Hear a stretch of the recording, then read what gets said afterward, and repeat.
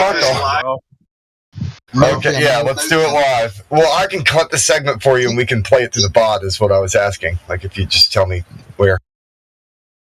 Yeah, I'm talking about basically, why not hit it from 8 minutes to 12 minutes and give it context? It's that more than encompasses the few lines I'm talking about. And I apologize for talking over whoever. I'm gonna mute up for now while I do that. No, you're all right, Aether. It was me. Who you calling?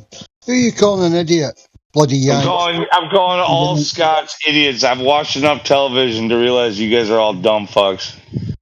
Yeah, fucking mouthy yank, you. Oh, you and your blethering. No, you're my favorite Scot, by the way. And I love Scots. Dude, I'm mostly Irish-blooded, but I can't stand Irish accents or German. I'm like German-Irish. That's like my heritage. I can't stand either of their accents, but the Scots, you guys fucking. I love your attitude. I love the way you think. Like, I've talked with enough of you. Yeah, you got a little bit of a hassle in you, but I don't know. I don't know if it's the accent really, but I cannot for sure listen to Germans. They all sound like butt packers. Like, and Oh, dude. Irish, So you're his favorite Scot. Fake, are you going to take that? My. Yeah. Dude, no. I love Scots. I can't, dude. As far as like UK people go, Scots definitely are my favorite out of all UK. All of the UK, Scot is the best. And on top of that, old dude is my favorite of all of them. I know. That's why I was like, Spake, you going to take that? Dude, I had a recent falling out with Spake. Dude, Spake's a little bit of a government cuck, in my opinion. Okay, I don't know about all that. Ooh, slap him then. Do something about it. What are you going to do about that? He's at the disrespecting you. Do something then, I'll just shut your mouth. Sorry, I just had to play it. I had to play it. I just added that to the board recently. That's not aimed at anyone. I just wanted to play it. No. The thing is, Spake is not willing to take the risk. Like, he's like, do you know what they're going to do to us? And then he's like, shut everybody up. He doesn't mean to be pro-censorship, but he is, because he fears what will come down. And as an American, I'm willing to challenge that. As somebody from the UK, he's like, do you know what they're going to do?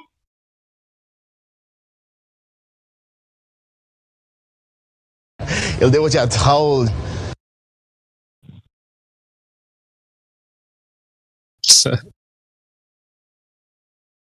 Yeah, old dude doesn't really do that, though. Old dude's sort of American in his thinking. He's like, yeah, man, let's speak out.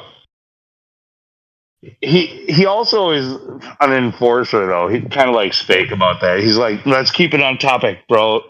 Like, brothers, let's keep it on topic. It's only flat Earth. We're allowed to talk about flat Earth and nothing else. So if anything else comes up, we're gonna get fucking shut down.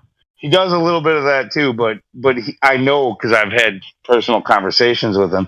I know he's very into all that stuff, and I know that he knows that that's important.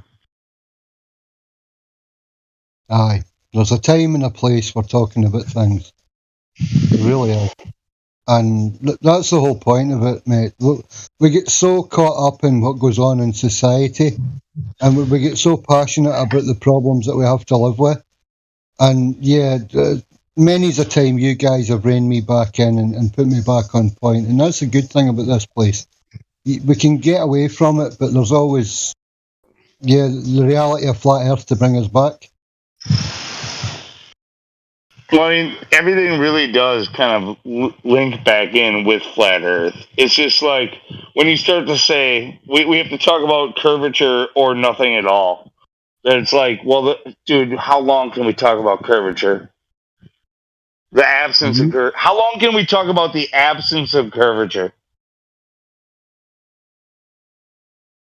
We're doing quite well. We're doing 6 years so far, as I'm concerned.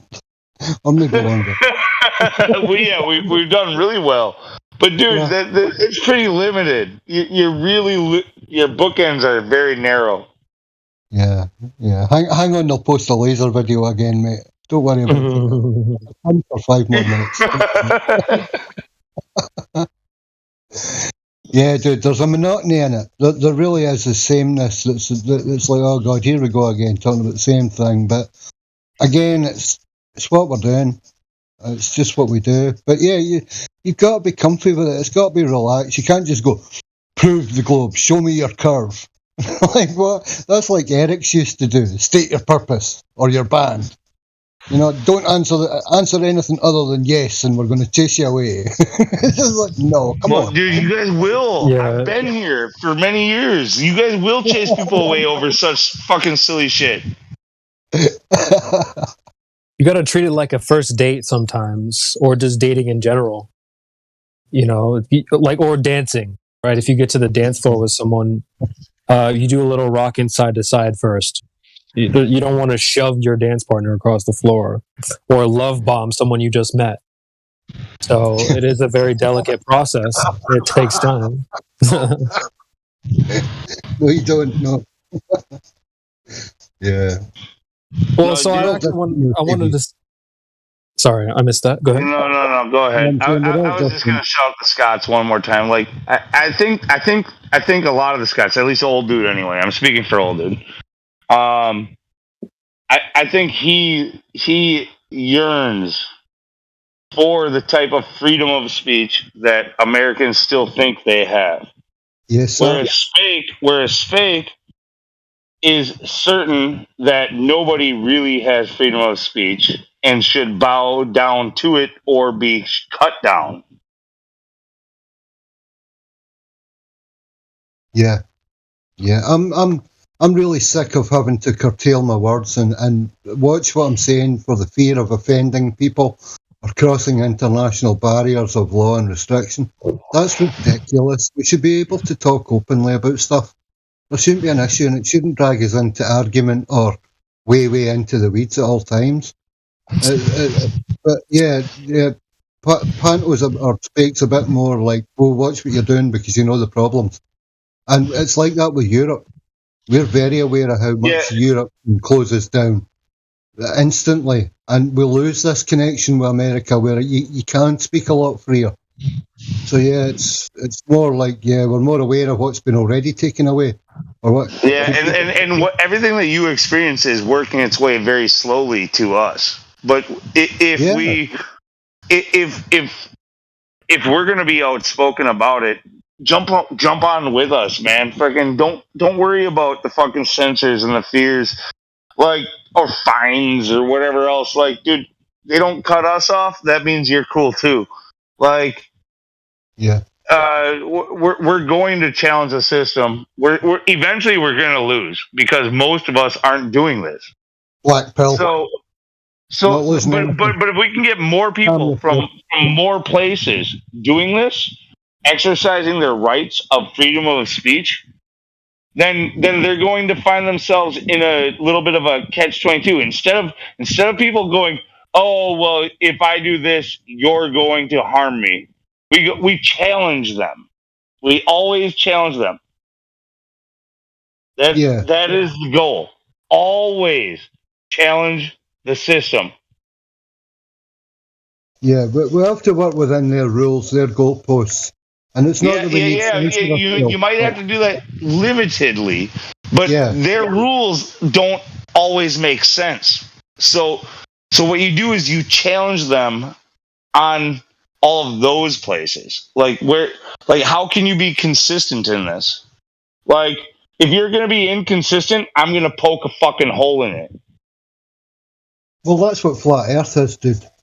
That's what it's all about. That's the consistency in it all. The physicality of it.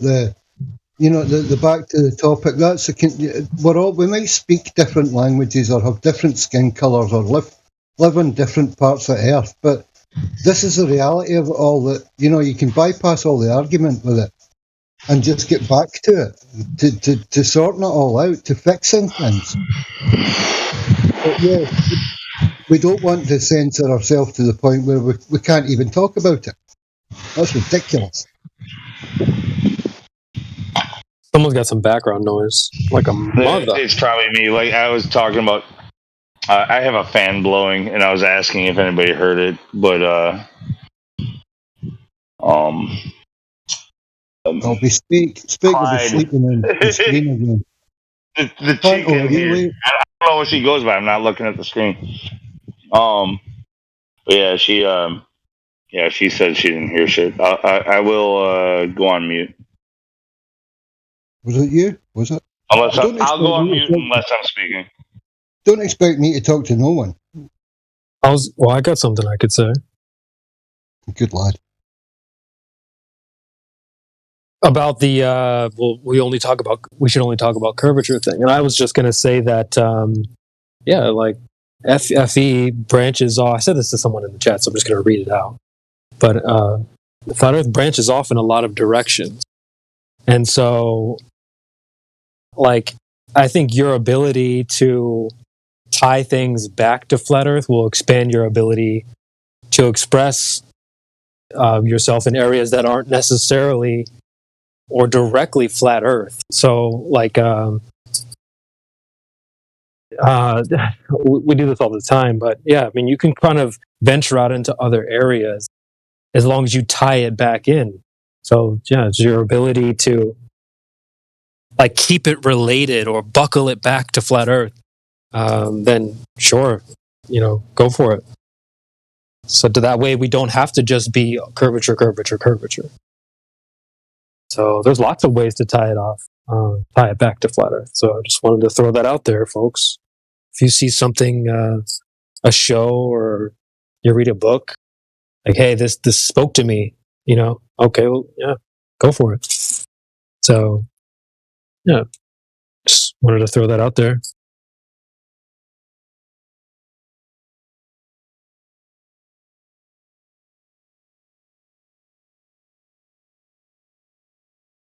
I guess let me demonstrate what I'm talking about. So let me post a screenshot.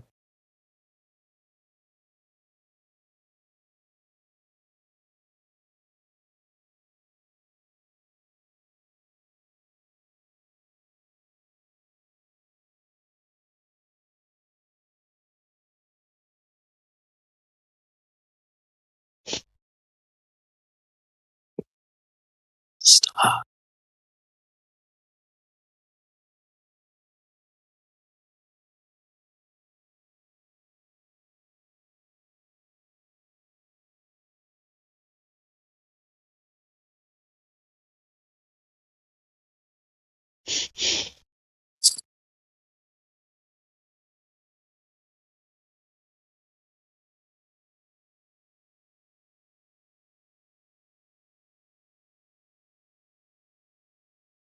Yeah, let's go ahead and accept this guy's ISS footage. Go ahead and present it, seeing as how you think we're going to hand wave it immediately. Go ahead and present it and see what we actually do. Maybe we go into it, review it, and show you where it's inconsistent or where the flaws are. Perhaps we actually listen to your argument and then, if you have one, instead of hand waving. What do you say? Where's he posting this ISS footage? No, he didn't post it. He just said that if he did post it, that we would hand wave it. All right. No, we won't hand wave it, my friend. Yes, we don't consider it worthy, but we'll explain why. That it can't exist underneath underwritten by the laws of nature. It's a violation. But also we can expose it for what you see as someone floating around in space. We can show you it's actually studio. It's been, they're floating around on wires, my guy. So yeah, present it. He did. This is one of the most detailed ISS tour This is his evidence of what? What is this? Speak up, please. By the way, I'm going to watch it, but I want to know, what is your point that you want to make? Does this prove space? Does this prove vacuums? Does this prove what is your point that you want to make by presenting this video? Does this prove a globe?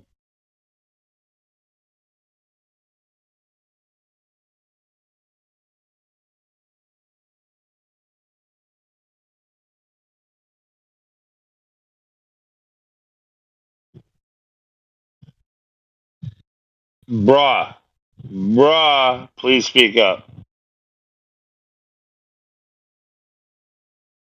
What does this video, what is it supposed to prove? Is it supposed to prove that we live on a globe?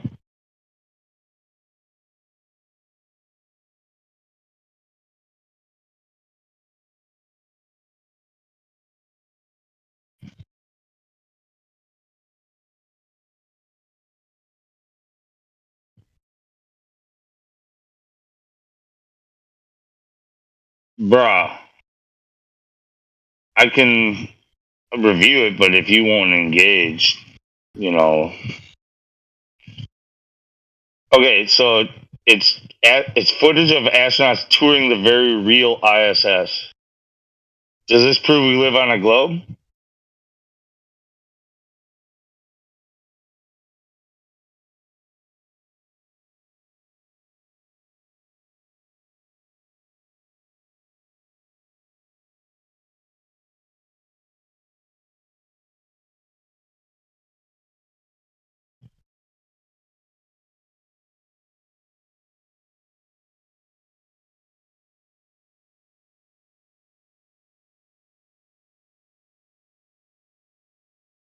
I'm not trying to put you on the spot here, man. If you're gonna make claims in the chat, like, just speak up, man. Bruh, we're listening to you. You got the floor.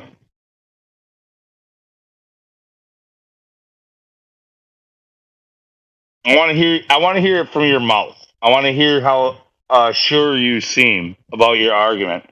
I want to know. I want to hear the vibrations in your voice when you stutter about what it actually proves about reality.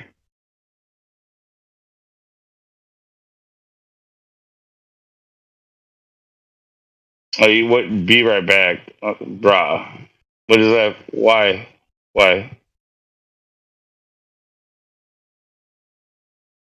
He likes to bring an end to opponents in quick fashion, and Curtis Humberton has walked out of the ring.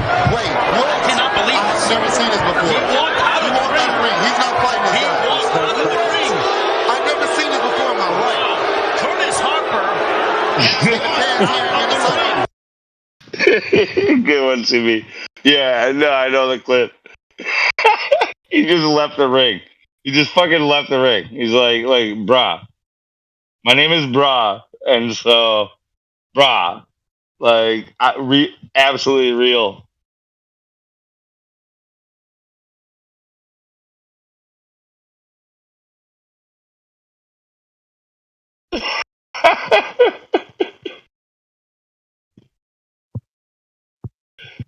Come on back to the ring, brah. Brah.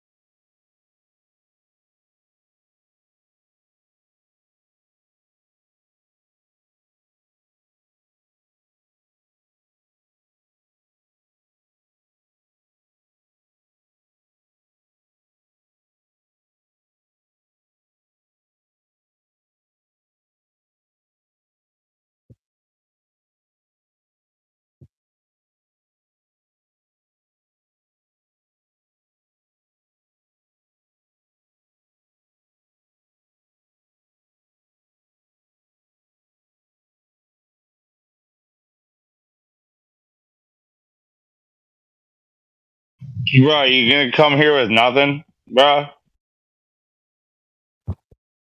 Dog, bro, dude. You're having posting way. up. You're You're having way too posting up much. with. Sorry. Go ahead, Fuzzy. I was gonna say you're having way too much fun with his name. No, it's too easy, bruh. Bruh, come in here and state your case. Like, talk to me. I'll be nice. I won't make fun of your stupid fucking name if you come in here and talk to me. I think we have live audio being piped in right now. There's a plethora of reasons, actually, and the research really exists, and I'm not going to go into all of it. It is almost 1 a.m., and I do have work in the morning, but the research is out there, and Google is free. The stats are very real. There's a lot of social issues that surround it. There's a lot of socioeconomic differences that impact that. If you want... My thing is, if you're going to make a stance and make a point, then the point of the podcast is to articulate your points. Yeah, and I feel like I articulated my point. We don't agree. We can move on. You didn't really articulate. You said didn't articulate anything. You said Google. Yeah. No, and I literally said the stats exist that highlight the discrepancies in these industries. Well, I don't have the stats memorized, so I don't want to regurgitate wrong information.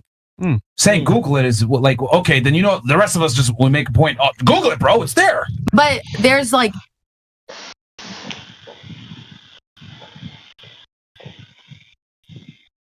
Dude, I'm one of the easiest guys that you could talk to, brah. Dude, brah. Like, literally. I will give you the benefit of the doubt more often than not. Most of the other players in this forum will fucking shout you down and ban you. I'll give you the benefit of the doubt and allow you to speak whatever it is that you want to speak and then destroy you afterwards. If you're afraid of me, you're afraid to be here. Towards slavery reparations. Look, if you're going to make an argument on the show, you can't sit there and say Google it and then not stand for like, fuck that. Yeah, Google it, and she was all condescending. No, fuck you. You want to make an argument? Fucking make the argument. You're trying to claim and say, I'm tired. No, that's ridiculous. At the end of the day, that's called...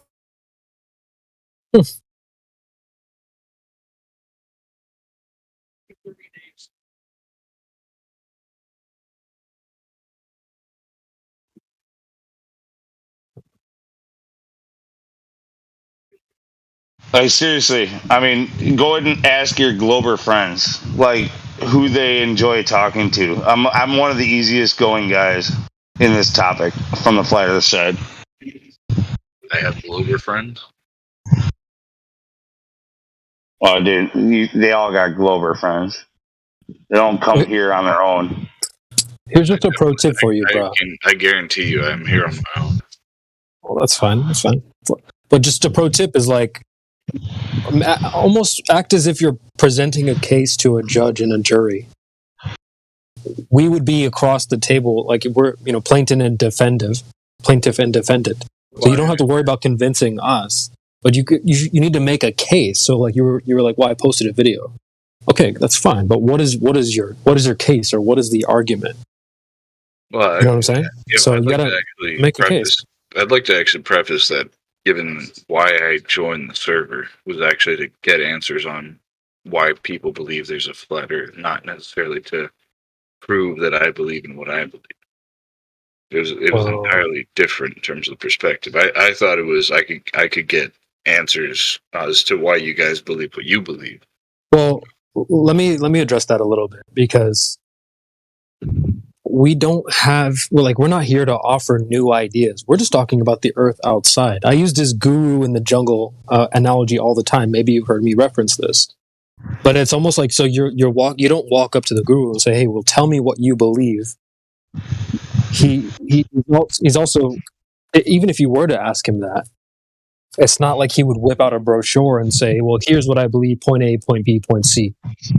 And what we do here is I think so. Like, if you want to get to where a flat earther is, step one is to know what the globe claims are, and step two is testing those claims. So you start based with a globe claim. So you start based on. Can I pause you for a second? Who's not like we were speaking born. up now? Is this Bra finally, or who is this? Yeah, it is. Oh, but it's thank not like you, we Bra. were born. It's not like we were born this way, brother. I was raised the same way as you, bro. You start with the preposition that it's a globe, and then you try to debunk the globe. Well, that's not like I didn't want to debunk it. I wanted to prove it to be correct. That's what I believed in. So you go and check to see if your worldview holds up. I guess that's where you and I might differ. Is, given all of the experiments with the globe belief, if you want to call it that. I find you're gonna have an issue there. Hang on. I find that they, like, personally, I've looked at the evidence that a lot of people have provided, and I find that it confirms that we live on a sphere going through whatever you want to call it, going through space at so many miles per hour. That's something a lot of people like to talk about. But the point is, all of the evidence that I've seen. I'm sorry, but what we would have to do, because that's kind of vague. Yeah. So what I would say is, instead of saying, well, all the evidence and all the experiments, you'd have to be very specific and say, well, okay, this is the experiment I saw, and this is the evidence I saw. Right now, you're just kind of painting a broad brush and saying there's lots of this stuff. Are you so sure? Yeah. No. Here, I want to point out. I'm going to get to it. You said all of the experiments. Can you cite an experiment, please? The experiment for what? You said there was a lot of them, so just could you name one of them? Well, my point is that the entirety is. Yeah, we can't do that. All of the experiments. Don't dogpile. No, please. We can already all recognize that you just made a broad statement with no backup. So, like, if you say there are tons of experiments or a number of experiments that back up this science that you stand for, please present one. What he actually said was all the evidence we showed him indicate a globe. That's what he said. Well, and that's exactly so which ones did we show you that indicate a globe? Well, my point is that I could interpret everything that's been shown to exist on. It's the same as as a lot of people like to claim that. I can't pronounce the name, but Eratosthenes or whatever, the one that pronounced Eratosthenes. Thank you. You think Eratosthenes proves the globe? No. My point is that his conclusions could be valid for both a globe and a flat plane. I understand. Okay, so that does that disclude flat Earth? Does it disclude it? He just said no. No, my point is that it could be valid for both. I understand that. Right. But I mean, drawing from his conclusions, would you not have to prove that the sun is close or far? No. This has to do with look. This has to do with the burden of proof, the axiom that you're starting from, and the evidence that you have available. So. Okay, I understand that, but my point being is that his conclusion would be that it would be a close sun and a flat Earth, or a distant sun and a globe Earth. Right. Well, what you are giving is a benefit of the doubt. You are casting doubt on our evidence. I'm just drawing. That's not even our evidence, though. But why are you bringing this up? I'm extending beyond his conclusions. That's my point. What he's saying is you can interpret our evidence both ways. So I don't think that's correct. That's not correct. So how it would have to be? It'd have to be one or the other. That's my point. It can't be both, obviously. So how do you interpret a laser that goes 25 miles and is picked up 4 feet off the water that's 2 orders of magnitude different than the globe prediction? How does that fit in the globe? In a way, that's an entirely different experiment. But the point, I mean, if you want to talk about... I know, you said all the evidence we showed you. Well, I'm just talking about... okay. I mean, I don't want to get into individual experiments because then I have. But that's the whole point, though. That's the entire point. In understanding. I know. You don't understand. When you say that, you're saying, I don't want to get into specifics. I just want to. We're deviating from the. I just want to repeat to you my very strong stance that I live on a globe. But I think, dude, I don't. We're deviating from the original point. That was what I'm saying. You know, We're I'm not saying deviating from the original point. No, You the whole you point- I was said talking all about- the evidence that we showed you, all of it, indicated that the Earth was a ball flying through space. That's nonsense. Then I asked you specifically about a specific one, and you're like, I don't want to talk about individual ones. Well, you said all of them. You brought it up, yeah. We're only holding You literally did. That's why I pointed you out. You said you made a very specific point that I called you out on, and you keep doing this. You did it in chat as well. You did it in text, and now I'm bringing you into voice, and you're doing it here in voice. But as soon as we press you, you want to move on to something else. It's an idealism that you want us to agree with you on, not based off of evidence. I was trying to focus on a main point, like kind of a general point that we can all focus on. That's what I was trying to focus on. What is the general? I know, but you're doing that. What I played a 20-second clip of that girl saying, "Well." To generalize, you need a trend, right? You need a statistically significant sample size so you can make general statements about. It's not necessarily a generalization. It's the fact that we can all agree that the original deduction that everyone likes to draw on is the fact that sticks and shadows can be interpreted two different ways. I think that's we throw that out. We agree with that. We don't use Eratosthenes. No, that's garbage. Yeah, hold on a second. I guarantee you I've heard that. No. Okay, hold on. You could see it, like, if you come from a worldview where you think you live on a globe, you could interpret it one way. But if you were to test it here on Earth, you would interpret it the way that all of us see. All of us being who? But why would we use that whole thing's garbage? It's based on assumptions. It's not. Yeah, that's what I was about to say. It's not necessarily based on that. It's not rigorous at all. It's not even. Step one is assume the Earth is a globe. From there, it's just all about begging the question. Yeah, I would disagree. Brother, Let's not assume that it's a globe. Let's assume that those measurements are. You can make independent observations. My point is that it can be interpreted two different ways. That was what I was saying. Yeah, Well, but that's the issue. Is interpretation reality? Yeah, I got a bunch of different. Sorry, who was responding there? Doesn't Moonlight? That was me, lunatic. No. If you are relying on interpretation, and then you're gonna make that as a base stance for the rest of your argument, then you are already flawed. We already use the same data and can apply it to a flat Earth. Now you have to refute that with interpretation. You are already 2 steps behind our argument. How do you compensate? Well, I'd have to understand the argument. I was starting from the point of the dual interpretation of effectively the sticks and shadows argument. Why would you bring that up though? Because your original point was that you've seen lots of evidence and experiments that conclude a globe. So why would you bring up the first experiment being something that's non-conclusive? I mean, personally, I've seen video of, people actually physically moving objects that are beyond the observable horizon. Okay, so you're talking about ISS videos where they're like no. throwing objects around each other? The horizon is always, by definition, the horizon is observable, right? It's something that's apparent. So it's either something that's physical or it's an optical phenomenon. So if you want to invoke the horizon, then you'd have to go and prove that it's geometric. Not necessarily. I mean, yeah, but that's the whole argument. Yes, necessarily. That's the entire argument. It's either optical or it's physical. If you live on a ball, there needs to be curvature. If we can't find curvature, you have to have a good fucking reason why we can't find it. He was talking about horizon. I mean, the horizon, the argument is that the horizon is always optical.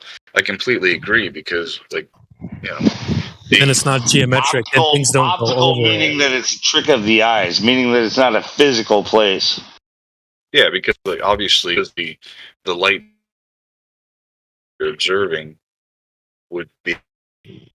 No, but you just invoked a physical horizon. You said things go over the horizon. So you're talking about a physical bump of Earth. Like, well, even though you see a visual horizon doesn't mean that there's not something that could go beyond that visual. The fact is, you're seeing the light that left that position.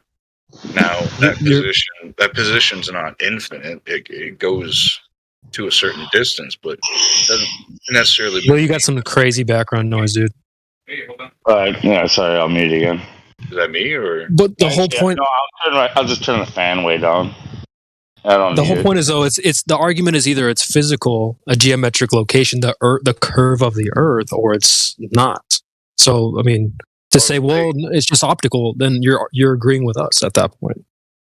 I would say technically it's both. I mean, well, all right. I don't want to say it's both because there is a physical horizon. But well, that's what we'd be asking you to prove. So since you invoked it, then let's prove that. Let's drill into that claim. The claim would necessarily rest on the fact that photons don't travel in straight lines, right? Let me ask you this. No, hold on. Let me ask you this. Are you willing to stand on this stance? If you live on a globe that is spherical in nature, that you would have a limit to your horizon based off of the radius of that ball. Are you willing to stand on that? Limit to the horizon, of course. That's kind of necessitates the fact. But so physicality limits your view. Are you willing to say that? Yeah, of course. Okay. Physicality. Why? Hold on, let's stop right there. Let's stop right there. No, hang on. Hold on, friend. No. I can't clarify. No. The previous statement was that light travels. Hold on, dude. Dude, I didn't mop the floor so you could come and pee on it. But anyway. No, dude, I'm the one. I just want to point out. So go ahead. All right, great. I just want to point out that you just said that light travels in curved lines, and then you said there's a limit to what you can see because of the horizon. If light travels in curved lines, it would always be going around the horizon. There'd never be a limit. Well, no, there would. Your worldview, friend, your worldview is incoherent. You just defeated it with your own words. I yield the floor. Well, I'm just going to say that, like, that's the thing you want to make a case for. So, that the horizon is something physical. The first thing you jump to was, well, there's bending light and stuff. So it's like, well, that's not proving that the horizon is something that's physical, that boats go over, or even light bends over. So you have to make a case for why the horizon is physical. Let's say it's the atmosphere itself. That's it. I mean, it would be physical if there was no horizon, if there was nothing to bend the light, which is what does bend the light. Then it would be physical. Yeah, like, I mean, if you go, you're just saying it has to be there, brother. You have to prove that it's actually there. Dude, you need to take a sip of cold water, bro. Well, on top of that, you have to prove that light can bend in such a function.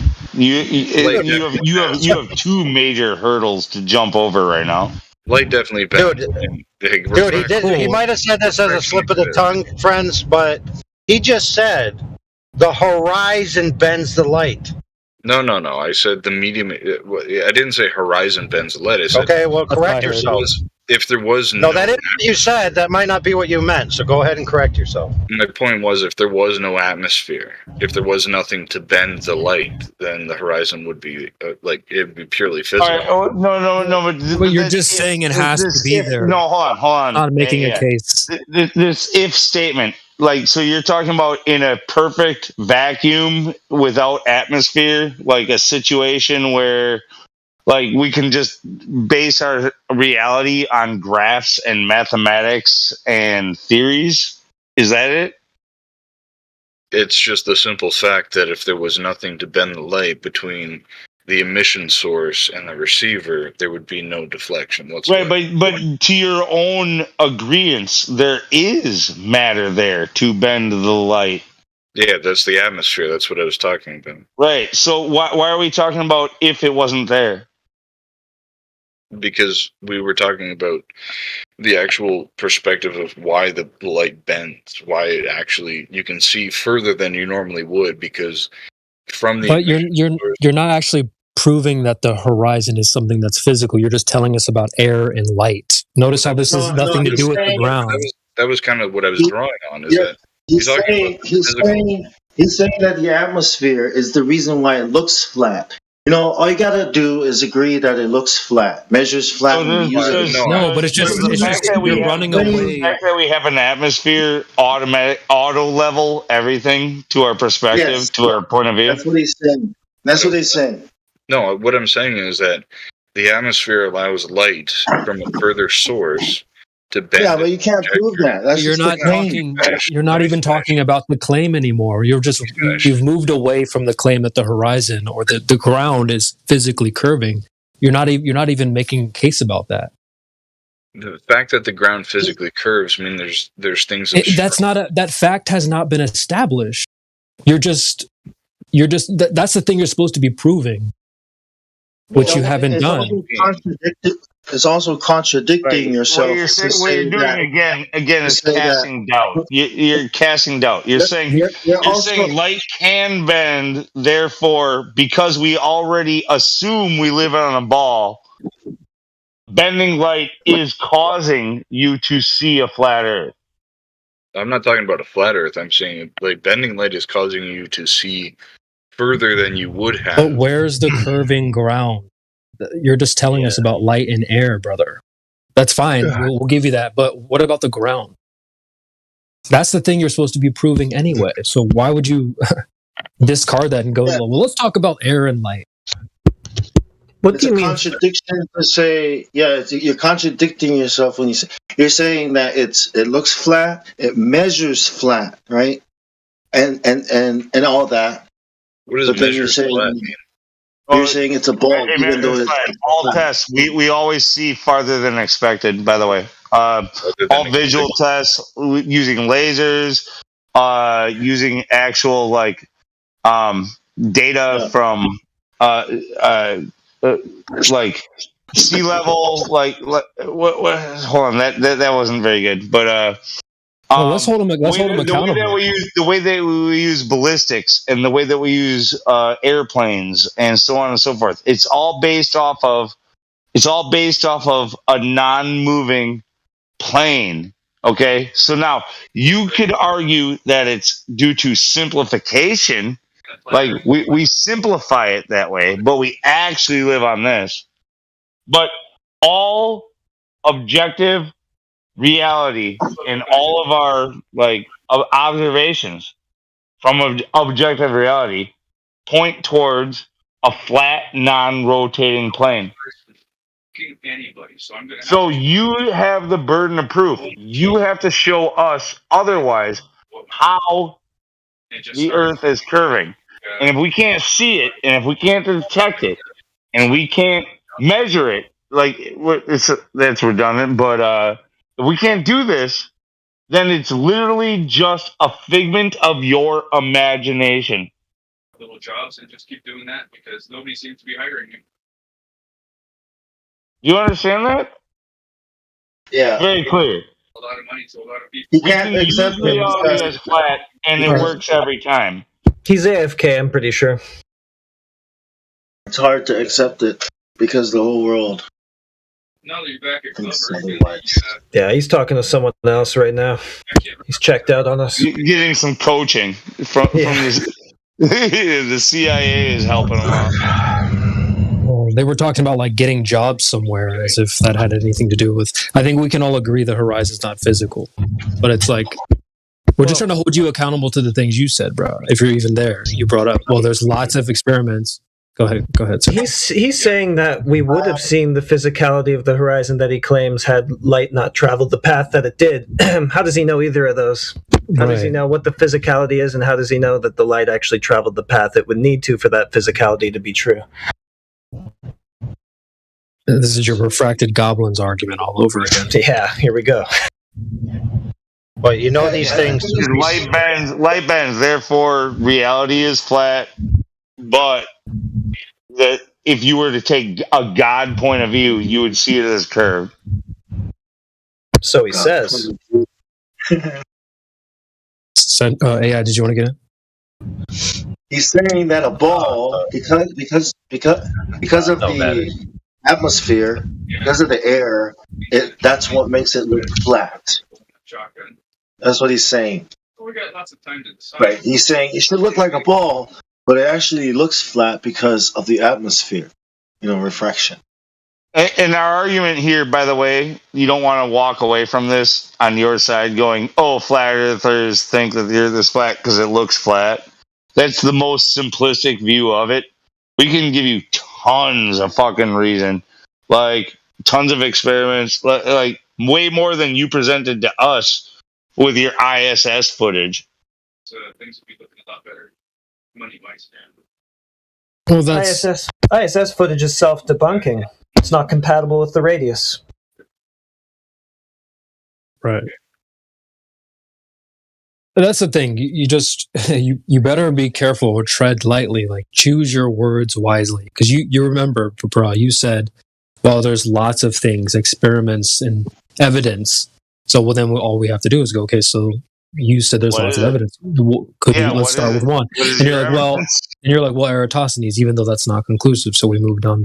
Then you brought up the horizon, and you don't seem to be able to get to how it's physical. You can't really make a case of how it's physical.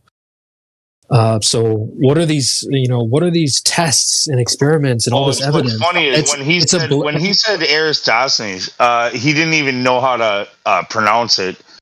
This was not his argument. That was another. What do we call it? Like machine gun, basically. That was another way for him to derail from his actual point. He had zero substance for his original point, and then went and derailed to Eratosthenes, which he had less understanding about. Right. I mean, it's not an easy name to remember, man. I mean, like Eratosthenes. They don't need to know it anyway. Even if I heard this guy, I couldn't remember for the longest time. I had to look at it and be like, Cosmogenic. But even if you don't know the name, you should at least know the argument. But it's funny because go ahead, AI. Well, he presented Eratosthenes as an example of evidence that we offered him that would be positive of a flat Earth that he said would go either way. But nobody presents Eratosthenes as a positive claim that the Earth is flat. It's just to show you that globe claims aren't conclusive. Yep. So he didn't even argue that point correctly. He presented it all on his own, and also knowingly said that it doesn't prove it one way or the other. Without being coached, without being taunted, he did that on his own. That was his derailment. I just thought it was funny. I played a clip prior to us chatting with him, and shout out to Bra for coming off mute and chatting with us. Respect. I don't know if you're busy or whatever. Maybe you just have a friend, but I'm going to play the clip one more time just to show the room, because we definitely called it. Right? He basically said this to a T without being sleepy. There's a plethora of reasons, actually, and the research really exists, and I'm not going to go into all of it. It is almost 1 a.m., and I do have work in the morning, but the research is out there, and Google is free. I mean, bro almost basically said that to a T. Well, I don't want to get into the specifics, but there's lots of experiments. There's lots of... He wants to make claims and not back them up. Yeah. That's it. That's Why crazy. Is Google free? Why is Google free, though? It's not fair that we force him to back up his claims. It's not fair. We're a bunch of fucking fascists for asking for proof. Well, here's a pro tip for you, bro, if you're listening. Just stick to things that you do know. Bring up things that you can back up. Don't say things like, oh, there's tons of experiments, because then we have to ask you about that. Oh, what are they? Give us one. Then what's another one? But if it's like, don't make that statement if you can't support it. Just a pro tip for anyone out there. Yeah, you're going to look like the fool every time you do this. So just a heads up. Every time you come in here and make a claim that you can't back up, you will be the fool. You're not going to make a fool out of it. Look, if you're going to make an argument on the show, you can't sit there and say Google it and then not stand Yeah, for like, fuck that. Yeah, Google it, and she was all condescending. No, fuck you. You want to make an argument? Fucking make the argument. It's funny because I played the clip before our conversation. That's damn near how it went. So it's crazy how that happens. But that's what they all do. They think they know something, but they don't. Like they believe something. Maybe we need to get back to that. It's like 2018 stuff. Like, is this a belief or is this a knowledge? Like, do you believe that or do you know it? Like, how do you know it? How do you believe it? Why do you believe it? For some weird reason, it's like Once you can get them to understand that it's literally just a belief of theirs, then they might be more willing to speak with you on an actual logical basis. Like, yeah, this is a belief I have. How can I back it up? Dude, don't ask me for your fucking evidence. Hell no. Well, takes a little courage to step away from the, you know what I mean, from mom, you know what I mean, and to start thinking on your own, right? It's kind of like I don't know, I think we all. Yeah, no, it's way easier to just go with the mainstream and say like I love the story that they tell. But you have to understand that it's literally just that you are loving the story that they tell. It's the fear of letting go, man. It's the fear of being on your own. You know what I mean? Like, who do I trust? I mean, I'm not gonna trust these fucking flat earthers. I just met them. They're fucking crazy. Like, what can I read then? I can't believe anything I read. What? They don't want to be there. If you think you can back it up, like, then you're better than Neil deGrasse and Michio Kaku and what's the other dude? I don't know. Whatever. Like, these guys will literally come in here. If they ever dared to come in here, they would have to tell us because they've done it before already. And they don't know what the fuck they're talking about. These are their best guesses. It's not science.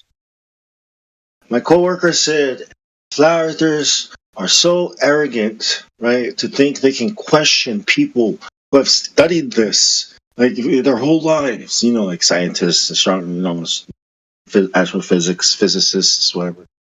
Like, he was really pissed off about it. He's like this old engineer, I was like, yeah, really, those arrogant flat earthers, man. Damn, I know, right? So we're so arrogant in going, I'm not going to believe your story. Like, why is not believing somebody's story arrogance? No, they think it's arrogant because you questioned something and you found out it was all bullshit and you got to the bottom understood of it, how many right?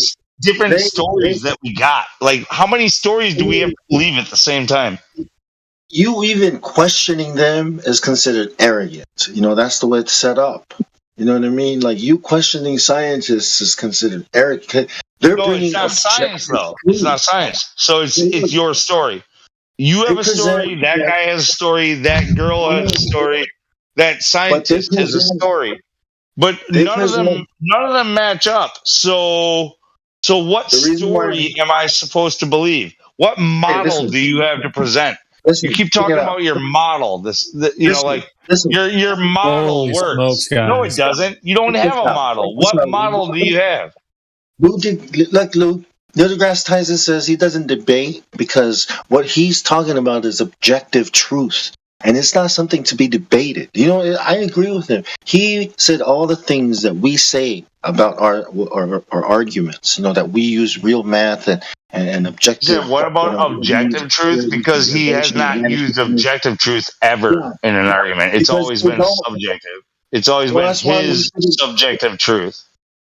And he said that if somebody like B.O.B., like you, influence like more powerful people who influence other people, then that becomes a problem. He said this on Big Think. So this is the message that's going out to every, all the science communicators. I mean, obviously they present themselves like they're the ones speaking objective truth. You know what I mean? Like, it's like some kind of weird. How is it objective? Press them on that. When they say it's objective, press them on that. How is it objective? You can expose, when you just expose it, that they're lying about it. There is no math. There are no measurements. These photos are all fake. These videos are all fake. That's the way you can. But I think the way also we present it is it should not be a debate as well. It should be like just present information. Hey, eyes, you got eyes, right? You got a brain, right? Yeah, you're reading this. I don't know. I don't know if I agree with that. Because they're making tons of fucking wild claims. They say this is the truth and this is the science and this is what's objective. Press them on their beliefs. Like, say, how do you know? How do you like? Don't make claims necessarily about flat Earth. It's just that you can also show them, like, just like we did with Eratosthenes. Like, we can say, look, this doesn't prove anything. It could be one way or the other. As of now, your argument is invalid because both sides are equally valid. Like, you have not proven it one way or the other. And that's the case with almost all their arguments. Like, it works in both paradigms, both ways of thinking, right? It's just that they subscribe to a certain way of thinking, which is a lot like a faith, because they don't understand the reasons why they believe it. They can't back it up. Like, I think some people you can back it up easily. You can say, here's a study that shows this. Like, here's the data. You can check it out yourself. They don't ever give you that. Never. It's what they call science is it's theoretical science, and it's a thought experiment. So, like, in your head, you can see this being as true. Therefore, but look, people think there are satellites and spaceships and in space. They think those things were built with the science and the math and the theoretical stuff they're doing. Pseudoscience. People believe that. They think, but if it makes sense in your head, if it makes sense in their head, and they all agree on it, then it's science. That's not what science is. People think we have phones and computers and all this technology because of our faith, because it works, because it's not pseudo. They believe that they don't have the time or resources to understand or look up everything and verify everything like some of us do. You know what I mean? So there's got to be an easier way to deliver the message without boring them. Anyone notice that dude who had to leave, like, temporarily, he just never came back, right? He's not ready to hear it. You can tell from his voice. Also, I take what you're referring to is that their paradigm can be coherent, or at least quasi-coherent on some points, but not actually be correlative to the empirical data. And then Bong, you're talking about provoking the listener to want to listen. But if the listener doesn't want to listen no matter what, then there's nothing that the speaker can do to provoke the listener to want to listen. So that's why I don't worry about trying to make the other person want to listen. I'll just speak, and if they do want to listen, then they will do so. I agree with that. Like, your mic, by the way, is kind of weird, kind of jacked, but yeah, like, you can't lead a horse to water. I mean, you can lead a horse to water, but you can't make him drink, right? That's the saying.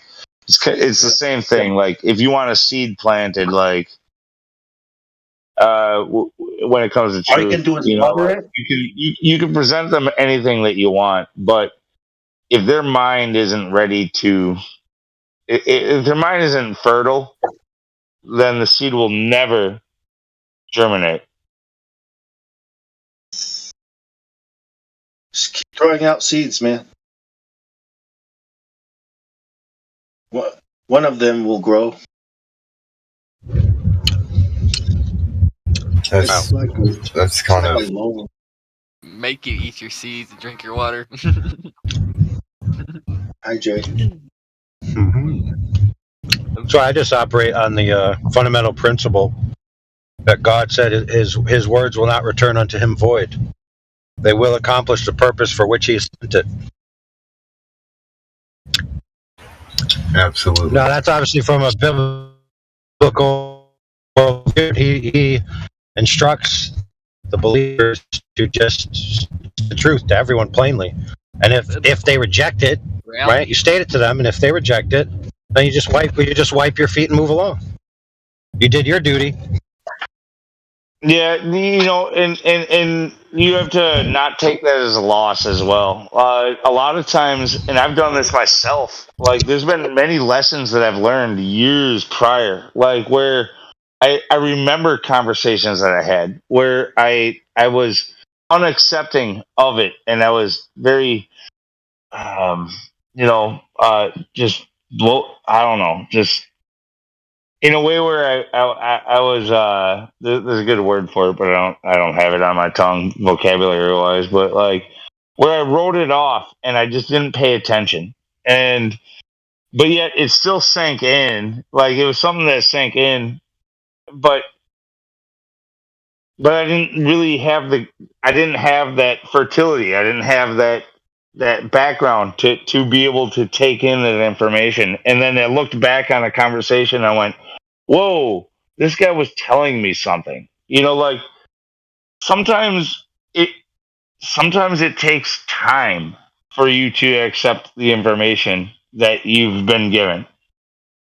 And hopefully you are a cognizant person, a conscious person, and a willing person to accept when you've been wrong and to actually look back at, wise people who've told you things. And like it could take 5 years. It could take 10 years. It could take 20 years before somebody we talk to actually goes, holy shit, that all makes sense now.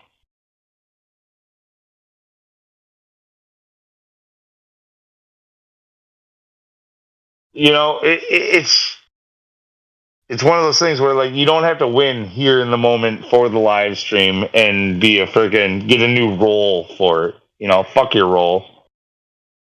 You're doing this for the betterment of your brother. Yeah, you also don't need to show up to the live stream and downplay what other people do in a passive aggressive way either.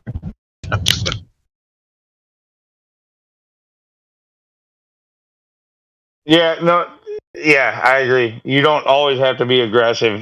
A lot of people do come in here thinking that that's the way to do it.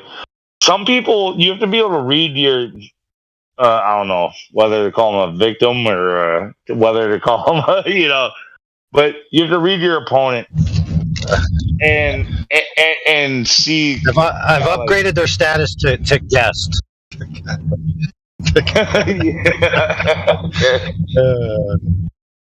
Yeah, but you have to be able to read. Because then all the other words can follow. All the other words can follow. Like you're our guest, victim. You're our guest, whatever. You're our guest. This. You just stop it at guest, and then whatever else after that you don't say. Yeah, I would like to steer people away from thinking that our guests are victims. Take the one who comes in and could be an easy victim and make them your apprentice.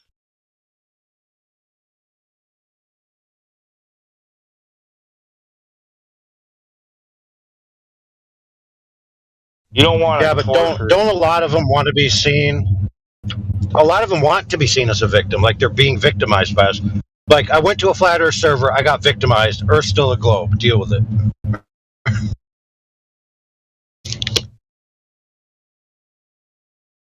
Yeah, try to level with them, try to understand them, and try to figure out how they think and try to teach. Like if you're a master, like you think you are, right? Everyone here thinks they're a fucking master. If you're a master, then you can teach anybody.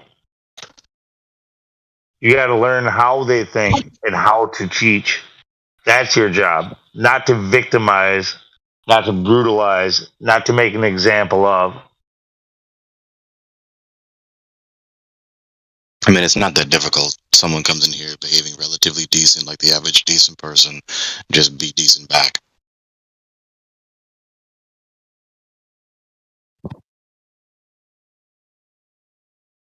Some folks is stuck in this ridiculous, wicked, hyper-belligerent, condescending, sarcastic, just hostile attitude, and perpetually doing it at all times, no matter how decent the newcomer is behaving. That's unjustifiable. That's people who have a very big ego, and their ego is bigger than their actual understanding. Like they know less than they feel like they know. Like let me think of a very nice way of saying, not nice, but like almost parabolic way of saying it. Like euphemism. Yeah, euphemism. Yeah, like I'm sure there's something already laid out that I'm missing, but like if you have the knowledge and you have the understanding, like you don't need to make victims of people to prove your prowess. Like they will recognize that on their own. They will see that you have an understanding that they are yearning to understand as well. Like people will automatically, for lack of words, gravitate towards you. They will want to see what they're missing. They go, hey, this guy sees something I'm not seeing. Like, look at I was just making this point earlier. I was just making this point earlier in the lobby chat. Some persons with gold and above just being unnecessarily belligerent and hostile against someone who seemed to be trolling, but wasn't being anywhere near, severely, hostile or disrespectful or inappropriate or crass or coarse in the words that they posted in the text chat. We don't need to be heavy-hearted and belligerent all the time. There are some people, though, that actually works on them. And I think that's why I think it's actually fairly common. I think that's why we've seen examples of it, and a lot of people mock it and think that it's going to work every time. But that's, low thinking right there. 60% of the time, it works every time. Right. You gotta learn the person that you're talking to and see what's going to work with them. If somebody is taking offense when you do it and they're not, and all of a sudden they shut down, it's not fucking working. Not fucking working. It's kind of like you don't use a jackhammer or a sledgehammer to build a birdhouse. You have to have the right tools for the right job at the right time. Yeah, you gotta use like that analogy.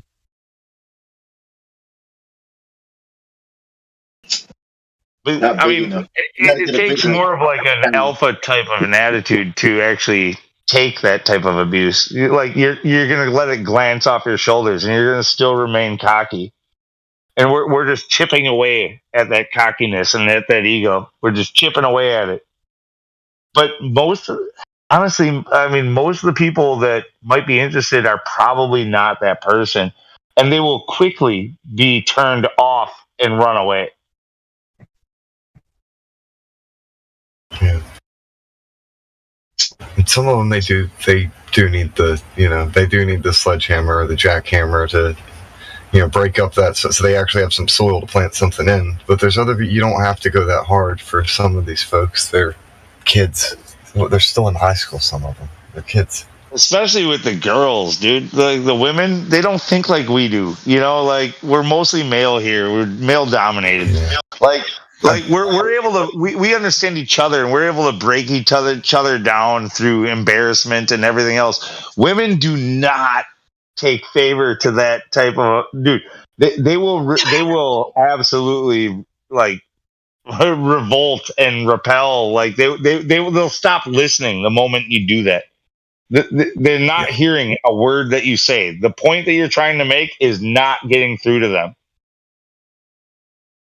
And I admit that I can be triggered though. For if somebody comes in here and they're just acting disrespectful and belligerent for like an hour on end, or like they just keep going and going and going, yeah, I might flip out at them. Be like, dude, you are being absolutely disrespectful. What the? But I try not to interfere or say anything like that. I try and keep my cool now. Couple things to Greg's point. I agree with you there. Some people only have one mode. Some people have a couple different modes, like good cop, bad cop. Some people can play both roles. Some people are limited to one or the other. But also, I kind of liken it to. There's a couple things here I want to touch on. The element of like being on a sports team, especially a sport like football. American football, there's 11 different players on the field on your team, and like there's a bunch of different positions. Some people have a blocking role, some people have a catching role, quarterback role, running role, you know what I mean. So there's that element kind of ties in here as well. We all have different roles to play. But then the last point I wanted to make as well is there's almost like this speed dating element, especially to the live stream in VC. Like, say if someone joins in and I greet them, hey, what's going on? Welcome to the server, blah, blah, blah, blah. And we can tell right away that CB is not getting along well with this person. Well, that's where the speed dating element comes in. Hey, your date didn't go so well. Why don't you guys move on to the next person? So I pass the mic on to maybe Gregory, who gets along better with this person. So yeah, there's a lot of things to be aware of. Like, not everyone is at the same level. You know what I mean? You go into the Pokemon wild, some Pokemon are like higher level than others. So that ties in here as well. Some people are new, some people are lower level, higher level. So there's a lot of different things in play when someone. I wouldn't even. I like what you're saying, but I wouldn't even put it on level because that. No, but that was why that was my last. Yeah, that gives the idea that like one is more elevated than the other. It's more about that people are seeing eye to eye and that they're able to connect. So like these things are an amalgamation, or that they meld well together. Like I think you agree, but go ahead. Well, that's why I started on the point that we all have roles to play. So I can acknowledge that I'm not the most technical person in this panel. If Indio is here and or somebody else is here and they're getting into freaking, I don't even know. You know how Indio is. So I'm willing to admit that I'm not on that level per se, but I also have a different role to play. So I might have a certain skill that someone's roboting. Naffy, you're roboting pretty bad. Oh, I'm just going to disconnect him real quick and maybe he'll rejoin. All right, you're on the lowest level of as can be right now. You're so low. Your Wi-Fi sucks. Let's see. Hopefully he'll read. Let me send him a message. But I watched a show that kind of got me thinking like this. Ethergris will know, but My Hero Academia. So in the show, they have what, instead of calling them skills or traits, they call them quirks. So everyone has a different quirk. Maybe somebody's got a really fiery quirk, and another person has a water quirk, and someone else can float. And so, it made me reflect. I think I know what you mean by level, but level to the average Joe sounds like leveling up. You know what I mean? Like, you don't mean that. To some degree, I do, because you simply meant position. I understand what you meant. I mean, well, I do think it's experience. Maybe I'm talking experience. Maybe I'll just change it to that, experience, because when I first joined, I didn't have the same amount of experience that I do now. I would consider myself a little bit more experienced than when I first joined, or leveled up, if you will. Not necessarily better than the next guy, but better than I was before. We see new people all the time who you're like, oh, he's still learning. I'll give him a break. Yeah. So, not everyone is in the same position. Not everyone is in the same equal position either. Right. Yeah, and we're not trying to talk to our peers either. We're talking to people who are young adults, teenagers. They have a lot of life lessons to learn. And you have to have a certain amount of patience for that, right? Like they might not have seen your examples that you're trying to present to them. Dude, What's it like to talk to your peers? I wouldn't know. I've never met a man at my level. Well, dude, how many of us are machines? You're the only one. Go and fuck yourself with your machine fucking learning. Hey, I take offense to that racist remark. I'm clearly a cybonic, neochronic organism. You're not human. Did you say cybotic? Yes. Well, see, like I'm thinking about like even like in Pokemon, right? You have the fire type, and you have the grass type, water type. So like a fire type on its surface sounds, oh, that's powerful, that's really good, but then it's really weak up against other types. So that's why I really like this server, because we all have different quirks or skills, and I might be really effective against someone, and then the next person I'm not so effective, and then maybe Gregory is the effective person. So it is important for us to be very aware of that on the fly when people are here. Like just for myself, I would say like there are certain people who I'm pretty. I've learned a lot in these servers. Would you say you leveled up? No, I'm just kidding. No, I mean I'm totally joking. I'm just kidding. No, I wouldn't say that actually though. I've learned a lot, but no, leveling up. No, like my real skills are still things that I already had. It's knowing yourself and your abilities and your qualities, and recognizing when those qualities come into play. So I know better than to get into the true technical aspects of quantum physics. This is not my fucking ground to fucking go and debate. But I can talk to somebody more of a layman and bring them to a better understanding of, on layman's terms. I'm good at relating to people.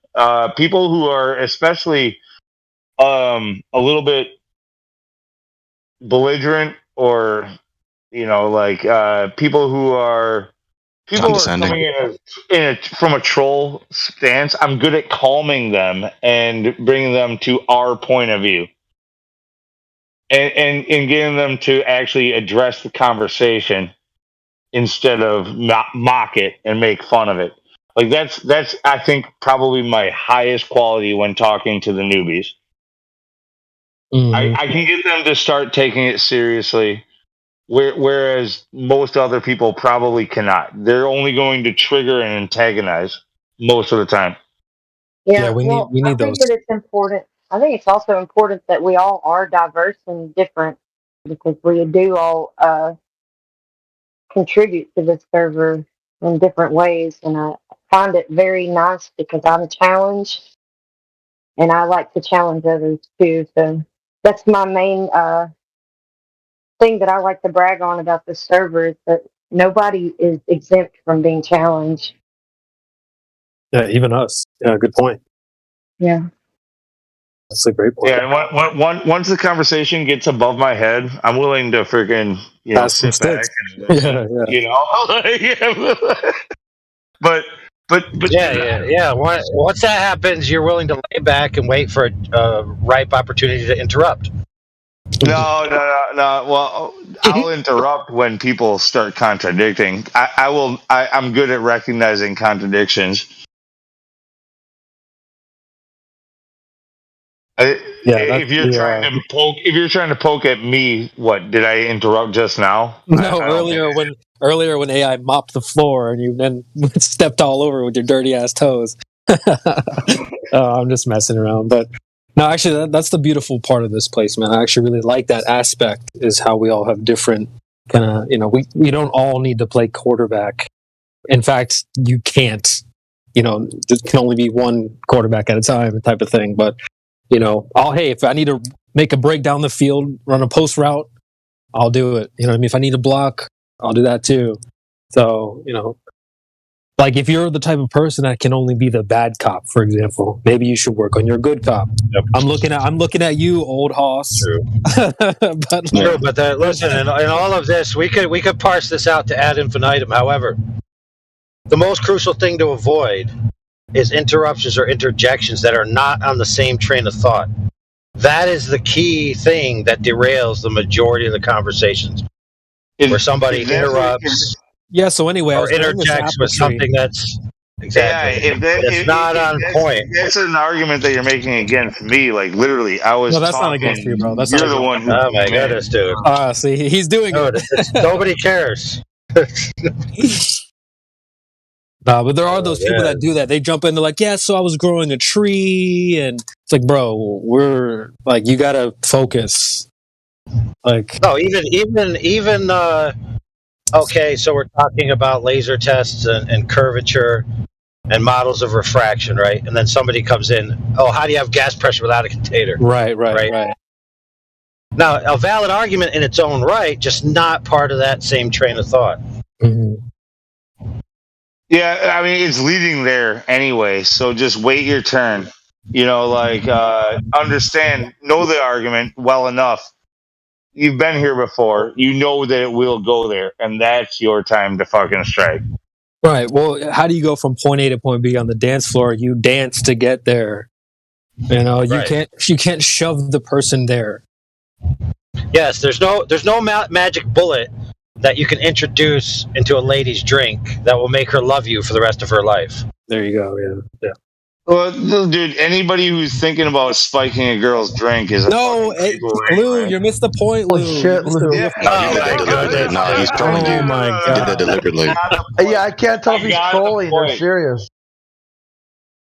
No, See, I caught that. That's a good point, though. I've said this before. Like, you should honestly think of it like dating. If someone's literally new to the VC, hey, it's like you don't want to love bomb someone that you just met. So same thing, like you don't want to like flat bomb someone either. That's what AI is getting at. Yeah. It's the idea of not shoving like your dance partner across the floor. Yeah, you meet the genie, right? And what is the thing the genie always tells everyone?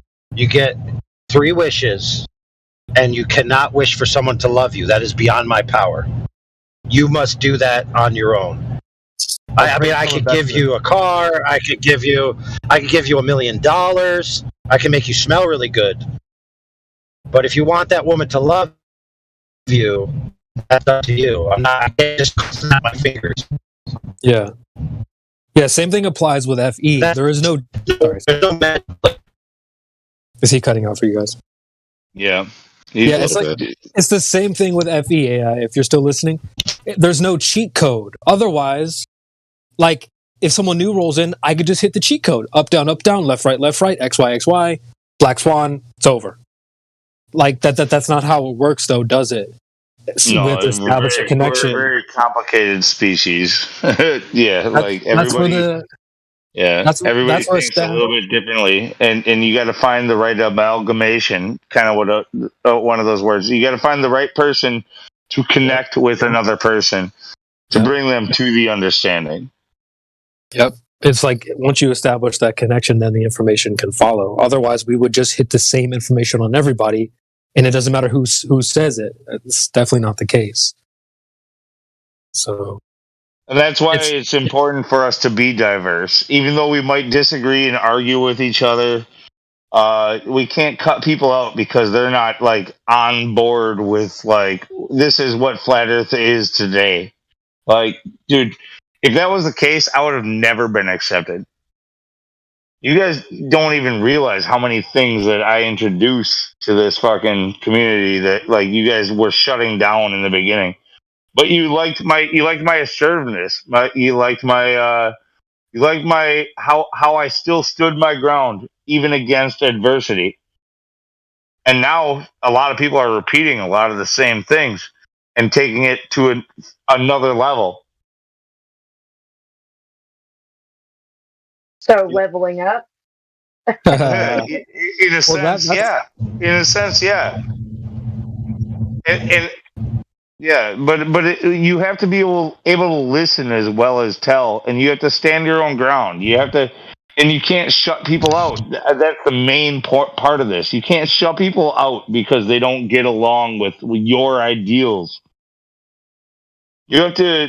It might be hard to see what they see, but you have to try.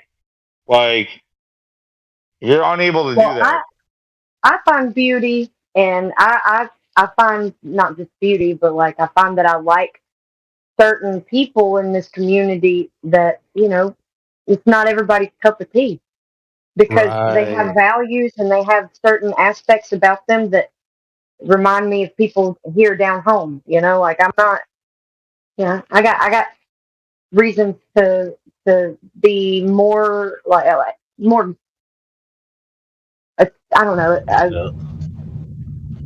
Trying to Well, figure out. there's a I lot don't of like people, using right? the word gravity, but I'm almost about to use the word gravity. Like I gravitate towards folks like that instead of. Oh my goodness. I have a dream that one day my 4 little flat earthers will not parse out before they use the word gravitate. Dude, Yeah, I'm just kind of stuck about gravitas it. doesn't have to do with necessarily, like, you can use gravitate without being a glober. Like, it literally has to do with like an attraction. That's it. That's all it really means. Like, so an attraction to an idea works for gravitas or gravity. Like, it doesn't necessarily mean you live on a ball. If you use the word, it's not you admitting that you live on a ball. I know, but I like to study my vernacular and replace some of these words with other words just so I can just take them out of my vernacular. You know, if you do it though, it'll be weird. That's the thing. Like, you can't explain these conversations to your average normie without using those words. And if you go out of your way to avoid them, they're gonna go, "What the fuck is wrong with you?" Like, it's literally the Latin version of gravitas. Like, it doesn't necessarily mean ball.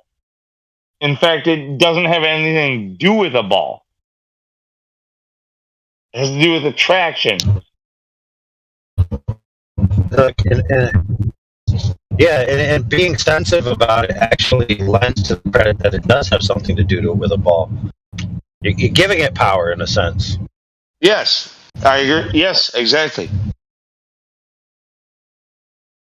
Like, I mean, look, if someone comes in here and starts arguing gravity, I just demonstrate to them how it's non sequitur. It has nothing to do with the shape of the Earth whatsoever. Nothing. It's one of those things like Eratosthenes. It's a here or there. It's irrelevant. Yeah, it's more of like this idea of gravitas. It's more of a mental construct. Which is perfect for our argument, honestly. Like the idea of balls attracting balls, masses attracting mass, in a vacuum of space. It's literally just an idea, and you're attracted to that idea, or they are. Maybe not you, but they are attracted to that idea. It's the gravitas of the situation. It's the gravity of the idea. It's the gravity of, like, just because it has a lot of gravity as an idea doesn't make it valid. It's still just an idea.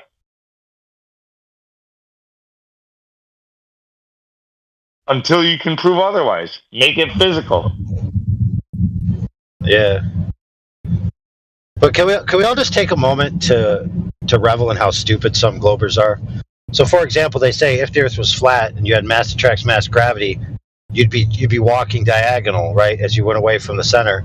And then another people say, oh, if you had that, it would collapse into a sphere, right?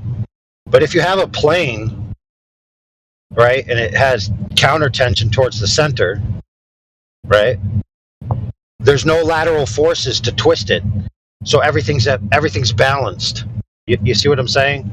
So if you had a flat disk Earth with mass attracts mass gravity, it wouldn't collapse into a sphere because everything would be balanced. They're just once again demonstrating that they don't really think about what they say.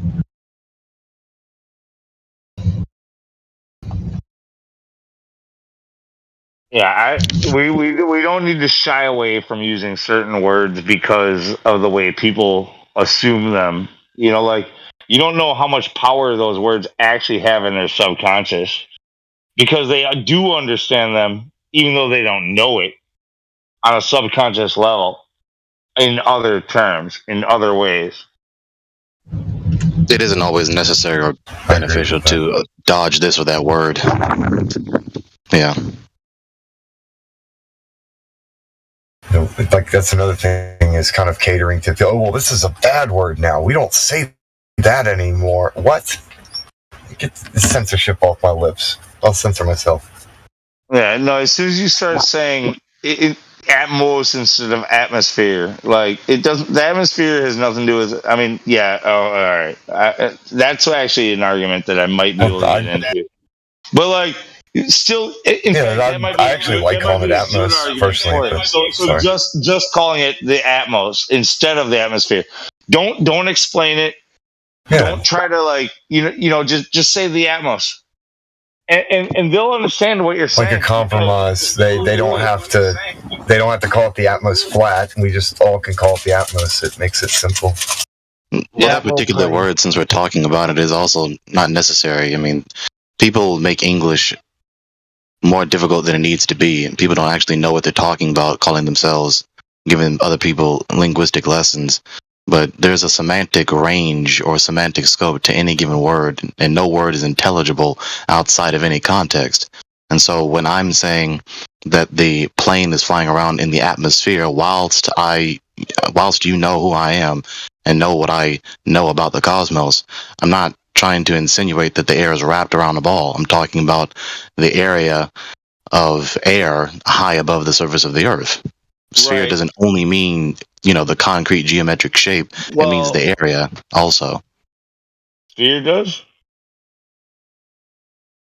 Are you sure? Yeah. Hey, yes. I apologize. I will do better not to do that so we don't have to have this discussion. Yeah, look, a sphere also indicates things that have no shape whatsoever, like your social sphere. Or the atmosphere of the room. Right. Yeah, that's a good example. Yeah, that is a good example. Yeah, it doesn't really necessarily relate to a physical shape of anything. Or your sphere or expertise. Yeah.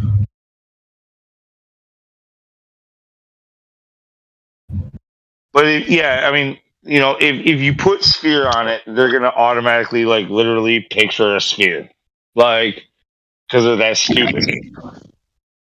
And people do that inevitably and necessarily in order to make any information communicated in any way intelligible. So they have this worldview, which includes this cosmological doctrine, that they would live upon the surface of a sphere flying around in a cosmic vacuum. So given their worldview, right, given those underlying presuppositions about their view of the world, they're going to interpret the words in the language, including the word sphere, especially with very pedantic, unjustified pedantism. They're going to only interpret the word sphere to just refer to that geometric shape, which they believe the Earth to be. And therefore everything around it, including the air, is wrapped around it in the shape of a sphere. Yeah, so even though gases don't have shapes. That argument, my point being is that we shouldn't stress it too much. I would also like to say that it would be good to consciously avoid saying sphere if possible when talking to the layman. Because they will picture a physical sphere, and that's not the idea that you're trying to convey. Well, I mean, the logical outworking of that approach is that you have to refrain from speaking or communicating whatsoever so as to avoid them from misunderstanding you. But of course, that's absurd and no good. You don't need to avoid words for the sake of preventing them or minimizing the likelihood of them misunderstanding those words. Just stipulate the definition and clarify the miscommunication. When you're instead of what I'm saying is so it's kind of like a situational thing. So if you're talking to a guy who believes that he lives on a globe and you start talking about the gases, it's going to be better for you to literally say through the atmosphere. because that's what he will understand. If you say the Atmos, all of a sudden you might get caught in this conversation that we're having now. That's not the point of it. You know, like you're literally just conveying an idea, and he gets it, and now we're on the same page. Boom. Go ahead, use his terminology. But I mean, what's the most effective concerning this issue when you're speaking and then someone misunderstands what you're saying? Just clarify the misunderstanding. Just explain further. Just speak more information that clarifies the misunderstanding. So I'm talking to the guy that believes that the Earth is a sphere. I said the word atmosphere, talking about whatever I'm talking about, and he, through his worldview, thinks that the air to which I'm referring is wrapping around a sphere. I'm going to just simply say to him, no, that's not what I mean. I simply mean the air that is above the surface of the topographical plane that is the surface of the Earth. That's all. yeah. Yeah. No, there's a lot of ways. I think that like the thing is, it's like what they need to picture is not only a sphere, but the all of the consequences that would come with that belief. That's the part that they don't understand, is the actual geometric consequence versus, you know, their everyday lived experience being hijacked by hypnotism. It doesn't help to avoid that, because the only reason most of us are here is because we looked at exactly that. Yeah, it depends. Again, like, it's circumstantial. It depends on, like, the argument that you're having. But, like, there could be a situation where, by you saying the atmosphere, all of a sudden they're going, "Ha, he admits it's a sphere." Yeah, they're going to try and latch on to that point, and it's not going to be a point to their credit. Simple as that. Yeah, that person is not really ready for the conversation. That person doesn't get it.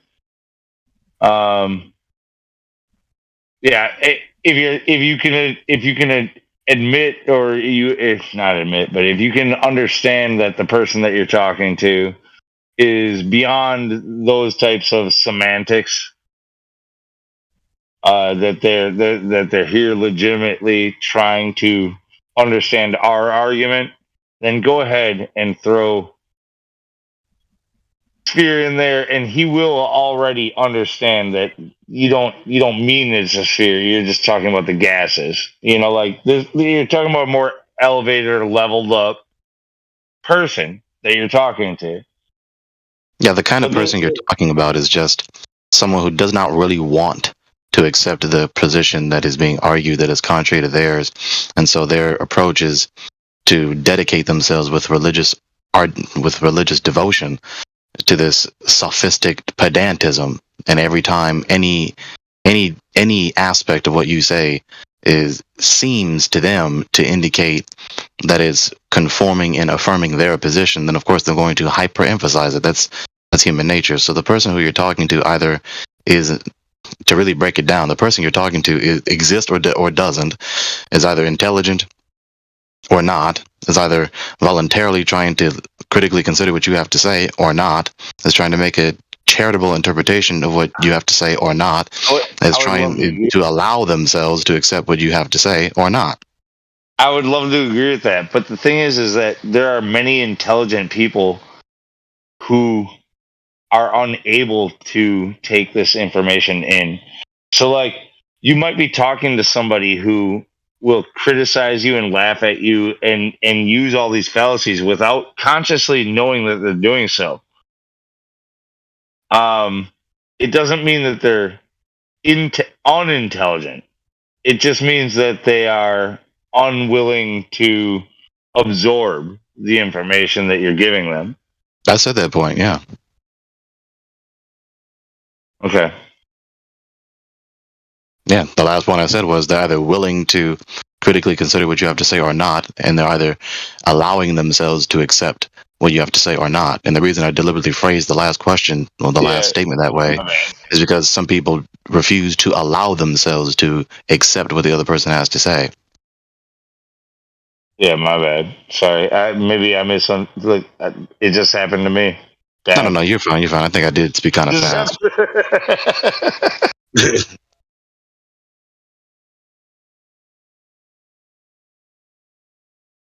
Yeah, but we need to be more cognizant of our own situation and others if we're going to be good at.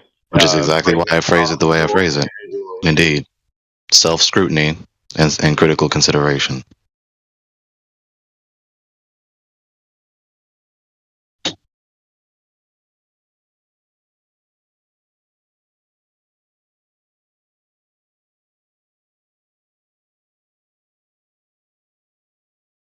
Yeah, too often I find dude, I love flat Earth. I love most flat earthers, and there's only a few that I just absolutely hate.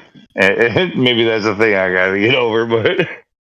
But one thing that I can criticize about many flat earthers, though, even the ones I love, is that they tend to be very arrogant and egotistical, while also preaching the opposite. They say that it's the others that are arrogant and egotistical, but and don't anybody take this as like I'm talking to them personally. If you are taking it this way, then you already know.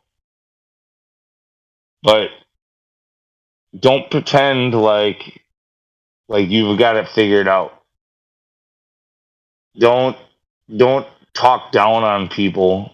Like you have to explain to them where they're wrong and lead them instead of criticize and degrade and so on and so forth. Doing that only helps with a very small percentage. Like there is a small percentage of people who do take that, like, and they'll think on it and they'll learn from it. But and it's good for views and all that shit. But it's really a very poor learning, like, or teaching, like, aspect to look at.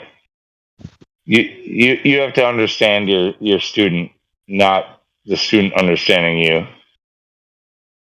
With all of this conflict, this is why I've defined the 3 points. Not the 3 points that we talk about concerning the cosmos.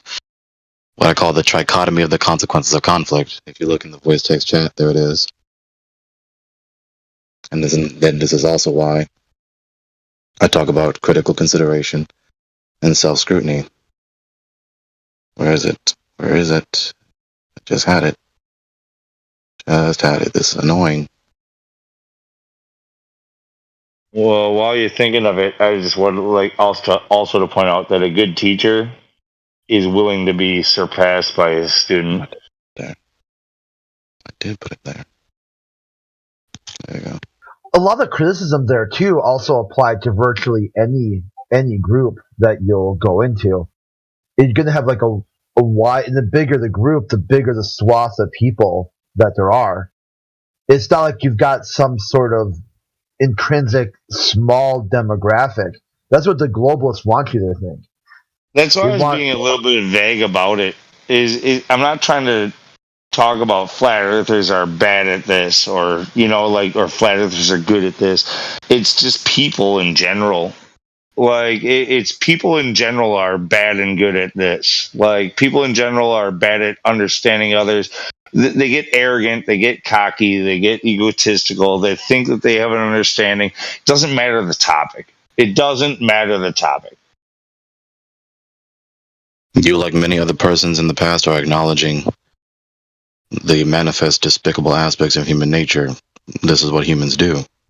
Which is why, given all this conflict, why I just mentioned the trichotomy of the consequences of conflict. It's only theological possibilities. Now I'm waiting for someone, every time I present this to anyone, to tell me that I'm missing something in this trichotomy. But I broke it down before, and persons have told me, no, I think you got everything. And so therefore, given these 3 options, I choose number 1. Yeah, you have to always be willing to accept new information and accept that your student might. Can you read them? Can you read them for the people that don't have eyeballs? Yes. Number 1. Complete a dialectical dialogue of a mutual exchange of arguments with at least one or more specific objective premises to justify the conclusion. In other words, talk it out. Then accept, acknowledge, and adhere to nothing but the whole truth. Or number 2, all parties are annihilated, or one party is left standing without anyone else left alive or existing to contend against. Or number 3, the conflict just perpetuates forevermore. I choose number 1.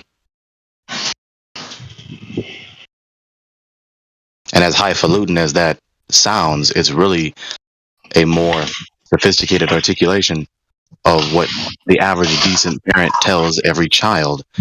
Keep your hands to yourself, talk it out.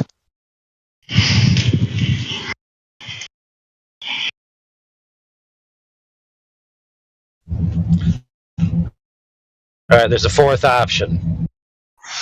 And that is assimilation.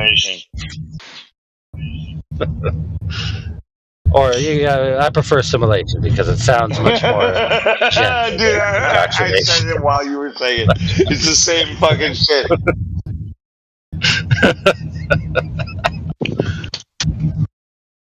Did you say assimilation? Is that what you said? I said indoctrination. You said assimilation. Yeah.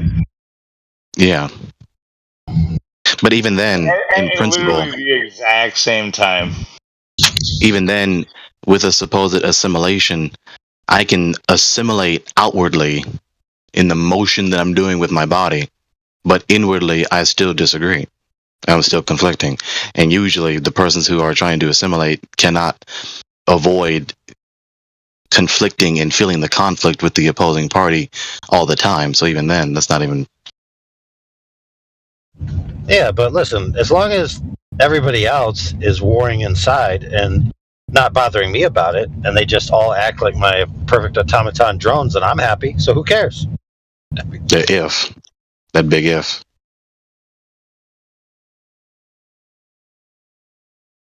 Yeah, the idea of indoctrinating anybody or assimilating anybody, in either case, it might as well be the same thing. It takes a certain amount of like high egotistical belief, thinking that you are right and that you are better to decide for them. Like it's just wrong on all. Like yes, you can do this. It is possible to do this. It doesn't make it right. It is immoral to do it.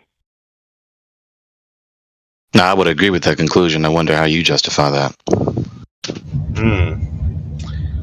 So you basically just defeated one of the atheists' quadjective arguments against specific theism.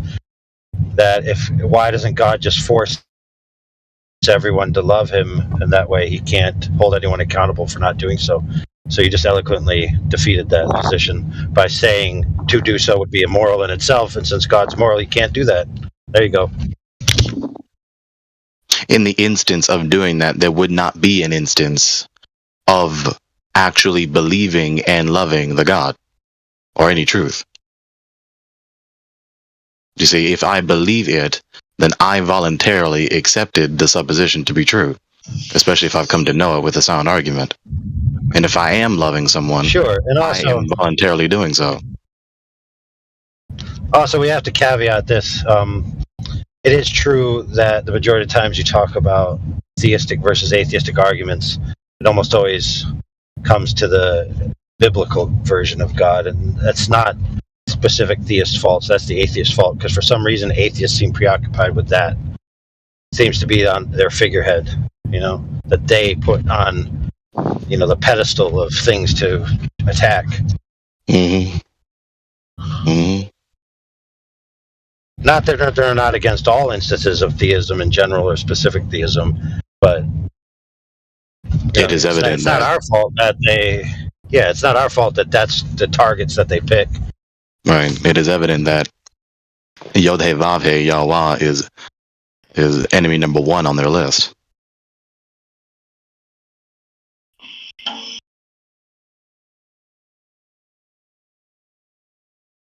Yeah, anytime you're imposing your will on somebody else, it's immoral.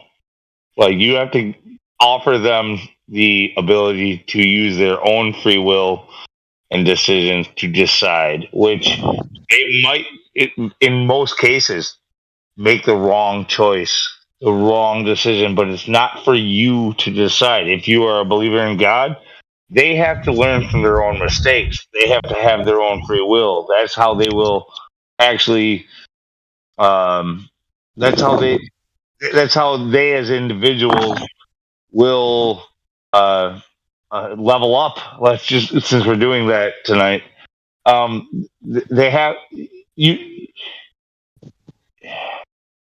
You can see, people can see mistakes being made by their peers over and over again. They don't really learn a lesson until it happens to them. When it happens to them, they go, "Holy shit, that's real." Now they've really learned a lesson. It's like it's like observing the fact that there's no curve versus believing that there is a curve. You know, like you can believe whatever you want. It's not till it happens to you that it sinks in, and you go, "Holy shit, the Earth's fucking flat."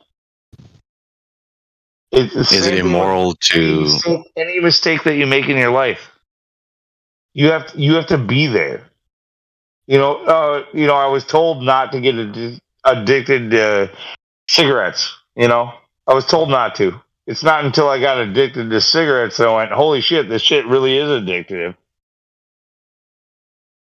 Is it immoral to impose your will on someone else to cause them to stop doing some immorality against another victim?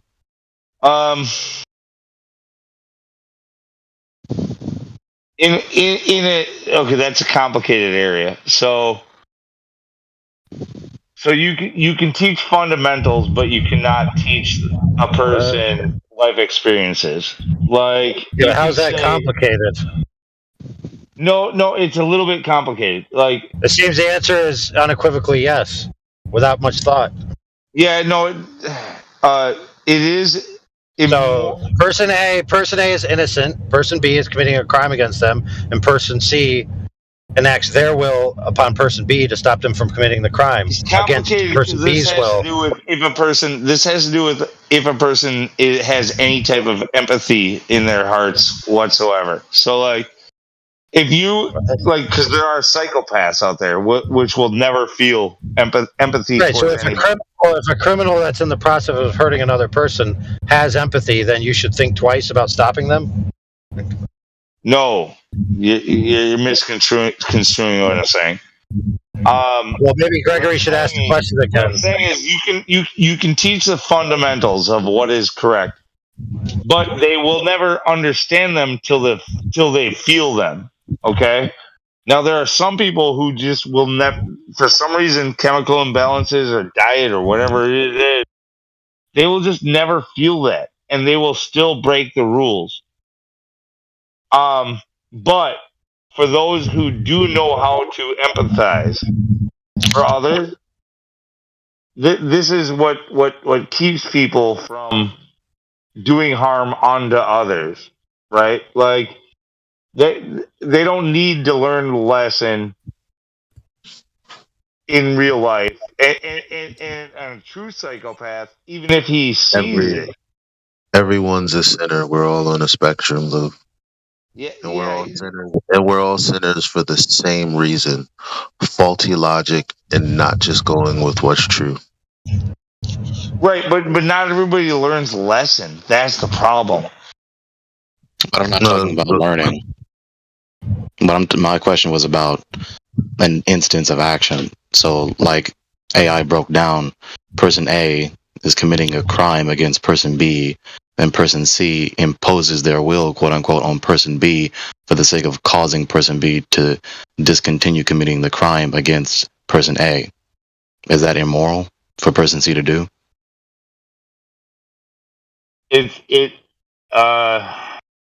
Okay, yeah, that's like I said, it's complicated. So it depends on your point of view, right? What the fuck? Okay, let's break it down.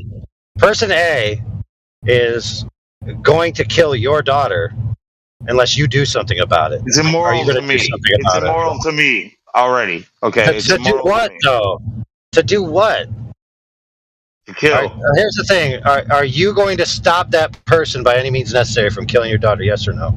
Absolutely. Well, there you go. Then you answered the question. Well, Now, is it immoral for you to stop him? Did me stopping him from doing his will, is that immoral? That's the question that he is asking, ancillary to what the question you just asked. We just put out the logistics of the situation. You will stop him. Now we need to know, is it moral for you to stop him and impose your will upon him to detract him from executing his will?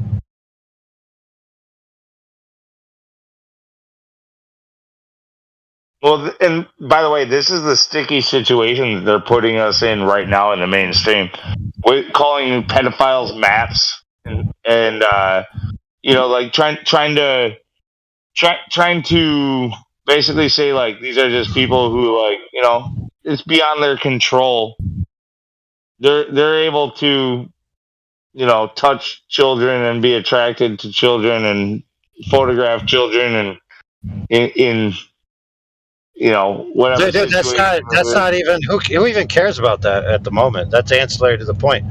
Dude, no, it's a good example to highlight this. So, okay, actually, you are correct because it is immoral and it's wrong. And what they're doing is they're trying to normalize and say that this is cool. Okay, that's fine, but you're still skirting around the answer to the question. I don't see how I'm skirting.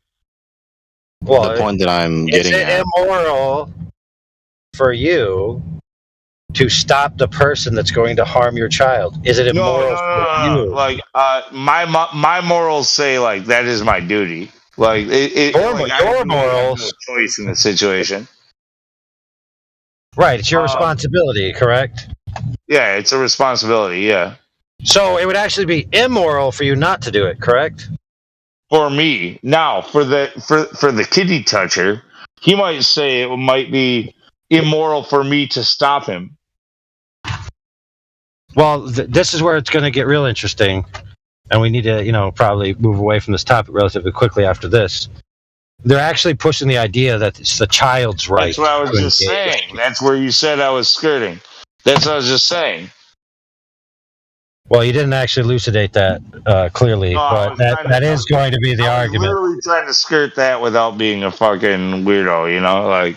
Well, look, it's not out of the logical progression of the thing when you think about it. They're increasingly allowing kids to consent to more and more things against their parents' wishes, right? So they claim that the child's a minor till they're 18, but then they keep giving them this decision-making power to consent to all these things that normally would be the purview of the parents. So it's not going to be, do you have the moral right to stop somebody else who's going to harm your child? It's going to be pressed on you. Do you have the moral right, duty, obligation, and responsibility to tell your child that they can't do things? No, it has nothing to do with the child. Like, it literally has to do with the victimizer. Like, this is no, wrong. Victimizer, it's his nature to do so. That's the argument that they're going with. That's the dude. Dude. This is why you need to be sober mind when you have these types of arguments. But anyway, I just went through explaining to you that they're going to give the child this permission. Yeah. So it's no longer about the victimizer because the state is backing the extreme weirdos. Yeah. So the point that I was getting at was that given your supposed moral that you affirm that it's absolutely immoral to impose your will on others, you just affirmed in the hypothetical that you would impose your will upon the murderer who is trying to attempt your daughter. Oh yeah. No, I don't care if I face an electric chair. I will kill anybody who would. An adult who approaches my 9-year-old daughter, like, yeah, dude, I will fucking kill that motherfucker with a baseball bat. About? Yeah, but think about it this way: what about when, or if, they pass a law that says your 9-year-old daughter now has the ability to consent to that relationship? Now she has the right to do so. So who are you to interfere? Yeah, I'll So then I'd ask this question. I'll still break his legs, just like Sure. just like what happened Sure. in the movie Misery. Yeah, I'll brace them with a 2x4 in between his knees and break his legs with a fucking sledgehammer. Yeah, that's what I'll do. Okay, So that's sure. all fine So and now we dandy, have to but my take that point is that question. We have to take that question to the next logical escalation, which is it morally acceptable for you to impose your will on your child to restrict them from doing things that they desire to do? Law has nothing to do with morality. that has everything to Okay, do with but its essence your of statement morality. had nothing to do with my question. If it's lawful, doesn't mean that it's moral. No. Okay. Law, not simply in the sense of the civil state legislation. Yeah, not law simply in the narrow sense of civil state legislation, but morals is a law, right? As opposed to the civil state legislation, the policy of the civil body politic. I'm not talking about that. You affirmed a supposed moral, which is a law, that it is absolutely immoral for anyone to impose their will on another. But then you just affirmed that you would impose your will on a murderer who would attempt to murder your daughter. I would do it and face the consequences. Gentlemen, but hang on. Pause. Gentlemen, Because- please. Gregory, please, gentlemen. I'm going to have to impose my will in the room. There's someone here that doesn't like the conversation, and they've said so in text.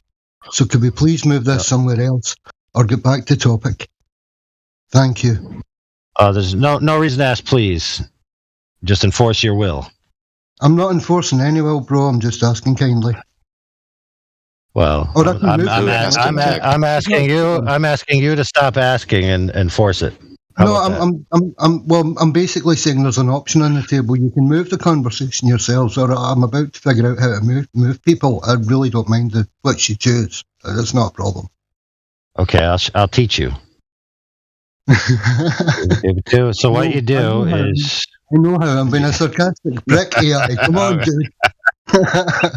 Guys, get back to earth, please. Some people are getting upset. This is getting a bit too emotional, and it's understandable. It's my point. Thanks.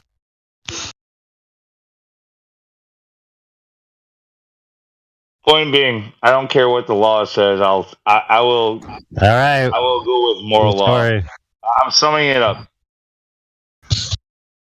Whatever I did might be considered to be immoral, and I'm willing to face those consequences. That is all that I'm saying. May I say my conclusion since he said his? Only if it takes less than -3 nanoseconds. Less than no time. That's coherent. Well, that was a good summary. Thanks, Greg. Well, look, the summation of it all, which is not sensitive to anyone and seems self-evident, is that you should always do the right thing and you shouldn't do the wrong thing.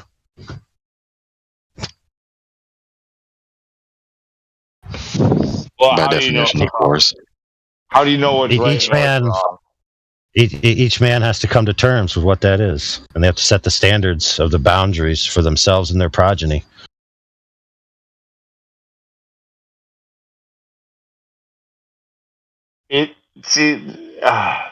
The population is kind of split. Like those who have like faith and moral law, they believe one thing, whereas others believe in what the science currently says and the state. Which is why I define the trichotomy of the consequences of conflict, which is why it is very obvious that if people are disagreeing about what is good and what is bad, that is not a good thing, and that is not a sustainable society. People need to stop deceiving themselves.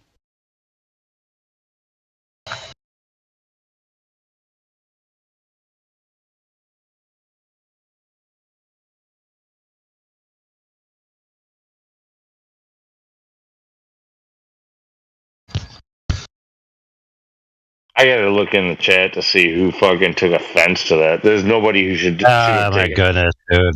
Just drop it, for goodness sakes.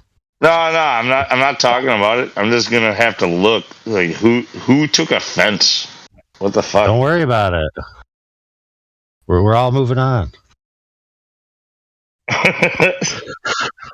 Somebody who just touched kids in the past and wanted to fucking. Oh my god, dude! Fuck's sake, Lou.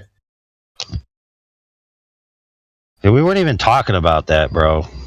In the beginning, I was talking about somebody being killed because it's a benign example. Because people don't care about violence for some reason. It almost never triggers anybody. Thank you. Yeah, it's like, your kids are playing Mortal Kombat, 13.57, where you can literally like rip people in half, peel their skin, boil it in hot water, eat it, and then crap it out, and then light it on fire, and then say, "Gotcha, bitch." Right? But if they, you let your kids do that, but if there's something else, then all of a sudden it's like, no, you can't do that. Yeah, we know what that something else is in this particular instance.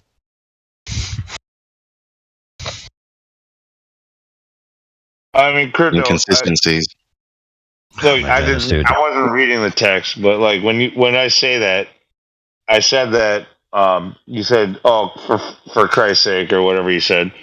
Like literally, that's when it got interrupted. Is when I was talking about that. I don't know what somebody said, but that's what I was talking about when I got interrupted. Saying, "I'm offended. Let's not talk about this." All right, we're asked to move on. We can A, move on, or B, keep running in circles back to where we were supposed to move on from. Trichotomy of the consequence of conflict. See? 7/6R.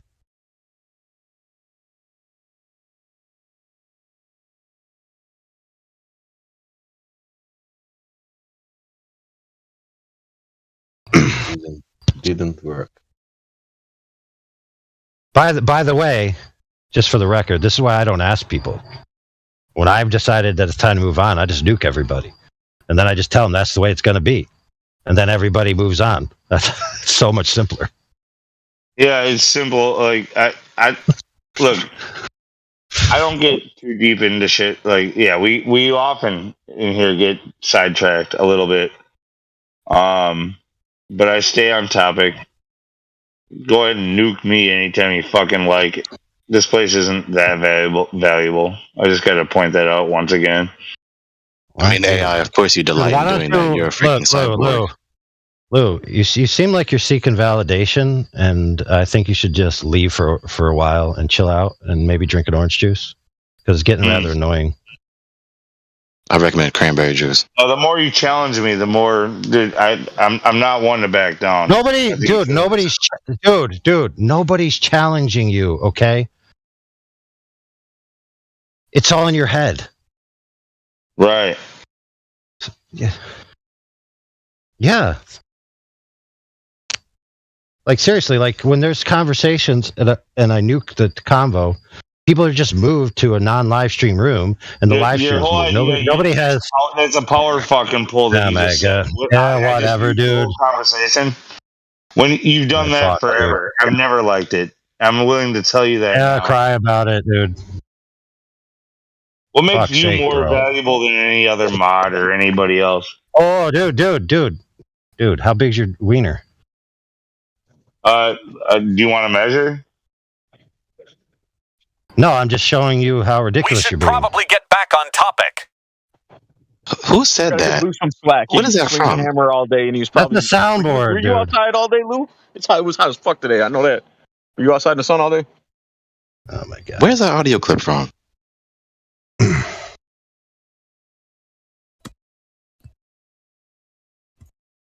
He was so articulate too. Good diction.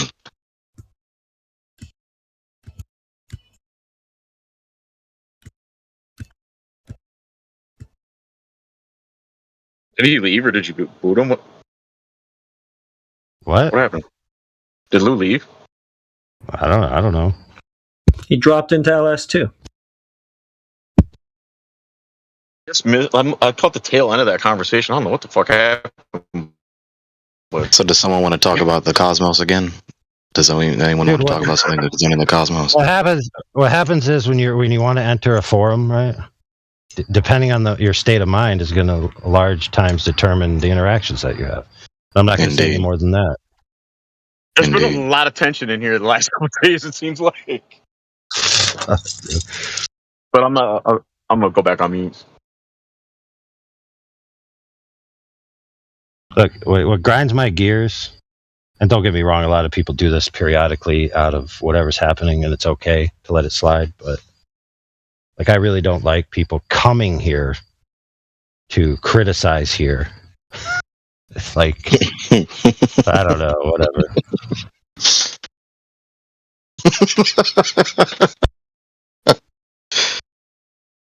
I believe we all have something. I can see your face when you said that sentence.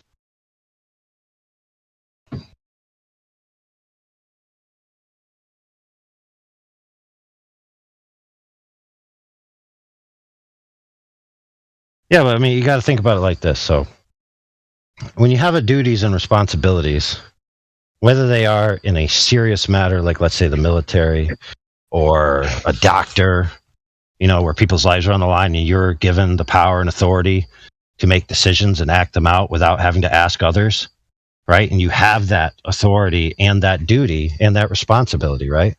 When you fail to use it, what we have demonstrated in the prior conversations is that when you fail to use it, you are being immoral, right? So when people criticize people for using their logistical authority in the realm and scope in which they've been given it, right? A lot of times people don't want to use authority and they think that it's more noble not to do so. And sometimes it's true that you have to parse that out for yourself in each situation. And that's the thing.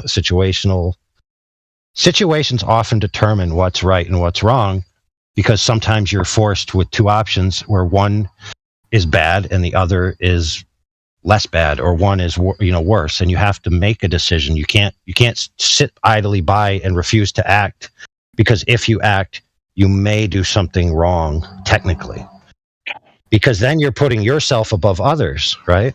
You by not acting, you're actually putting yourself above others, because you're saying my moral sensibilities are more important than actually effectually helping someone out. Mm-hmm. Mm-hmm.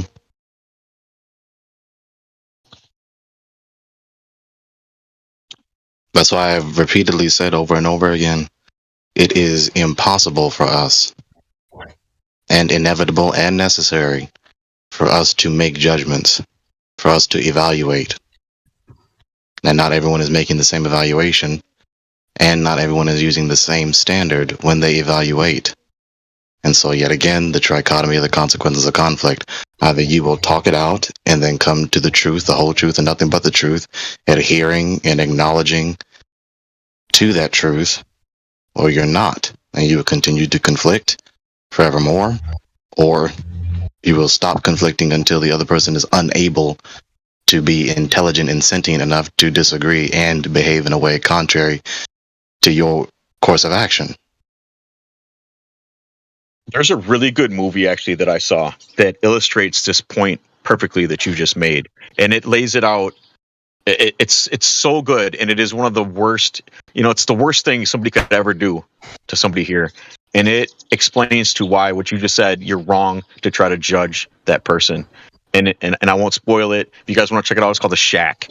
It's a brilliant movie, and it is. Thank you. It is exactly what we're talking about right now. Yeah, thank you. Yep.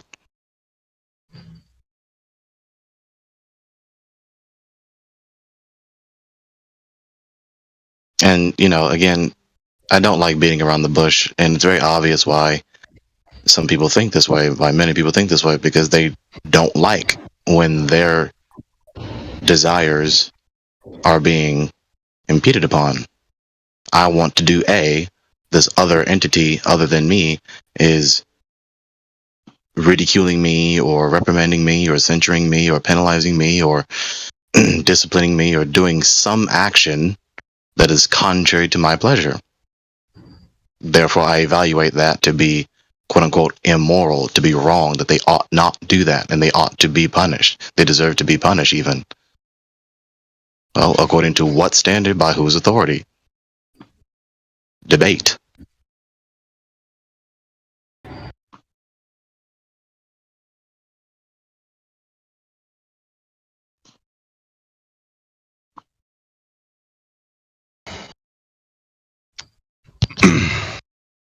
I mean, for instance, I'm sorry. Go ahead.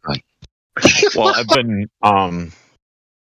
I've unfortunately, I'm not saying this to like be braggadocious. I'm not proud of it, but I've been a resident of the county a few times, and it's funny because when you're in there, everybody's in there for different things. We all violated some, law, but there's a hierarchy when you're in there. Everybody looks down on everybody else and judges everyone based on what they're in there for. I always found that really funny. Indeed. But we're all in the same place. We all ended up in the same place, regardless of how we got there. But then everyone in there, we're all pissed because we were judged on what we did. And so we're pissed off about that. And then we take it in there and we take it out on each other that are all in the same position. It's I never understood it. Take it a step further to a deeper level. That is a microcosm of the macrocosm of the whole earth. Absolutely. Everyone in there is guilty and doesn't like that they have been punished for being judged to be guilty and thinks that they're superior than another. Yeah. Yeah.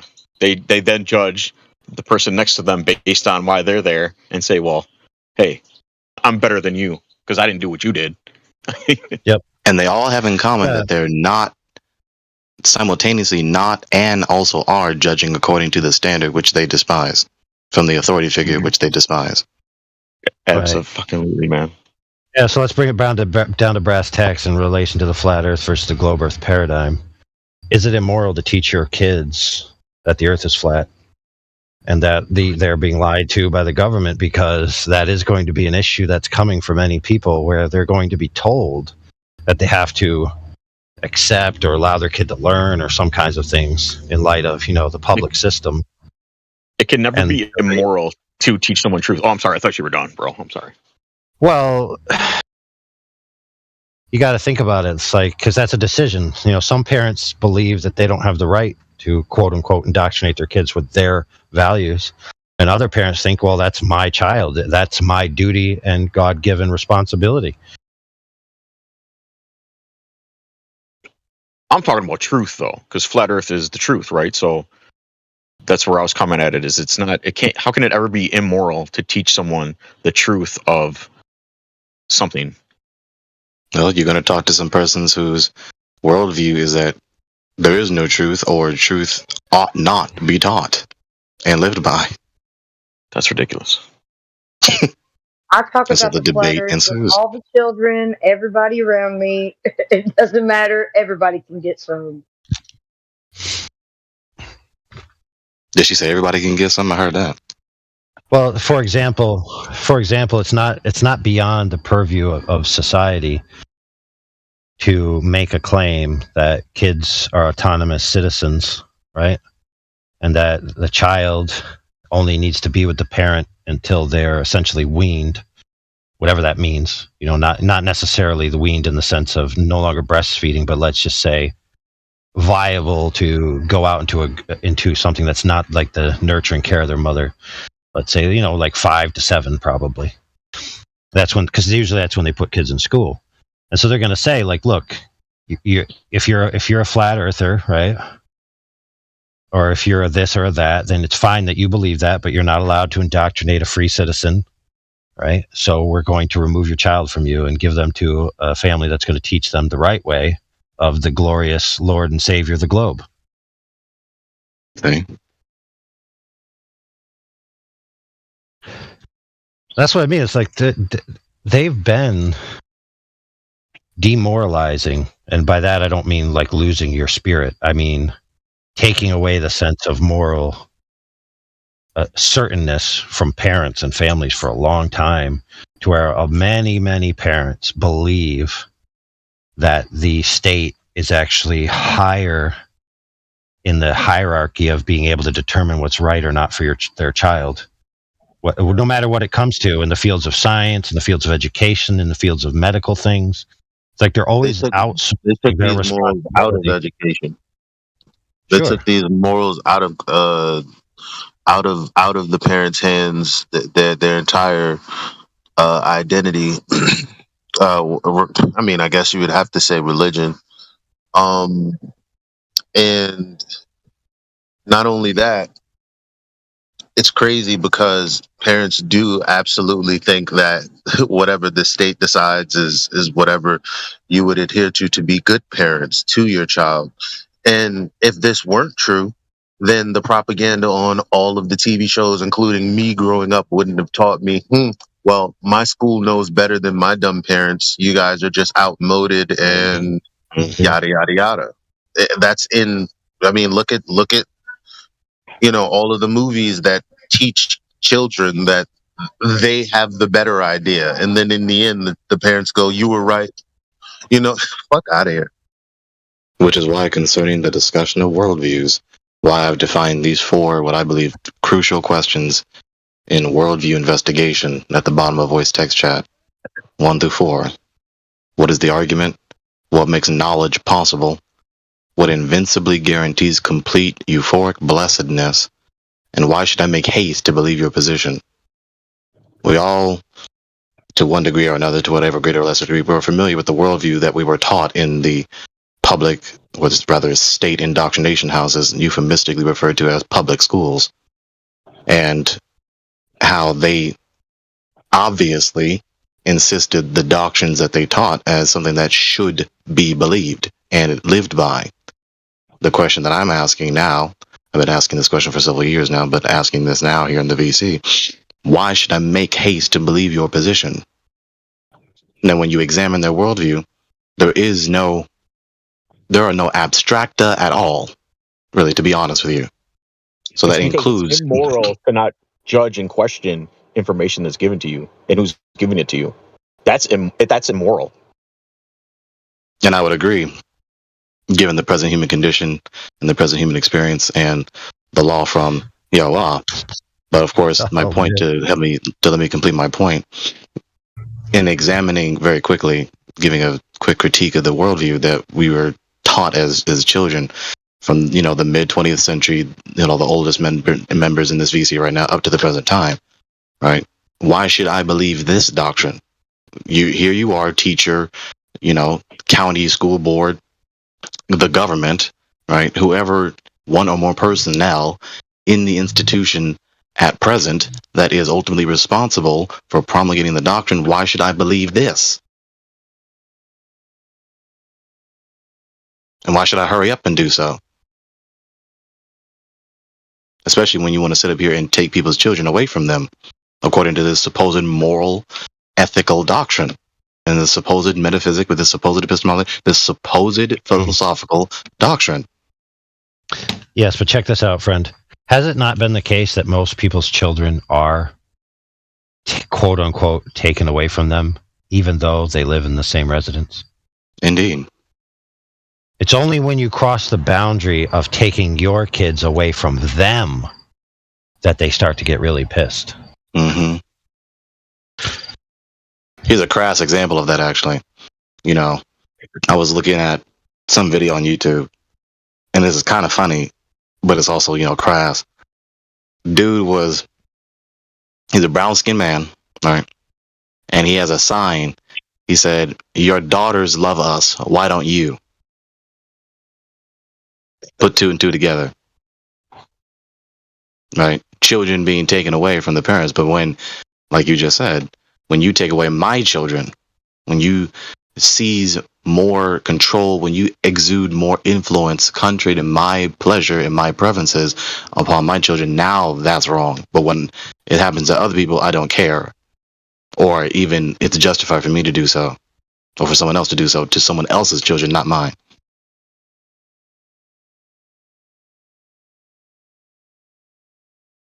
And furthermore, why stop there? These same persons who we're thinking of with this, what I call the common contemporary pseudo-atheistic agnostic worldview, materialism, empiricism, all the rest, they repudiate very frequently and very hastily, right? Hypocrisy. Why? What even is hypocrisy in your worldview? And why should I not be hypocritical? We're just matter moving. We're just matter moving in matter that doesn't matter. Matter that doesn't matter. How about that for irony?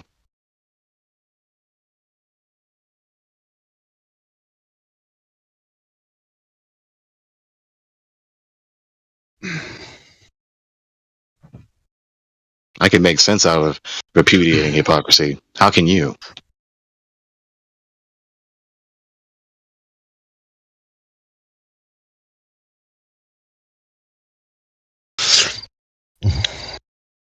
So I was thinking, where's the psychological developmental stage in childhood where you gain the ability to negate propositions that are offered to you? You know, because there's a certain time where you're too retarded to basically understand that propositions exist. You're just in stimulus response mode. Then there comes a time when you can accept propositions that are given to you. And then there comes another time where all of a sudden you're able to say, wait a minute, I don't accept that. Here's my counter or my challenge. Mm-hmm. I like that there comes a time when you speak to a child and everything you say is just accepted verbatim. And then eventually the child is like, wait a minute. No, there's something wrong about what you said, or I'm going to challenge what you said. Well, that also boils down to how you've taught your child to process information. So if they haven't been taught how to process information or any kind of like the cognitive skills to learn pattern recognition, because I've got a 4-year-old. I went as far as to just teach him pattern recognition and a bit of like like your simple basic math. And without my help, this child already learned how to count in doubles. He can count doubles, like all the way to 8,192. Like, you tell me. Well, see, a lot of the things that children learn aren't actually taught. They're just experienced and filtered through intellectual faculties that they possess and that come available to them at particular developmental stages. So, for example, no one ever teaches their child language, like the structure of language itself. They just teach them the token meaning associations that are conventional for their culture. The language part is innate. It's actually in almost practically impossible to teach the structure of the language at a sub level. Yeah, like that's you're good to know because expecting I'm a trying child. to teach him 2 languages Go ahead. at once. So that's actually good to know because I'm trying to teach him another language alongside English, Spanish, because I know the alphabet, the numbers, and like the numeric system, and how the structure is around the verbs. That's how, like, you have to know each tense of the verb for the subject of the sentence. You know what I mean? Sure. But yeah, And those are the my formalities. English. Sorry. Yeah, those are the formalities. But it's like a child doesn't need to be taught any of that. All they need to do is be exposed to the use of the set, right? And their internal faculties will absorb that information and place them in the categories within that faculty that they need to go automatically. The child doesn't even try, it just happens. On the point of children, a fact that is worthwhile thoroughly and deeply appreciating, which especially arrogant and prideful and hubristic persons fail or even refuse to appreciate, is that they were once somebody's baby boy or baby girl. And that when they were their baby boy or baby girl, they had complete faith in someone to hold them and not drop them and not harm them. And not realizing that every part about them, every aspect of their entire being is contingent yet and still, and they live their entire lives with complete and total faith in everything that they need in order to even be arrogant or prideful or hubristic.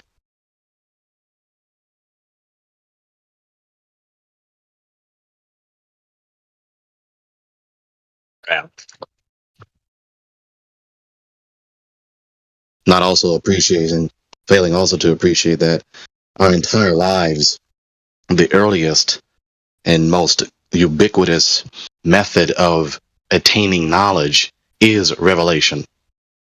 Your very existence is a revelation given to you. You didn't give it to yourself. Neither did you cause it to exist.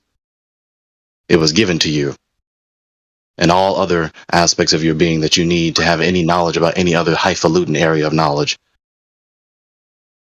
People want to repudiate revelational epistemology when their whole lives is one humongous body of revelation.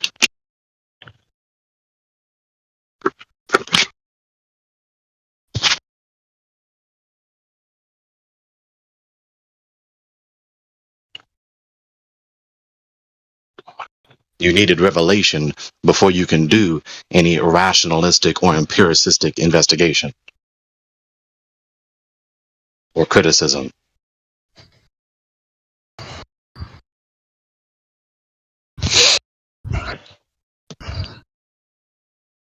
What I miss? Truth.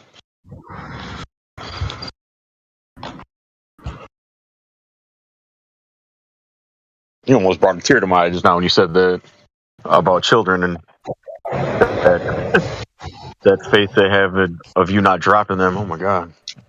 Instantly when you said that, I saw my daughter's face every time I go to pick her up, and that smile she gives me. Yeah. So. And when you drop them, because some people have been dropped, sadly, when you drop them, do they look like they are enjoying that experience, or are they not cut to the heart? Can we engage with somebody that just sent something to the live stream voice text? Flo Shas. I'd like to talk about what you wrote there, if you don't mind.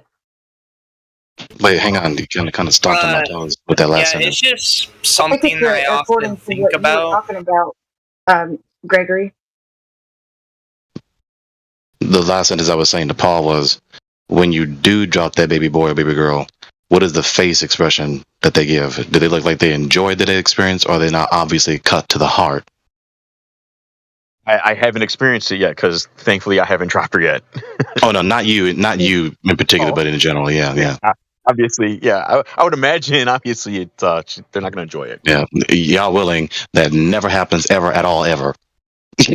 Okay? Yeah, true. That's devastating to even think about. I mean, now imagine us, right? We are all babies in the arms of the earth, as it were. Right? We're all babies in the arms of the earth. Now imagine the earth just lets us go. Then how would you feel? And it's not contingent upon you to make the earth uphold you. I ain't worried about that. The earth is staying where it's at. It's fixed, immovable. Thankfully so, and not because of us. True that. Well, this is the trick of the system, is it not? We're raised in a system that tells us our worldview. Our parents dropped us off there, most of us, right? They just said, hey, I'm dropping you off at the people that are to teach you about where you live, who you are, where you're going.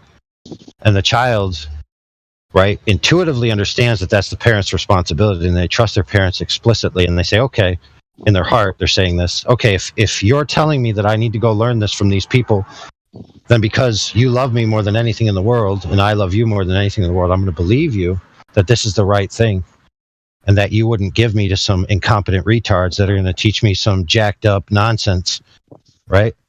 So I'm going to learn. That actually, what you just said, really fucked me up, because I experienced that very thing. I won't go into the whole details and tell everybody my story. Some of you have heard it already. I don't want to get into it right now, but yeah, that happened to me. If you please talk to me later about it in my DMs. No doubt. I think we've already talked about it, bro. Like a couple of years ago. Yeah, I left like for 8 months, man. And I'm just back now. I've been back a couple of months, but yeah, I'm pretty sure. Yeah, just shoot me a text.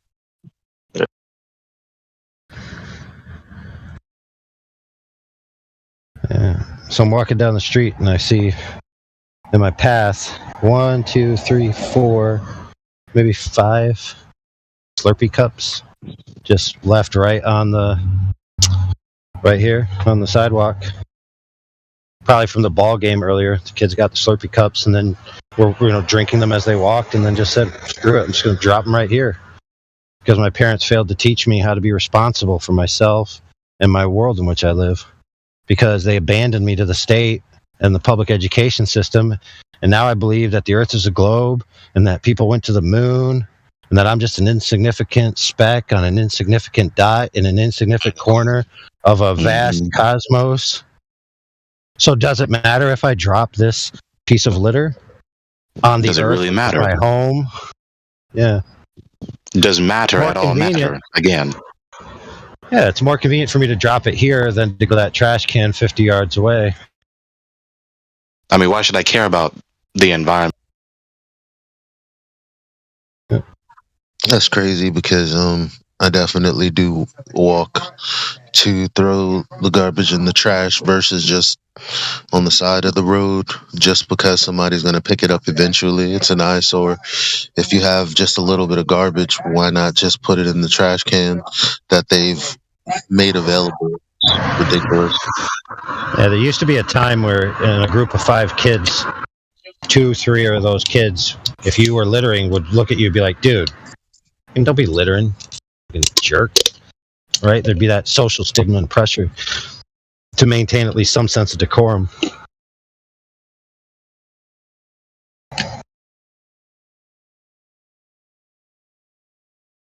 Dude, this is my street, right? I like to walk up and down it and have a nice clean street, so I have to pick it up. Be thankful they're not needles. I think Flocius would like to say something. I don't know, it kind of goes back to that whole, like, if I'm insignificant, does anything matter? With physics, the whole thing is, it's all about relativity, like, relative to you. Now, what if, say, everything is big, but the universe only exists in your mind, and it's only relative to you? Any meaning you give to the universe and yourself, that is the meaning of the universe, because it's relative to you that's the meaning. And you would live your life with that meaning, even if something else says it's not. Supposition is simply saying that the supposition is simply semantically equivalent to saying that you believe this. But your belief could be false. In fact, you could not even be believing it, because it's just matter, because belief, supposition, logic, knowledge, mind, none of that is material or moving. So there is no believing, there is no relativity, there is no relationship. Yeah, so it's more of like... you're creating... Go ahead. Oh, in a certain way, while, yeah, some things are fact and some things not, if you can convince yourself enough to you yourself that it is true and nobody can persuade you, in your mind and relative to you, it might as well be true, you know? Do you believe that there's only matter? And because only you are experiencing your world, it would be your own truth. That's not true. So even if you were like, if you ever think you're insignificant, all that should matter is like how you perceive the world, not how the world perceives you. No, even if that is higher power or not. But hang on. Let's slow down. Let's everyone just slow down. Flowshine, do you believe there's only matter? I would say no. So you do believe that there are abstract entities, correct? Not really like abstract entities, but things besides matter that lie underneath, you know, what we can see and feel. So then there is only matter. Not matter, something like, say, like the background of space. Or okay, do you understand that every entity is either concrete or abstract? Do you understand that?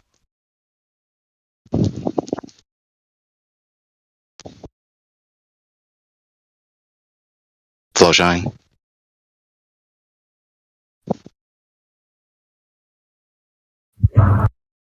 Sorry, my mic has problems with sometimes it'll just randomly disconnect. I said yeah. What were you gonna say? So, do you believe that there are only concrete entities? Not exactly. So then you do believe that there are concrete entities and abstract entities? Yeah? Yeah. Yeah. Okay. So, do you believe the so-called Big Bang Theory nowadays? I have many questions about it, and I think jumping to a theory because, you know, it's all the information we can get is not very smart, at least in a scientific manner, because it's a possibility and shouldn't be shown as this is what happened. I'm going to say this quickly. I want you to keep up because I don't want to, monologue too long. The so-called Big Bang Theory nowadays isn't really even a Big Bang because it's not an explosion nowadays. They made an update where it's the primeval atom which expanded. And this primeval atom, so-called, is a point, which is a geometric concept, which is abstract, which they don't quite acknowledge or understand. And all matter and energy and space and time, even sometimes they exclude time out of this point, is inside the point. And then supposedly it was not an explosion, but an expansion. So if the cause was not inside the point, then the cause was outside the point to cause the expansion. But all space is inside the point, so there is no space outside the point. So there is nothing outside the point to pull the point to expand. The cause can only be inside the point and is therefore an explosion, an outward pushing of material in all directions. Now, with that being said, where's the abstract entities and all that? So, my perspective on it is, say there was evidence of that, right? Obviously there is. Bad wording, but at any moment in time, the universe could have been created like any moment in the past, and anything that made that would just have to make something to fill in the blanks before that. And everyone past that point would believe that because that's what the evidence leads to. The reason I believe in abstract entities is that, like, it seems like there's intelligent design in the universe. If you've ever seen the universe from, like, say, the James Webb telescope, seeing the webs that stretch across the universe, the observable universe, and then even looking smaller, not just outside, looking down into, like, atoms, you can see that, like,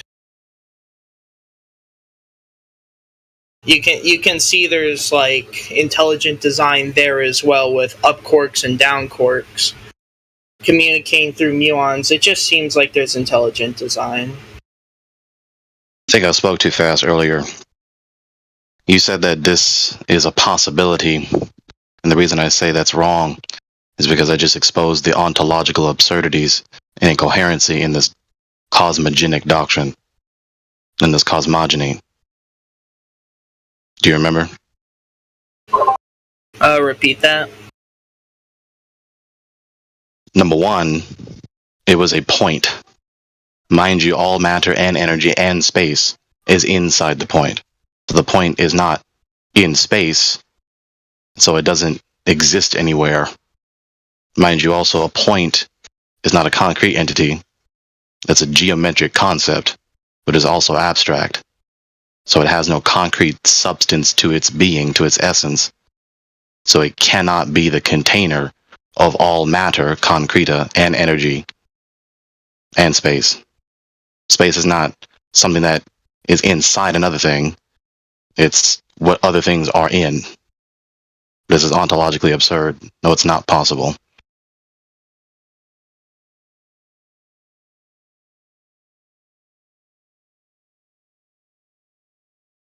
We've been taught garbage with a straight face by people who went through multiple years of high educational curricula. And I'm not the first person to say these arguments are refutation of the doctrine, of course. I'm just some guy you met on Discord. So what really should be the response after this is you get your big red marker and you cross out this doctrine and then you throw it into the trash heap of falsehood. Do you agree? Somewhat. I mean, like, I don't know, it's always just been thought in my head that, like, there has to be a higher power just because of all that. And just, like, the positive. Because thinking from the way I like to explain it is, like, in terms of, like, a game. Not, like, reality, but just a way to, like, semi-explain it. Like, imagine there's a game where everyone in that game thinks they're actually alive, and that's all there is, right? And when you start up that game, you don't start from the beginning of time. Things have already happened. But in that game, you can learn history that points to what could have created that universe in that game. So the people in that universe would believe that, not knowing their entire universe had just been created right there. That's a working analogy. And furthermore, and sometimes it worries me because that point where the universe could have started, if it's a possibility, if there was a higher being, but just it could have been at any moment, including like, say, thousands of years ago, a century ago, days ago, an hour ago, or just then, but you'd only have your memories to rely on, that memories that could have just been given to you. Sure. There's a logical possibility. You know, you can suppose that there's no incoherency in that, but there are implications which will then make knowledge impossible, but not to touch that right now. Given my refutation of the primeval atom expansion doctrine, since that doctrine is obviously ontologically absurd, as I just exposed, does that not significantly decrease the credibility of the institution that is teaching us about the world, including the cosmos in particular? I know, I always like to... I've never really just instantly believed things. I've always looked into things, including the sides that, you know, are often seen as wrong. See what they have to say, see the evidence, and make my own conclusions. Okay. Is that why you're here, buddy? What'd you say? I was just asking if that's why you're here. Yeah. Okay. Fair enough. Particularly as it concerns the title of the server. Do you believe that we live on a sphere or an oblate pear-shaped spheroid flying around in a cosmic vacuum? Come on, you know he does. I believe in globe Earth. I came here to like look at how people describe flat Earth. You know, just see the evidence towards it. See how people defend it, back it up. See where people are coming from, all that. Do you believe the Earth is a sphere, you know, point blank, full stop, or no? I believe it's a sphere, just from a personal experiment I've done with some interesting I learned. So you don't believe... I was just going to ask, so you don't believe that the Earth is a imperfect, wobbly, you know, geoid, spheroid? No, I do believe in that. Okay. So, why do you believe this? Well, at first it just came from me, like, you know, my parents taught me. Looked into it, and I discovered this. There was a point, I think I was like maybe 12, 13, 14, I forget. But there's this thing called gravity anomalies. Bad name for what they are. It's just denser parts in the Earth crust that cause there to be higher gravity in areas. And what's interesting is it's actually measurable if you have like a sensitive scale. And see, if you take like a metal cylinder, and say in America, right? America's in a low point, like low density. So there's like very, very like slight. The gravity is very like slightly weaker. And if you take like a metal cylinder, weigh it, say you get 650, and then you go to a place like, the Philippines, where the density is really high, there's slightly higher gravity. You might be like 0.1 milligrams more or less. And while at first there could be like flaws in that, but if you take a bunch of like tests, I forget what it's called, but you get a bunch of different samples to come to a conclusion instead of just relying on one. And there's been instruments to track that. I think I can pull up the current graph on the anomalies in the Earth if anyone's interested in that. But what is this appeal that you're making right now? What are you talking about? It's just something that like proves the Earth's like a sphere, because with gravity comes with any shape of a planet being crushed down into a ball. Here, I'll post it right now. Wait, like in a single sentence, what is the premise you're appealing to? Gravity's stronger and weaker on certain spots of the Earth.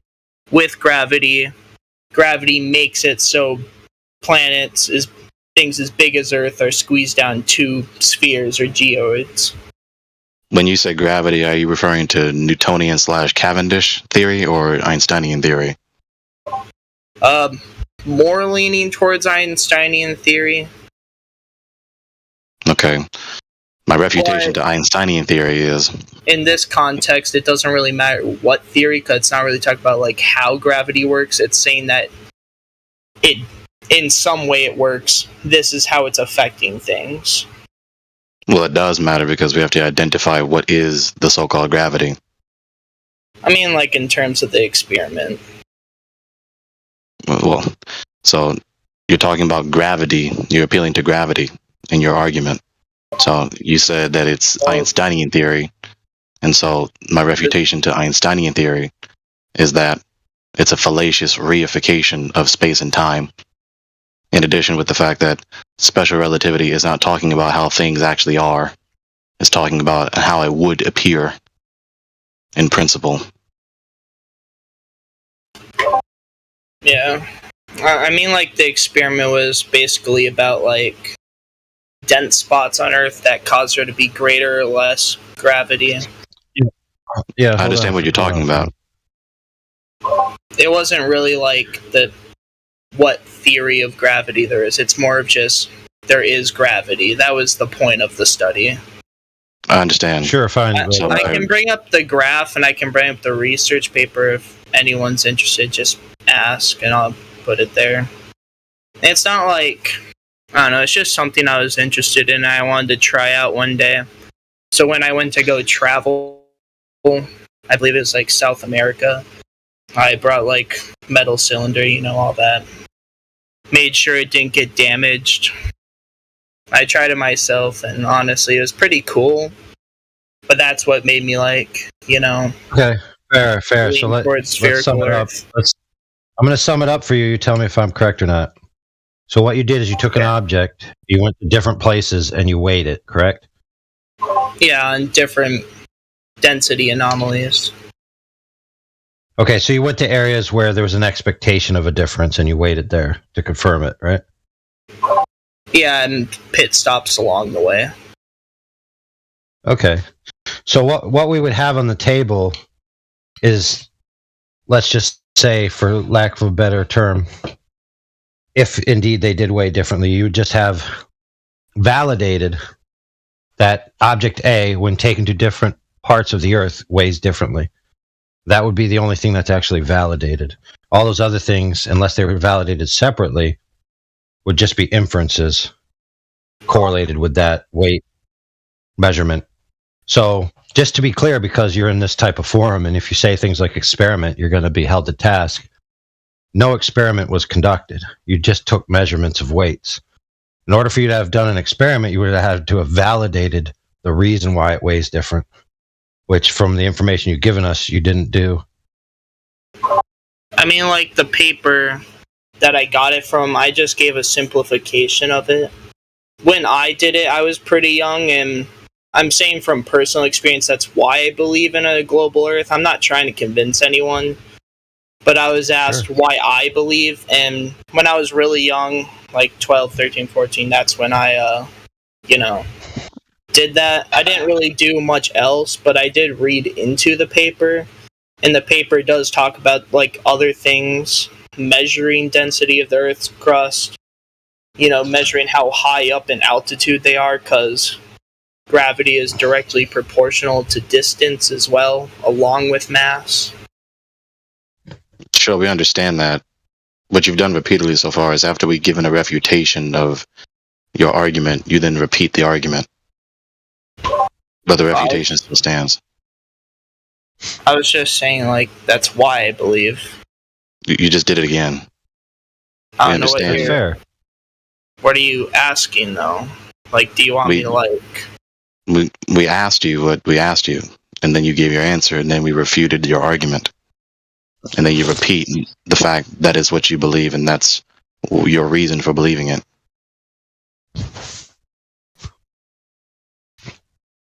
I mean, I gave all the details from my personal experience. Yeah, that's fine. So we're stuck there. So let's make progress. So now we have, okay, I took some weights, or I took some objects and weighed them in different locations, right? And you would make the conclusion that this is congruent with if the Earth was a sphere. However, let's just say gravity's mass attracts mass. Let's just say that, for lack of a better term.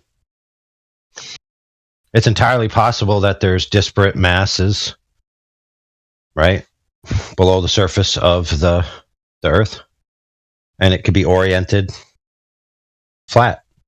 And so when you take the weight to different locations, you would have different weights.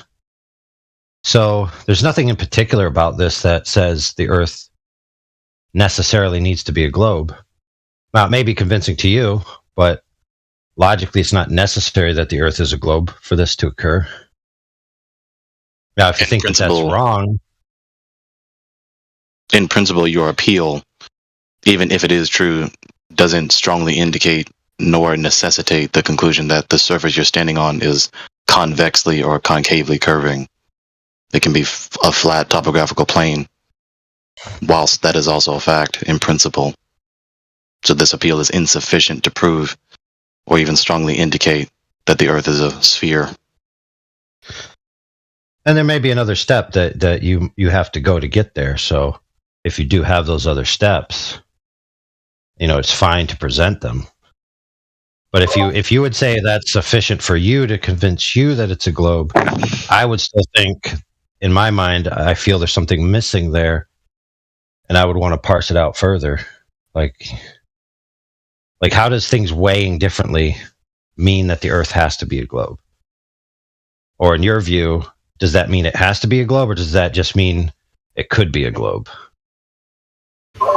At that moment in time, it could be a globe. There's been other things that convinced me, but I don't know, that is the one I remembered because, traveling and all that. Sure. The big one, because it was like what started me looking into, that sort of stuff.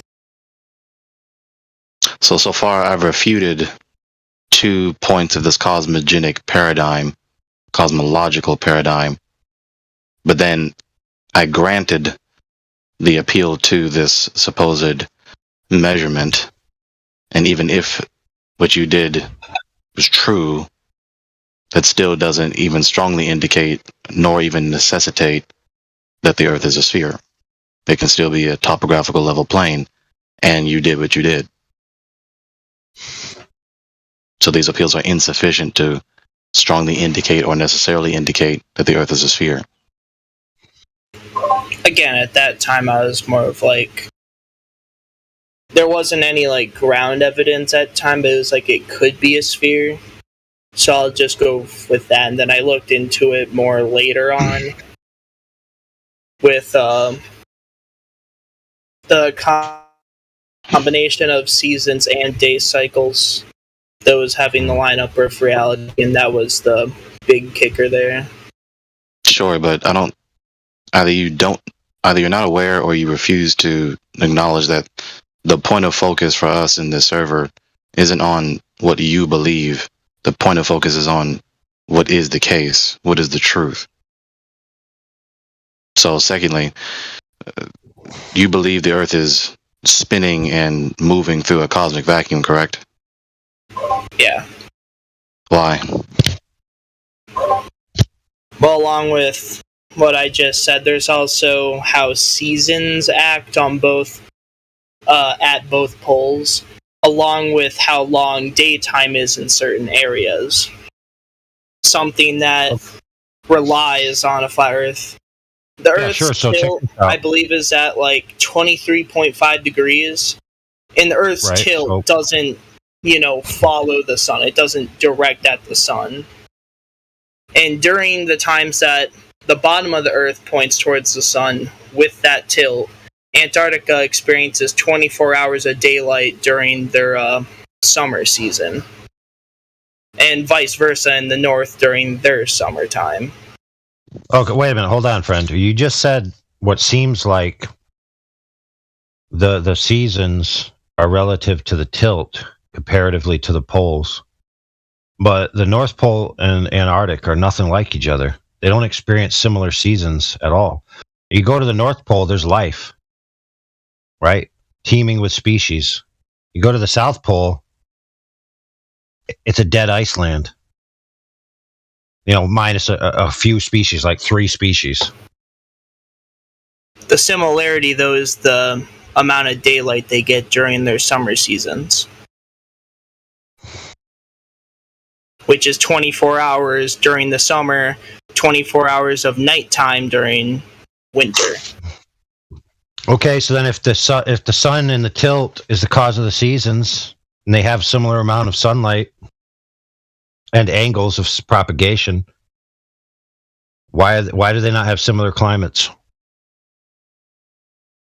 Well, there's also things such as weather and currents, and also just stuff that's there. As you know, Antarctica, there is land under the ice, even if just a little bit. In the North Pole, there's not as much, causing different growths of ice and all that near the center. So a major portion of weather has to do with land and water distribution, right?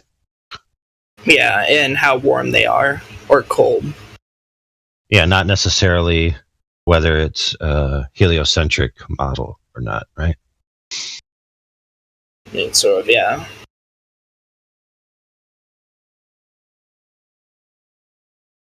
Right, so in your line of reasoning, you made a lot of positive assertions about the 3-dimensional structure and orientation and free space of the Earth relative to the sun. However, I didn't hear any validation of any of those points. They just were given as an explanation for why we have the seasons in the way in which we do. So I would agree with you that it's an interpretive explanation. But for some reason, I'm not able to. Well, we don't need a graphic. We all understand. We all understand that we see the sun above the Earth, right, for different times and different locations throughout the year. And so the sun is in different places throughout the year. We know that. So I would just argue that, very simply, it could be said that the cause of the seasons is simply the relative location of the sun and the Earth, which would work on any permutation. And don't need a globe for that. When I first started talking about it, I meant when I said the seasons, aka the North and South Pole, and how much daylight they get, and how long daytime and nighttime are. On a flat Earth model, most I've seen, no matter where you place the North Pole and Antarctica, if the sun is the only point of light, it would be impossible to have an entire 24-hour time of day, right? In one pole and the other, and have the normal day-night cycle around the equator without warping that light in some way beyond just atmospheric effect. Isn't that assuming that you know what the sun is, how it works, and what's the medium that it's in? You're making a lot of assumptions to make a declaration of what it should be doing or what it shouldn't be doing. What'd you say? Math is concerned with logic. So what you just said does not logically follow concerning geometry in particular. If the light from whatever the given light source is above the surface of the flat Earth is stretching far enough, then it will always touch the center of the circle, as it were. Should it be close enough, and should the light rays stretch far enough? So no, it's not impossible for the light rays from the incoherent local light source to be on the surface of a particular circumference of an area for 24 hours, or whatever given amount of time that it stays in that position in order for that to happen. Yeah, so ancillary to that, the sun circle is not necessarily visible for 24 hours in Antarctica. There are people that have attempted to demonstrate daylight, but they don't have the actual sun being visible. So all they're aware of is that light is getting to them. They can't validate the source of that light or the path it took from the source. So there are necessary assumptions that are made before you can reach a conclusion that aren't validated in and of themselves. And if that's the case, then you can't say that it's definitely the case. You could say it could be the case, but it's not like a therefore conclusion. Like, okay, so I noticed that a lot of flat Earth models, right, have Antarctica around the edge, correct? Mm-hmm. And with, Antarctic solstice, which is what it's called in the summer when it's daylight 24/7, you would need that entire circumference to be lit, with parts in the center that are not lit, but with half of part of that center being also lit. Meanwhile, being all in a single time. Yeah, we got it. No problem. And so along check out with what I just posted. Is also the daylight times in certain areas along with that. Yeah. Like in the image you posted, if you were to orbit the sun, one problem is that Australia, in a lot of these models, you'll see the sun being demonstrated, right? But as you orbit that light around, you may notice that Australia has a daytime shorter than its nighttime, but in reality, it's 12 hours like any other, right? What? So Wait a you minute, would you're just contradicting yourself in those last two sentences. Dude, are you trying to say that there's a demonstration of a 12-12 split between day and nighttime? At least in certain areas like Australia. Really? So it's 12 hours. Near the 12 hours of... It's 12 hours of daylight and 12 hours of dark? At least during the... what's it called? Antarctic solstice. Which is where the times just don't add up. Let's just put that on the side for now, since I haven't seen a demonstration of that. But what I have seen right here is a demonstration of a single light source, right? Lighting one side of this mag dome, not lighting the other portion, but that at certain times you could see the light on the opposite side, because the light travels in a conduited fashion, right? Yeah. So it's not as simple as just saying, the sun is above the earth, therefore it would light up everything equally. Light does things in different media. So unless you know the exact location of the light source, the path of the light to the object, making definitive claims about the three-dimensional locations relative to each other is conjecture, to be honest. Which is why I mentioned earlier that given the relative position of the light source and the length of the light rays is going to light up or not light up any given circumference on the macro circle of the Earth. Mm-hmm. So, since I don't have a God's eye view of the Earth, and I don't know where the sun is exactly, if I was standing on this Magdome Earth that I posted, I wouldn't be able to tell you what's going on, because if I was in different places, I'd be seeing different things and interpreting it differently. However, same with the gravity thing. Like when you go in different places and things weigh different, right? It's like that. What are you going to interpret about that? There's inferences you can make, and there's assumptions that you can input. Like I could just as easily assume the Earth's flat and planar at the surface, and then I could create a model of varying substrates using the mass attracts mathematics and make you a model of what's under the Earth. I could do that. It's not beyond the realm of possibility. However, neither side in that instance validated their drawing that they made underneath their measurements, right? And that's the crux of the issue here. The crux of the issue here is what can we do to validate these claims with the first order proof that's necessary for all the derivatives. Like, for example, if the Earth was a ball, such and so and so and such. But I need to validate that if in the beginning. So we have two competing ideas here, and we have some conjecture and some inference and some presuppositional reasoning frameworks that you could use. But we want to get to the meat and potatoes issue. It's like, how are we going to arbitrate this? I would submit to you that the most rational way to arbitrate this is not to look at things in the sky or what the sun's doing, or to measure gravity, whatever that is, but to just measure the object, because Earth is claimed to be an object and it's claimed to have curvature. And what just so happens we're standing on it, it's accessible to us, we can just go out and measure it and then determine whether all of these other interpretations are true or not. Now, would you not agree that that's the most efficacious means to determine whether the Earth is curved or not, is just to measure it and see if it is? In a certain sense, yeah. So, given this second point, your appeal to the motion of the celestial bodies is insufficient to prove that the Earth is spinning and or moving through point A to point B in a cosmic vacuum. With number 3, do you believe that we live in the midst of a cosmic vacuum? We're walking upon the surface of a oblate spheroid in the midst of a cosmic vacuum. Is that right? Yeah. Why do you believe that? Along with said things before, I've just had experience with one time I went to this research facility, right?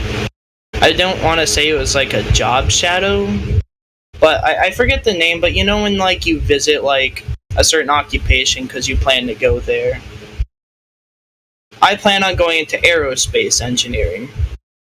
And I believe their name is Nexus or some Nexus facilities. You can find them up in the Midwest, I believe. And I've gotten to experience, witnessing through satellites. And while that's not a proof, right, it could be fake. It's just with everything I've seen along with that, that's just, leads me to believe there is a spherical Earth. Because they also had instruments to measure things. I remember having to... There was this little task they had me do, trying to measure the angles in order to, get into orbit, right? Because that's something you have to do in aerospace engineering if you want to get something into orbit. And seeing that type of math being done, and seeing it being put onto paper, So they seem with strong credibility. And just seeing that math work out, and seeing all the measurements work out in a way that, allows it to be accurate when going into orbit. Sure. Now, 2 points, given this last thing you said. Number 1, do you agree that mathematics as I articulated, is an alphanumeric language concerning quantitative facts? Well, I do. Well, yeah. Okay. So in other words, math is a language, just as English is a language. And so appeals to math, when spoken or written, is just a particular delineated kind of supposition. And so appealing to a mathematical supposition, an equation, is simply reiterating the conclusion in question. It doesn't actually support the conclusion unless the conclusion is that this is the mathematical coherency of the equation. Well, in any string, in any logic string, for the conclusion to carry, the premises have to be true in the first instance, right? So, for example, 5 million plus 7 million, right, equals 12 million. Therefore, I am a millionaire. Now, my mathematics in that logic string are absolutely correct. The premises are true that 5 million and 7 equal 12 million. Okay? However, the therefore was completely non sequitur. Now, let's change it to something more tacit, like I spent $1 million on a Lamborghini, right? Because a Lamborghini costs this much, and my bank account minus the price of a Lamborghini equals this much. Therefore, there's a Lamborghini in my garage, right? However, one could falsify that simply by looking inside my garage and discovering that I do indeed not own a Lamborghini. Because if all of those things were true and correlated with a concrete reality, right? So if I truly had 5 million and I truly had 7 million and I truly spent, $350,000 on a Lamborghini and I truly drove it home and put it in my garage, it would certainly be in my garage. However, just because all those premises could be true and mathematically correct doesn't mean that they're practically true in the real world. So when you have a bunch of numbers about orbits, that doesn't necessarily mean that that can come to fruition. Keep in mind that tangibly, you'll never access the proof on the other end. You'll only live in that avenue of doing calculations, fiddling joysticks, watching computer screens, right? Which, by the way, we do have a guy who claims to be a satellite guy working for the Indian Space Agency that comes in here quite often by the name of Professor Phil. And when he, was pressed, he ultimately said that all he does is the math. He looks at the satellite, quote unquote, on the ground, right? Does some calculations, give the calculations to his client. And then all he does after that is he looks at a computer screen with lights going blinkety blink blink.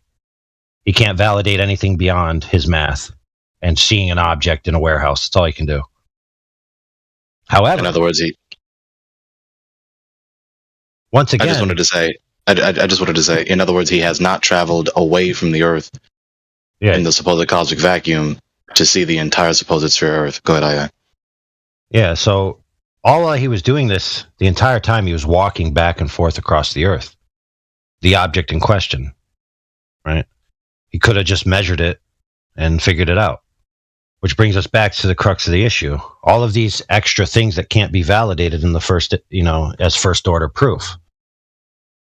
We're standing on the Earth, right? It's under our feet. It's tangibly accessible. We could just measure it. We don't need all these extra things. Now, I will submit to you, since you have a limited amount of time, like you said, that when you go out to the Earth and you try to measure its surface to see whether it's curved or not, especially over large bodies of water, which should be curved based on the gravity, which you earlier claimed means that the Earth must be a sphere. That means that it must follow the equipotential surface, right? Because water seeks equilibrium. It's going to level out. And in your worldview, level is curved. So that means that the contiguous surface of the Earth is covered by 70% of water, a continuous body of water. That body of water should be convex, displaying the curvature rate that the globe model claims. But when you go out and measure it with, let's say, laser transit methodology over a 25-mile sample size, and you have a storyboard which receives a laser 25 miles away from where it's shot over a body of water, the laser hits a target which it shouldn't be able to hit, which is off from the globe prediction by 2 orders of magnitude. So when you use essentially a long level laser to put a straight edge up against the Earth, it doesn't demonstrate this curvature that the globe Earth model needs to survive. We're on the third point, but nevertheless, what you said is true. So the second point in response to you, Flowshine, was that appealing to... Hey, I'm sorry to interrupt, but okay, so this is all being live streamed, right? Yes. Can you guys keep discussing? I have to go, but I'll watch the live. I have to go put my sister to bed now. But I'd love to continue hearing the conversation. Yeah, I'm gonna finish this second point, so go ahead and do what you gotta do. Yeah, I'll watch it on the live. Okay, 3, 2, 1. The second point is that appealing to the fact that there are machines or devices moving about at extremely high altitudes above the surface of the Earth doesn't also strongly nor even necessarily indicate that they're moving in a supposed cosmic vacuum around the surface of a sphere. They can simply be doing that above the topographical level plane of the surface of the Earth. In addition with that is, in principle, given the law of entropy at work in the universe, supposedly the gas that is all around us ubiquitously is existing in a vacuum with no sufficient solid barrier to contain the gas around the surface of the sphere so that we don't suffocate. And then the appeal is to gravity, but we already exposed that in the case of Einsteinian gravity, it's an incoherent, ontologically absurd doctrine, fallaciously reifying space and time. And special relativity is not talking about how things are, but simply how they would appear relative to your perspective, given your position in free space, including on the surface of the ball. And then concerning Newtonian gravity, not only is there no empirical verification of this, we don't actually empirically experience mass attracting mass. In principle, if that were true, it either would condense all matter back to a single point, and we would not have the universe that we have before you, or every single particular piece of matter would dissipate and be completely disconnected, exploding, or rather expanding, quote unquote, too far away. And again, we would not have the universe that we have before us. So not only is it not empirically verified, it implies the utter annihilation and obliteration of the entire world as we know it. But we don't live in that world. So it implies falsehood. That which implies falsehood is false. So all the appeals earlier that you gave and that are usually given to support the conclusion that we live in the midst of a cosmic vacuum, not only are not empirically inadequate, but they are also incoherent and implying absurdities. Well, keep in mind that they also negate the direct logical contingency of a necessity which is required for an object to be a globe in the first instance, which is continuous surface curvature 360 degrees in all directions. Now, obviously, we don't live on a perfect Earth. There'll be discrepancies, but we mitigate that by measuring water, because water is going to be malleable to the equipotential of the gravity in a way that a rigid landmass couldn't be. And the Earth is covered in 70% water of the known territory in which we inhabit. When you measure that contiguous body of water, it demonstrates itself to falsify the globe by 2 orders of magnitude, and a variance of essentially being flatter than a cue ball or smoother, right? And so if it's not demonstrating that curvature that's necessary, then it can't possibly be a globe. So in other words, 70% of the Earth is flat, therefore it can't be a globe. I mean, all other derivatives from the idea of an Earth being a globe in the first instance are immediately in totality debunked. Amen.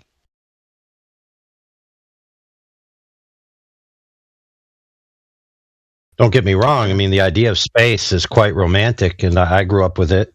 Many people did. Many people love Star Wars. Many people love Star Trek. They love the fantasy and the ideas about all these things in space.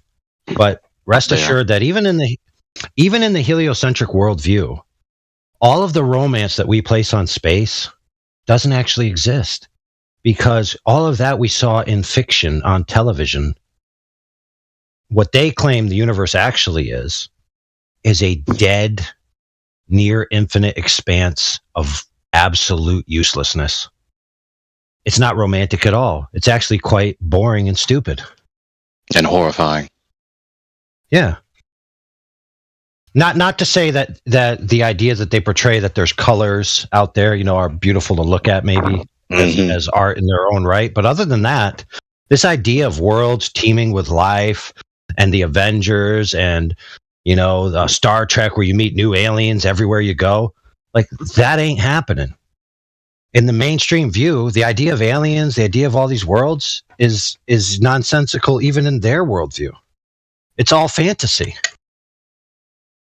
Notwithstanding them increasing the credibility, the propaganda that they are discovering alien, humanoid, and sentient, intelligent species, but still more so not than yes.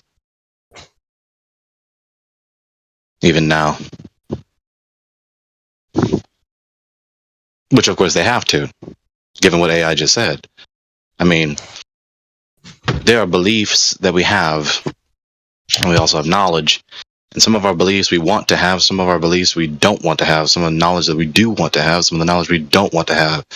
And especially concerning those that we don't want to have, our beliefs and or knowledge, some people really, really, really, really do not want to know or believe what they know or believe.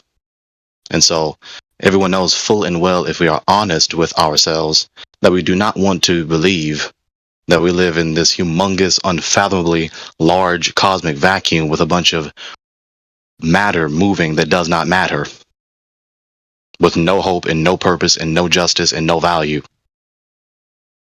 Absolutely. So even the people that believe in the expanse of the universe in a secular materialist worldview, they don't want to believe that we're actually alone in the universe.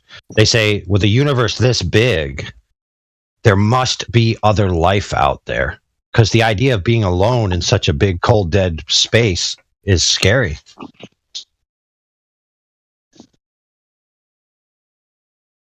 Especially with all the suffering and so-called evil.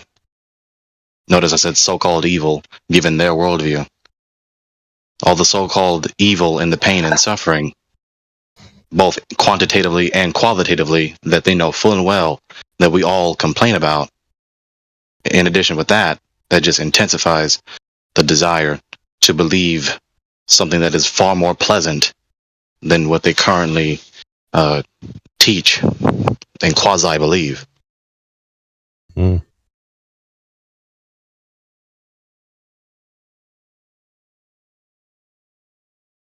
Yes, for our friend, we got to consider is that the crux of the issue is whether the Earth itself is a globe or not, and whether it has surface curvature or not. Seasons, daylight, what else? Gravity. All of those things are derivative or ancillary topics. It all stems from the assumption in the first instance that the Earth is a globe,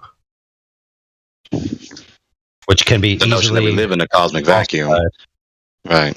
The notion that we live in a cosmic vacuum, and the notion that there is this ubiquitous metaphysical force that occupies all space and is active upon all matter, quote unquote gravity, is the ad hoc appeals. Right? These are the ad hoc appeals. These are notions that were contrived after the premise was contrived and believed that we live upon the surface of a sphere. Exactly. So if you say to yourself, there's a force pulling things down, but you already believe the Earth is a sphere, then the idea of a force pulling things down is actually incoherent. So you actually have to alter your idea and change the meaning of down to inward. So when you say down, you actually mean you mean inwards towards the center or outwards away from the center. That's what up and down is in the globe worldview, and you only need that if you already assume it's a globe in the first place.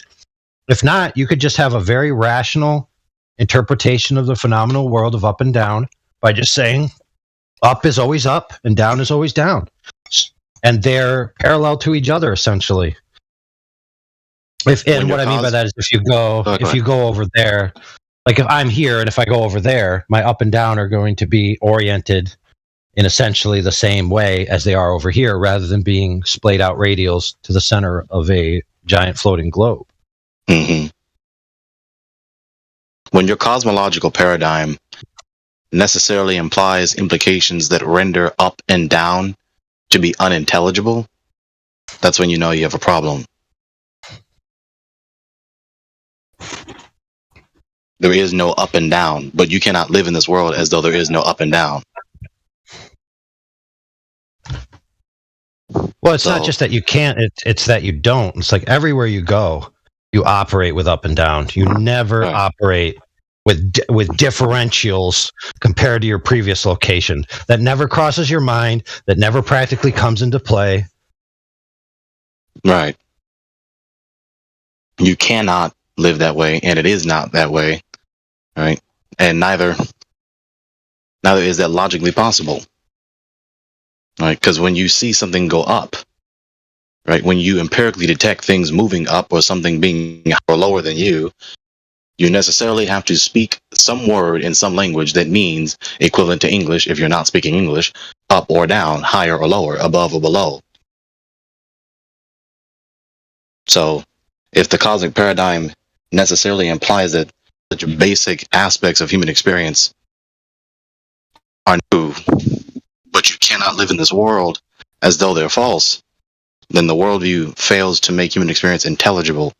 Am I really supposed to accept that a worldview, a doctrine that fails to make such a basic, unavoidable aspect of human experience intelligible is supposed to be better, is supposed to be more worthy of being believed and taught than a worldview that doesn't make such things unintelligible and absurd? Am I really?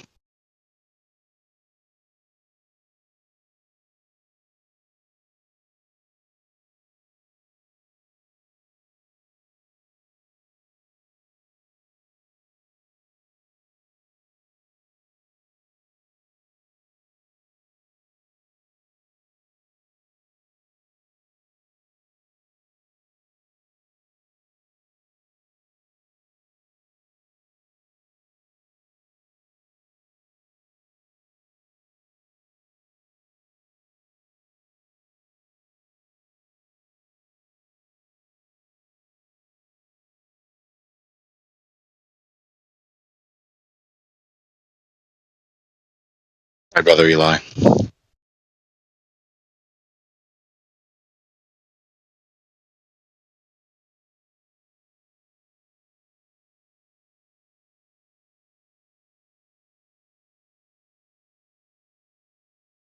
Mm-hmm.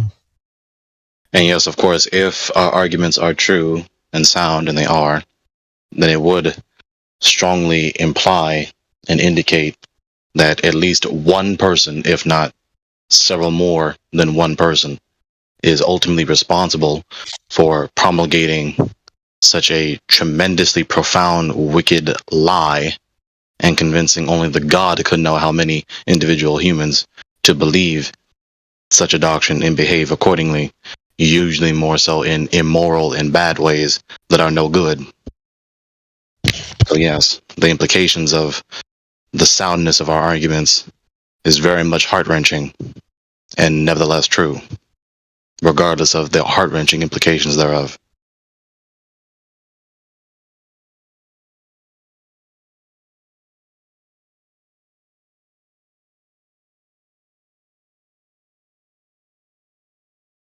We can give a rude awakening without being rude when we awaken, or influence to awaken, rather, should I say.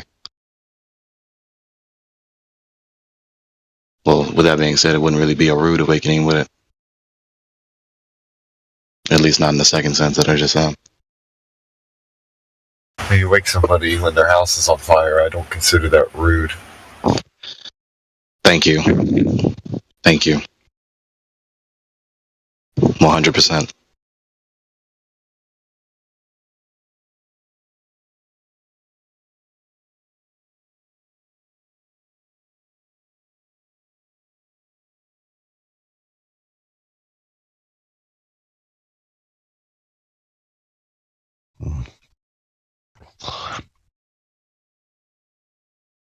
Yeah, see, the flat Earth has deep philosophical implications, but so does a lot of other choices about your cosmological worldview, like whether you're heliocentric or geocentric. If you're heliocentric, the Earth revolves around the sun.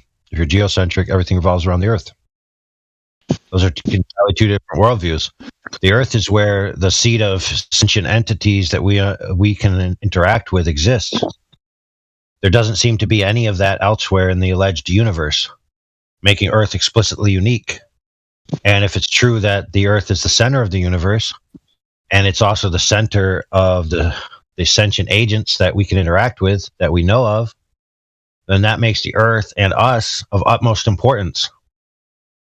It is strongly indicative that something caused the Earth and the living animals on the face of that Earth to be in a particular, unique, detectably unique and significant position in the cosmos.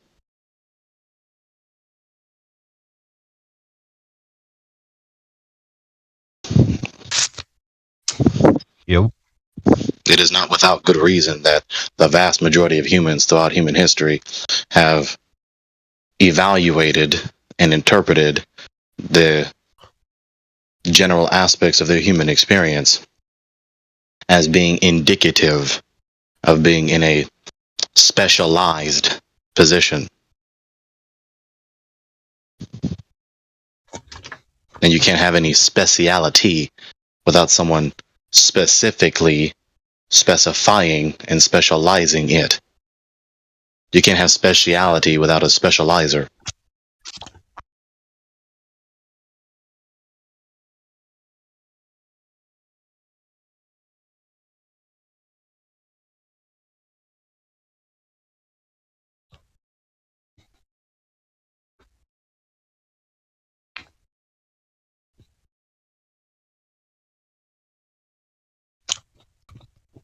Now, don't get me wrong, there's plenty of philosophical frameworks that accept the globe Earth paradigm while still maintaining a myriad of religious or faith propositions. Right? Yeah, theistic doctrines, yeah. Yeah. They're not mutually exclusive. It's not like if you believe in a globe, then you can't have any faith or religion or whatever you want to call it. Yeah, globe doesn't necessarily, it's not necessarily exclusive to theism, yeah. But to our friend who was here earlier who's listening, it's like you circle back to the same crux of the issue, which is when you're talking about flat Earth versus globe Earth, you're talking about all of these other implications, sure, but the point of contention truly is the surface curved or not? That's really just what it's about. Because if it's not curved, then all that other stuff goes right out the those other premises that stand upon that premise, then right.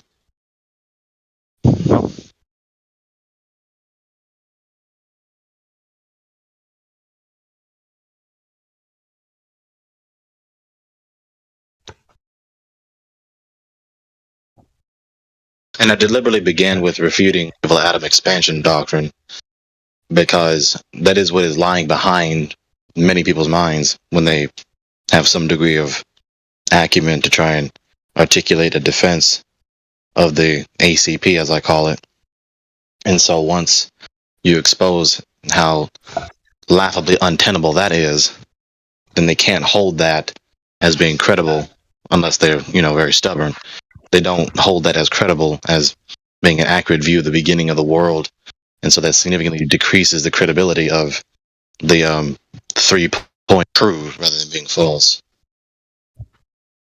Well, that's another philosophical point that needs to be brought up to our friend from earlier, which is you claim that gravity, crushes things down into globes, but what you're really speaking about there is the creative processes, right? You're speaking about the creation events of the object that we're allegedly standing on right now. You're not speaking about it at present. So it's not necessarily true that the forces at work at present are the same forces that are the creative forces. Right? That's just a philosophical assertion. It's, in other words, it's a faith-based position about the origins of the creation of the earth. It sounds very much like a doctrine, yeah. Yeah, it's like it's the creation mythos for the heliocentric worldview, is what it is. It's essentially religious doctrine. It's the same category as every other theistic worldview. The atheistic metaphysic, the theistic metaphysic, the atheistic cosmology, cosmogony, whatever, what have you, the theistic cosmology, cosmogony. Or any myriad in between, right? Any worldview has to have their story of how everything came to be, right? Then you have to. Some people try to skirt this, but of course the argument for the necessity of such a doctrine to make one's worldview intelligible and justifiable, rather to make the world intelligible in your worldview and justify the worldview, is that you have the present moment. Everyone knows full and well, who has two brain cells to rub together and is coming into the room, knows full and well that there is a past, and they cannot even successfully deceive themselves into believing that there is no past, because when they get out of the VC after the dialogue is over, they're going to, with all the comfortability in the world, presuppose knowing full and well that there is a past, and that the present is the subsequent and consequent of previous events. So what caused the subsequent events to elapse up to the present moment, right? And you really only have two basic options, right? Either the line of causation stretching back to the past, right, going up to the present moment, is finite or infinite. If you go with the infinite hypothesis, as it were, the supposition, then that necessarily implies, when analyzing the proposition, it necessarily implies there is no beginning. If there is no beginning, then there is no subsequent. If there is no subsequent, that includes the present, so there is no present. But there is a present. So this line of thought implies a patent absurdity and is therefore false. If we cross it out, throw it in the trash heap of a falsehood, the only option you have left in this absolute dichotomy is a finite line of causation.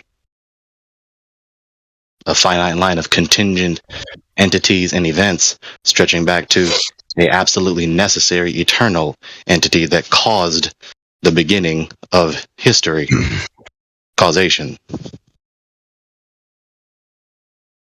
Well, there is one option to attempt to retreat into philosophically, which is that we're actually just, let's, for lack of a better word, created instantaneously right now. Like exactly now. And all the appearance of the past is just that, an appearance. However, that still negates all the globe earth premises for like needing creative forces for these things in the past, right? Because that's part of the worldview, is that forces at play in the universe are what shaped and formed what we have today. And that's the reason why things are the way they are. But if you remove that by having it just created instantaneously in place, then all of that is unnecessary. Right. Creative forces doesn't have a creator that preceded it. Everything is just a creation. Yeah. But that still means that that creative forces and sustaining forces are not the same forces. So you no longer need all of your things like gravity forming things into balls, right. Things floating everywhere and then slowly coming together. You don't need uniformity any of of that. Nature, physical laws, any kind of law whatsoever. And secondly, of course, it implies that there are creatures without a creator, or in other words, there are effects without a cause, which on its face is prima facie absurd. In addition with that, when they say the sentence, every moment, which necessarily implies more than one moment, is the beginning of creation. When you examine that proposition, they are necessarily either presupposing or implying that there is preceding moments, aka a past, but the supposition is trying to deny that there are past moments.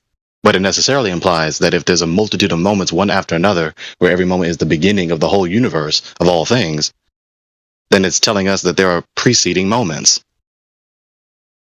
The denial of the past in this proposition affirms the past. So life is but a dream. When I row my boat, because what I think about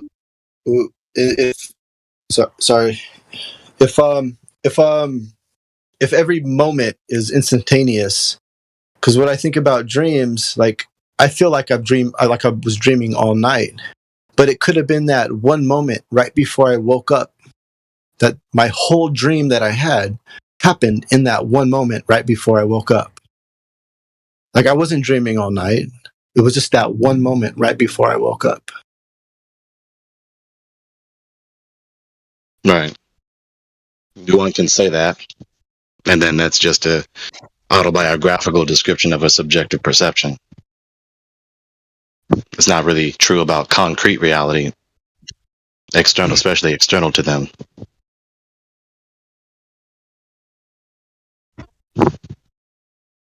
I mean, some people do believe that dreams are very real and is as if it were an alternate reality, you know. I mean, maybe along those lines.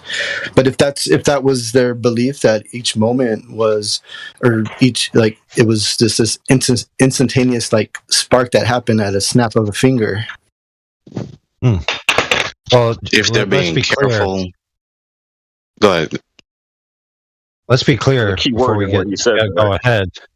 Yeah, but let's be clear before we go ahead. Dreams are most certainly real.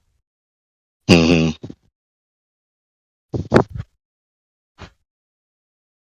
And you really experience real. Yeah, they're real. You experience them, but not in the physical world, right? They're real to you in. Yeah. You know what I'm saying? Yeah, let's not overcomplicate it because we know what we're talking about. Yeah.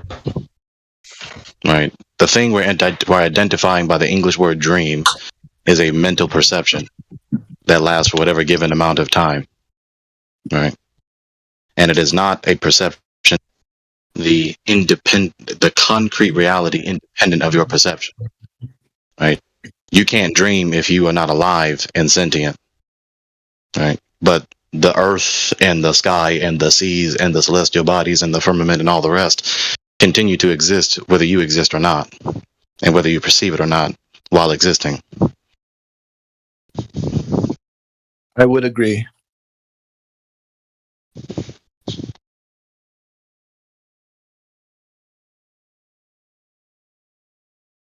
So the person who would try to fly to that appeal, if they're taking their words seriously, right, they would be either contradicting themselves with that proposition, the dream is concretely real external reality, right? If it is a dream, then it's not concretely real external reality. If it is concrete external reality, it's not a dream. So they can't have it both ways. It's the same thing with. I'm sorry, you can't prove that somebody else is having the same dream you're having. Right. You see. So the supposition on its face, analyzing it, right? Analytical philosophy is self-contradictory. If it is a dream, taking our words seriously, then it's not concrete external reality. If it is concrete reality, it's not a dream. And then secondly, it also implies a unfathomable level of contradiction, because if their dream is external concrete reality, if dreams are external concrete reality, then all these various contrary dreams, dream A, dream B, dream C, etc., are all concretely realities. But that's of course impossible. If it is A, it is not non-A. If it's non-A, then it's not A. So it implies that all dreams, the supposition, the dreams are concrete external reality when they are in principle logically contrary to one another, therefore implies that the external concrete reality is all these various situations that are contrary to one another. That's nonsense. That's untenable. That's a very nice deduction. Well, thank you. Is that the right word? Yeah. It would be more so. Well, yes, it is a deductive argument, specifically reduced to absurdity. Yeah, you're right. You got it right.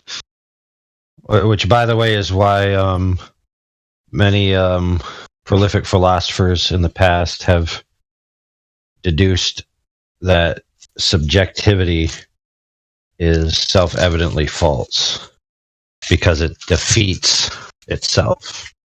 Mm-hmm. Because you can't share a common reality. Oh, sorry, this only matters if there's more than one agent. If there's only one agent, then you have all the possibilities can come. But if there's more than one agent, then when you have these agents engaged in what appears to them to be reality, right? So what you end up with is a logically self-defeating worldview. Because, there has to be some grounding of base reality. So these people, essentially reason that reality can appear subjective in a sense, but even that subjective sensory experience must be grounded somewhere objectively. So it ends up being grounded objectively in the subject, which sounds completely incoherent. And then you end up with essentially objectivity at the end anyway.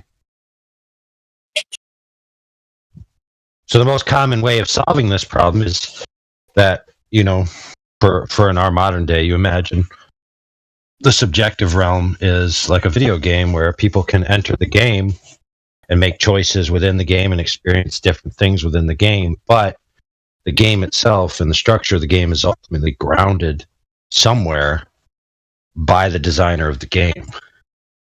And so they reason back to full circle that we clearly live in a world that's grounded in design, which comes from mind. Designed and created or programmed or... Yeah. To which those types of things, like design, creativity, intention, all of those things are grounded in mind. Meaning that reality itself must be grounded in mind. Now, people thought this eons ago, right? Fast forward to present day, and our heliotard, religious, pseudoscientific zealots that we come to know and love in our engagement with the heliocentrists are starting to yield to the same truth, which is the nature of reality is ultimately grounded in the mind. Now, they, of course, won't choose mind in a sense that a single specific mind is the source external to the universe. They want it to be internal to the universe. So, it's just a philosophical position. So they'll end up agreeing, yes, mind is the source of reality, but it's not a creator or God's mind in any sense like we believed in the past. It's more like a connected, interwoven, self-looping, causes its own effect. Humans are the creation and the creator. All that type of, it's essentially, for lack of a better characterization. The creation is creating, which was created by a creator. Did that? Well, yeah. The one worldview is that there's a specific mind that is the source of all subsequent creation. Then the other view is that the creation and that mind are one and the same thing. They're not separate in any way. So they're completely two different worldviews. They can sound similar at first, but when you think about it more deeply, you realize that one basically has an external agent creator, and the other one, creation and the creator, are intrinsically the same entity.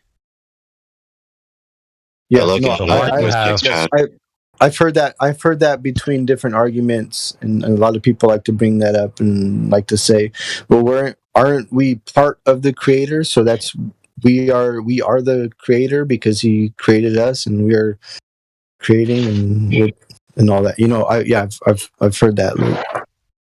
AI, look in the voice text chat. Yeah, check it, dude. Did you just assume that I have eyes? Mm-mm. All right, hold on. Let me look. Just got to walk across this 300,000 square foot warehouse to find my phone. Hold on. It's going to take me about 1.2 seconds. I mean, no, it's going to take me whatever a normal human walks at.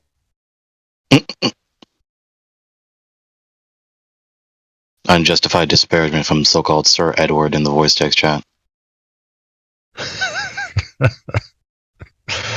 Oh, it isn't your brain's fault. I always wonder what an autistic robot sounds like. Oh man, I guess I won't be passing my Turing test anytime today. Right. I did better at that than you somehow.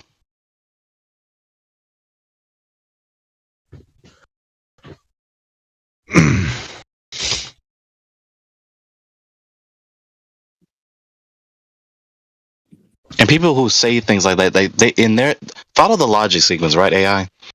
They think that saying that is supposed to be indicative of some bad thing about me and not them.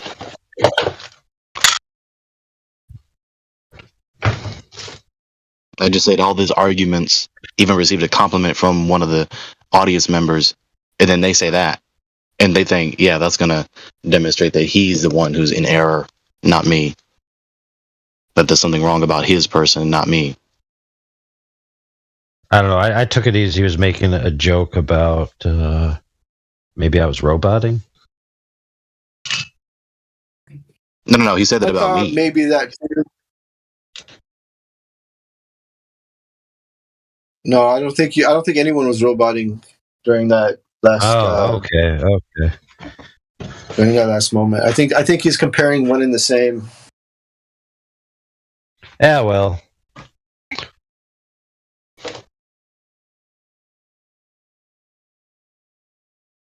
It's kind of sad.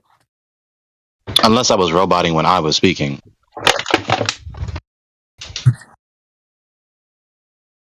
I don't know, Sir Edward. Why don't you explain yourself before we have a Nexus event that destroys Universe 113 Alpha? What is that a reference to?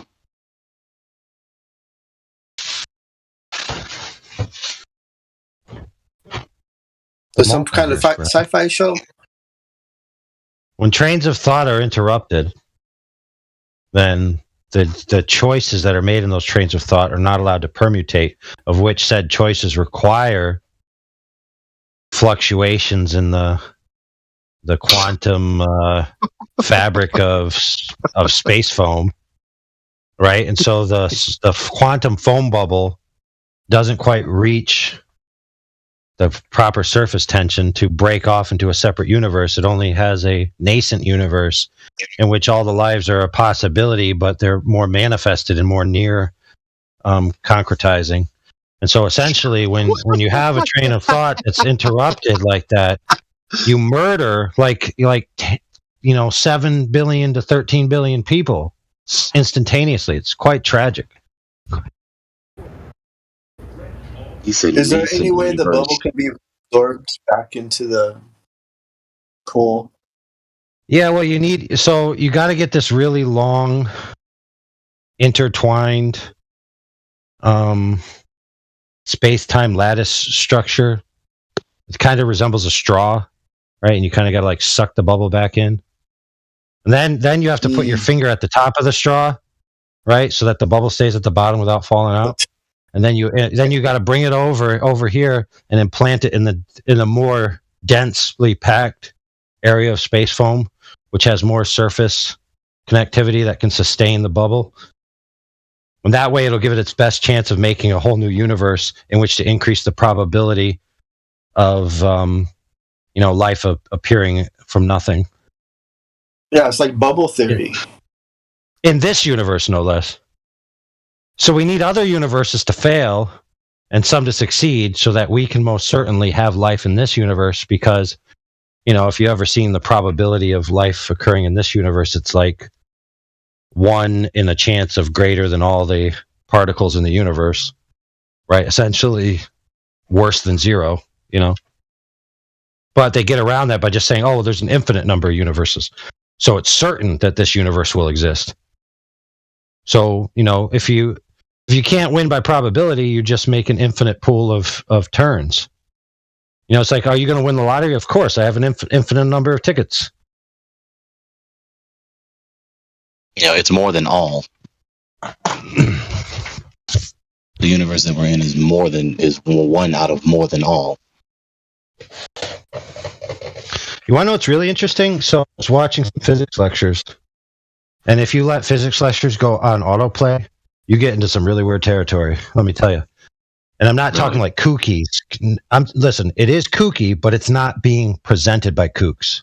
It's being presented by credentialed people that are staffed at prestigious organizations, but they're talking weird mumbo jumbo. So what the one guy basically said is that in the multiverse, which is necessary for certain mathematics of explaining things at a small scale of both matter and time, you need a multiverse to sustain this theory. So he basically said in the multiverse, since it's an infinite expression, all possibilities must necessarily be expressed. So how like there's a random number generator in a video game? Well, we know here in our universe, based on what I told you earlier, that we hit the lottery of the random number generator. We hit all the constants, right, that were necessary for life to form from their alleged Big Bang, right? Perfectly, we hit them. And we ended up with life. However, there are many other universes that don't have the same constants, and you end up with something different. Or they have different subsets, and you end up with something different.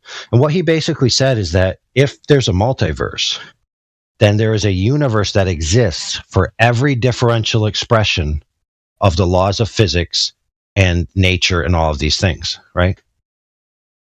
Now, we know from mathematics that has been presented in this arena, being our server, that there is at least one permutation of physics in which a flat Earth can exist. And because this physics professor said that these possibilities of expression become certainties when you put them through infinity, then that means that if heliocentrism is true, then at least one of the universes that exists within the multiverse is a flat Earth universe. So if the Earth is a globe, the Earth is flat. I rest my case. I thought that's where I was living, though. Thought I was Indeed, on a also flat included plane. in those possibilities. Indeed, also included in those possibilities is that the God is real. Concretely real.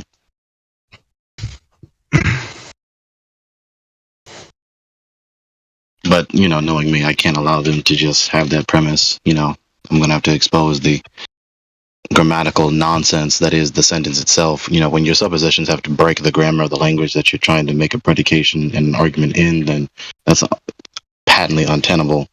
If it is a universe, there's only one. You can't have one all things. Right? You have one out of all things and then all things, not one all things out of all things. That's what universe is. It's grammatically nonsensical.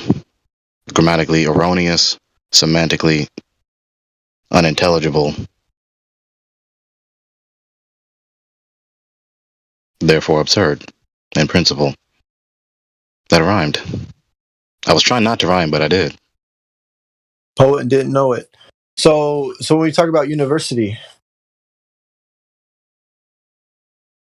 this is Indeed, one. Yep, indubitably. Yes. It comes directly from the Latin, universitas, right? The unity of diversity, the unity of the plurality.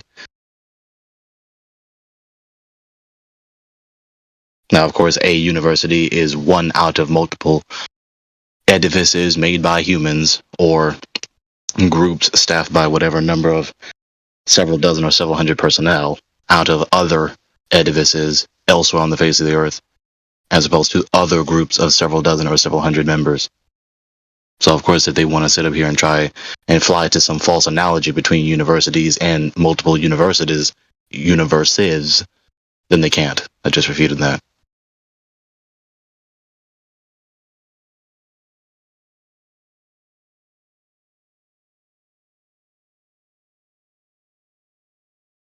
The majority of the users in the atheist community Discord wouldn't even dream of allowing me to say all that I just said in the past half hour or so.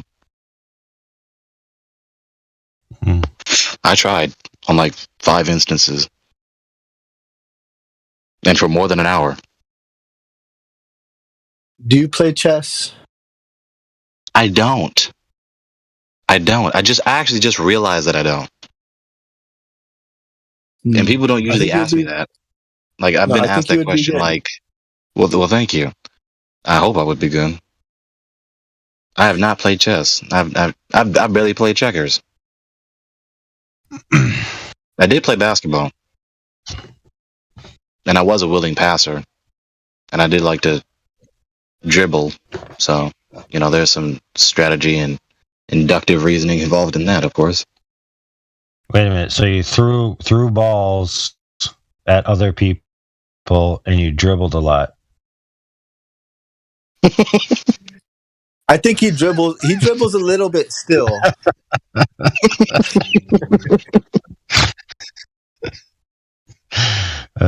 So I could shoot also, but I was more of a willing passer. You see, with the same evidence, right? I threw balls at people and I dribbled a lot. So that could mean you're a basketball player, or it could mean you're in a specialty house. So I learned how to play chess. I beat my husband at chess because he was supposed to be good at it, and then I quit playing it. Oh, you hear that, husband? You hear that, husband?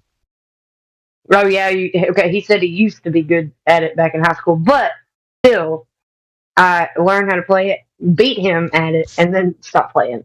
Nah. That was hilarious. You deprived him the chance of. Yeah. So it sounds like you deprived him the chance of beating you. Like after you beat him. You go ahead and you work it out in your own head.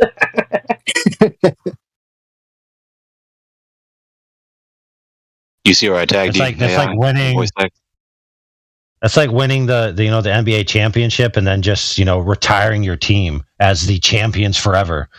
It's like we're the champions. We'll always be the champions, no matter what happens from this point forward. Even if you guys do a whole nother season, who cares?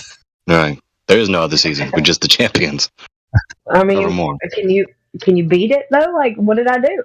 I became the champion. I retired my basketball shoes as a city league champ, and that was it for me. I was done.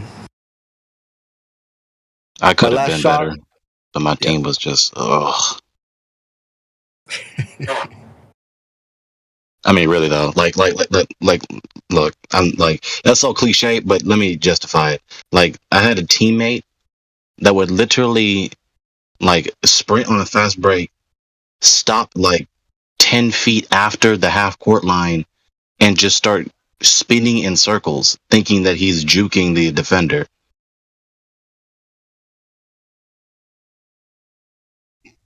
Like, that's the kind of team I had.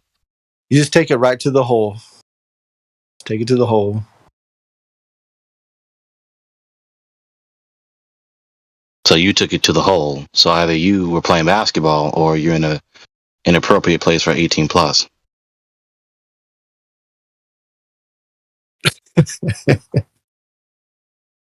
See, I can do it too, AI.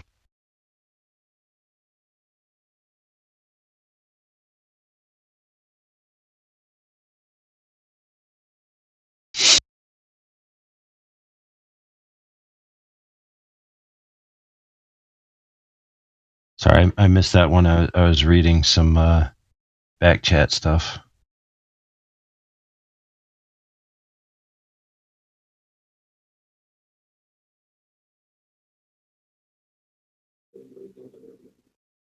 That's my question, Ethergrass, in the locker room.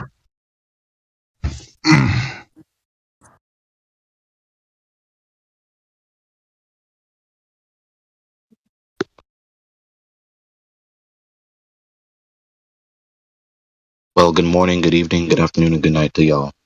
Again. You too, Gregory. The children are asleep, so now I can actually interact on this thing.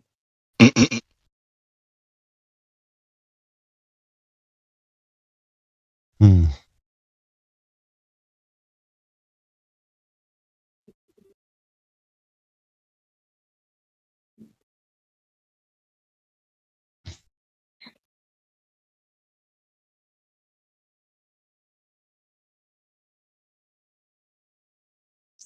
Well, how's everybody doing on this flat plane?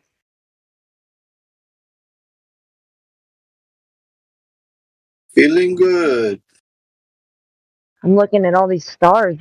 I can see a bunch of stars tonight.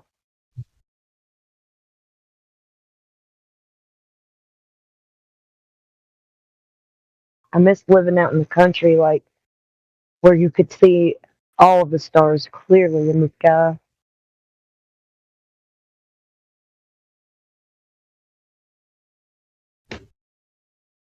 That's why I can't believe they claim to not see any stars when they go up there in the spaceships.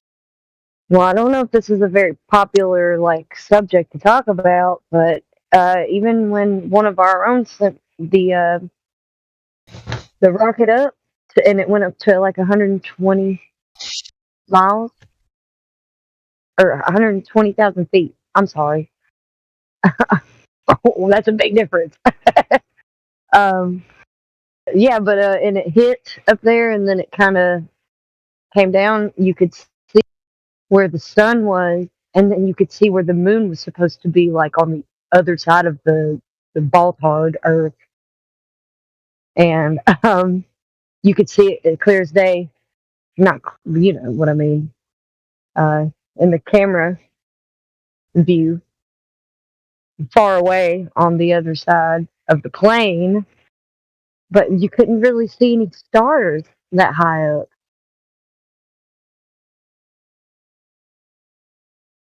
Just the moon, but I don't know.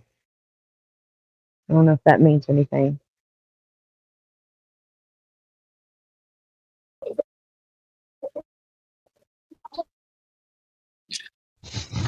You know, think I think it might because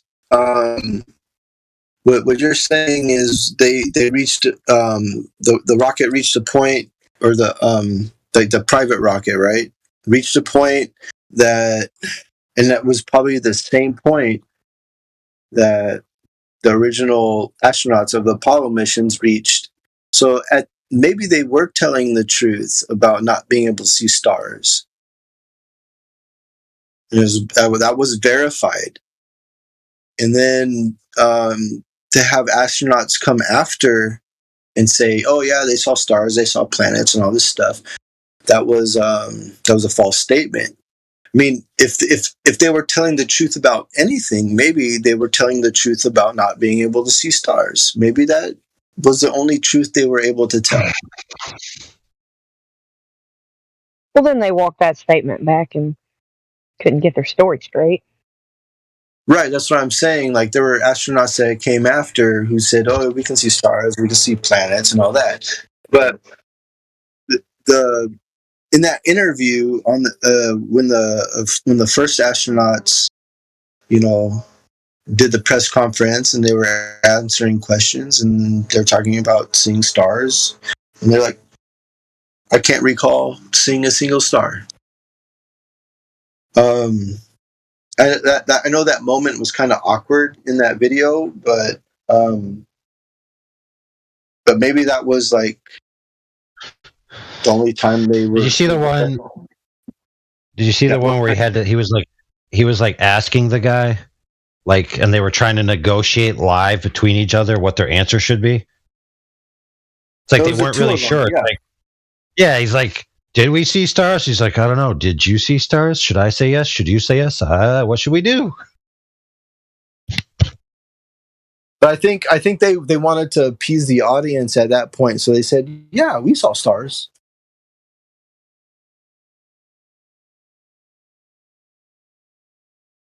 We're talking about Buzz and the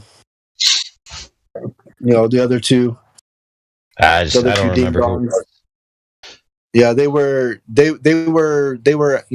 asked about stars and stuff, and they said they didn't see any stars. I think he said, I don't recall seeing any stars at all, or something like that. Well, yeah, that personal rocket that went up, though, seems like there was a point. I mean, of course, there was a point where even where you could see the sun, it's still dark up there, and but you couldn't see any stars. Maybe because of the proximity to the sun. I wonder what it would have been like if it would have went up where they were closer to the moon. I don't know. Hey, yo, check this out, friend. This idea that they have is that the ambient light blares out the camera, right? Makes sense. Super exposed. Yeah, yeah. Okay. Now, if you're up there, right, and you're looking towards the sun, and the sun is in the view of the camera, right? So the sun is actually exposed on the sensor, or the sun is shining the light in, right, at an angle to where it can't ultimately be resolved, but it's still blaring the sensor out. Requires you to be pointing towards the sun, right? In some way, the camera lens must be towards the sun, right? Okay. Now, as soon as the camera spins, so just imagine the camera spinning, and you see the sun, and then the camera's going to start to spin, and the sun is going to go away from. The camera is going to go away from the sun. The sun's going to pass out of frame. As soon as that occurs, right, very shortly, if not instantaneously, depending on the technology of the camera, you would see the stars just appear. Boom. Like a 180. There's no longer that. Yeah, there's no longer that light interference, and there's no atmosphere up there, right, to have the the ambient spreading of the light after it hits the particles of the atmosphere, right, to any significant degree, right? So, yeah, but that's what I would expect to see. When I was early in my discovery of True Earth and going through all this information in my head and all this, like I was like, okay, so why isn't space just all lit up anyways? The sun is beaming out its light in all directions. Like once we get to a certain point, like all of space should just be lit up. And what I was told was that there was no atmosphere to I guess show the sun's light or something like that. As I still don't get it. Like I don't think. Yeah, there is actually a problem that they have with what you're talking about. How there should be, like in Narnia, it should be lit up. Actually, I read that article that India put in here the other day. Okay. I wonder, is India still listening? No, this was like years ago when I thought I about know, this. but It's like there's like space should be lit up like a mother, you know? Like it's just like no, like what are you talking about? Like dark, like space is dark. Are you kidding me? No, it should be lit up. Like this sun is so strong and its light is Right, just but like it only should be lit up if there's something for the light to react with. and that's our So it, atmosphere. That's what I was told. yeah, Like, right. So if you go beyond the atmosphere and you have a camera, right, then this idea that the atmosphere is causing the light pollution, which overblares the camera and makes you unable to see the stars, right? You see where I'm going is like if you send a camera up and it's not pointing in the direction of the sun, right? Or let's say not pointing in the direction of the Earth, because let's just say Earth shine could also, cause the camera to overglare or whatever, or saturate out, whatever it's called, and it's just pointing out into the quote unquote darkness. Like you should see the stars. When I go out in a dark night, right, I could see the glow of the city over there. Sometimes I can see the glow of the moon, but when I just turn and look towards the dark areas of the sky that aren't being overglared by light sources, I see tons of stars. So why is it the case that they can't just simply have a camera do that? It shouldn't really be that hard or complicated. because it doesn't exist, AI. There is no outer space. there is no outer space. The sun is local, and yeah, the sun's radiation only goes so far, and I'm on board with that because I mean, with my own reckoning, there's no other way it could be. You're gonna have a sun in the middle of a solar system, and you can't see its light unless there's some kind of atmosphere, and it doesn't represent itself through the vacuum of space. But I can see the sun in a circle, and somehow that light I can see in the circle, but I don't know. Yeah, it's 92% hydrogen at that, not contained. It's supposed to be self-igniting plasma. And it's kind of interesting as well. You know what? You want to hear something funny about that?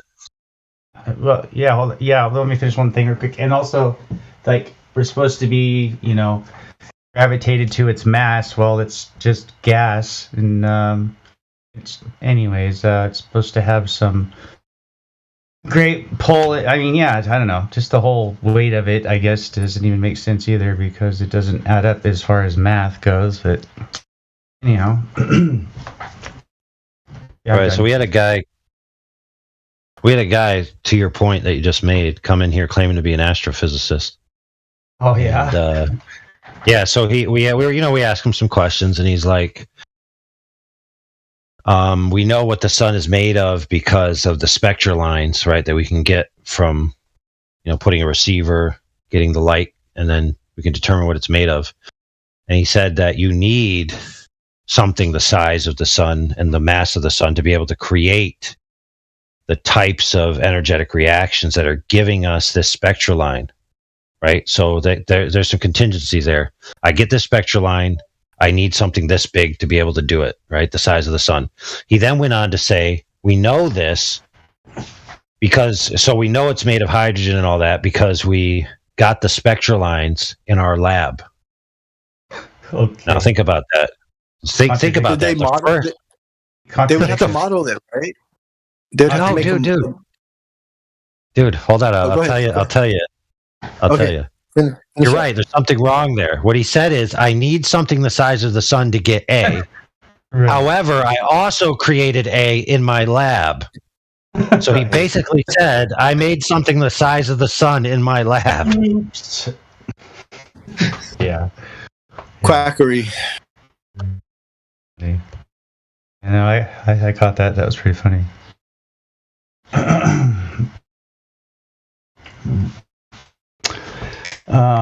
I shared this earlier, but have you heard the speakers and their presentation on asteroid touchdowns and grabbing their specimens and their samples and then bringing them back and testing them, and then giving like the impact from what material is on this called asteroid that they have made a touchdown on, and give specs on it, and it's just kind of really silly to me, because for the simple reason is if it's coming to impact us and you made a touchdown on it, why would you just try to take care of it then instead of waiting? I don't know. It's kind of silly.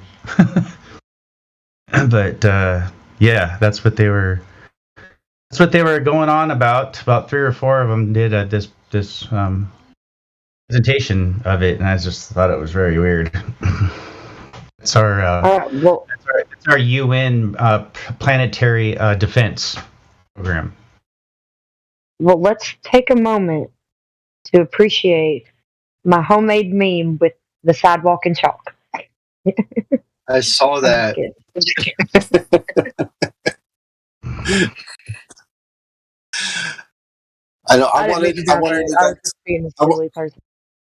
I wanted to take a bunch of my like "Hello, my name is" stickers and then write "Flat Earth" on them, and then like just go stick them everywhere.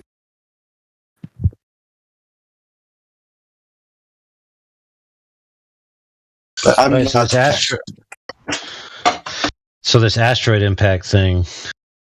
So what were they doing? Were they like? It sounded like you said they're getting an impact, and then like they come back months later to get the specimen. So what it is they make a spacecraft, okay? Literally make a spacecraft to land on this thing, which they call a touchdown, and to grab specimens or grab samples of this thing. I'm talking like 100 millimeters, or I'm talking like dust farts. And they're bringing them back. Parts per million. Huh? Yeah. Parts per million. Bringing them back from the asteroid that's supposedly going to be impacting us like 100 years from now or 40 years from now, right? And they're doing all these lab work on it, right? Doing tensile density. They're doing, all this, crap. But what I was saying is why are they not just taking care of the asteroid if they're actually right near it? Why don't they just blow that mother up? Right, exactly. That's what. Yeah. It makes no sense. Why wasn't Bruce Willis on board? Oh, right, exactly. Yeah, Armageddon. Right. And Ben Affleck. Get rid of both of those fools. Damn it! Silly. Yeah. You're saying that they're doing lab work on the asteroid? Like they have a lab? They have a lab on it? They don't have a lab on the asteroid. They take a spacecraft they design, okay, to make a touchdown on it, right? And it has this little, it's like a little mosquito nozzle that goes on there, and it's like a little vacuum thing, and it sucks up when it hits. They showed it. It was really silly. When you say they, who's they? Who's doing this? UN, the planetary defense. UN, wow. It's a planetary defense. Wait, is that Space Force? No, it's the UN planetary. UN. Yes. Sorry. United Nations. Pretty much the ones that are, the one world government push kind of thing. That's how they are. But yeah, so it was just ridiculous. And listening to these guys making their presentation on this, and I'm just thinking, oh, okay.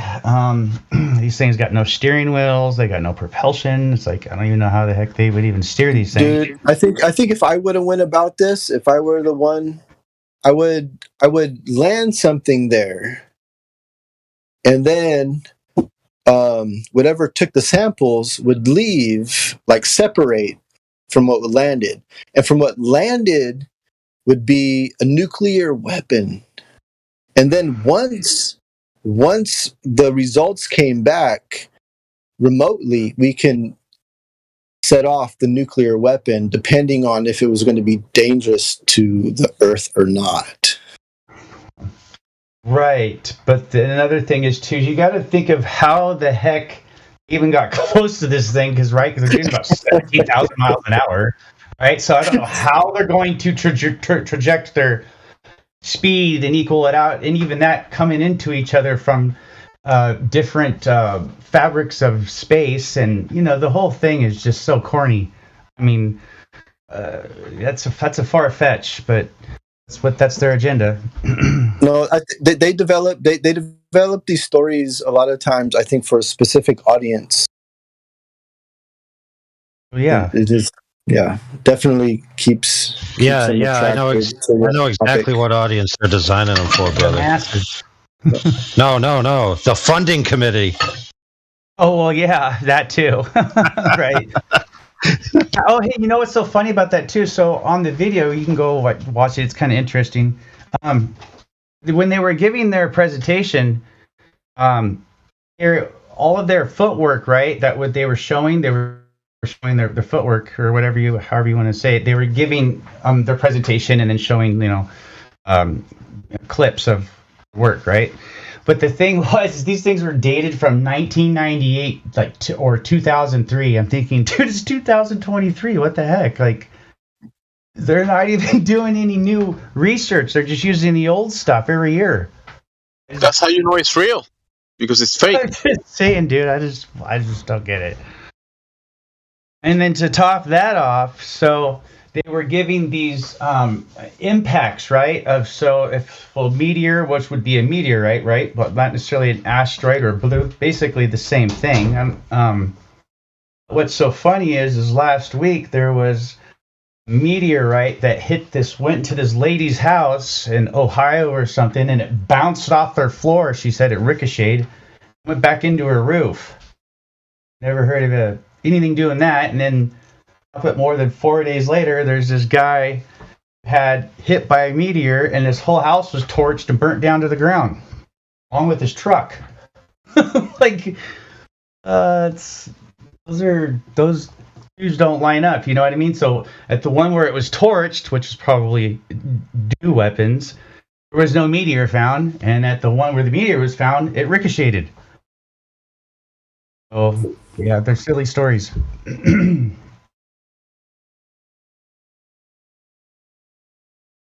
Yeah, one was an energy weapon and one was a space turd. Right, exactly. And what's so funny is this is the one that was found, the space turd that was found did no damage, right? Just a hole in the wall. And asteroid that wasn't found, the whole place was leveled. And NASA actually gives their estimations, and I mean they have the most detailed information I've ever seen as far as asteroid impact, planetary defense. I mean, they've got pages and pages and pages what it does to the animals, our water, how many people it's going to kill in certain rings, and what it does. And I'm just like, wow. Yeah, they got some serious information, and I don't think it's planetary defense. It's planet defense against us. I would imagine is what it is. Like they're weapons, pretty much. But it was just really weird. If you can check that out, because it didn't make sense. Because if that meteor is going to hit, it wouldn't bounce off the ground. Because according to what NASA says, anybody within that certain ring, when it hits, the impact, it's supposed to kill this many people, and this many people live, and blah blah blah blah. It goes on and on and on. And on that subject, have you ever shot a gun straight up in the air and then listened to hear the bullet come back down? Do you ever experience that? Anybody? Yes, I've done it, but the bullet hit me in the head. It didn't go back in the barrel. Okay. Well, what I'm getting at is it makes us an interesting sound as it's coming back down. It's and we're talking this thing's teeny, right? You know what I mean. So it makes this weird fluty sound that you can't. It's. I'm just saying it's and that's super teeny, and it makes a really distinct sound coming out of the sky. But anyhow, and it also echoes too when it comes down, kind of like lightning and thunder echoes as well in the sky, and that's how you know there's a roof. Well, something, yeah, something. And I haven't been up there, so I don't know. I couldn't tell you.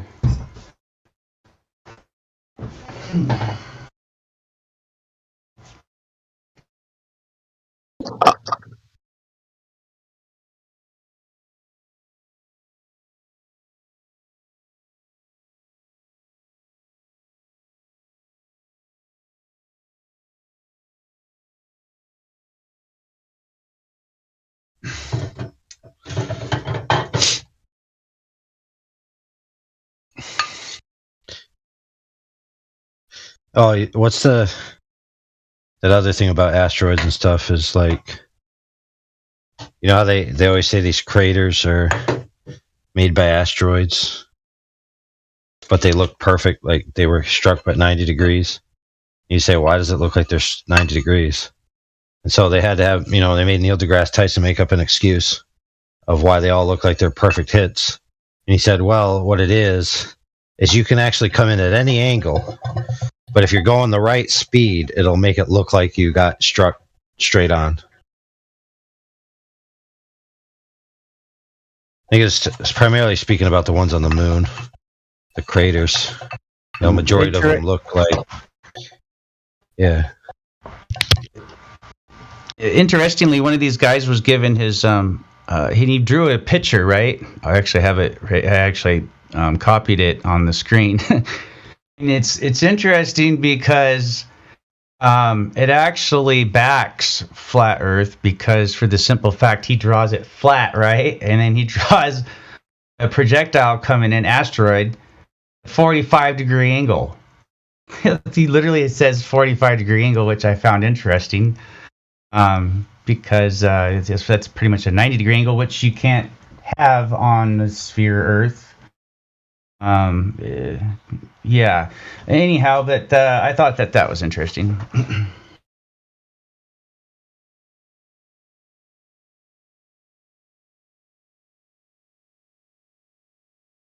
Yeah, they do a lot of their stuff on a flat model or a flat plane, and then they tell you, as they're showing you it mapped and plotted flat, they're like, it's totally on a curve, bro. Trust us.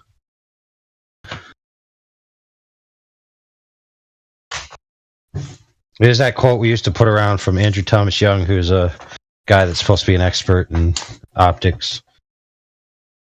And he's quoted a lot when it comes to things that are about refraction and stuff, where the Globers try to say that the reason why the Earth appears to be flat is because it's actually a globe that's being warped through light effects, right? But those light effects that they were trying to appeal to, they were quoting this one paper, and in the paper it said that they model all the light paths on a flat plane, right? But because they already know it's a globe, they then wrap it around the presumed globe radius, right? So all the math that's representing a globe radius is just a model that they make after the fact. It's not like what they do in the beginning.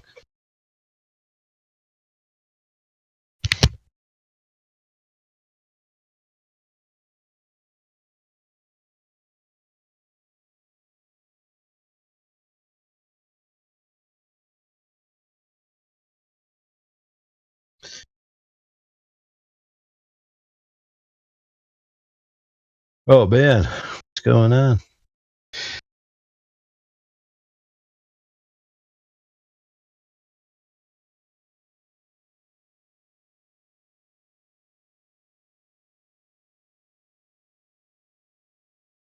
Anybody new in the house, or anything new happen?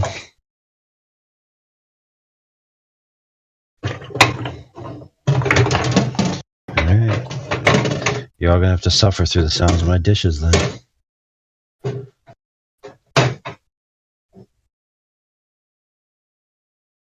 Oh, please, just mute yourself or have the computer do the dishes for you.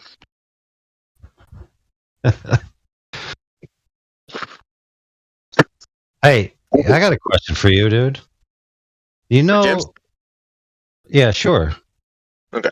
Because you made me think of the computer that does the dishes. So, in Star Trek: The Next Generation, they had the replicator. And so they would just go up to the replicator, and, you know, like Captain Picard would be like, I need a tea, Earl Grey, hot.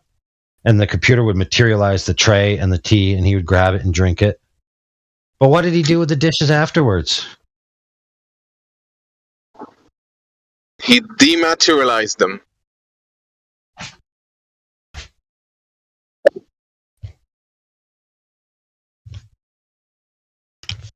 That will be a practical way of doing dishes. Just make them disappear. Exactly.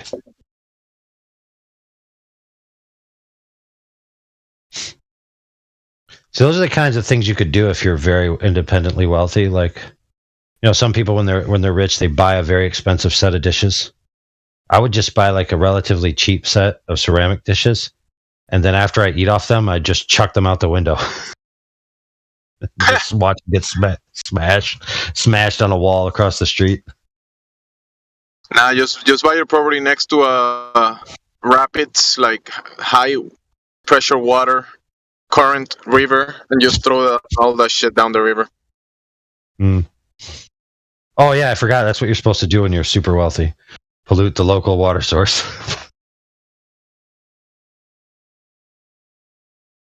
Some people do it.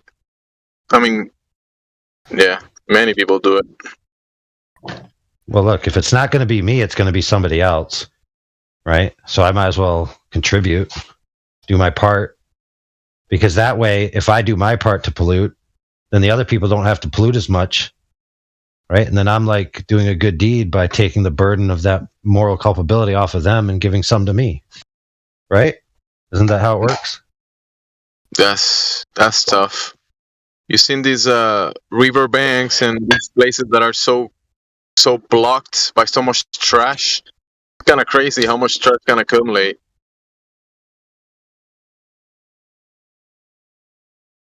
Dude, there's a huge trend around where I live where the wind, you know, so you have like your bins and the bins are open and the wind just takes the trash and just picks it up and puts it everywhere around. But then nobody picks it up. It's like the Dollar General, that's a big culprit. They leave their, you know, they got big dumpsters around the corner and the lids are almost always open. And then, you know, the wind comes, takes a bunch of trash, puts it all in the greenery that's on the sidewalk, you know? So you're walking along the sidewalk and you're just walking by all the trash that blew out there. Kind of sucks though, because a lot of times those places, the employees are already so maxed out in their interior jobs that they're doing. They barely have time to clean up the building, let alone the outside. Yeah, I've seen that happening in some places. The administrative level of things are kind of like flowing with the customer, but the cleaning section is like not as fluent. Like, I don't know if they don't have enough of employees or they just don't clean, or what you said, they're preoccupied doing other tasks, but not the picking up the trash part. I think everybody should be doing it, right? Whoever bought the groceries or whoever bought the snacks, just don't throw the papers on the floor. It's pretty simple.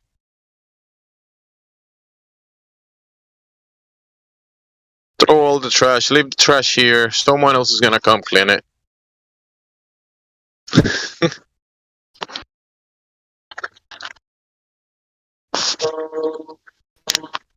I'll be back.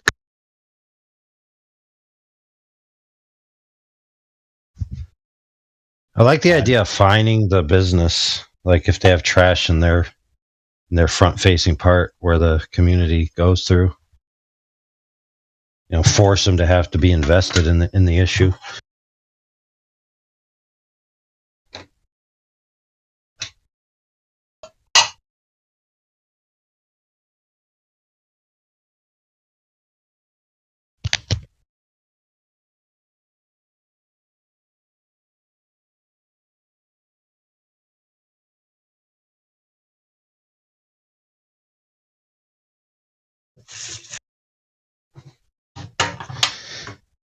Oh, someone else is going to say something?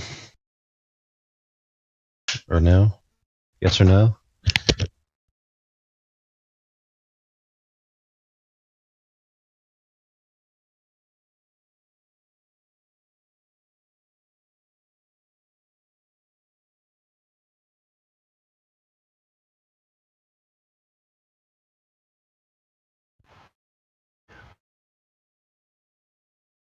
There's been news of aliens. Tell us all about it. Well, according to the gentleman, they're about 10 foot tall with a big mouth. And he's seen them as he heard a boom over his house and then saw a flash, and then he had seen aliens.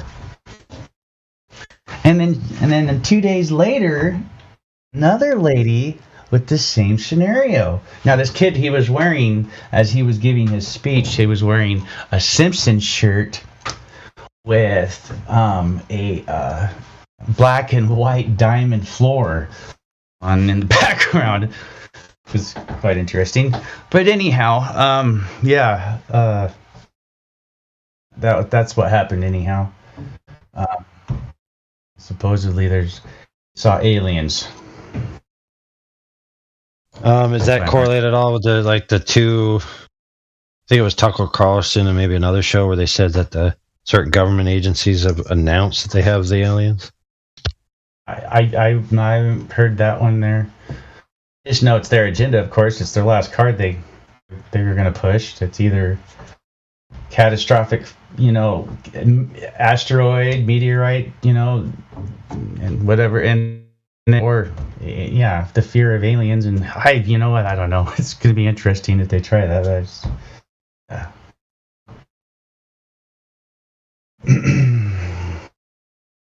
Well, the media has shifted in the past 10 years or so. You watched it happen before your eyes, where it went from extraterrestrial aliens to interdimensional aliens.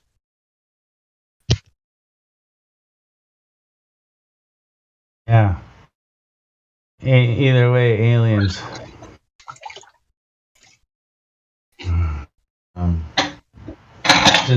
Just another fear mongol.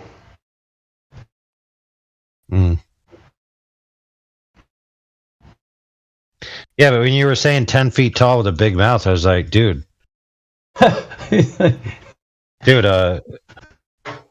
sound like my ex-girlfriend. I didn't say it, but dude did. Yeah, I thought it was pretty funny. It's on you. You can Google it. Sees aliens. Some no, it looks. He's Spanish. Yeah, it's silly. It's weird, but anyways, yeah. You can tell he's totally reading a script too. So yeah, it's pretty silly. Yeah, dude, it's like the alien was coming at me, so I had to blast it with my shotgun. I didn't want to be lobotomized or have a seed growing in me that would rip me in half. They'd be like, "Can you describe the alien?" I'd be like, "Yeah, it was about 5'7", had red hair, about 250 pounds, wearing ladies' clothing." They're like, "Wait a minute, are you describing your wife?" You'd be like, "Dude, I thought it was an alien." Yeah, that's funny. And then he's like, "Sir, you can't just say your wife's an alien to try to get away with killing her. It's not how it works around here."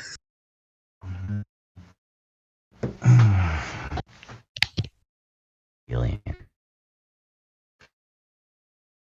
Feet tall. Oh man. Sucker is taller than he's about as tall as your roof, then his head would be over your gutter. That's a big ass, that's a tall motherfucker, dude. Big mouth. It's funny. He'll just pick you up and eat you, huh? Oh wow.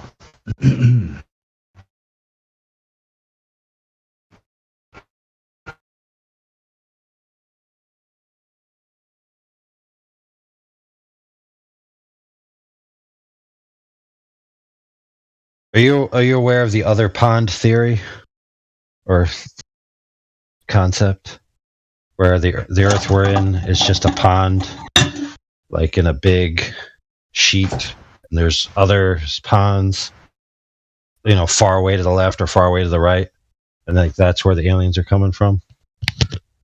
Oh, the extra land, the extraterrestrial land. That they're going with that. Yeah. I've heard of something of that nature also, where the moon follows in to be the map of Earth. So it would be like a negative. The speculation of it being a projected light, anyhow, of plasma. It's the negative cooling light of the superconductor. Which would, and then it reflects the map of Earth or something silly like that, or something like that. That nature, anyhow. Yeah, I've heard something like that as well. I don't know if that has anything to do with it, but seen lots of speculation on that in videos and blah blah blah.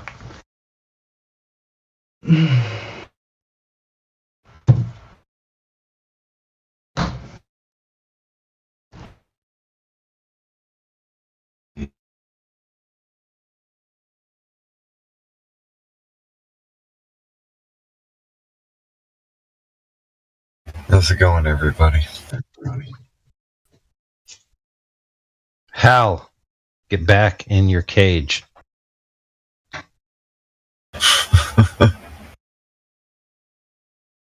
Dude, you literally sound exactly like Hal, bro.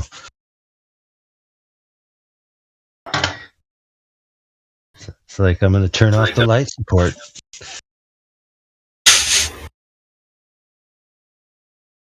Just say I can't let you do that, Dave.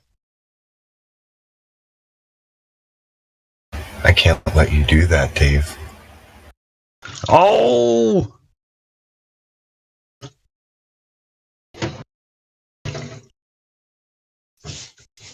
Dude, I gotta watch that movie again. Yeah. That's a good one.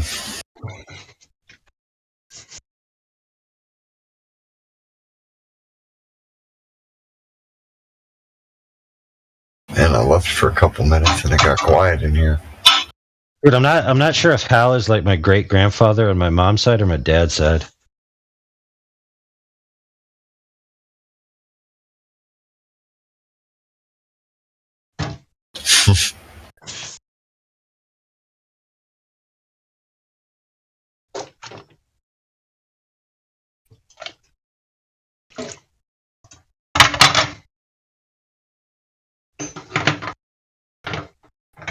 I'm sorry, Dave. I'm afraid I can't do that. I was just reading the gift that Platter shared.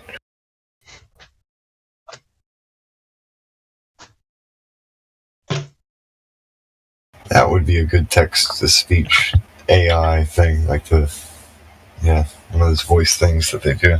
Hal's voice.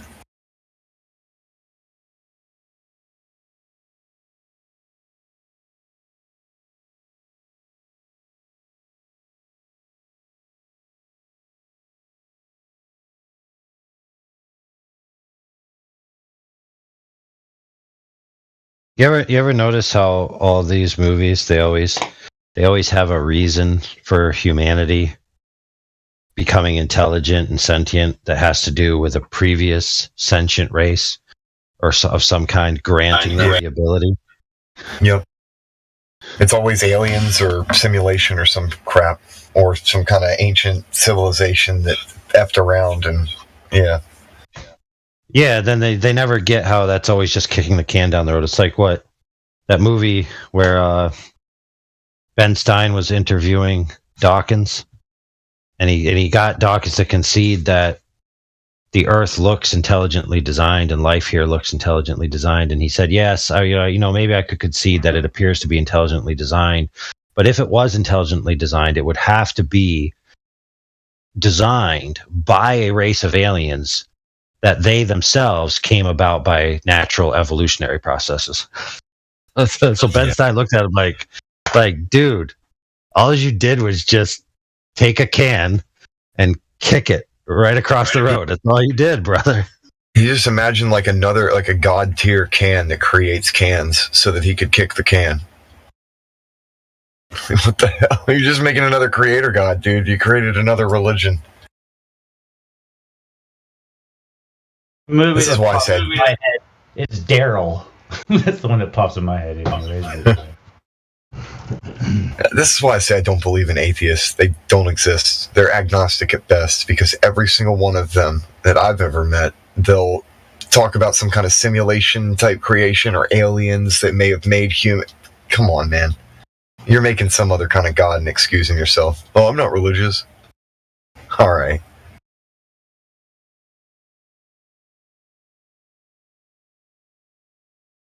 I think it's interesting that the word theory has the root theo in there, meaning God. Theory means speculation and contemplation. I have a theory. I bet you do have a theory. I bet you do.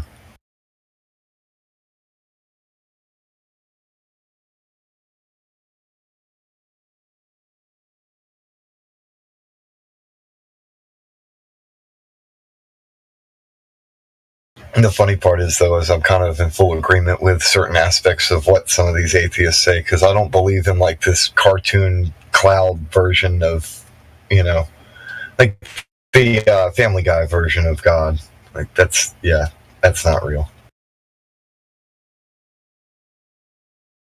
Yet people do imagine that as being real.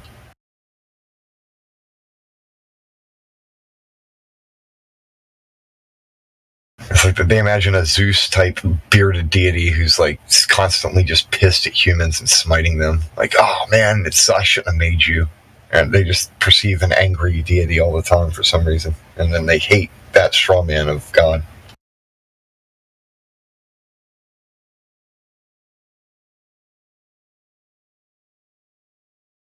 It kind of reminds me of that meme where the dude sticks a stick in the front of the bike and like falls down, like goes over the handlebars and hurts himself.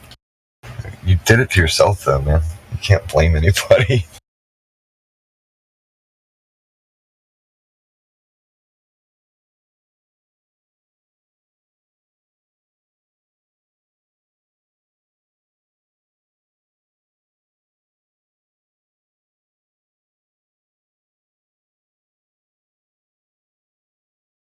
I'd rather talk to somebody who openly admits to being agnostic than to have a conversation with one of those kind of the militant atheists. Those are just toxic people who hate everybody anyway.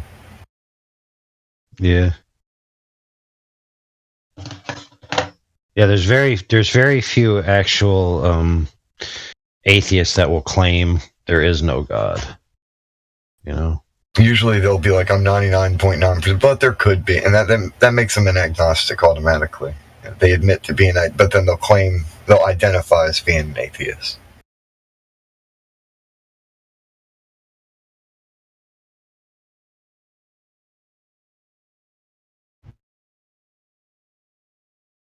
It's interesting, that word, actually, because like you would think that they would be anti-theist, not atheist. And you look at words like asexual reproduction. So an atheist but whatever.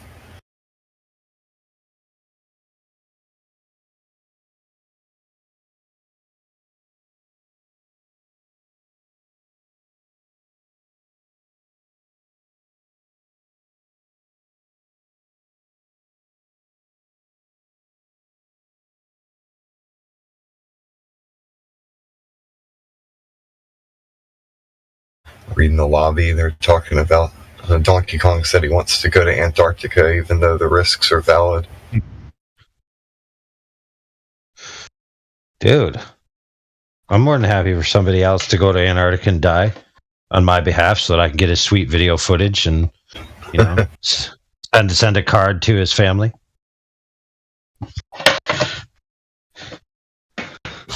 I would be down with going, but not now, and wait until my children are all, fully grown adults. And then I don't care. Like, if I were to die going there, whatever. I get some really badass footage. Can't do it now, though.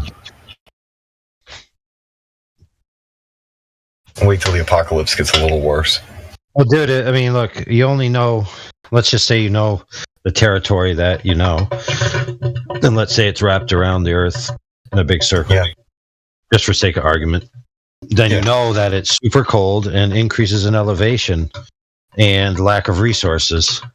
That's just what you know, and that's already bad enough. Now imagine what you don't know.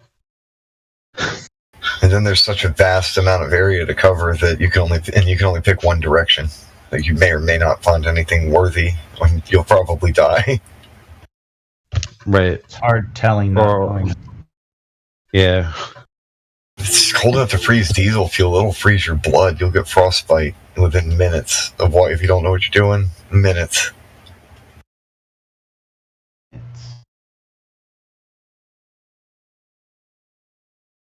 It's a completely different type of rodeo over there.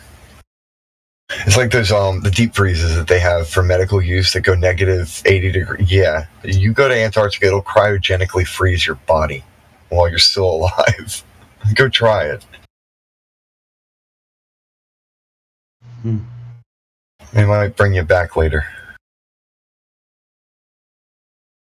Supposedly, you live pretty good down there. They eat and all kinds of stuff. I don't know. They got it all worked out down there, supposedly.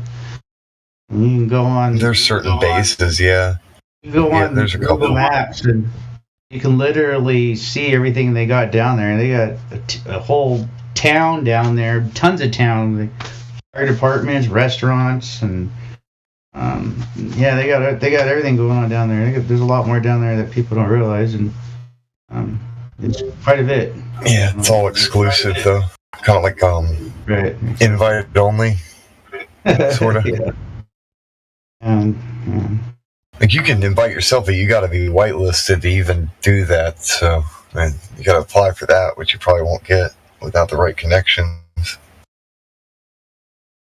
And even then, there's a shitload of requirements. Like you got to, like for a certain thing, if you're going on your own, you're not going to any of those bases, then yeah, you got to remove all of your waste. You can't leave any feces there or anything at all. You have to take everything.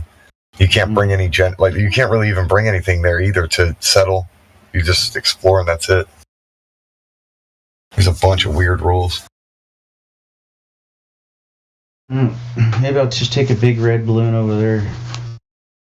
Yeah, do you think you can use an AI or a drone or something to explore Antarctica? Can you get permitted for that? Is that what we're talking about? Sorry. Yeah, but then you'd have to think of the technology involved in making a drone that could handle that temperature. Like the rotors would freeze up while it's flying and stuff. Like it would have to be a very special drone. A balloon. And even that, there's certain stuff to take into consideration with how cold it is. It's where you would use gas. You know what I mean? They're like things, they change their form a bit depending on the temperature. So it might be more difficult to. Yeah, that'd take a lot of planning to do something like that. Well, it's like this: if you you could get a helium, a regular ordinary balloon, fill it up with helium, and put it in the freezer, and it'll shrink. And you let it actually warm up, and it'll expand again.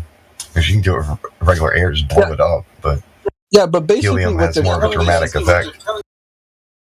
Basically, what they're telling us is that we have to have like a non-invasive way to explore the area, and then even if we do have that, then it has to get approved. And they say, and either way, the answer is probably no. So you can't go here, you can't go there. Yeah. Yeah, exactly right. And even if it's yes, they'll put you on a waiting list. It'll probably last longer than you would live. So. You know damn well these bureaucrats, they like making you trudge through the trenches in order to do anything. Trudge. Yeah, it's a total dead end. It's a dead end. I wouldn't say it's a dead end. It's just like the odds of you actually doing it are more like 1 out of a million. It's worth a shot if you really want to, but you're probably not going to. You got to be a special type of person. Yeah, I think the only way it's not going to be a dead end. The only way it's not going to be a dead end is if somehow everything gets flipped upside down, the world turns inside out, and there was somebody who was prepared to do so. Or if there's no more walls, there's no more borders. If things shifted, I guess, dramatically, there'd be no government to tell you no, and then I guess you could if you wanted to. That's a theory now, isn't it? So maybe there is more land out there that they don't want you to know about, so they want you to stay put. So if you stay put, you're controlled. But if you know there's other land out there to where they can't control you, then, well, they've lost their control, their power. So. I don't speculate on too much about extra land, but I do know for certain that they blatantly tell us that they have X amount of land wherever Antarctica is, like that amount. And that is clearly being, maintained, covered. We're not allowed to go over there mining and digging and figuring stuff out what's here. We just can't. You have to be on the list to go to exactly where they tell you. As large as North America.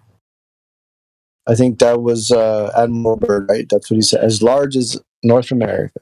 Yeah, so that's what I'm saying. We don't have to speculate on the amount of extra land because they tell us the number. Of course, it could be more, but they do give us a number. I don't believe anything they say. Can you hear me now? Let me see something. I can hear you. Okay, yeah, I might be lagging a little bit. I don't know. To me, I don't like talking too much about the Antarctica thing because once you get to a certain point, then you're just fantasizing about unreality because there's no evidence or proof of anything beyond that certain limit, and you can't even fathom what unreality is. So, When I was in my early 20s, that was like 20 years ago. That's when I first started hearing about the global warming stuff. I was like, you know what? Why don't we just buy up land in Antarctica? This is before I knew anything about True Earth, anything about this Admiral Byrd or NASA foolery or anything. I was just like, all right, if there's global warming happening, let's scoop up land in Antarctica. Fear mongering. But I mean, now I know different. Like, okay, if I buy useless land in Antarctica and then the ice caps are melting and then boom, now all of us this is more like land speculation, I guess. But that was in 2020 or 2000, Yeah, 2000. That was right around when what was that? It was that stuff, that powder that was in the mail. What did they call that? Anthrax. That's right. That was right around that time. Oh, jeez. Remember that? That was the beginning, man. That's what started it all. The whole terrorist attack. That started it. That was the beginning there. That was actually when Fossey entered the government. It was in 2001. We should probably get back on topic. What's the topic?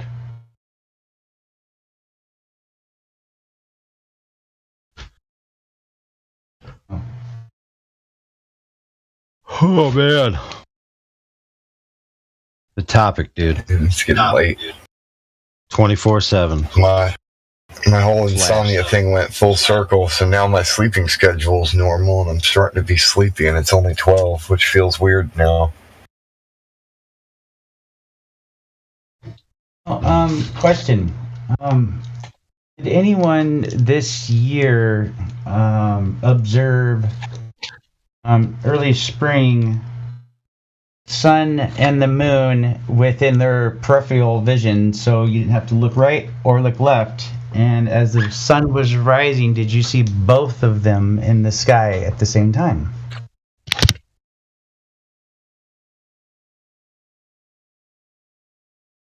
Several times.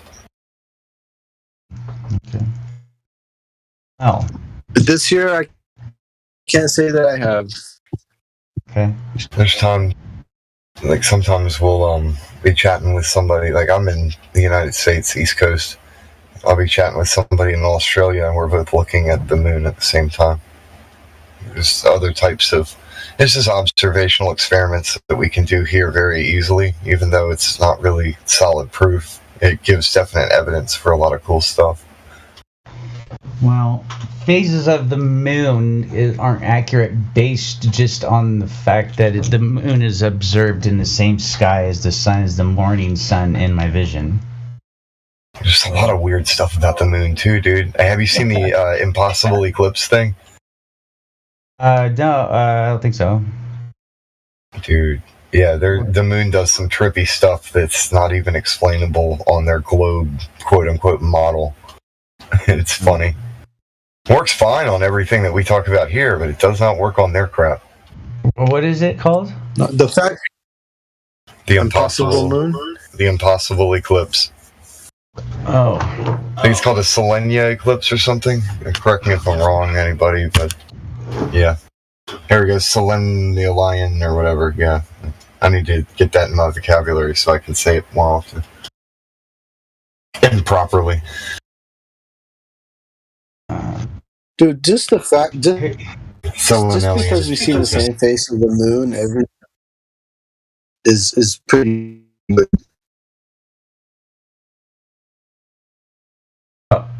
Here's one. So, how is it possible to see Venus on the dark side of the Earth when you're on the dark side of the Earth at the time? It's literally facing away from Venus would be behind you if it was dark you were at night, but supposedly you can look up at it and see it in the night sky, which is absolutely just ridiculous.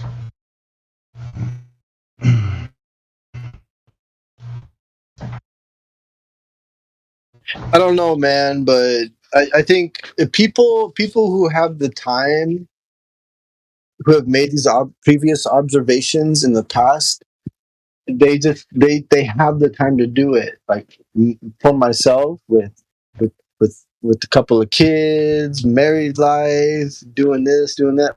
I don't have the time to verify this stuff.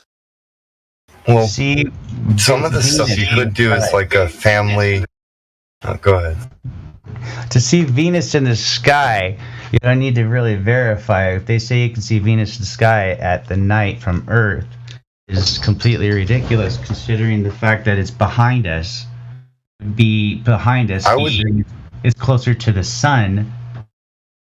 So, you understand what I'm saying? When it comes to, I wanted to kind of add to what Strange Days was saying. Like, well, for one, we're not guaranteed tomorrow, so you only got whatever you got right here and now. And two, some of the stuff could be family, events. You could take the wife and kid and go, hey, we're going to go look at the stars today. You don't have to go into detail of the flat Earth stuff, right? We're just going to go look at the stars because they're going to be awesome. Or there's going to be a meteor shower or whatever, and we're going to go here to go view outings. Do your own experiments. Be the scientist yourself. It's okay. 100%. Yeah, that's a good point, man.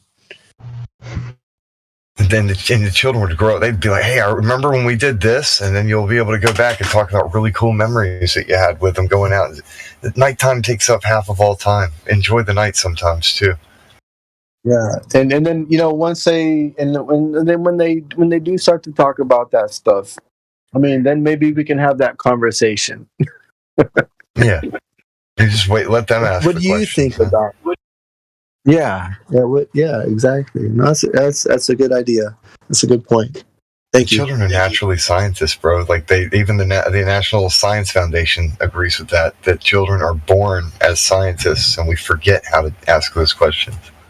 We just, for some reason, stop. Yeah, it's the indoctrination. Get too busy with this. Yeah. Are you too busy with this? We get too busy with that. And I think I also do think it's important. Like if your children are in like a public education system, that you do ask them every day about what you're learning. And you talk about it, like if you can, like and help them discern what they've been told. Like, if you keep your hand on the pulse, right? Question what they've been told. Yeah. Yeah. It's like Like I keeping your said, finger on the if you pulse of question the information to make sure that they're not being indoctrinated and that you can keep an eye on that it's actually true, not just if you question beliefs. them, they will question their teacher. Exactly right. It's okay to question that's another thing though, because somebody said the indoctrination, that's part of it, but also parents will sometimes get lazy about things because they don't have the answer. They're tired of hearing why this, why that. Oh, just be quiet, just shut up, or I don't know, whatever, and they stop right there instead of the parent looking at, okay, let's find out the answer to that question. I don't know, but we can figure that out, let's go. It's like they're afraid to learn. Or they're afraid to admit that they don't know and afraid to learn at the same time, which that's dangerous.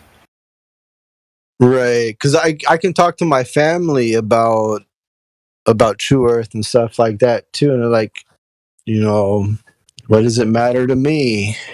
It's like, well, yeah, you can talk to some of these folks and you won't even get a negative response. It's just pure apathy. They do not care at all. Whatever. Yeah, I know the moon landing is probably fake, but and Earth, whatever. But whatever, that doesn't affect me. I'm gonna go to my job and do whatever stuff. They get stuck in their little loop of self pleasure, like the rat with the pleasure button. Bust their ass working just so that they can go home and play video games and watch freaking Netflix or Amazon. That's not living.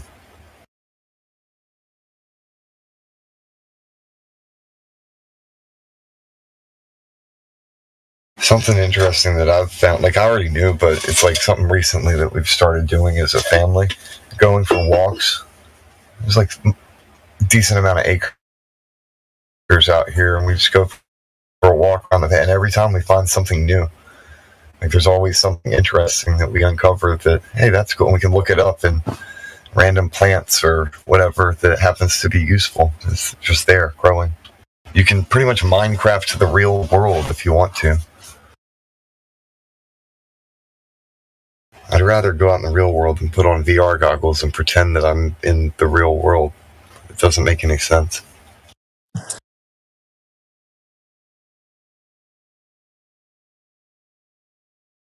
I hear you. I was trying to teach my I'd go out to the park.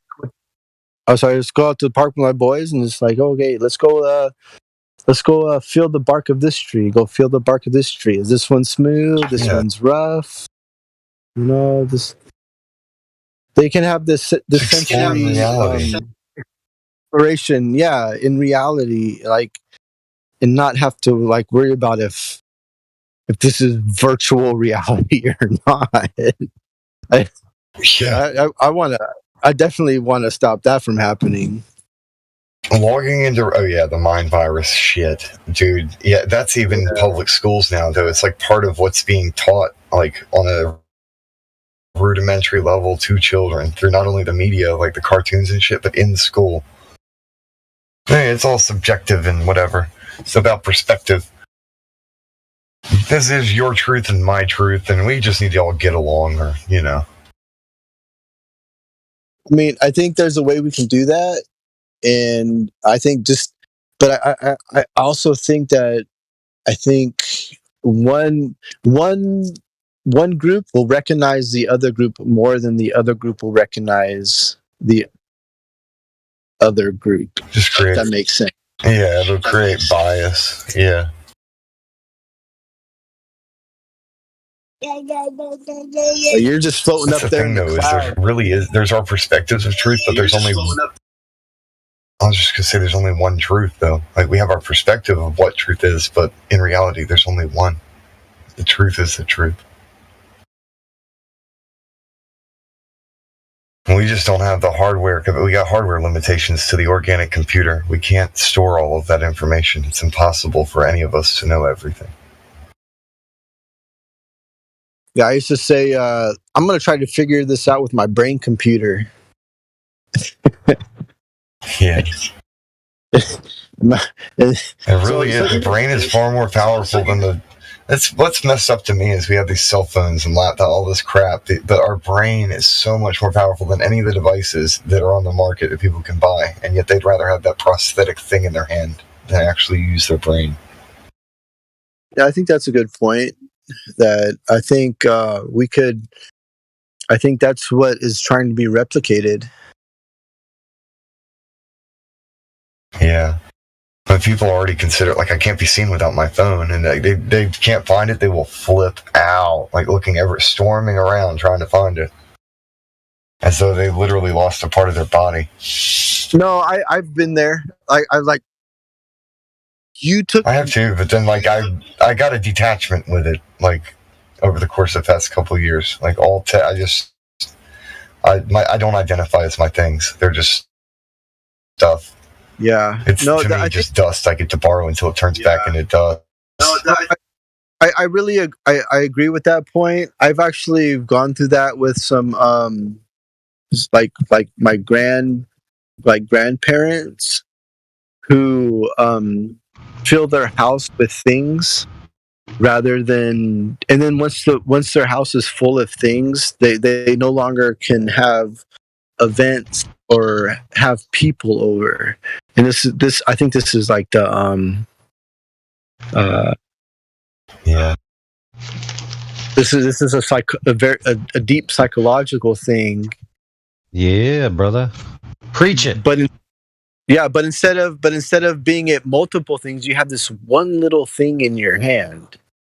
Whereas, like for older generations, it's like they have a whole house full of things that replace people.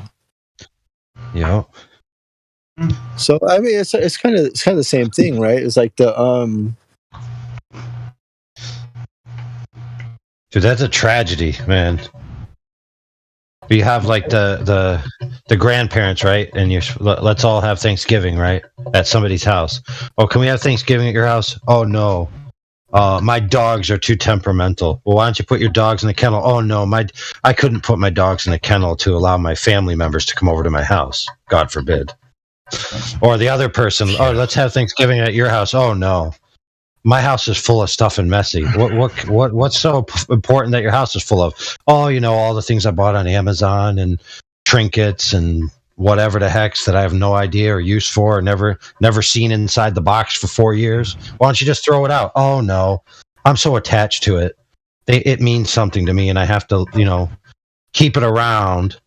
It's like, dude, right? Like that's all your family members, right? Yeah. I don't mean anything to you. Come on now.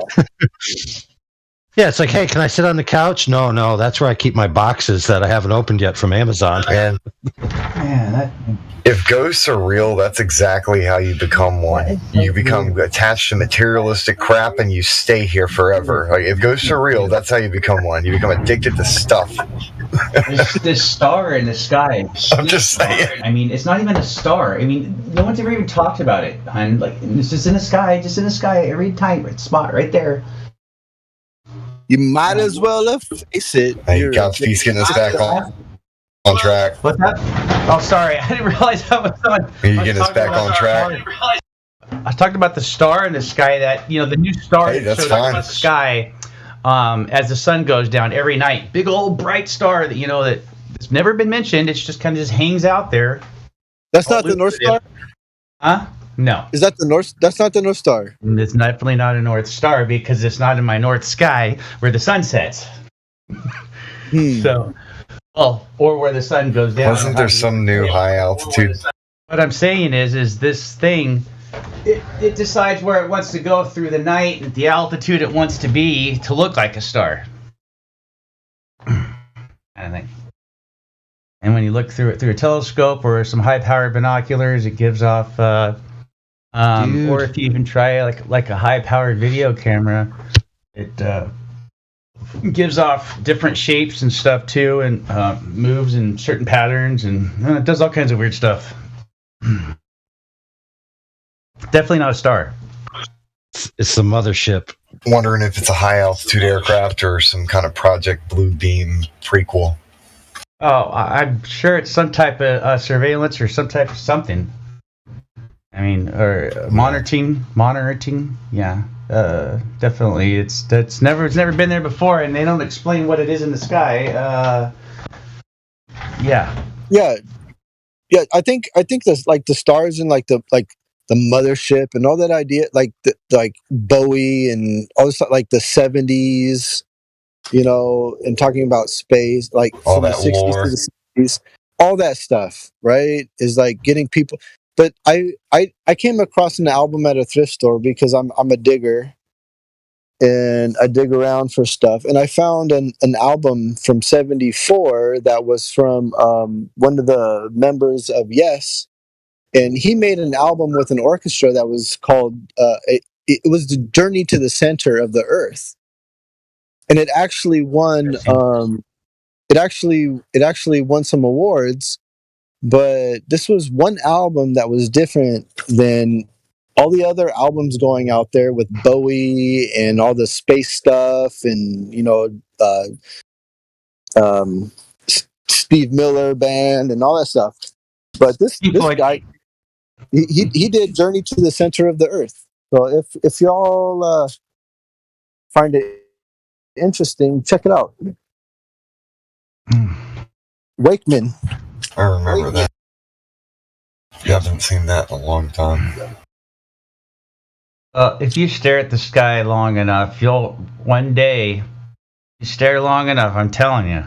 You stare long enough, you'll watch stars trade spots. Oh, dude. There's 100%. definitely something out there. I'm not crazy. It's a real thing. No, I can validate that, brother. It's like one's taking over one's position. It's kind of weird. I'm just like, it's definitely interesting. I took my son star watching one night. Yeah, I took my son star watching one night, and the bottom of a mountain in the parking lot, and we were looking at the stars. And then we started looking at this one star in particular for a while. We were just focused on it, and it started to move. Yeah. So it went to the right, and then it did. So it went to the right, went up a little, and in a loop, and then went to the right, went up a little, in a loop. Now I was actually in the server talking, and I decided, okay, I'm going to film this, and I started filming it, and then we kept watching it for a while. And I don't know if it was because my memory card was bad or something, but whatever happened is when I got to the end of the film, it wouldn't save. So the only thing I got was a still, which obviously, isn't going to really demonstrate much. Right. But I mean, I saw it with my eyes. My son saw it. And it was like it knew we were looking at it. And then it got uncomfortable and decided to go away. Now, at first, I was like, when I was talking to my son, I thought, okay, let's rationalize what we're looking at. It's somebody coming down the mountain, hiking down the mountain, right? Because we were at the base of the mountain looking up.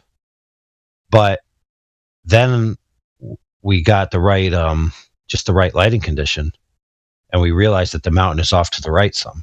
So there was no mountain in that area of the sky. It was just a light doing some weird motions. But before we were really staring at it, it was just there, standing still. But then once we looked at it, we're like, oh, look at that star right there. After we looked at it for a good 10 seconds intently, it started to move. Now, I'd never seen anything like that before, but it was definitely interesting. I've seen them. Do you think that when we're looking at the sky, something's looking back at us? Well, if we have a camera or a lens and it's pointed at the sky, is that maybe a lens pointing back at us? I would say no. The only reason I ask is because some people have proposed that there are lenses in the sky that cause eclipses and things like that. Like there's a lens or multiple lenses that move in front of each other that can cause an eclipse or the same effect as an eclipse. A good theory on that is have you ever stuck a flashlight in a lake and pointed it up, you know what I mean, and then watch the actual light bend? Yeah, I don't know. It's an interest. Yeah. Okay, yeah, it's or even a laser at that. It's pretty interesting to do because it gives you it gives you another perspective on how light refracts, and it's I would say it's. If I had to guess, it would be kind of. A lot of people don't know. Go ahead. Sorry. I'm good. It gives the whole. I was just going to yes and what you're saying. Perspection. It gives you a whole different perspective of how light refracts and what it does, and being flat and all too. So it gives you an idea of what how light works. And if you expand that, like you test basically using different colors, you can see the distance of how far red travels and blue and other, like the wavelength of light. Right. No, that would be that all matters. Experiment to do. That would be a great experiment to do for anyone. Yes. Like you have a different color lens in front of your flashlight, and just see how far this color light travels, this color light, or that color light. That's never. There's these that's filters never I think that you can get for them. Yeah. Yeah. It works really good in the water as a media. You go to like clear. Well, something that has clear water, anyways, at least decently clear, right? Usually you'd want it still, but it's pretty interesting to observe it after after you film it, not while you're doing it. It's even better watching it as someone's filming you do it, and then to get different prisms, like you can get like a rectangle or a square, like made clear, like clear plastic or something, and then add that underwater too as well, and you can shoot the laser into that. And it gives. Well, wait a minute. Why don't you do it in a lab? It'll be more convincing if you do it in a lab. Oh no! I just thought it'd be fun. I'm making a joke because a lot of there's like, oh, we did this experiment in a lab. Therefore, wear my lab coat in the canoe, I guess. Therefore, there you go. Just put on the lab coat. You'll be all right. People might take it more seriously. I don't know. What are you hoping to achieve by doing that? What do you achieve? Yeah, what are you hoping to achieve by doing that? It's not knowledge of light refraction. That's it. I'm just seeing how it works and how it plays. That's all. Okay, fair enough. So they've done it, yeah? They did it with all different coloured lasers. I've never done it all like that. No, I've stuck lasers and flashlights in the flat water before, calm water, and I was actually the military. And that was quite interesting. But anyway. The military and a university did it in conjunction with each other with different coloured laser lights, different coloured lasers over 120 kilometers. You can't believe the military. You can't believe the university. You have to do it yourself. Well, they said there was no change in how different lights colours are supposed to refract at different rates. They shot them over 120 kilometres, and there was no difference in height for each coloured laser. I suppose they have better equipment than the person out there on the streets. Yeah, 120 kilometres. There's supposed to be 1 kilometre of drop. I would find that interesting because the observer would be the one to say, not the equipment. So to say they're the same, I find that hard to believe just for the fact that I'm colorblind. So in all light, brother, they had they had a sensor at the end, right? Right. I was just telescope. Perspective of me being colorblind, it's different because it's way different actually. I actually fight the problem in my rock hounding, but anyhow. Oh, a rock hound, huh? You're looking for the precious stones. Yeah, it's you're a digger. Really interesting. it's really interesting. Are you interested in what AI was going to say about the laser test that they did? Yeah, sure. Yeah? He can explain it way better than I can. Are you still there, AI? Sorry, man. Basically, they shot the laser, which were all affixed to the same gimbal. So, they're basically shooting parallel to each other at a target, which was essentially a telescope. I think it was a 4-meter telescope. And the beams at that range, if the quote-unquote refraction models that the globe claim exist were true, then the differential in the refraction rates of the 3 wavelengths would have made them not able to all 3 simultaneously be received by the telescope, but they were, which means it falsifies a lot of the claims that the globe makes about this ideal system of refraction that curves light around the ball to make it look like the ball is flat. Because, we have observations that supersede the alleged geometry of the globe that they claim exists. And their ad hoc excuse of why that's the case is always that light curves because of refraction. But this demonstrates that the refraction that they claim exists isn't present. So did the different wavelengths of light were balanced out by the curvature? No. What? No. Okay. I mean, I thought I understood the point, but if what I'm saying right now doesn't make any sense whatsoever, I was just saying what curvature. No.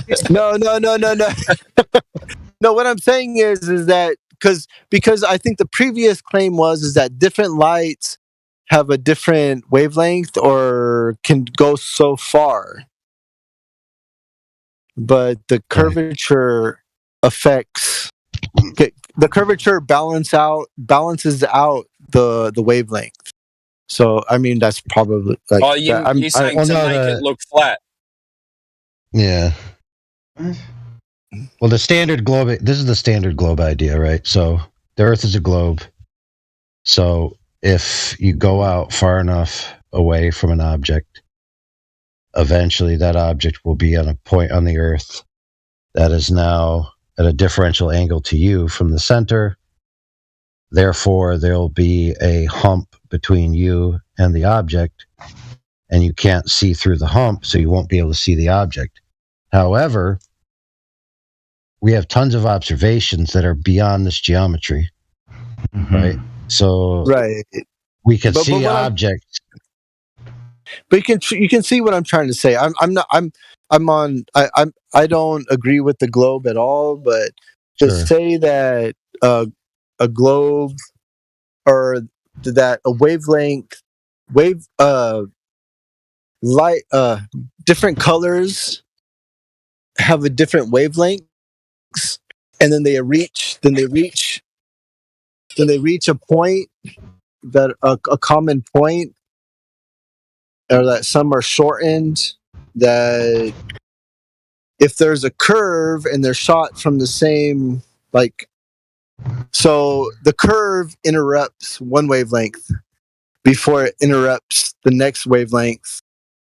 But I guess that would have to do with distance above. I'm sorry. Well, look, if you shoot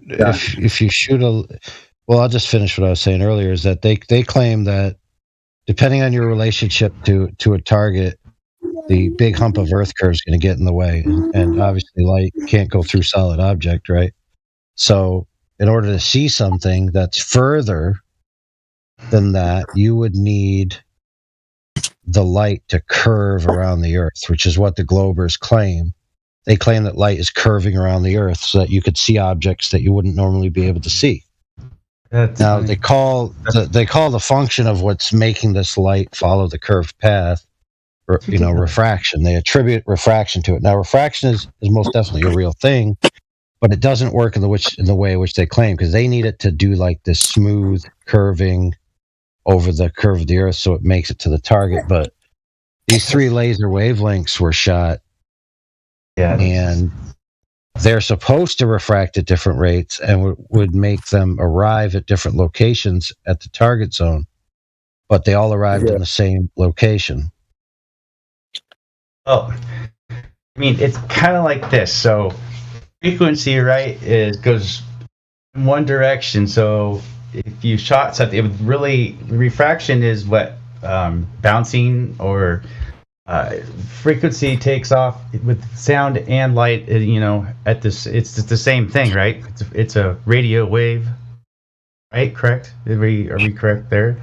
And in order for sound and light aren't No, you have to get the definition, and you have to have the trough and the high points and the low points of the wave. Yeah. Right. I think you guys are overthinking it, though. I think I'm trying to make a point of they're all vibrational frequencies, and you can't bend or arch a frequency with light itself. It doesn't even make any sense. So, I mean, it's demonstrable, so it doesn't matter whether it makes sense or not. Yeah, exactly. Well, yeah, that's right. So you could clearly see refraction effects, right, which cause something to appear to be in a different location. Like if you put a pencil into a glass of water, or if you put a laser beam through some diluted solute in a water, you'll get a different path that it's taking. So you'll watch the laser beam go straight, and then when it hits the different medium, it'll go off in a different angle. Mm-hmm. So it's demonstrable that this occurs. Now, the globe claim is that this redirecting of the path of light follows an almost perfect curve around the Earth, so that you could see things that you normally wouldn't be able to see. The problem is that if that's true, right, then you should see certain effects in these 3 laser system that the military did, but they saw different effects, and that they actually negated this idea of this perfectly curved path of light. So, the basic thing is that the Globers put that out there all the time, that refraction is the reason why you see all these things you shouldn't be able to see, but they can't substantiate that that's true. They don't even have a model, let alone a demonstration. The only demonstration known is a rainbow. Bad joke. That's light scattering. It's a bad joke.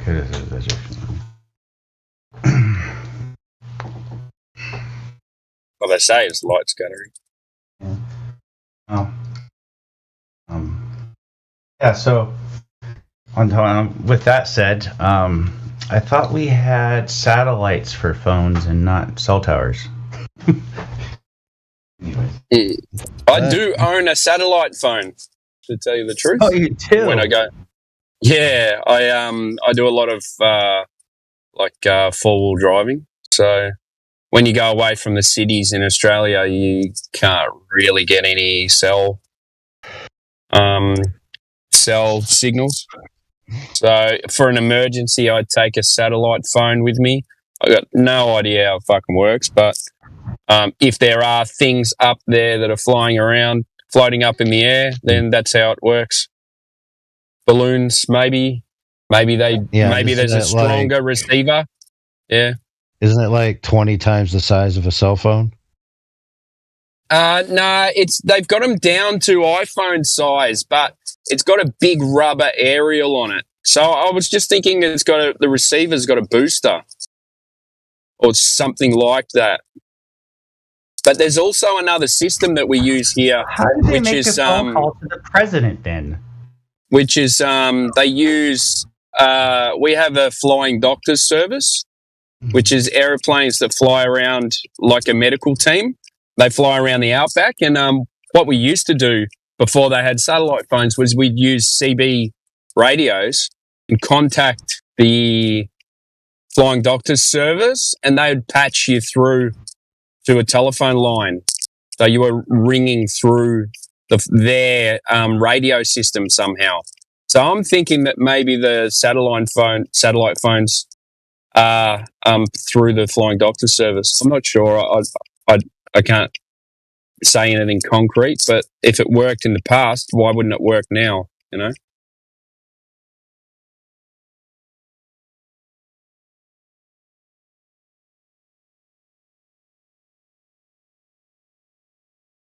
And then they just call them satellite phones. Yeah, that was the whole, to support NASA and satellites up there so everyone can have a smartphone and TV and all that jazz. No, right. Everyone's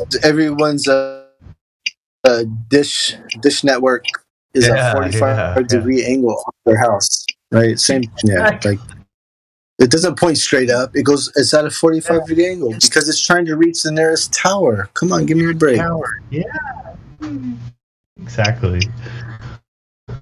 Yeah.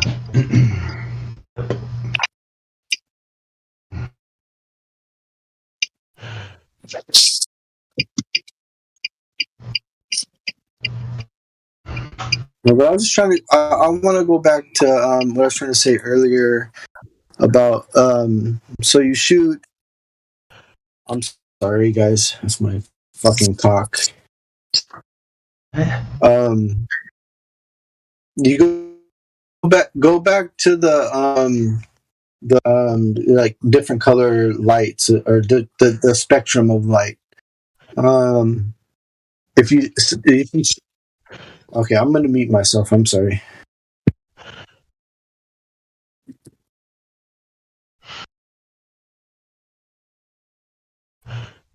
Himself in timeout.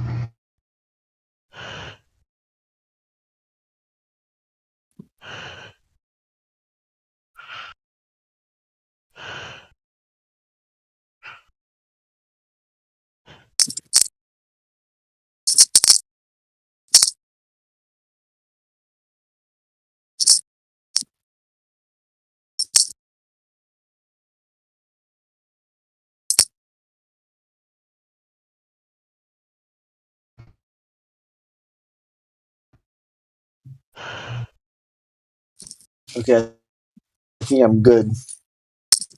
So if you shoot, I don't know, can you shoot like if you like shoot a light through? I mean, how would you do that experiment? Sorry, you shoot a light through a lens in order to have different colors, say that to spread out the spectrum of light, and as that light travels or as that light is represented on a curved surface. I guess that's what I'm getting at is when the light hits a curved surface, how does it affect? Okay, yeah. So there's I don't have that. There's curved surface though? Well, I mean, it could be a hill, or it could be hypothetically in comparison to what the Globers are talking about. That's where he's coming from. Right. Thank you. Okay. So, I think there was a guy. I think I have subscribed to him, but on YouTube, there's this gentleman. He does that actual light refraction with an actual what you're speaking of. Let me see if I can find it here real quick, and then I'll post the link. But it's pretty interesting. I'm pretty sure I'm subscribed to it. Hold on a second. Is that someone snoring? Let me have a look. Who's got their mic on? Maybe it's Ether. 1 second. Sorry, barring you, fella. Yeah, so can you ask that question again about what we were saying about it curving around a curve? I wasn't more about a curving around something. I was more about as as light is sent out or is received. I actually, because I don't like to use the word sent out because I don't believe light travels. It's posted. But I mean, when it hits a curved surface, whether it's a hill or what Glober would say is that it hit the curvature of the Earth. Yeah. So what they're saying is when as the light goes through the atmosphere, they're saying it gets exponentially. It refracts and keeps on refracting, so it goes around the globe. You know what I mean? So, when you see a refraction, when it goes from one medium to another, it just goes boom, and then changes angle and goes straight across to another angle. They're saying that as it goes through the thickness of the atmosphere, it keeps on changing angle, therefore curving over the curved surface of the Earth. Is that what you meant? Okay, so yeah, kind of. But can this be represented? Can this be like from the receiving end? Are they going to bounce lights back and forth between each other and see the same thing? Well, what they say is the Earth is curved. The Earth is curved, and I'm seeing this light. So over this distance, I'm seeing 20 miles. So therefore, this light is refracting that drop angle because we know that the Earth is curved. That's what that's what the claim is. Yeah. Right. Live chat. Right. So they say because I see the light, and because the Earth is curved, then it is refracting in this way. But if the Earth was flat, which we know it is, because they're making the assumption that the Earth is curved. Right. You know what I mean? But live chat, I have that posted. If you guys want to check it out, it gives the refract of exactly what you guys are talking about. Donato. You Donato. Okay. Okay. Yeah, I can see it. But what I'm saying is that the on the other side of receiving the light, can it be replicated when the person receiving the light sends a light back to the person who originally sent the light? Can they distinguish the difference? Well, how do you do that? Because what you're doing essentially is you're sending one light across a flat surface and receiving it, and then sending another light back across a flat surface. So, in their mind, they're saying the Earth is curved, so they're both receiving the lights. You know what I mean? But regionally, the person who sent it and the person who received it is different. Regionally. Yeah, but if they're both at say 10 meters above sea level, yeah. Okay, but this is regional. This is like. What do you mean regional? It's regional. I'm not sure what you're saying. Like, are you saying the Earth is curved? Like, it's no. I'm not saying the Earth is the Earth. Earth. So what I'm saying is, a baller who believes that they see light coming over a curve, and then they try to replicate that same thing from the opposite end over to the other person. Yeah. I don't think they will see the same thing because regionally the conditions are going to be different over a certain distance. Like you can have a huge distance, say. The density of the yeah. Because over there it may be hotter, over here, over at the other place where they sent it from may be colder. The way they receive it is hotter. Like, come on. Like this, that's all I'm trying to say. So are you saying it does curve? The light curves. Are you saying the light curves? No. In the way that they describe it? Scattered. I am saying that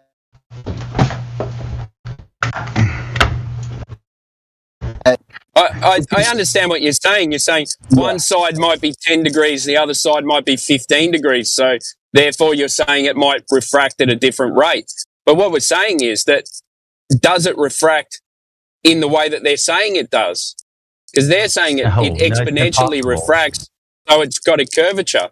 But refraction is between two mediums. So you need two mediums. It's not going through a different medium, it's going through air. So if you send it across a flat surface and receive it on the other side, and then send it back across a flat surface, you're going to receive it. And what they're going to say is it's going across a curved surface, and they're both refracting at the same rate. Well, the air has media in it. What? Okay. Hey, guys, I gotta go. Air is not two different media. No, I have to go, but there are different conditions on both sides when one receives something. Yes. And the other side Are you receives saying something. that the light curves around? Are you saying that? No, the light does not curve. Okay, please explain what you're saying the light is going to do if there's different conditions. This is on the. It depends on how you perceive or what your objective is. If you're trying to prove a round Earth or you're trying to prove a flat Earth. Okay, so if you're trying to prove a curved Earth, what are you saying? You should see the same thing backwards and forwards. And if you're trying to prove a flat Earth, you're going to see exactly the same thing. Correct? Just because you think the Earth is curved, you don't see a different thing. You see exactly what's going to happen whenever it happens. You don't see different things because you think they're different. You see exactly the same thing.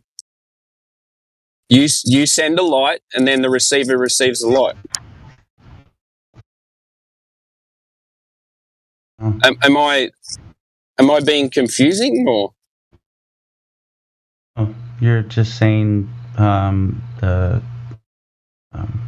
What don't you understand about what I'm saying? I understand it. Well, obviously you don't, because you're saying I'm saying something. What am I saying? What are you saying? Have you got anything? Is there something that you don't agree with? Are you talking to me or talking to the other guy? Sorry. I'm talking to both of you because you're both talking. Oh. Yeah, like, is there something you don't agree with that you want to talk about? Or? No, not at all. I totally. The only thing I don't agree with is that you can't bend or light like they're claiming. So that's it. Do you have a demonstration of them bending light the way they say that they bend light? No, I don't, and that's why I'm saying it's not possible. Yeah, because you're saying that, but you said that you don't agree with me that. I didn't say that. I'm saying light. I'm saying light doesn't bend the way that they say it does, and you're saying you don't agree. Too. I'm agreeing. No, I am agreeing with that. Oh, okay. All right. Yeah. Okay, so I don't know. It sounded like you guys were like arguing about something that I said, and I was trying to find out what I said was what I said was wrong. Not at all. I was. It's okay. Like, I'm not. I'm open to disagreement. Like, I'm not saying that. I totally. I completely understood what you were saying. Yeah. The other guy, he had a hard time explaining himself. I think that's kind of where it got. Yeah, because you can still keep your head, like it, because you say for them to claim that light bends around the ball, like if the Earth is flat and the light doesn't bend, then it's exactly the same as them saying that the Earth is curved and the light is bending around the curvature. It's exactly the same. All they're doing is bending the truth. Yeah, that's right. Yeah, you just got to look at it in a simple way, Yeah, it's just bending the truth. That's it. Yeah, it's funny. You got two globers, both standing on each side of the water. One sends a light out level, the other receives it. Oh, well, the Earth is curved, so the light bends around the curvature perfectly. You got two flat earthers right. on each side of the water. One sends it out level, the other one receives it, and they go, "Oh shit, it's flat." You know what I mean? Should have never invented lasers, damn it.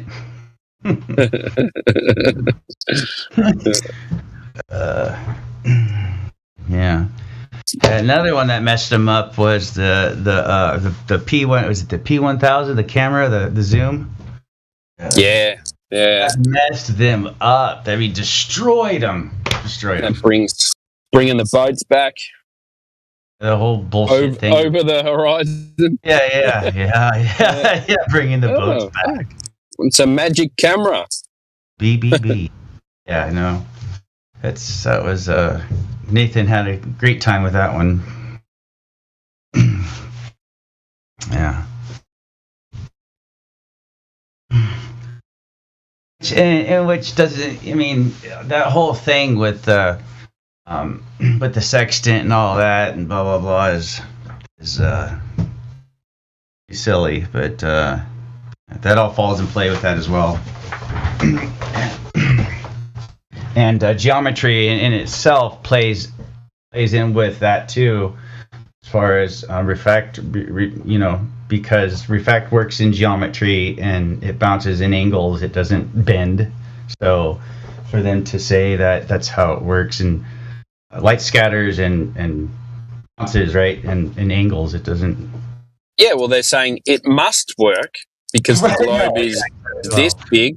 Yeah, because the globe is this big and we're seeing the light. So therefore, we don't have the light technology like that. Is what yeah. There's no technology like that. Radio waves don't bend around the corners. You know, like my gun does. If you just put an assumption, you put an assumption at the start of your premise, then you can answer anything like that, you know. But the Earth is curved because we send a light across the water and the other person receives the water because we know that the Earth is curved. Fucking weird. They're just bending the truth. That's it. That's all they're doing. Yeah, it's silly.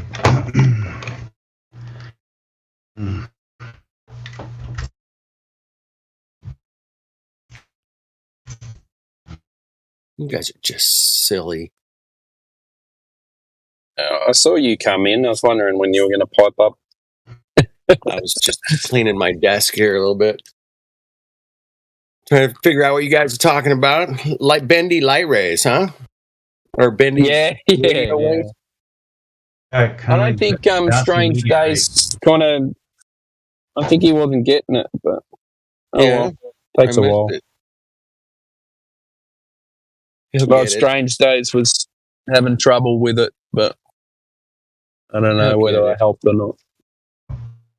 I was listening most of the day. I was working really hard, and had it on. It was pretty good. Yeah, I haven't been on today much at all. Yeah, I wasn't on, but I was just listening. You know. Yeah, you guys are killing it again. Any Globers? I was listening to Geo's channel for a minute this morning. Anything interesting going on over there? It's just, they were talking about the solstice is coming up, you know. And there's this guy who was talking about, you know, the different 13 months, 28 days. But he had been tracking the sun with a sundial for like 2-3 years, man. And he's like, no, man, this thing's all screwed up. Like every 4th year, man, you get like a bunch of extra, some days go missing or something. I don't know. Anyway, I couldn't really watch what he had some pictures. I looked at his sundial, but he was taking pictures of his sundial on the same day, you know, years apart. And it was a different day where he was getting the reading. And anyway, but he's not using our calendar. He was just counting the days, and it was way off. It was like off like 6 days. Anyway, he was trying to explain it and stuff. So I thought that was interesting. Geo and those guys were not buying any of it. They were like, This. Wait Does daylight savings play into that, and leap year and all that play into it as well, or was it, or? Yeah, they were talking about that. Interesting. It was an interesting listen, man. I was just working and gluing, and screwing shit, and I was like, just gluing and screwing, and it was fun. Anyway, that was. I listened to this. You guys in here is a little bit, not too much, but anyway.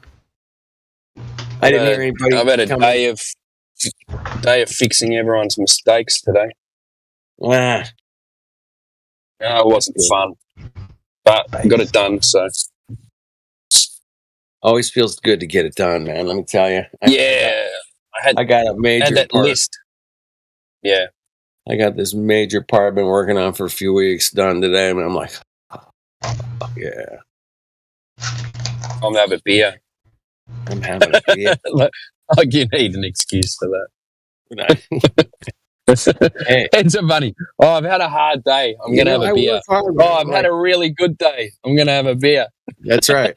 Hard days and good days, man. Doesn't matter. We're having a beer. Wow, there's some serious light refraction going on in that picture in the live stream, man. Wow. There's an actual link I put. You can go watch the video, and he explains it, and it's actually pretty interesting. Yeah, well, it's pretty interesting how.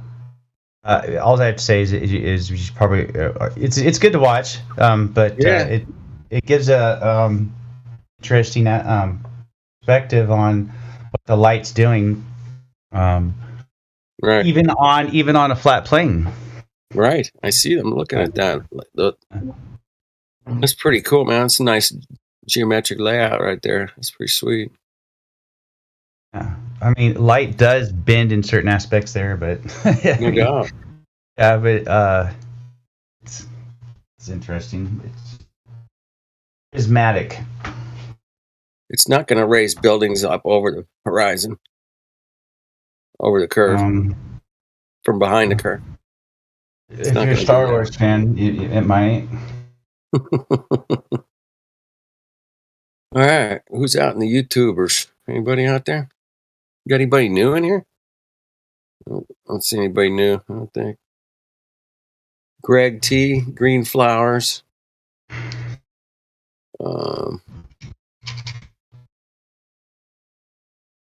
Tios UK. What's up, brother? That's it. Very light, huh? All right, that's pretty light out in the YouTubes. All right, I'll get them going here. Anybody on Rumble? Nobody. 14 people out there on Rumble. You guys don't chat? What is it? I thought the Star Wars cards that we had would be worth a lot more than they were, but not. I mean, they're pristine condition too. But the funny thing is you have to send them in, right? And you got to pay. So if it's, let's say it's a grade, it's the best card, mint or whatever or whatnot, or of course you have to pay more if it's worth more. Oh, right. It's just so silly, dude. Yeah. That's a scam. I smell a scam.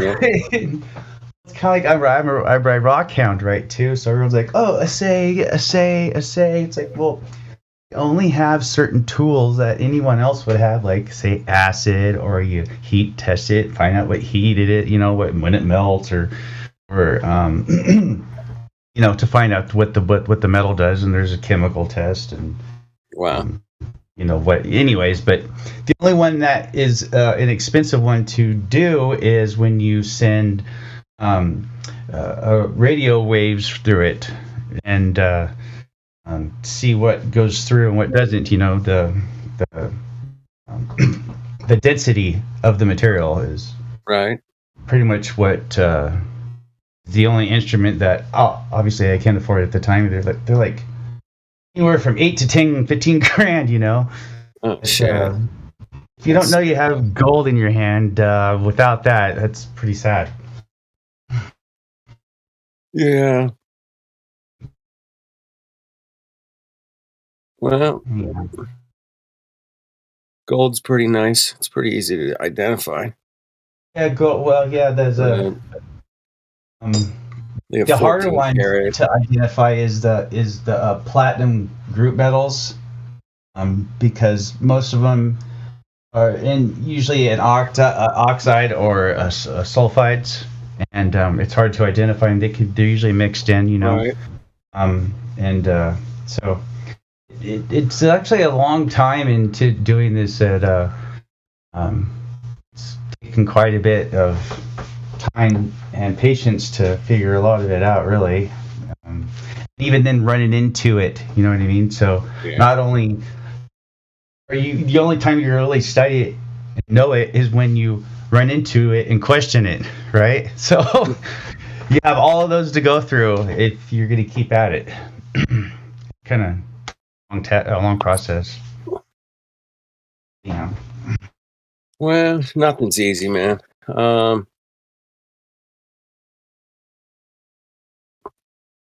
It's just nothing's easy. I found that out the hard way. I'm noticing, I don't know if it's me, but I don't know if you notice it, but it seems like everything I buy these days just it breaks and it's just crap. It's so unless you spend a dank load of money, man. Yeah, no. Oh, I mean, I try to even buy at that. I like antique tools, man. Like, you pick it up and you can't even lift the fucking thing. It's so fucking heavy. You're like, fuck yeah. Oh, that's a table saw. This shit they sell now, man, it's like, I can pick it up with one hand, you know? I'm like, damn. Plastic and, mostly plastic. My Hitachi. Remember the old circular saws with the metal casing?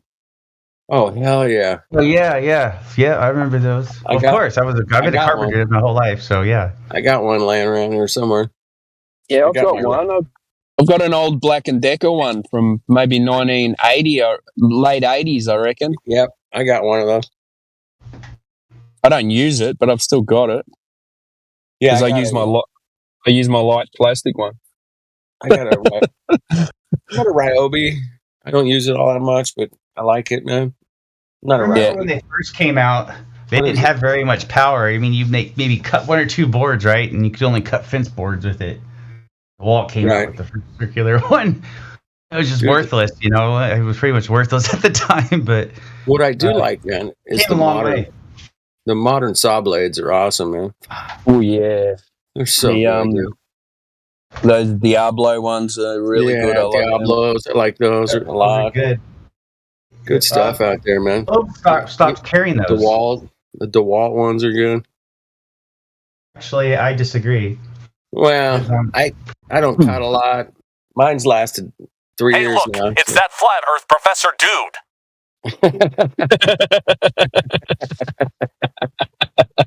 That's hilarious. He's talking to some Australian guy. Who's doing that? It's got to be Chris. Down Australian guy. Mr. Couchbeast seems to know a lot about metals. I don't know who's doing it. I'll look. I think it's ether. Is it ether? Take a look. Looks like it. The force isn't strong enough to create horizontal curvature. I love it, man. Those are type to text things, ether graphs. I love it, man. Type to text to voice or something like that, right? TTF. Yeah. Text to speech. Text to speech, yeah. Fantastic. I love that. Good stuff. Keep it up. Hilarious. All right. We don't got no new customers, man. No. You're all what is it? Monday for you guys, isn't it? Yeah, it's Monday night. It's always slow on your Mondays. My Tuesdays. Yeah, I used to do the NASA news on Mondays, man, because it was kind of slow. But I kind of did a version the other night. I was a little buzzed. Probably didn't come off so good, but again, it's just a bunch of crazy shit out there NASA's doing. I was listening. It was good. It was all right. There was a couple funny ones. I was like, you got to be kidding me. Get out of here. Gracious. They found out what the inner core of, Europa is made of. I'm like, Yeah, but they don't even know what the Earth is. So. Right. Fucking idiots. It's a molten iron core. How do you know that? Because it's magnetic. Oh, what about the Curie point? Oh, it doesn't matter. It doesn't count. But the core in Europa is the same core in America, because America, you cross the Atlantic Ocean, you make it to Europa. It's the same shit. That's hilarious. Oh man.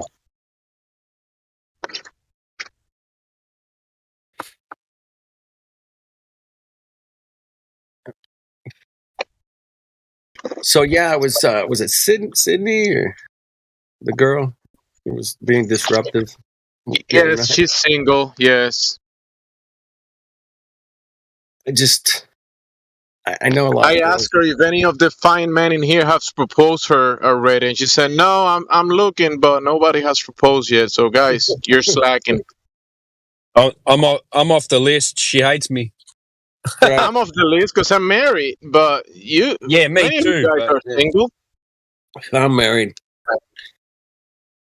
Yep, I'm off the list. Elijah heard me asking her that, and he was like, "Yeah, I'm single. I'm single."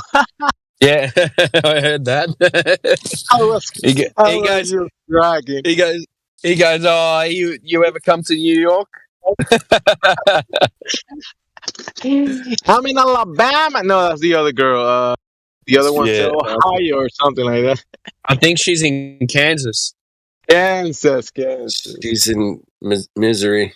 Come on, guys, just follow the rabbit hole. The rabbit hole. My bad.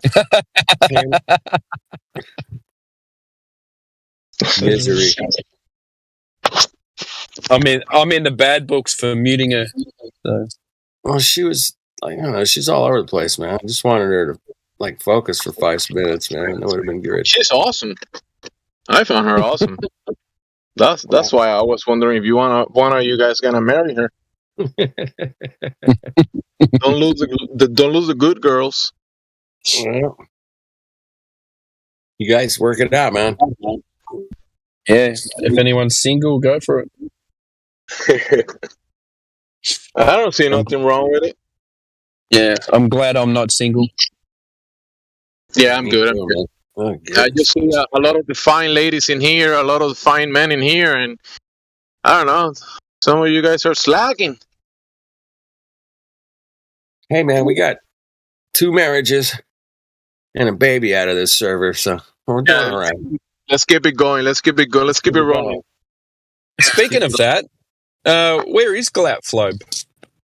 He got married. He got married. Where do you think he's at, man? I know where he's at. I'll shoot him a DM, man. Like, all right, is the honeymoon over yet, man? What's up? When you coming back? Yeah. When you coming back? When are the flat babies coming? Yeah. Hey, so you got the ladies' night. Why not have a flat Earth singles night and let all the the unmarried ones our have a chance to speak at the same time? You'd have like 40 guys and 1 girl. Right. Speed dating. That's messed up. But you're right. That's probably true. Unless ladies' night comes back properly, and then you have, and sometimes they get talked over when they were in here, and I think that some weird shit happened. I don't know what the hell happened there. There's a void with that in my knowledge, and then it stopped happening. So that kind of like creates that situation that you just said. So, all right. You guys out there that have been sitting on the fence, sitting out here listening to us day in, day out, tonight's your night, man. Pick up the phone, give us a call, hit the link in the description. Come on in. At least say hi. You don't even have to hang out. Just say, hey, man, love you guys. Later. Whatever, man. Just, it's pretty slow tonight. We're just talking with each other at this point. So come on in. Anyway, just a shout out to 17 people. 17 on YouTube and 11 on Rumble, but nobody's chatting in Rumble, so I don't know who the hell's out there, man. Jimsy, you're a trip. That's awesome.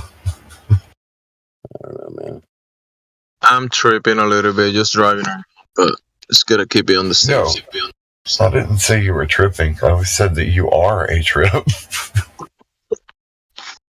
You're a trip, man. It's different than tripping. I am tripping. I'm going in reverse on a one-way street, and there's like a police officer not too far from me. So hopefully he doesn't pull the e-brake and drift so that you're not reversing and then drive forward. I'm just gonna reverse in the one Fast and Furious stuff. Round. You got to play the Tokyo Drift song while you do it. Hey, it worked. I'm here. I made it. I drove around the block just because I reversed. Easy. I saved 50 cents in gas. That's right. Every penny saved is a penny earned, man. Yes, as they say. All right, what else is going on, man?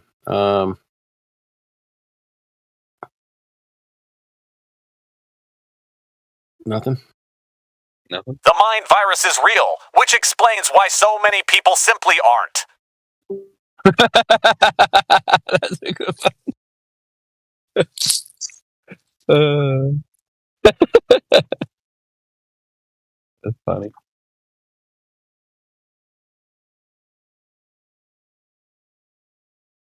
The mind virus is real, man.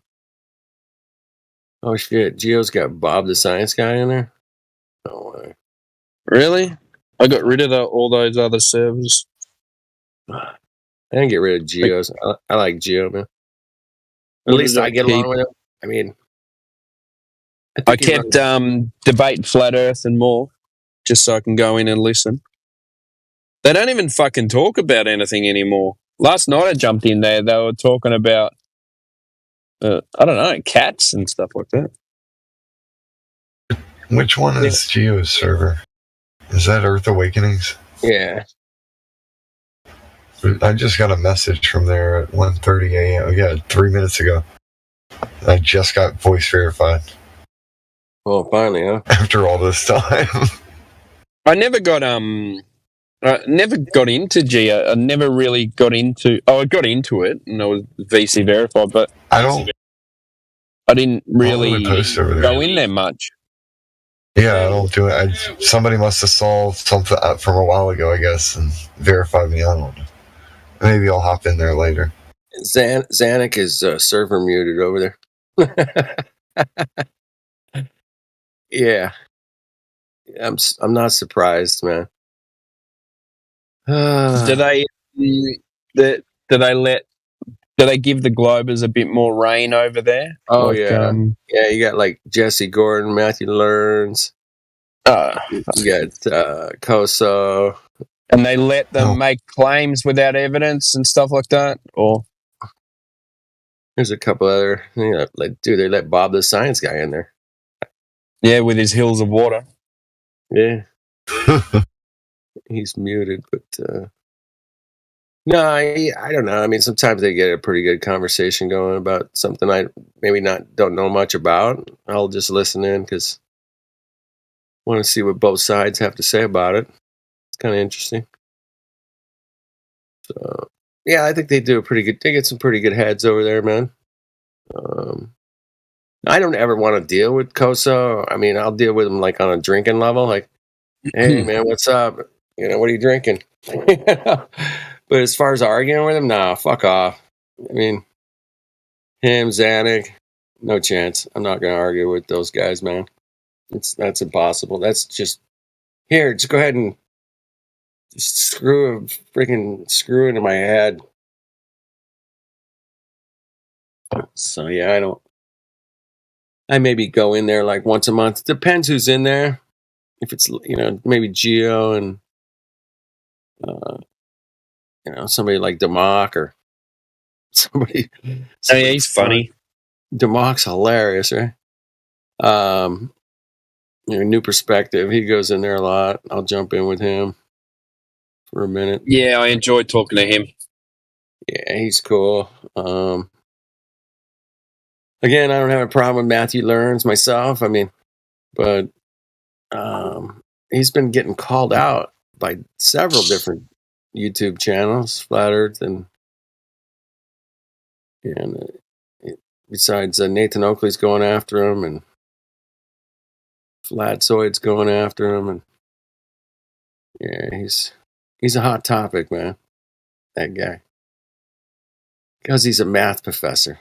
If he was just some dude, man, I don't know if anybody give a shit, but No, but he should be held to a higher standard, and the shit that comes out of his mouth from a math professor, is ridiculous. Maybe he's a little on the. If an ant was on a clock sitting on the hour hand, it would mean that the ant is rotating twice as fast as you would be on the Earth. Yeah, it's gone around twice. We go around once. Are you conflating that with speed? You fucking idiot. Yeah, he does come up with some stupid shit, man. And that's bullshit. Are you going? Is he going to be at the meetup? Is he? He mentioned it. I think I heard him mention it. That it was going on. I don't know if he'll be there, but I most likely will be there unless something happens. But it's right. Going to catch up with Sonny. Sonny. Sonny's like going through a little bit of a clean out. He's getting kind of prepped to move. He wants to move, so he's gonna miss this one, I think. We'll see who shows up, man.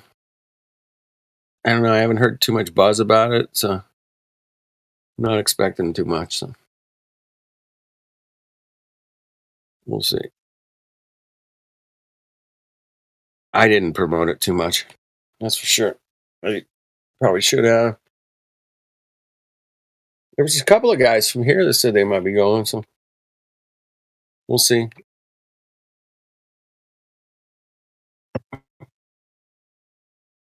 It's nice hanging out with people that you can just talk about anything. And go, and they're not gonna go, what do you like? Did you not go to school or something?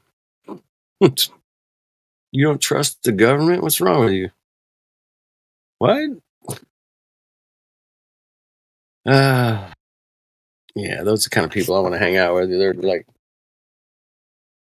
I can bring up anything, man. Nobody's going to be like, oh, that's weird. You know. That's weird.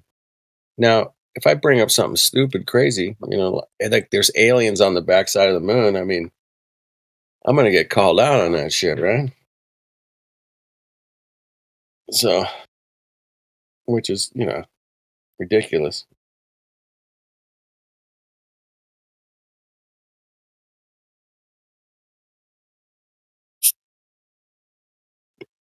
Just like today, the guy with the sundial, man, he was getting called out for, you know, saying, look, there's something off on this sun cycle, man. It's every year, man. It's noticing some discrepancies in there. But that whole leap year thing with the calendar. It's complicated little bitch, man. They really that probably took them like 10 years to fucking work that out, man. Right? Probably a team of people were working on that. We got to come up with this cooler calendar. I mean, there has been a lot of people throughout history looking at sundials every day, trying to figure out what's going on with the sun, where it's going to be, and on the different equinoxes. And yeah, it's cool stuff. Different solstices. It's always, I kind of regret not having one for a lot of years. I probably should have had one. I think we should all have one. And just keep track of the sun, man. Why not? Right there.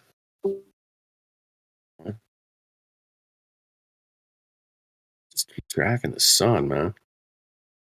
How complicated could that be? Take a picture once a week or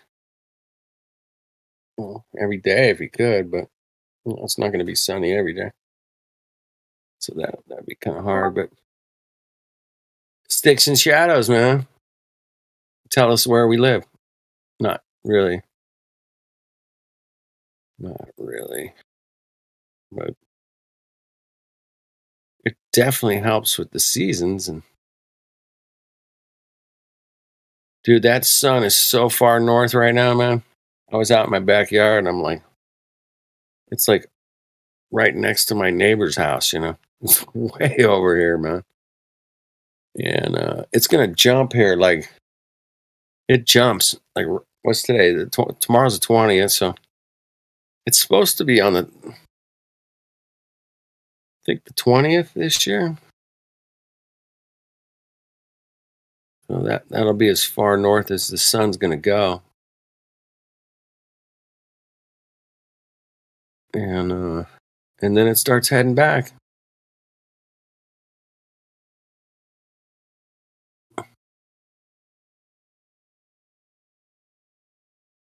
Yeah. Anyway, you guys like summertime? I don't know. Anybody into summer here? I do. I like the night and the evening, and you got the real nice, the ambient light, the daylight, not in the mornings, and you don't have the direct sun, right? So right. Actually, if you sit out in the morning, it's kind of cool. You sit out in the morning, right, even before the sunrise, or even before all that, you can literally watch the sky light up around first and then come up. It's kind of interesting, pretty neat. You can actually see like the light itself come into play and fill the sky up. Interesting. Hey, Timbo, man. I gotta ask you a question about twilight, if you're there. Apparently, it's different in the south than it is in the north. Obviously, we've got 24-hour sun here in the north. Yeah, they don't have anything like that where Timbo lives, but where my friend Sergey lives, man, he lives at 69 North. Way the fuck up there, man. There's like, he's way up there, but he's recorded the 24-hour sun up there a few times. And 24-hour sun. That's pretty cool, but they don't have that word. But Timbo's only 38 south.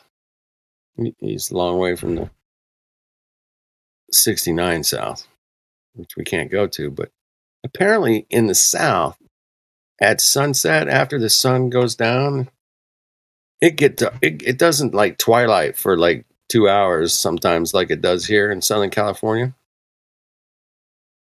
But it will go really quickly where Timbo lives. It's like the sun goes down, and then a few minutes later, and it's dark really quick.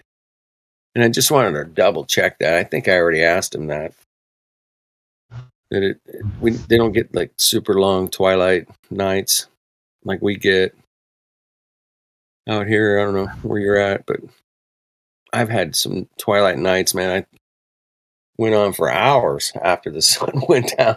You could still see like a little bit of a glow in this, in the sky. Absolutely.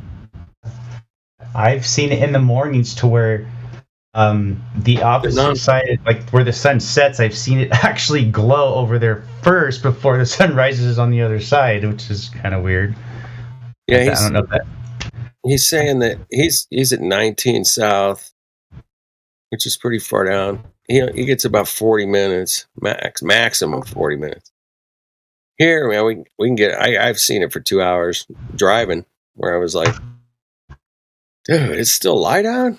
It's like 2 hours after the sun went down. Oh he's in Brazil. Yeah. I get it here where I'm at quite a bit, for quite a while actually.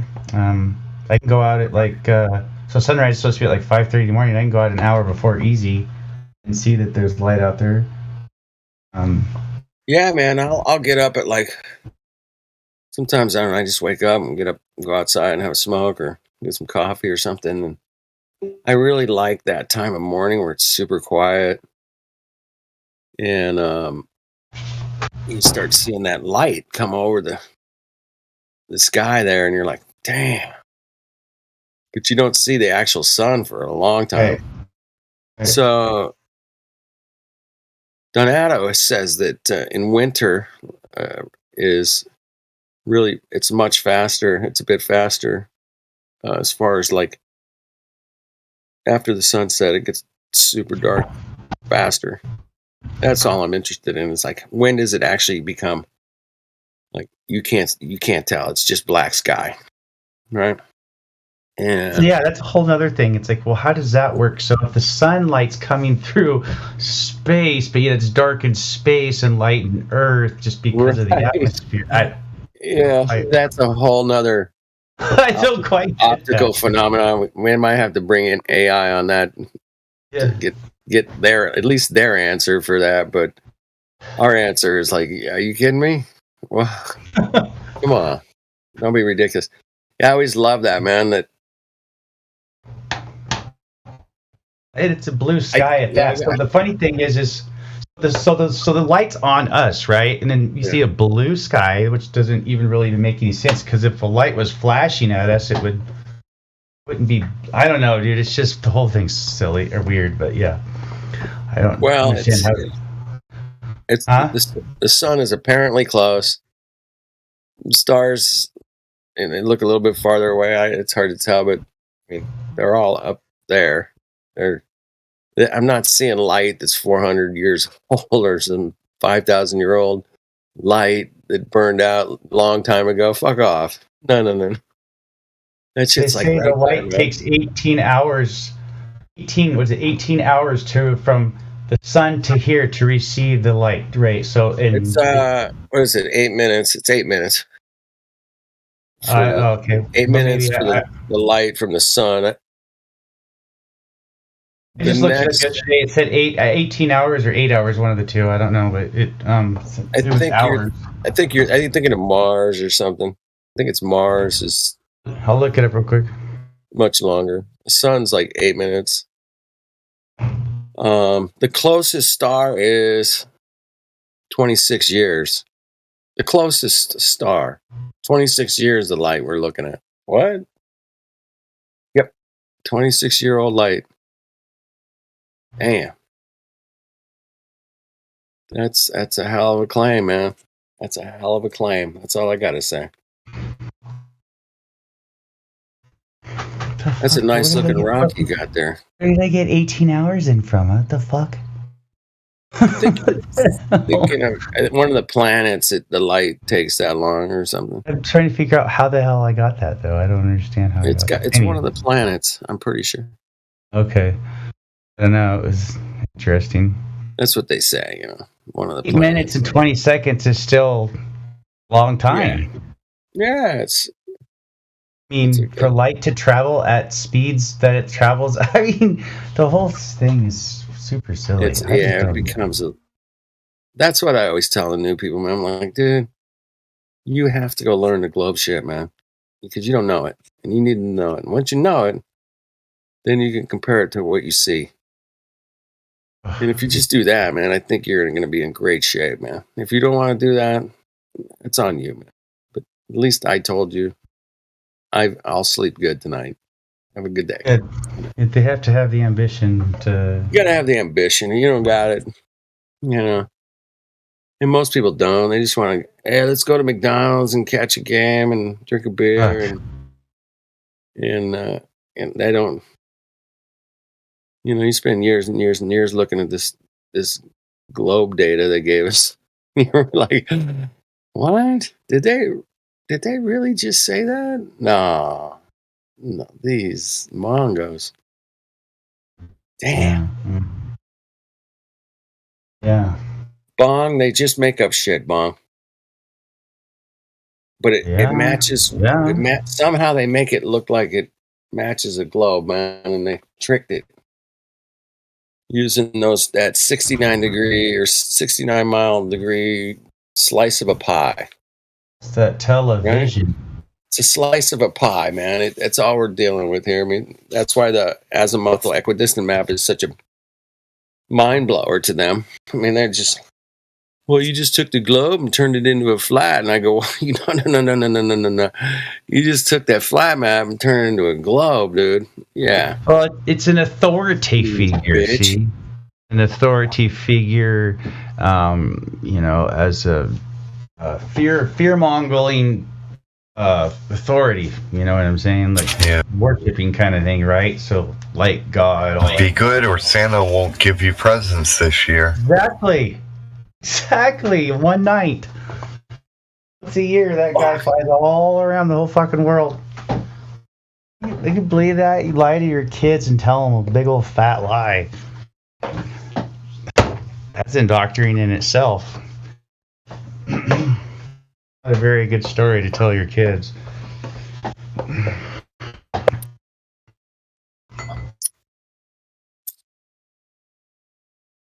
That's a hell of a story, man.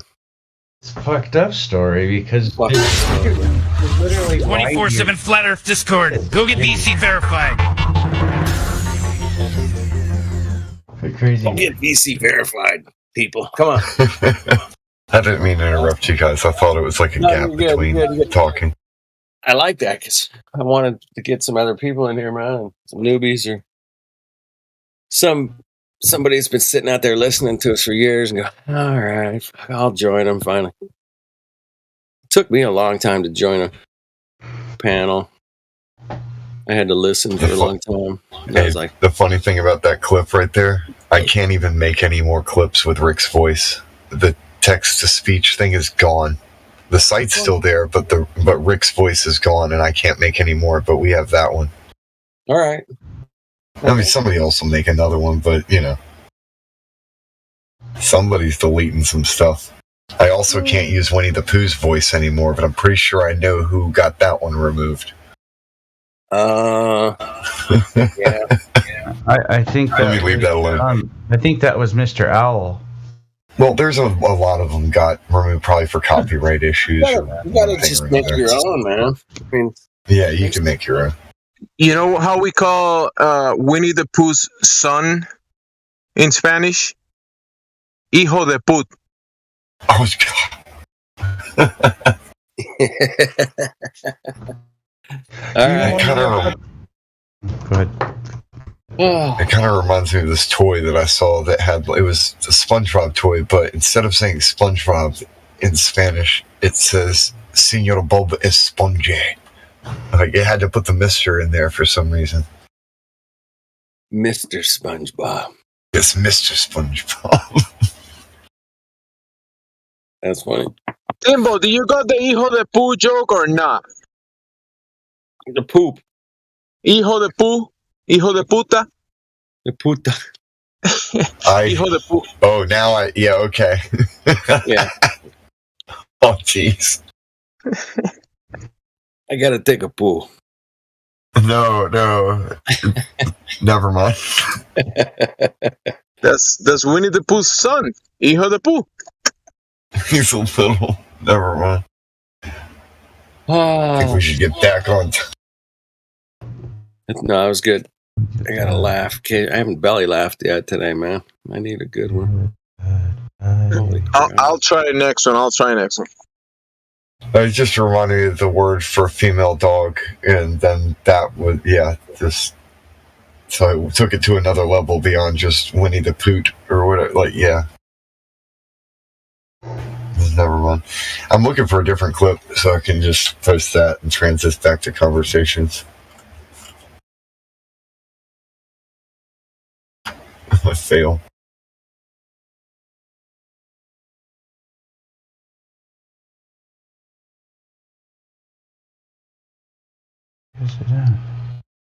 One must acquire measurements that produce knowledge in order for any kind of scientificus modulus to exist in the first place. Exactly. I was just reading what Brian Shape, investigator, says about Australia, 26 degrees. The sun goes down really fast in the evening, but twilight lingers a long time, winter and summer. In summer, the sun makes a massive arc through the sky, a lot bigger than 180 degrees. Which is like, wow, that's pretty wild. How could it go bigger than 180? Damn. Watch the moon cycle. It moves the sun yearly. Yeah, the moon cycle runs every month, and the sun runs every year. It's the same cycle. So when the power level goes over 9,000, it can. No, never mind. Yeah, I learned that a while back about them. I was like, what? Like, I had to ask a few people about that. I'm like, yeah. Goes from the equinox to... Oh, you guys know who the UN is, correct? The United Nation. Anyways, their map? Huh? Their map or the... well, just the UN in general, the United Nations. What do they write about? No, nothing. I don't know. I'm kind of just bringing this up out of nowhere because it's kind of interesting. Director, the leader in chief who's in charge of the UN is actually, her last name is Pipo, which is the French name for Goofy, Disney character. I don't know why I tell you. It's just kind of interesting though, how that kind of works out. But I just thought that was interesting. And if you look up the last name that she follows too, there's a long line of history with that family and that last name that goes back thousands of years, all the way into the Romans, or actually no, it's the French actually. But yeah, in that time there, and you can literally see the family tree of that's been involved with the UN strictly. You know what I mean? Mm-hmm. Like the elite or something, so to say. But yeah. Interesting. So what's up with your rock picture, man? What is that? That is platinum. Is that platinum? Sure. Nice. How big is that right there? That one is 4.5 pounds. Oh, it's like a couple inches across? No, 4. No, it's like a foot across. It's about like 8 inches wide and about 3 inches, 3 to 4, maybe 4. Okay. Yeah, right in there. Now, how much does it weigh again? 4 pounds. 4 pounds? Yeah, or more. I don't know. I've never actually even weighed it. I could weigh it right now, actually. In here. I don't think it's in here right now. I think I got it outside. I got that one outside. You found that, or? Oh yeah. Yep. I got lots of them. Damn.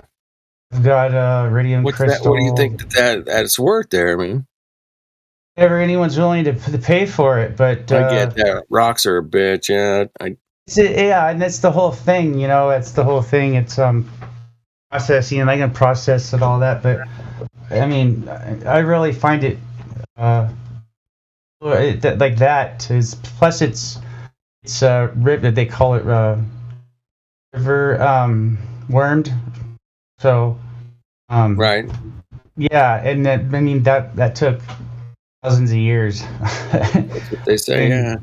I've got a piece that literally looks like meatloaf, right? I took a slice of it off. People call those meteors. Yeah, I've got a lot of discussion pieces that are pretty interesting. Got an iridium crystal, which is really neat. They call those a black crystal. Yeah. Or no, a black diamond. Sorry. But yeah, those are pretty neat. So I'm getting into forgive me if I pronounce it wrong. Faceting or faceting, where you like making a grinder and you turn it into like an octahedral or whatever, or shape or geometry, whatever, right? Like shape a diamond or something. It's interesting and cool because I feel like that way you'll be able to do something with it and instead of trying to take it all down for hours and hours, and you just get some stupid metal to go sell, I guess. I don't know. But quite the process, actually, to get platinum out. Basically a chemical thing. I mean, you can get it out other ways, but it's just a long process. What, to purify the platinum? Yeah, it really is, and you don't get from the rock. Yeah, you got to crush it all up and roast it. It's a big pain in the ass. Yeah, it kind of is. But I did find a nice. Is your scale level? I did find a nice piece of jade, though. I mean, jade's worth some money. Yeah. Oh, dude, I got white jade. It was amazing. Really, it's about like 120-pound rock or stone. Man. It's pretty cool. That's awesome, man. Yeah, so I didn't realize it until I put my. I got some sitting jade. around. I got some jade over at my other shop, man. Yeah, jade's cool. Well, we don't know if it's actual jade, but it looks and has all the characteristics. But apparently, the only way you got to find out is you got to cut some of it off and look in the inside. What color is it? It's all this gray, kind of darker grays. You can throw some water on it and then get a nice penetrating light. We played around there. We took some rocks over to the geologist dude and the rock stores, and they're like, "Nah, you got to cut them." I'm like, all right. Here I could also. I don't know if it'll post it. I can post a picture of. Usually they'll illuminate, and if there's jade and there's nephritite, right? So jade usually has it'll depend on the grade, of course. But this stuff literally penetrates with the flashlight like more than a good grade type A. It's like a 3/4 to an inch penetration. What I have is like 2 to 3 inches. It's crazy, dude. Wow. Yeah, man, it's absolutely amazing. It's just a really good find. It was really awesome, and I didn't even think nothing of it. It's been sitting in my yard for years. Yeah. Yeah. That's cool. And then one night I was just playing with my flashlight, and I was like, "Holy shit!" And it was jade. Yeah. Anyhow, cool. It's white jade too. So, are you picking most of these up around where you live, or? Oh yeah, for sure. All of this stuff, of course. You have some like riverbeds or something you're going down into? Oh yeah, yep. Yeah. Cool, man. That's awesome. Yeah, it is really fortunate. Yeah, it's awesome actually. I love being down by the, river rocks and the river. So. And the trees and all that other cool shit that's down there. So yeah, I get it. But finding kick-ass rocks, that's great, man. Yeah. Keeps you busy. Yeah, you got to spend a lot of time with it, man. Really. Oh yeah. If I could go back in time, I don't know. I would either be. I think I would go be a geologist, man. I'd love to know all that, or a botanist. You could do that now, brother. I mean, I know enough, but I would have chose that for like a profession or something, But it's everywhere you go, man. You got rocks, and it's like Hey man, check it out, man. That's a Corpus Christus crystal with the inner core of a. I would know some shit. Real shit, right?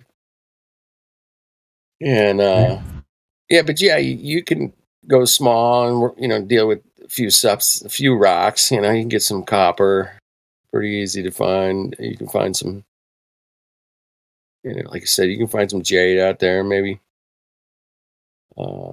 There's other rocks. Out where? I don't know. Even out here in California, man, you can find. Oh yeah, no, dude. What part of California? You in? What's that? California? Yeah, I'm in SoCal, down by Disneyland. Oh, you're at. So that's. I don't know exactly where that's at. Is that north, south? Where's? Southern. Southern. Okay. There's San Diego. There's me, and then there's Los Angeles north of me.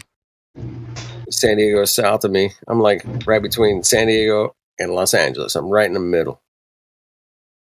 So you can find those 2 points. I'm right in the middle, man. Draw a straight line. Measure it. I'm in the middle. Now, actually, I'm a little probably closer to Los Angeles. But my county is like in the middle. That's all I'm saying. It's fucking pissing me the fuck off, man. Gotcha. So Northern California is well known for jade, and I think Central even where you're at, Northern, yeah, Central and Northern California. Yeah. Yep. Yeah. In fact, some of the rocks, jade rocks I got came from up there. New Perspective. He comes in here. He brought me a bunch of them. He collected a shitload of them up there.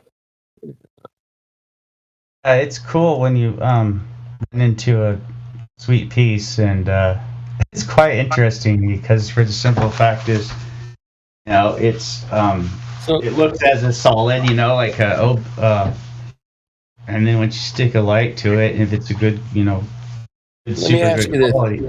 Let me ask you this, Couch. Okay. I don't know. I was in a telescope shop, I don't know, years ago, actually. And I was checking out, man, and this guy had this rock right there on the counter. And I'm like, is that what I think it is? And he's like, yep, that's a meteorite. Right. And I go, you mind if I pick it up? And he's like, no, go ahead. And I did. I picked that motherfucker up, man. And that fucking thing, it was, just fit in your hand, almost like a softball, right? Mm-hmm. And it was fucking heavy, man. I will not kid you. What do you think those are, man? Exactly.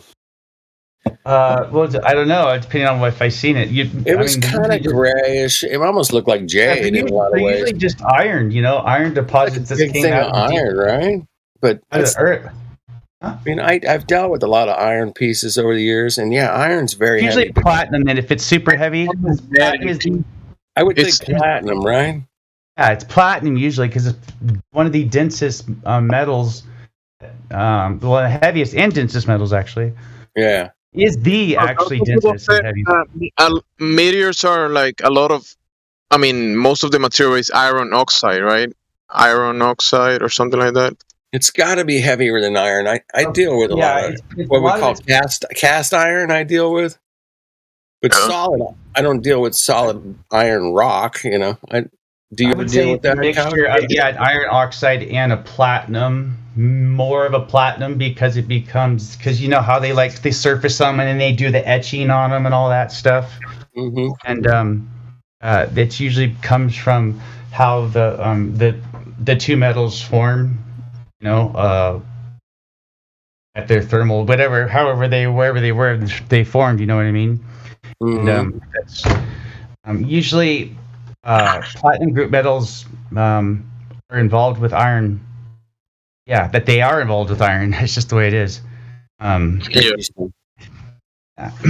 depends on. The iron is very magnetic as well. It's one of the most magnetic materials we know of, right? Iron. Yeah, exactly, and that's the thing that people don't realize is like platinums are literally like platinum and all that are mixed with iron. They're literally like palladium and all that is magnetic. It literally is magnetic. Mm-hmm. Yeah. Interesting. Yeah. I'm learning. When you look at it in nature, a lot of the iron oxide it forms into a pyramidal shape. It looks like a like an actual pyramid when you look at it in nature. Yeah. Look at iron oxide or dioxide or something like that, right? I think it is, and look at the shape of it. It's very interesting. Its crystal structure is a octahedral cubic or yeah, like an octahedron. Yeah, it's like a pyramid on top of a pyramid. Yeah. Yeah. That's a what do they call it? It double faucets or something like that. A double faucet, something like that. Anyways, forget the name of it, but yeah, it does do that anyhow. But yeah, it's pretty interesting, yes, because it's either usually most of the time it's either a sulfuric mineral or it's hardly ever in like a metallic, or it's either in like a poly form, like a metamorphic rock. So a sediment, like plastic, literally. Yeah. Which is quite interesting. And it very rarely goes into like dunite and stuff like that, which is a stone, which is up here in Oregon. We got a lot of dunite, and usually they're set like olivine stone rocks, which is actually another coincidence that olivine rocks or agatized olivine stones or crystals are usually called meteors, right? So, but then it's funny how if you do the research on that and then you do the homework and you run into stuff like that, you're like, that's interesting. They have the same characteristics as minerals as meteors here on Earth. Yeah, the thing is that you cannot just throw the baby with the bathwater, because remember, people say, "Oh, rocks on the Earth or rocks falling from the sky." Yeah, that doesn't, like the material. If there's any material falling from the sky, and like if you'll say meteors have these components like iron and platinum, like you're saying they're magnetic, they could be part of the phenomena that we observe. But obviously, it doesn't mean like the globe that they claim. Obviously, but the interesting part is that the magnetic and the magnetic material and the shapes that these materials take is pretty interesting. It's for me, it's phenomenon. I can't tell you exactly what it is, right? But there is definitely a cause and effect relationship of some sort. It's just that.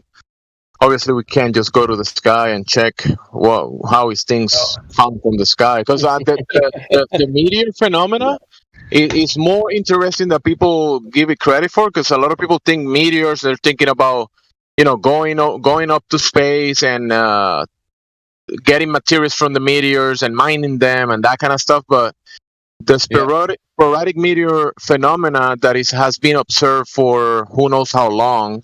It's been reported as lights in the sky, but the sporadic meteor sources, which are 6 sources in the sky, 6 radiants from where all what we call the meteor showers and the sporadic meteors come from specific positions in the sky. It's not like a random event that is how it's an actual. It's phenomena that works in cycles. Yeah, it's interesting. Yeah, the meteor thing, man. I mean, that's always been a hot topic and still is, and probably will be forever. Right. But the thing is there's like I think maybe 5 or 6 known that have been seen and then grabbed. There's never been the right. I remember Cal. They say I watched it. Wait. Go ahead and what were you saying? 2 or 3 rocks have been what? Said around 5 or 6 to my knowledge have been like actually witnessed, and then they go and get it. But okay, all the other meteors have been found as deposits. So my theory on that would be just metamorphic or lava or came out of deep cavities of rivers and stuff and found its way, through erosion and stuff like that over the years. Some of the claims of the meteors, or they say sporadic meteors, they, like you're saying, follow the rock from the sky at the angle, whatever, and then go where it, whatever, right? That's some of the claims that they make. But then some of the claims that I found very interesting is that they go to whatever glaciers or like regions of ice, like the north or the south, whatever they claim, and they found these rocks on top of the ice, right? Like these rocks that fell from the sky on top of the ice, and that's they claim. I haven't done it, but there is photographic evidence or the way they do it, right? Yeah, meteor showers, whatever. Then we go to these regions of ice, and then we go there and find the rocks on top of the ice. Interesting, but I wouldn't. Like I'm saying, the phenomena is there. It's just that the claims of how that happens is the thing that some people are probably lying about, because I don't think they can actually make a claim of the mechanism that how it actually works and the source of the meteors. It would be very difficult to make a claim that is truthful about it. Hey, they can predict the meteor showers. It's definitely a globe. I'll tell you from my experience, what I've seen is posed it because it happened. They have like the sunrise, and the sunset, the meteor showers, and the radiance of the sporadic meteors. They have cycles just like the daily cycle, the moon cycle, the planet cycles. So the radiance of the meteors also have cycles. Go ahead. That's right. We're getting it. Hey man, it's good. Dude, we're like 400 years behind these Mongos. It's going to take us, maybe, 10, 12 years. We'll have this thing all figured out, man. Maybe 20 years, tops. You guys let's keep going, man. So they sold this outer space thing for a long time, man. What were you going to say about the meteors? Or the rocks? Couch. What's up? You're going to say something about the rocks and the material, or maybe the source of them or something? Well, I was going to say from my experience, what I have seen and what I have gathered is that the similarities in what they so-called meteors to what I have for specimens are extremely similar. Right. And it's kind of eye-opening, but you'd have to experience it for yourself, I guess, to understand it. But I'm not buying the whole meteor thing at all. But if you ask me, I think there is a residual material that probably falls from the sky. Because when you're welding, welding. Sure. You have this spark of light. You see something similar up above. It's similar. It's probably not the same case, but the possibility that there is whatever the sun is doing and the moon and the luminaries above, there might be some residue that could be falling from the sky. I wouldn't put it out of the realms of. I wouldn't know because I can't get up there, so I wouldn't even know what to say. But yeah, that's possible. I can see that. I could see that happening. Who knows? Maybe there's a big floating mirror up there that reflects everything, and then a chunk of it falls off. Yeah, I don't know. It's hard to say, not knowing.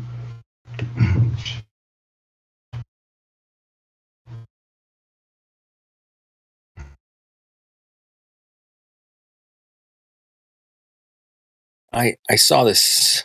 It was a television show about these guys that go out and they hunt down meteorites, and they'll get one, and it's worth like a fucking shitload of money, right? And the guy even had like a vault with all these different meteorites in it, and they're worth like millions of dollars if you get one. Yeah, sounds about right. And it was like saying, and he, this long-haired, dude, man, just I don't know. The whole thing felt a little weird to me. I remember at the time, I'm like, man, I mean, you just found a rock and it's worth millions of fucking dollars. That's fucking crazy, man. They're not manned. They're all autonomous. There's no steering wheel on them. There's no. Well, and my theory on that is because usually they're like a solid heavy metal, which would be platinum, and that's the only thing with a lot of money that's literally like a white, or solid dense metal, which is platinum. Anyway, the guy was like a millionaire from finding these rocks, apparently, and it looked a little sus, man. But it could have been all Hollywood, as far as I know. But stay on track. That's what they said. It's worth millions of dollars, and he had them in a vault, and like a walk-in vault. They had them all displayed in there. It was really plush. Yeah, ridiculous. It's kind of like a museum, right? Like the like a museum. They were like well lit, they had lighting on them, shit like that, right? And I'm like, and they just say they're worth millions of dollars. Like, who the fuck's gonna buy a rock for millions of dollars, man? Really? That's the thing too. Yeah. Get the fuck out of here. I don't know if you've ever been on Etsy. I mean, some of the prices on those things are on there in the rock. Not 10 grand for a rock? Fuck off. Just don't buy it. It's the same thing with the art world. I don't buy that whole, that painting's worth, millions of dollars. It's just a scam. Hey, we're talking about rocks. Minerals of Earth. Rocks or minerals of Earth. Rocks or... Like we started with meteorites, and we were talking about some different jades and crystals, black crystals. Yeah, we were kind of all over the place with the rock thing, but we did take it to meteorites and what the hell's going on. And then I was talking about some people find meteorites and they're worth millions of dollars. Millions of dollars. Yeah. Yeah. Who determines whether it's a? That's interesting, actually. I mean, I'm like, wait a minute, man. That's like, the Picasso's worth millions of dollars. About the essay and all that, it's like, it's kind of like, yeah, exactly. And has anybody here actually held a supposed meteorite in their hand? Yeah, I have. We got our geologist is in the house, bitch. Oh, I mean, I've definitely got some experience in. You're getting there, bro. You're getting there. That's experience for sure, and like I was telling him, it's interesting how the minerals on Earth relate exactly to these meteors that come in and they look exactly. Space. Yeah, exactly. Right. So there's no distinguishing characteristics that prove without a doubt that it's from another place. Right. No, because there's nothing different about it. There's just there's nothing different. There's no different elements or anything. It's amazing. I remember. Apparently, there's not, right? There's not like any new discovered metals. You never hear about it. It's like yeah. That's why they don't want the private citizen to hold one, right? Isn't it illegal to have one? Well, it's kind of like the club, like only. It's a club, man. Only you ain't in it. Who study dinosaurs find dinosaur bones, like it's kind of like that. Yeah, exactly. Same thing as dinosaur bones. Exactly, man. If you're not in the club, yes, exactly. Yeah, and you find this big ass bone, right? You're like, what the fuck is this? Give it to your dog. And then so you call somebody like, hey, I found this bone. I don't. Yeah, maybe you might be thinking it's a leg bone, right? You might be like, this could be a human. I should call somebody. Laugh at you, man. They're gonna laugh at you. And then they're like, you never see that bone again. My mom, interesting story, because I said to my mom one day, right? I was like, Mom, if dinosaurs are real, wouldn't we be finding bones all the fucking every time somebody digs for a house or foundation? Yeah. Oh, no, we have a dinosaur in my swimming pool. What? Right. Well, she told me actually, like back in the 60s, and when she was a kid, that a lot of times farmers, when they were tilling their land, would find dinosaur bones. Oh, shit. Or bones. Really, bones? Bones. I mean, that's what she said. I don't know how big they were. I would have put that in my gas tank, dude. I know, it's crazy. That's funny. My mom, she wouldn't lie about that. Maybe she might be. No, I'm not saying she's not. I'm just, it's interesting. That She was a kid, so maybe, maybe it wasn't. It could have been who knows, maybe a fucking just weird, deformed deer bone. And the farmer was like, what the fuck is this? I'm gonna call somebody. And then they got on the news, like local news, like, oh, possible dinosaur bone. You know what I mean? Who knows? Exactly. Could have been. Well, I mean, so anything that has a museum is indoctrination as far as I'm concerned. So, I mean, that's just my opinion, I guess, there. But to display something to the public and come and pay to go see as entertainment, I consider indoctrination. But that's just my opinion. Well, yeah, because they don't express to you when you walk in there that, hey, this is complete speculation. We didn't actually find all these bones in one place and intact. Actually, only one of these pieces of this display are an actual bone. The rest we all made out of plaster. Right? Yeah. I don't know, dude. The whole dinosaur thing is just bizarre. It's as bizarre as landing a spacecraft on an asteroid. Hey, and helicopter on Mars. Don't forget about the helicopter. Back on that one again, yeah. I just love that stop, one. dude. Does not stop. Gemsy, I can't hear you, man. Can't hear you, Gemsy. I don't really like the argument too that sorry, I didn't know he was gonna. I thought he was hot micing. I don't know what to do. I was gonna say I don't like the idea either that people say that the whole dinosaur thing is just to deceive people from Nephilim, that these are bones from Nephilim and they're trying to cover that up. I mean, you know what I mean? That's cool story, but back that shit up with some real. Besides you're just, idea. Couch just took a picture of his That's my smaller one. He took a picture with the light shining through his rock there. What kind of rock is that again? It's jade. It's the jade? Yeah, I'll sit here. I'll send you right here. I got another one right here. Yeah, it's jade. So yeah, you shine the light on it, you can give you a certain gives you a certain look. You kind of know what you're looking at, right? Yeah, that's a real high quality jade there. You can see the penetration goes through the rock quite a bit. That's a type A jade. It looks like an alien head from Mars. Alien head. See the nose there and the eye socket? My buddy does that too, and he looks at my rock. Skull. That's it. It's an elongated skull, man. That's what you're looking at. That can't be a skull, bro. My buddy was talking like that too. He goes, "Well, what if we die and we turn into precious metals?"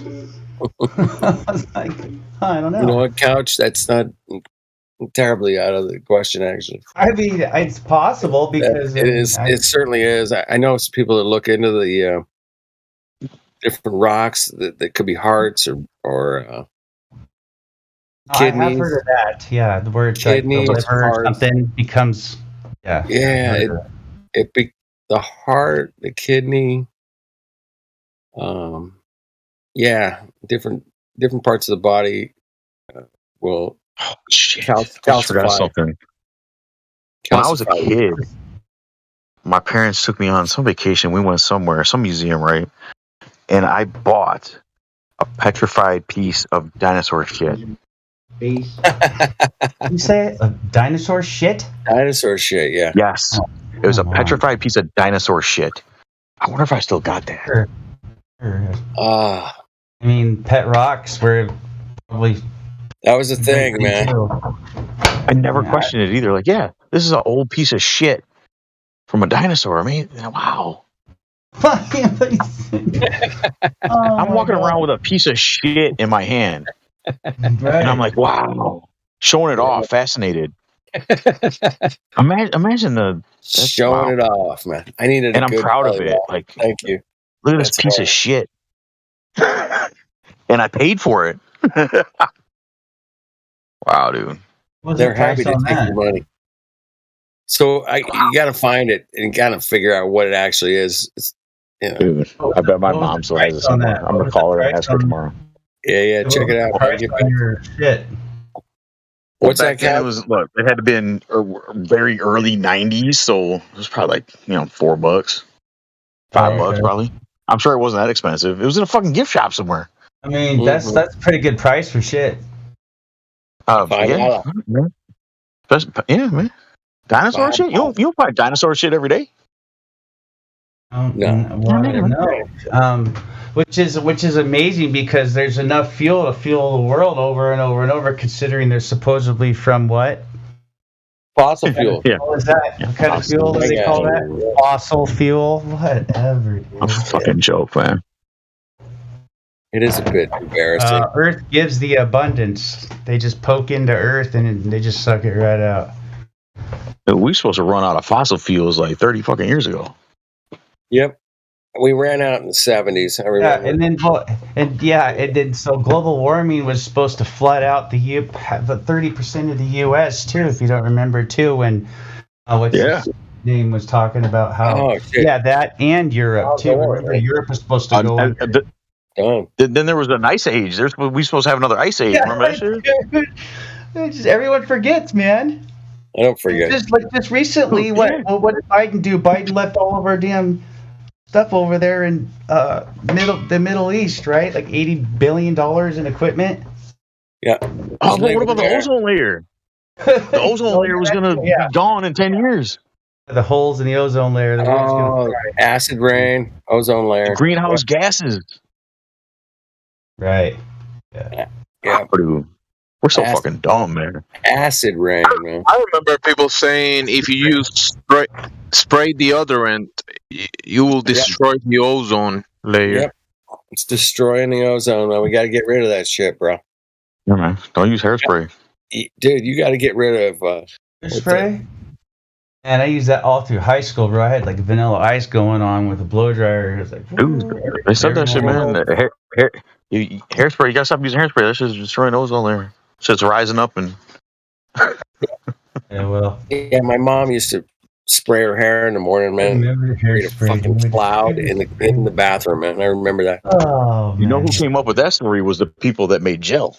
They're like, how are we gonna get people to buy this gel? Stop buying hairspray. There you go. So is it your mom's fault that we have global warming? Yep, I'm blaming it on my mom for sure. Okay, right. Hell yeah. I'm gonna blame it on his mom too. She's spraying her hair in the 70s, like. Well, at least your mom didn't have you holding a piece of dinosaur shit, showing it off. Actually, I might have had one too. I don't remember having one, but I might have had one.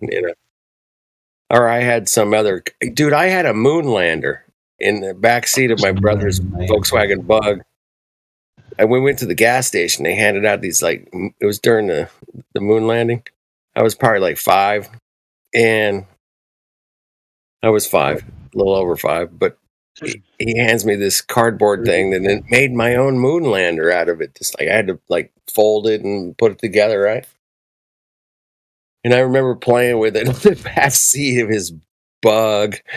Like, looking back on it, I'm like, damn, they were just like handing out moon shit everywhere during the fucking moon landing, man. You could get a moon landing towel or a moon landing, set of toilet paper or a moon landing Monopoly board. Didn't they have like ice cream, like some kind of freeze dried like space ice cream that the astronauts? Space ice cream, yeah, it was everything you could think of. You could get it at the store during the moon landing. Check this out, dude. So I live close to Madison, Wisconsin, right? And we have a huge university at the University of Wisconsin. And actually, one of the astronauts that supposedly was killed on the Challenger is a professor there, supposedly. Anyways, what if I find this piece of shit? Do you think I could go to the university and ask around and be like, hey, can somebody tell me what the fuck this is? I found this in my backyard. What? Sure, why not? What? Wait, what? Wait, rewind it. A meteorite or something. I take that piece of shit. If I find that piece of shit. Oh, gotcha. Take the piece of shit. Yeah. Okay. And not telling them, I'll be like, man, I don't know what this is. I found it in the backyard. Can you Like, what is this? Is this just a rock? I wonder. You know what I mean? And Ouch, they work man. with tests and be like, You got a gift short, gift shop burned, man. It happens. It's probably made out of microscope can go a long way. How big do you think it was, man? Like size of a baseball, or? No, it wasn't that big. It was like, what can I compare it to? Wait a minute. First of all, dinosaurs shoot shit really big, man. Yeah, it wasn't that big at all. It was like a piece of dog shit cut in half. The time frame, anyways, it doesn't. Yeah, I can't put all that together in my head. It's just. You'll figure it out, man. Just laugh about it right now because it's funny. That's the best way to learn. You know what? That's what. Just laughing about shit and going, wait, that really? Is that what they think? We're shooting around the sun at 66,000 miles an hour? Who said that? Who came up with that fucking number? I want to talk to them right now. Good luck. Yeah, so it was like rounded on one end, like a turd would be, and then the other end was like straight smooth cut and like polished and polished. Yeah, polished. That's hilarious, man. The hell? I'm over here laughing my ass off, going. Probably slag glass. I'm gonna find that piece of shit. You gotta find it. You gotta find it, bro. I mean that's gotta be a mission. Anything away? It's somewhere. Yeah, get over to mom's and fucking. Hey, mom, where's those boxes at, man? Where you go? You can turn your shit into graphene. You just shit it in a container, and don't tell her you're looking for a piece of shit, man. That wouldn't be cool. Where's that piece of shit? Where's that piece of shit you when he's on vacation? She'll remember. She'll be like, do you remember? Yeah. I mean, I want to use it as a paperweight, man. I think it would look good on my desk. Yeah. I hope I didn't lose it when I was a kid, man. Yeah, shit happens. What are you gonna do? But probably traded it for a garbage pail kid. Hey, I've actually got the first and second edition series in collection. Those things are so cool, man. Yeah, they are cool. Yeah. I remember chewing the gum. Well, I think the Garbage Pals was a predictive programming. What do you guys think, bro? Oh, absolutely, dude. Yeah, absolutely. Yeah, definitely. It seemed like taboo. I remember when I looked at him as a kid, I was like, "This is bad. I shouldn't have this." But looking back now, you're like, weird, yeah. I mean, that is hilarious, dude. Garbage Pals, fuck. Yeah, Garbage Pail Kids, man. I remember those. Actually, I have them. Yeah, I have them. Literally, I have the first and second series. So the first edition, second edition. Dude, now's the time to sell. I do. I have a full collection of Star Wars cards. I have the full collection of Star Wars comics, first, second, all the early one with the blue border. Yep. Yes, I do. Oh shit! One of them, and I have doubles of blue. Bro. I've got a whole bunch of them. I probably got those too, but I didn't take care of them, so they're fucking shit. Dude. They're mangled. Mine I even got some of the stickers, the Franz Bread stickers, and those things are hard to come by. And I wish I would have kept my Star Wars figures because those are worth like bucos. But and again, what I've come to find out is something like this is even scarce to even have. Once I go to sell it, it's nowhere near what they say that's worth because it's only going to be what someone's going to pay for it. Yeah, and people just want to get over on someone else. Yeah, I'm telling you, man. I posted them and everything, and people just go and buy it. That's all a fucking scam, dude. All this is a scam. Just because baseball cards. This is all a fucking scam. Because it's their website, right? So then plus, like I was telling dude earlier, the thing is if I wanted to send in my Star Wars cards to get graded, right? Which I already know they're pretty close to mint or whatever. You have to pay more if it's worth more. Like it's. To put their stamp on it of approval, right? Yep. Not only, and it's just ridiculous. And you gotta hope you can sell them. Racket. Yeah, I call it a racket. Yeah, it's cool. Yeah, exactly. Yeah, it's like the same in everything. The mineral gold. It's like this. If you bring the mineral gold into a hawk shop, they're gonna look at you like, okay, what am I gonna do with this rock? It's like, what do you mean it's gold? You said you buy gold, right? I actually did this. I said you buy. It says right there you buy gold. He goes, no, well, I don't. What do you? I don't know how to tell. I go, you can acid test it. You know how to acid test the gold. What? And he goes, no, I don't know. I go, oh, so you buy jewelry? Like you buy jewelry, then you don't buy gold. You buy jewelry. You know, people don't. I had the first diamond ring I ever bought for a girl, right? Shit didn't work out. Paid a bunch of money for this. I took it right back. And I was like, hey, it didn't work out. Can I have my money back? They're like, well, we can give you, half of your money back. I was like, what? Half your money back? What do you mean? I thought this thing was valuable. I'm like, well, it was sorry. You bought it, but I gotta resell it, man. I gotta cut you. Sorry, bro. Yeah, it's all. I would appreciate it if the guy was honest like that. You know what I mean? I've dealt with some of these guys. I go, dude, man. Yeah, I'm not buying this guitar for that, man. I gotta resell it. Metal, yeah. Precious metals really have no value in general, really, for human to even live and be survivable. All you really need is shelter, food, and clothing, or and something to cover ourselves. I mean, it's gold literally has no value, really, if you think about it. I get it. Any precious metals.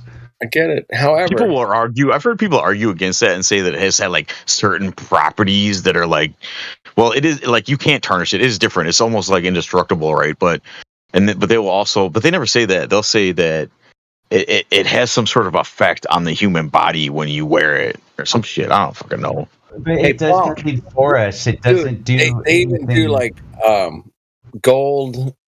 Like you guys, you electrolyte the gold, and then you drink that water. It's like a gold slugger with the gold flakes.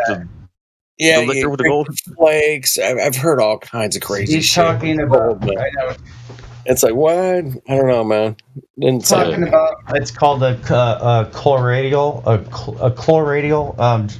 where it's infused with a liquid. Right. Like silver chloride. I would highly recommend not doing that. But I don't. I did some on some wounds and stuff, and it worked out pretty good. But I didn't drink it. I've heard of them doing like a colloidal platinum if you have like mercury poisoning, and it'll pull it out. Like it will actually work as far as that. But I've heard the silver. I've heard the silver if you got like some major bacterial thing running through your bloodstream or something. But it's out there, man. I mean, you guys can look into that. But as far as heavy metals go, I don't think you want too many of those in your body. You need to have some. Apparently, you need some iron and. I used to take that colloidal silver. I don't think so. Pushed it on me. I don't think we need metals at all. But it's just me. But it's already in. They say it's in the plants, it's steak, it's in the cow. You're going to eat the iron when you eat a steak, right? Right. But I mean. Well, the animal will flush most of it out, and but we're like as far as electrolytes and everything, those are salts and stuff like that are good energy source because you can literally take a cup and then you put water in it. Okay, then you put your battery in from one side to the other. Then you have a ground right outside. And you put, and then what you do, all you have to do is put salt in it. And the light turns on. All you have to do. Then it becomes a battery at that point. Or it actually becomes a capacitor. Once you put the salt in the water, it literally will turn an LED light on. That's all you need. But to recharge it and everything else, you know what I mean? So because the electrolyte is the sodium itself. I have the theory that we live on a big giant battery. Yes, the salt water is the ocean. Mm-hmm. Yeah, that was one of my theories. I was looking into it. Maybe it wasn't my theory itself, but maybe somebody else mentioned it. But I was like, so Earth would be the anode, and or the cathode, I guess. Either one, really. Well, no. Earth is the negative ground, so that would be the anode. Well, no, the cathode, right? Sorry. Anyhow, yeah, one of them, right? Well, yeah, nanocathode, man. I mean, I know I got that much, but yeah, man, it just looked like a big giant battery at one point to me. I was like, could be, man. That's a lot of salt water, bro. It is, yeah. I totally feel that for sure, man. It totally Why makes sense. so much salt water? I mean, there's more salt water than anything else on this place we live, and that's so abundant. Why would that be? Well, it makes statics. So yeah, it makes great electric properties. Salt water is amazing, man. If you put a positive and a negative in there, man, and you can get some voltage going through it, man. It's gonna. You know what's amazing?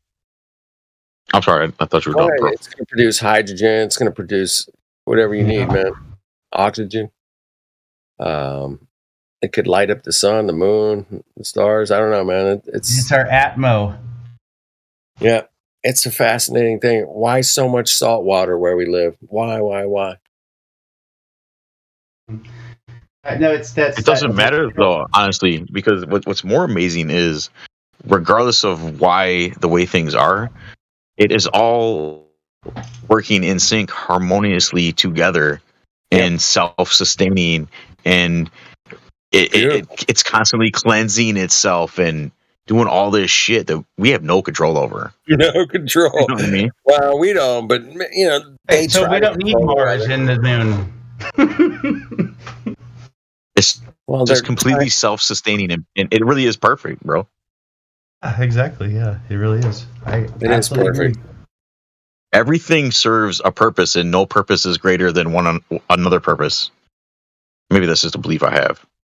Yeah, I guess it is. But whatever. When you walk outside in the morning and you step outside, do you feel like you're shooting around through outer space at millions of miles an hour? Maybe when I used to smoke a lot of weed. Yeah, well, if I hit my bong, or something, maybe. But anyway, I love to ask people that, man. Like, really? That's an honest question. You don't feel like you're shooting through outer space at millions of miles an hour, right? Nope. That's all I want. Nope, I don't. It's like this. When I was a kid, I was on the sitting on the freeway or something, and I was like, "Why is the moon following me?" You remember that? You ever had that moment? Like, you ever had one of those moments? You ask yourself, "Why is the moon following you?" I don't know, man. I've looked. I used to actually, in my wilder days, I used to get this like angst, right? And I'm like, I gotta go out tonight. I gotta go to the bar. I gotta go out. And I started. I noticed whenever I would get that feeling, it was a full moon.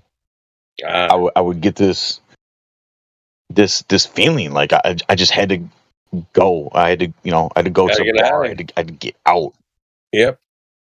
And the rest of the time, I'd be content to hang out in the house. I'd be fine. But then once in a while, I get this feeling like the Mr. Rogers song. And I'm not making that like it was every time. I started to notice it and recognize it for years. And to the point where I knew when I got that feeling, I was like, there's a full moon. And I go outside, sure shit, full moon. Where's the moon right now, man? Anybody know? I was out. I live in Florida, man. It's been so awkward lately and off. It just doesn't even make any sense anymore. It'll be missing for 10 days, and then it'll be. It's been cloudy here, man, for like a month. I haven't seen night sky. Really? I don't know where the moon is right now. Yeah. I live in a pretty dense area where I don't have a lot of view, but yeah, I haven't seen the moon in at least 4 days. Yeah, I'm gonna. Well, then so that was what I was speaking of earlier. Was sometimes the moon is so off, you think you're to see it at night, but then we got a new moon in the morning and the sun's rising. Oh my God, what's right next to the sun? The moon. Like, what the heck, dude? Yeah. That totally doesn't even make any sense in any aspect whatsoever of how they try to portray the mechanics and how it works as far as Where's your model? Where's your model? Where's the model? Yeah, exactly, dude. It's like, no. What? Sorry, no. No. In the afternoon too, it looks so weird in the afternoon when you'll just be like driving in your car and all of a sudden you'll look in the sky and you'll see it and it looks so. To me, it just looks really bizarre because it's so faint. I don't know, man. It's fucking weird, dude. So if you could see the moon, then why can't you see the other? It doesn't make any sense. It just doesn't make any sense. So first of all, that would mean you're seeing the dark side of the moon lit up, right? Would that technically? See, that's the whole thing. I don't know. Maybe I'm wrong there, but kind of like I was saying about Venus, you can't see Venus on the dark side of Earth because it would be behind you. Correct? Oh. Yeah, those little things that are just... Right, cool, because Venus would be behind us, right? So if it was dark on Earth, it would also be dark on Venus, correct? Yep. Right, because it's behind you. Well, it's not always in that circular motion, but it doesn't matter because it's behind us anyways, because we're all orbiting. So how can it be dark in Venus if Venus is a light? The planet. Yeah, a light in the sky. A wandering star. Excuse me? Sorry? You're saying it should be dark in Venus, but Venus is a light. No, I'm saying, how are we to see Venus when you're on the dark side of Earth when they say you can see it from Earth at night, which is literally impossible. Yeah, we always see Venus in a transit between the sun and the moon, in between those points. So, yeah. I don't know how that's possible. Don't we see Venus always like in between the moon, going towards the sun, and then backwards from those 2 points? Shouldn't be able to see it, is my point. You really shouldn't. Yeah, but the actual phenomena is that we do. Why would we try to say we shouldn't or we should? Or no, we do see it.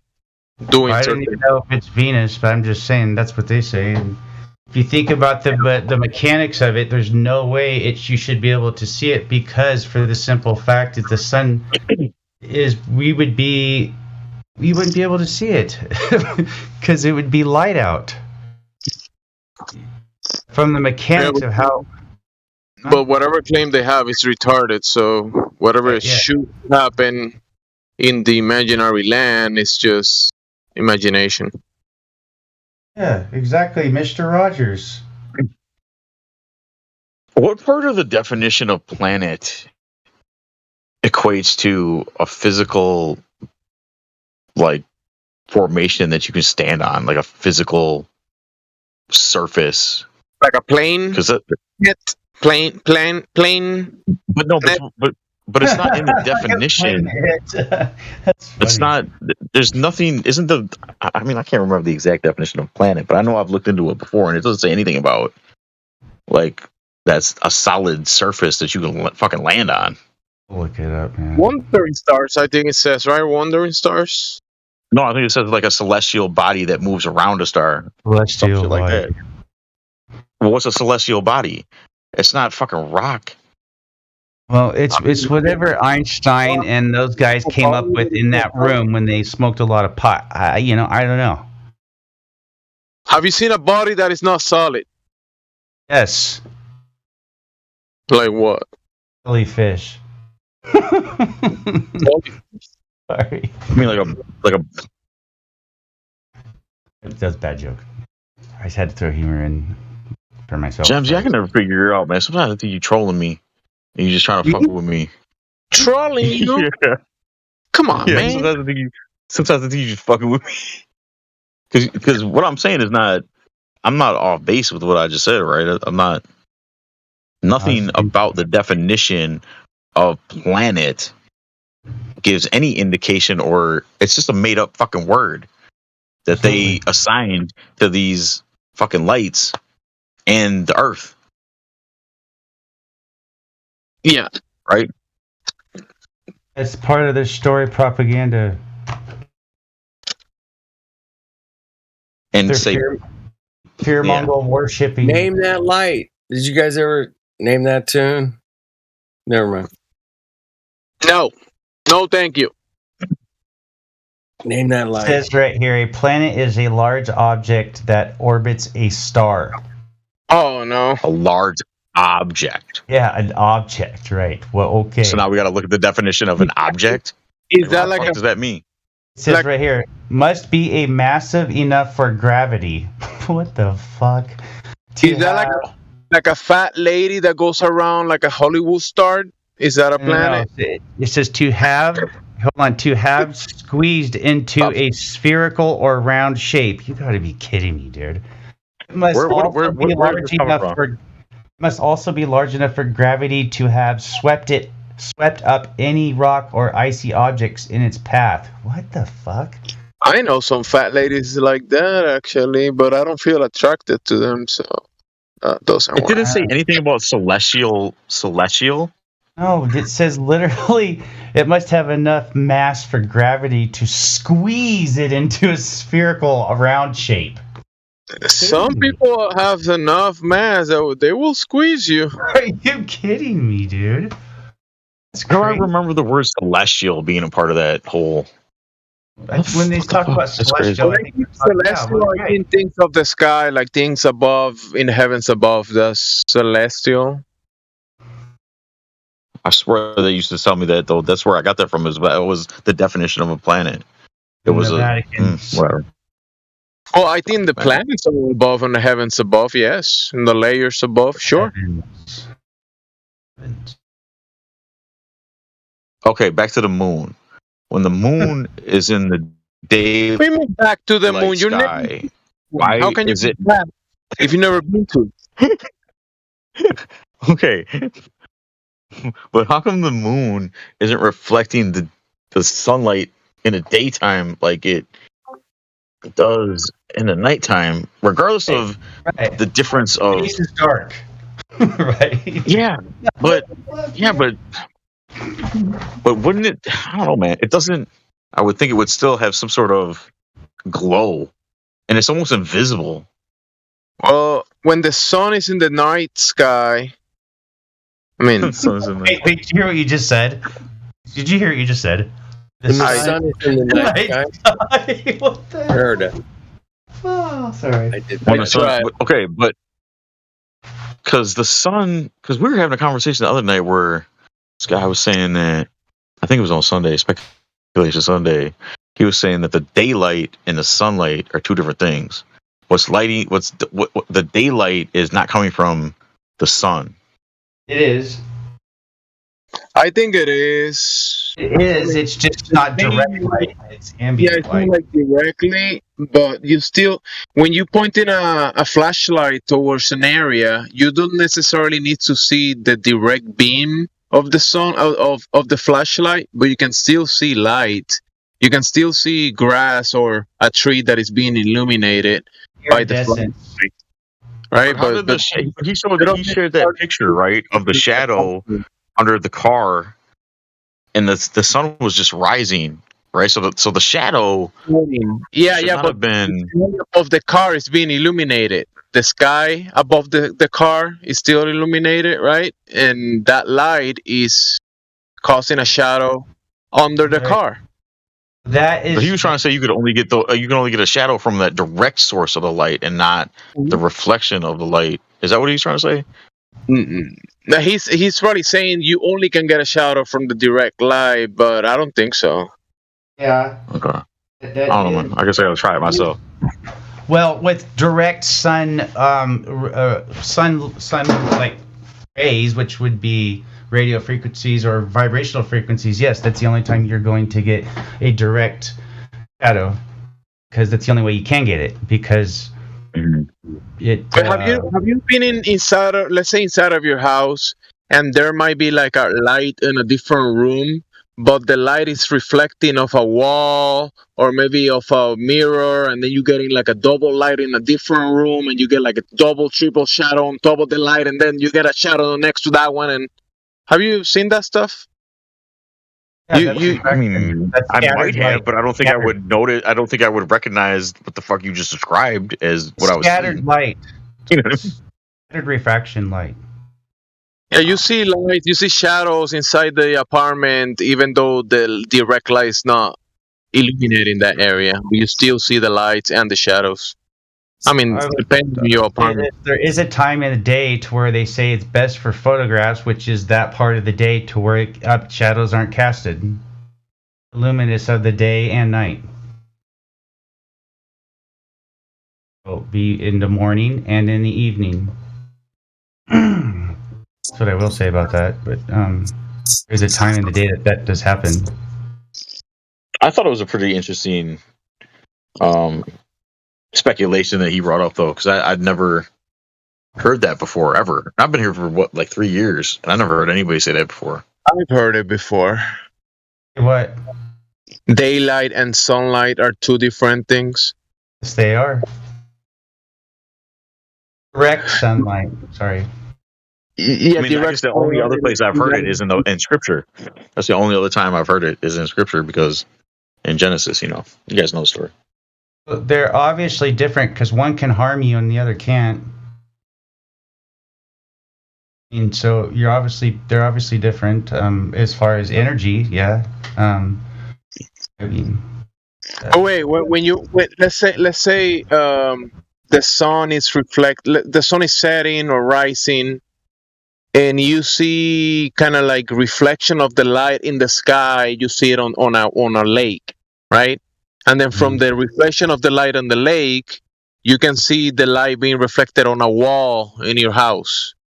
Well, that's what I was just going to bring up next. Was so if there's, let's say, water above, so maybe that's where that illumination is coming from. It's the water is reflecting the sunlight, and you know what I mean. I was going to ask talk about that. I'm completely following you. Oh, yes, there is water above your head and above your house. Yes, it's called the air, the sky. Yes, there is water. Yeah, there's media everywhere. Yeah, and the light is reflecting off that. You see colors of the sky. You see the clouds. You see the sky. You see the light is reflecting, and then you see everything around you is very lit up well before you see the sun. Yeah, the sky above your head is being lit up, even though you don't see the sun with your eyes, but the sun is still illuminating the sky above you. Yes, it's iridescent. But somebody also said this idea that it's a different light source, and it's a different system all working together, and it's actually moving. That system that's illuminating that is moving with the sun. Same thing with the night. Well, I was talking about this with him, what you're talking about, and there is the source of the light, which is not the sun, because I will say, in my opinion, in this medium, we see one of the lights, which is the sun, but it's not the only light. We see other lights, the moon, we see the wandering star, we see all those, and then the toroidals of the stars. It's an iridescence. It's called iridescence. If you do a time lapse, and people say you can see the Milky Way, and you pull out the infrared, and you look at the sky, and everything looks illuminated. That's not the sun. I will say the sun is not the source of the light. It's one of the lights. Right. Yeah, that would be last night too. I'm sorry. Go ahead. Very good. I don't know if you're. Yeah, that would be considered an iridescence, a cause of light and refraction with other light. So that's called like an iridescence. Actually, the Japanese got a word for it. It's called it's like the light through the forest. I forget what that's called, but anyways, they got a word for that, and but the English term is iridescence. But I'm trying to remember. Anyhow, but I just wanted to give in my 2 cents on that part. But anyhow, that was it. that's a phenomenon. That's a phenomenon that we could be seeing, or we are seeing. That is one. That's definitely we are seeing that. Yeah, I would say that we're definitely seeing that. Yeah. When I interrupted you, what I was trying to say was last night I was standing outside, and it was probably like 1 o'clock in the morning, But the sky, it wasn't dark. It was really lit up. I don't live near any cities, and I couldn't see the moon anywhere. But it wasn't dark outside, so what the fuck is going on? And maybe I couldn't see it because of the trees and stuff, but usually I know the path, and usually I can step around and move around, and I will see it eventually, but I never saw it all night. I was up to like 4 o'clock in the morning. But it wasn't dark out. It was crazy. Yeah, it's scattered reflecting light from reflect from other things, from light bouncing and finding its way, right? Like what light? The light that's coming, like kind of like your voice. So like your voice, when you're in an area where your voice can bounce off, right, and you'll hear it over and over and over, and then you hear the echo. It's light works the same way, and eventually it stops and it has an end, but the light's coming towards you, so it's going to illuminate in an iridescence coming to you, so it's going to refract toward you and scatter until the source is coming closer. I mean, that's... Does that make sense? I mean, I don't know. Yeah, absolutely. Okay, cool. I thought it was sounding silly. But, yeah. No, because I was thinking that the moon just wasn't anywhere near me in my night sky, so I was like, fuck is this light coming from? Well, the moon does freaking get hell of bright, dude. Some nights, dude, I can go outside and I can see just like it's just an clear evening. Moon's so bright sometimes, man. Absolutely. Crazy. Yeah. If you're near a city, you live in an area. If you're near a city, you will see the sky illuminated from the city. Come on, guys! So if you see a city, if you're like away from the city, you can see the sky illuminated by the city. Have you seen that? Are you asking me, sir? No, anybody. Like I'm saying, like how the light scatters up around the medium. You can see the sky illuminated when you're near a city. Yeah. Yeah, I've seen that. You talking about from street lights? Yeah, like city lights, whatever whole city lights, you're gonna see. You can see the whole sky illuminated by the city, even though it's supposed to be dark. But the city is light up, so the sky is light up. But it's not the same sort of light though that we see on other nights. That is actually it doesn't have that high of a reach. You know what I mean? You can see it when you get a couple miles away from the city. You coming in for the city from like a rural area. Because it's similar to the sun. Like you don't like the city. You don't have to see the city, but you see the sky illuminated by the city. It's like the sun. You don't see the sunlight directly, but you can still see the daylight that is coming from the sun. You don't see the sun directly, and then eventually you're gonna see the sun directly, and you still see the sunlight, and then the sun is gonna move away from you, and you won't be able to see the sun anymore, and you still see the daylight, and then away goes the sun, and away goes the sunlight. Yep. Yeah, that's how it works for me too. Even though I don't think the sun is the source of the light, because I think that's the place that is above, the waters above, the layers above, and that's the source of the light. That's a whole other theory and topic, but that is the cause and the cause of the effects. Parabolic. It's a parabolic procedure. Yeah. I think it's a whole construct, like an actual construct that it was built, put in place. So you see it as mechanical? Oh yeah, I do see part mechanical. Well, it is, in my opinion, it is mechanical. Yeah, in a sense. Yeah, it's I mean, science has proven that already, hasn't it? That it is intelligent design. That be my opinion. That it is design in a way. Yeah, it's a design of the parabola. If you actually get into it, the way light scatters and works and reflections and blah blah blah. It's you can actually record it yourself just by how everything is illuminated and all that, and with parabola, the science of how the parabola works. I don't know if you guys are familiar with that, but that's. I wasn't talking about just the light. I'm talking about everything, the whole system. Hey, yeah, well, I mean, I guess with the light, there was no. I don't know how that. I guess. There's What no do you, light. Jeffro, how you doing, Jeffro? What do you think about the topic of the server, Jeffro?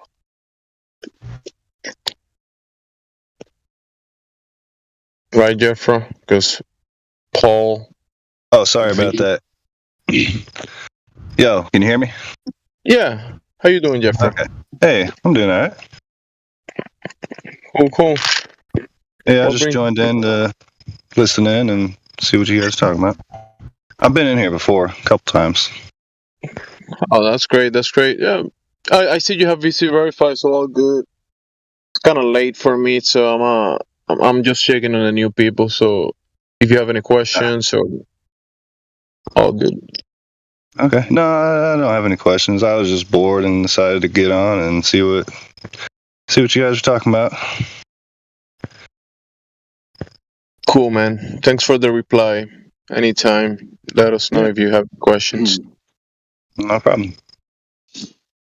I can hear the crickets, Jeffro. Yeah, I'm sitting outside at the moment. It's That was peaceful. amazing. How compelling was that to fucking step on me and say fuck me and let's go to this guy and fuck Paul? Yeah, because he's an asshole.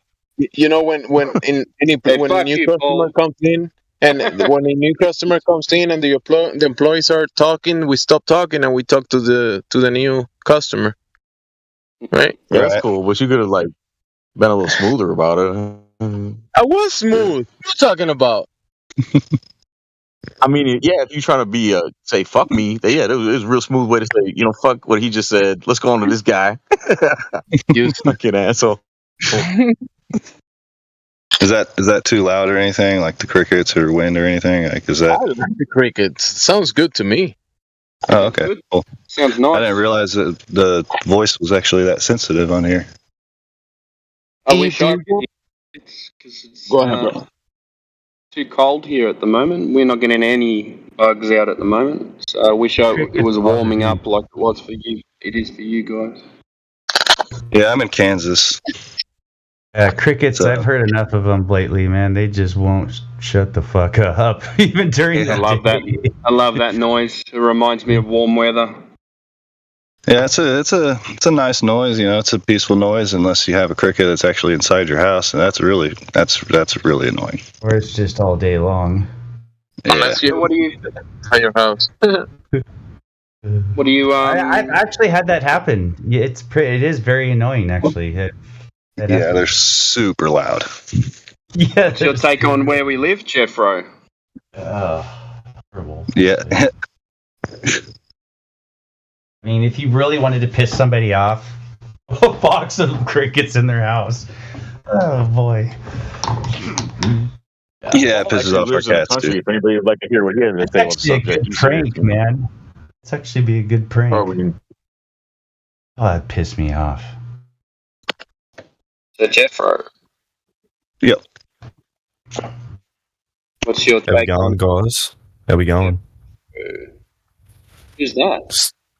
I'm just a new bloke. Does someone want to explain to me, about flat Earth? Obama. Yeah, mate. How What you do you going? think Obama? Because it was something more inappropriate, but then I had to change it to something more appropriate. Like the second letter used to be a different letter, but yeah. Obama, you want to make it appropriate, just don't jump in the middle of someone else's sentence, bro. Just make it appropriate, bro. It's all good. Didn't know someone was talking, my G. Obama. Why didn't you pick an Australian name? Well, because, not many people know Paul Keating.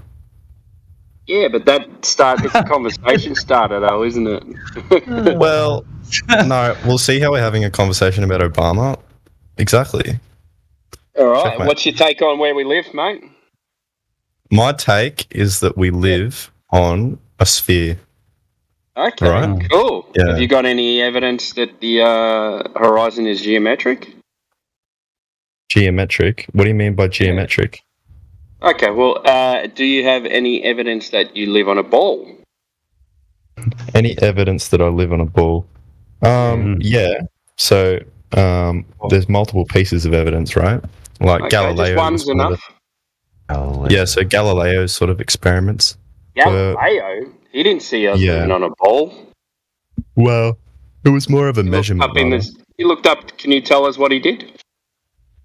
Well, let me take you to something that I find more convincing than Galileo. Okay. Okay, go for it. Perfect.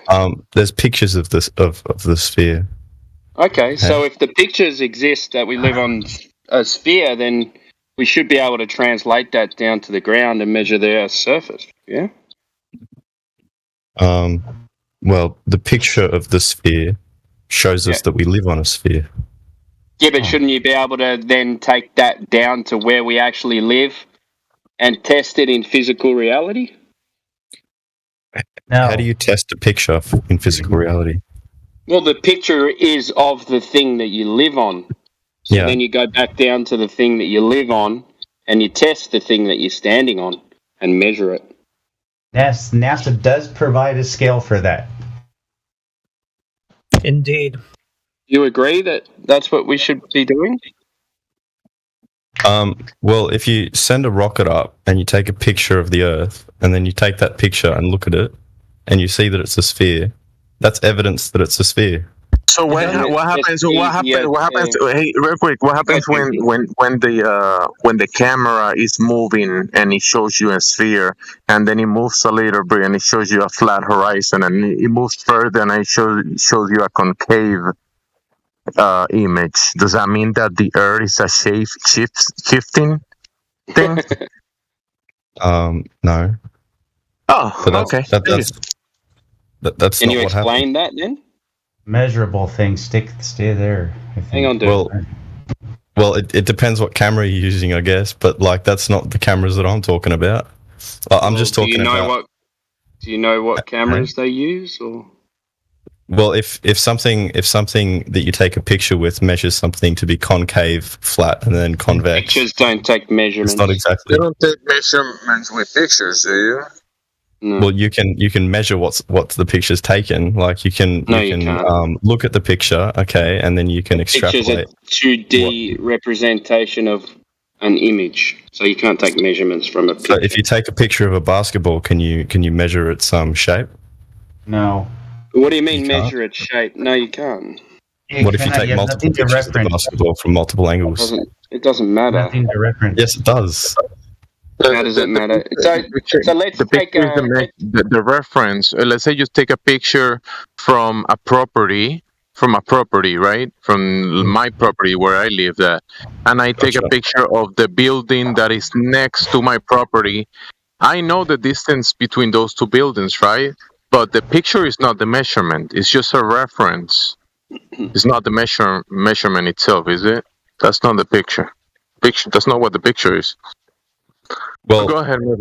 You can see that. You could see the distance. That there is a distance between your two properties. You can see that there is. You can see that there are two properties. You can see the shape of the two properties. So you can. You can see the shape of. Let's go back to it then. So you see. You take a photo, you see a sphere. So you go back to the physical thing that is the sphere, and you take measurements of the physical sphere. There you go. Yeah? Yeah. Picture's two-dimensional. Have you done that? Has anyone ever done that? Yeah, people have taken pictures of the Earth. No. Has anyone measured the curvature that you see from space? Yeah, I'm sure that they have. Who? I don't know their names, but I think it's most highly likely. But it's kind of irrelevant to me because the picture in and of itself is the evidence. Well, you can take a picture of anything. Wouldn't you want to confirm it by measuring the thing you're taking a picture of? He's trolling. No, I don't think he is, man. He's not trolling. You ever seen a picture of Bigfoot? No. Picture's You haven't. two-dimensional, so... No. If I showed you a picture of Bigfoot, does that mean Bigfoot exists? I'm sorry, I like that argument. I gotta say it. Yeah, I just want to finish off on that the measurement if anyone's measured the so you can provide a maybe who did it, how they did it, and even just that. Who measured the Earth's curvature and how did they do it? I don't know their names, mate. But you just believe. So you just believe. SpaceX took a picture probably like. No, we're asking you who measured it. We're not asking you for unverifiable imagery. We are asking for measurements, direct measurements of the surface curvature that you claim that they took pictures of. Who did that? I don't know who did it. Okay, so a blind belief. You don't know who did it. Do you know how it might have been done? Yeah, well, they used a rocket to take a camera to space. We're back at this. And then they took the picture. Obama, sir. I believe images are proof. So, do you know what a measure? Do you know what a measurement is? Yeah, I know what a measurement is. Then why do you keep talking about cartoons and pictures? I'm not. Because we're asking you for a measurement. An alleged photograph of something is not a measurement. Do you think it is? No. Okay, so why do you keep responding with that? Well, because I don't really care what the measurement is. Okay. Well, I care what the evidence is. Demonstrable. He doesn't have any respect for having a demonstrable answer. Period. That was the only true thing he said. Okay, so you don't care what the measurement is, so you have no idea whoever measured the Earth to be a sphere. Okay, Timbo, I guess maybe you want to get him with the next question. Let's get whatever. All right. Demonstrable. Get him with what he just said. Well, he doesn't care. He doesn't. He doesn't care exactly. So therefore, he has no ambition or nothing. You can't. There's no truth. He doesn't care about truth or honesty or verifying anything because he doesn't care. Doubtful he'll care about the answers to the rest of these questions. Then, any clue who ever measured axial rotation of the Earth or how they did it? He's here, so maybe he cares about something. Because what would he be here for? Create an account, pay for the internet, be here talking to people. Maybe he cares about something. Ah, shit.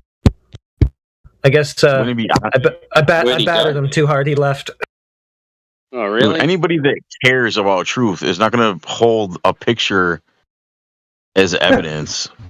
Trolling. Had to have been. I drove him out. Sorry, boys. Oh, heretic. Did it again.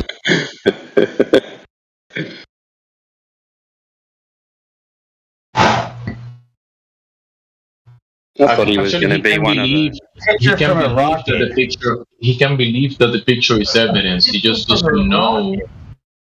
Dude, he just doesn't know the variables. He doesn't know the variables. He doesn't know. That's the thing. He's claiming he knows.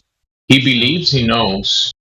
He doesn't care. He said it. He's here. He's here. So he was here. So a rocket's going 17,000 miles an hour. How the hell are you gonna take a picture of Earth?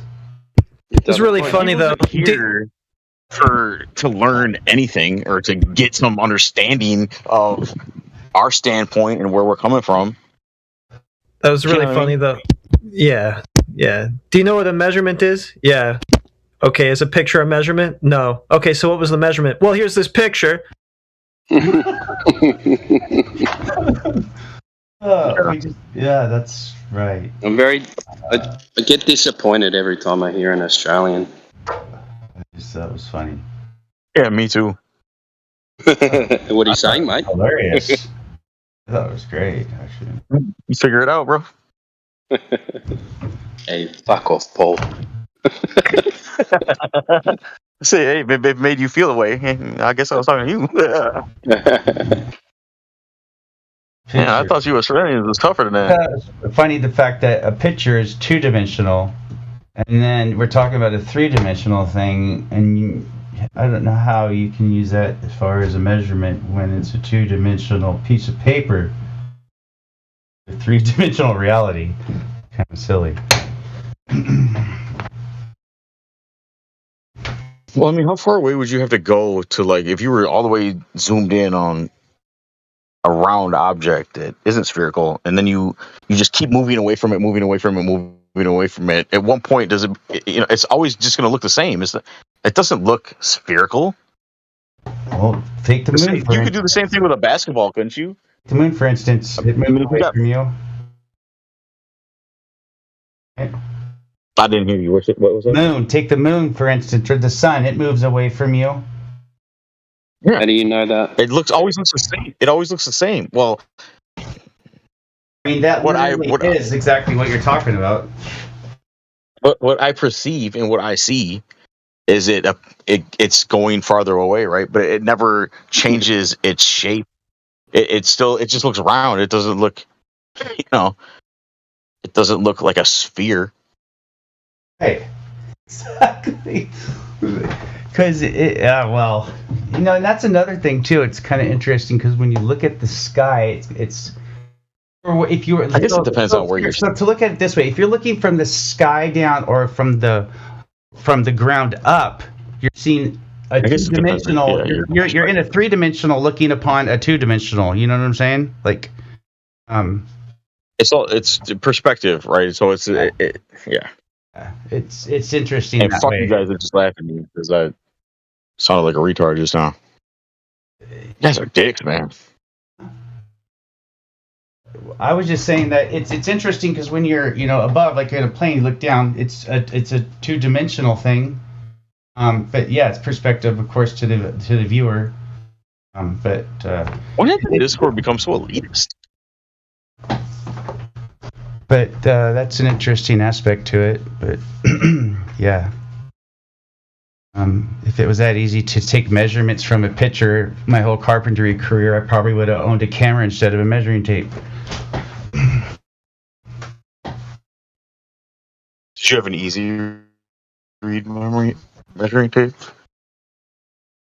Did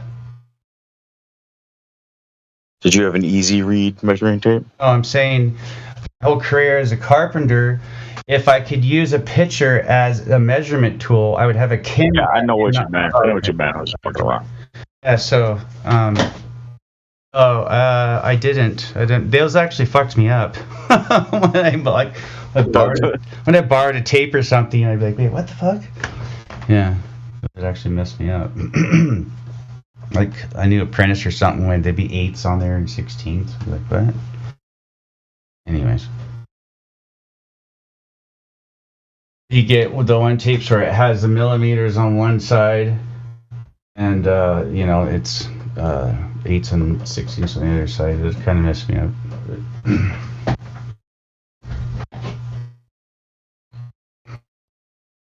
Yeah. Where did everyone go? What were you saying, Paul, about Discord becoming elitist? What do you mean? What did I say? You said, since when did Discord become elitist? Well, yeah, sometimes, people like to, I guess, just discard other people once in a while and try to act like he's not valuable. Who? Didn't care. Oh, that guy that came in. I'm just fucking around, man. He didn't care. I'm just fucking around. I'm just messing around, guys. You don't take it too seriously. Like everybody else does around here, we mess around with each other. Yeah. What's wrong with these people? Like, he comes in, and so wants to argue about living on a ball. It's the soy. But his only proof is a photo from. Yeah. How many people have supposedly been to space? Like, what, 30? 24, I think. 26 or 24, something like that, right? So, or maybe it's 34. The correct number, actually. I wonder if that makes us look to people that are listening in, new to the topic, that think, what's wrong with a photo being evidence? Because we use photos for crime scenes and in criminal courts and... Oh, you got to be able to verify that they're not photos. In that aspect. Not in that aspect, you don't. I know, but a normie doesn't understand all that whole process, We just kind of got to make sure to point that out, I guess. That they have to be able to verify it's actually a photo.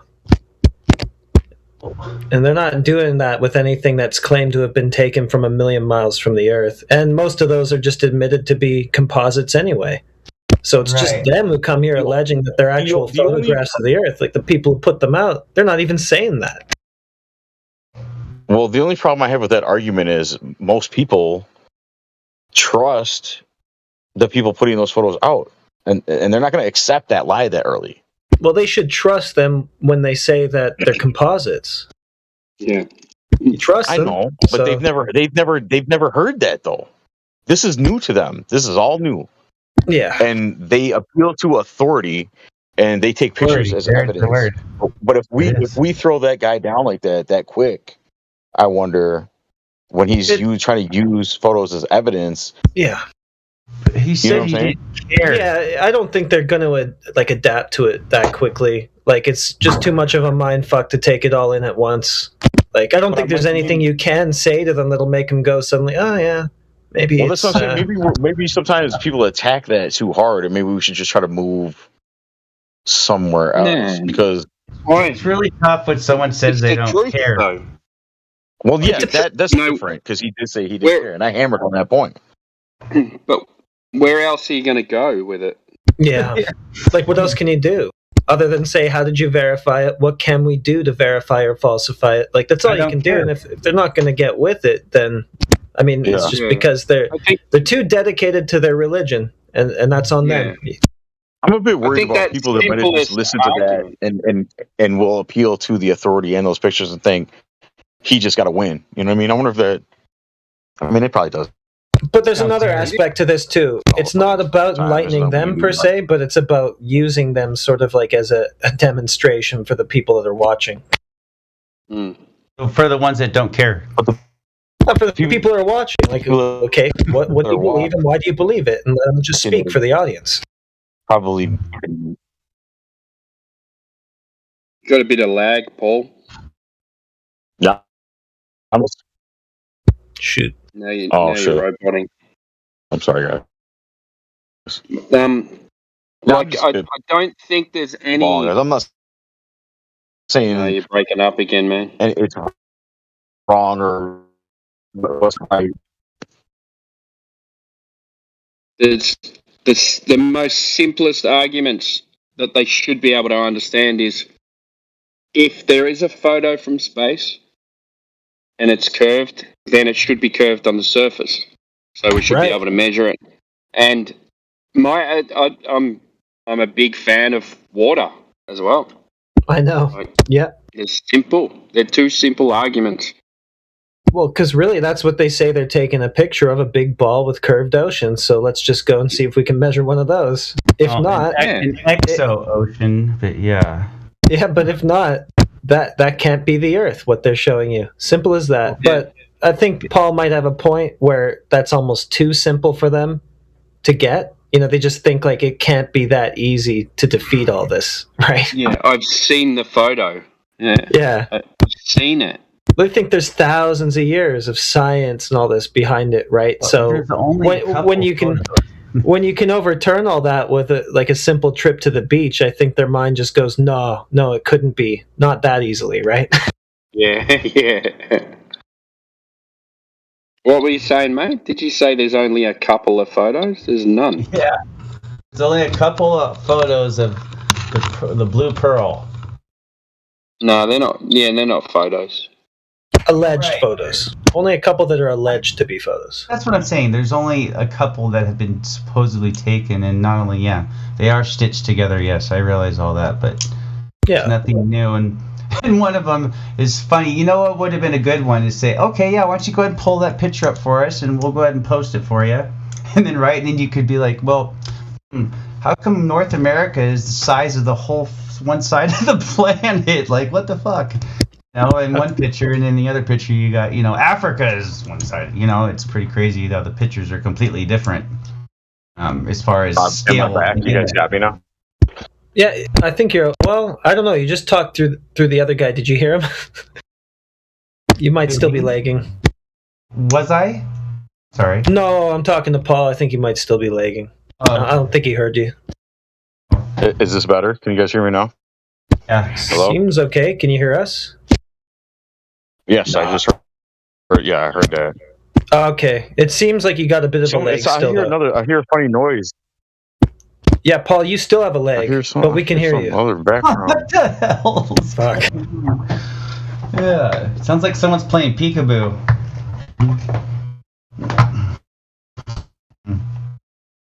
Anyhow, that's not me. You guys hear that? It's not there anymore. No. There it is. Yep. It's gone now. Am I coming in clear though? I can hear you. Well, we hear you, but you're lagging, Paul.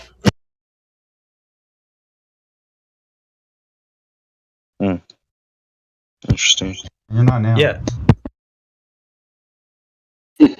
We're coming through to you a bit late. Okay. What I was saying about I wasn't trying to. A good point to come, to senses with the pictures he was using of Earth would be bringing him into comparison with the pictures they have over time. They only have a couple of them, and you can totally tell that the scaling's completely off and different in that aspect. That doesn't even make sense to begin with, and that'd be interesting to see what he would say from there. I mean, if he would even entertain that, anyways, anyways, he wouldn't even know about it. They might as well show us a picture of a pineapple with continents on it for all it's worth. SpongeBob. That's all they're doing. SpongeBob. I mean, oceans don't do what they're showing them do in that picture. It's just stupid once you get it. It's just... more than stupid, actually. It's inconceivable. Yeah. Yeah, and actually entertainingly laughable. I think that was his gotcha. He came armed with that. Yeah. Ridiculous. These flat earthers don't even know that we've got photos of the Earth. Wow. How far behind is he? I mean, he could at least try to trip us up with geodetic surveying or something. That's why I thought he was just that's why I thought he had to have been trolling, because it just sounded too... I think like everyone else who comes in here, he comes in here and he thinks we're dumb.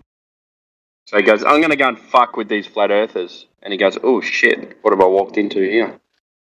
That guy was here a year ago, though, and he left a comment in the chat like a year ago saying that this is too much information for me. That was the last thing he typed in there. So, yeah. It's still too much.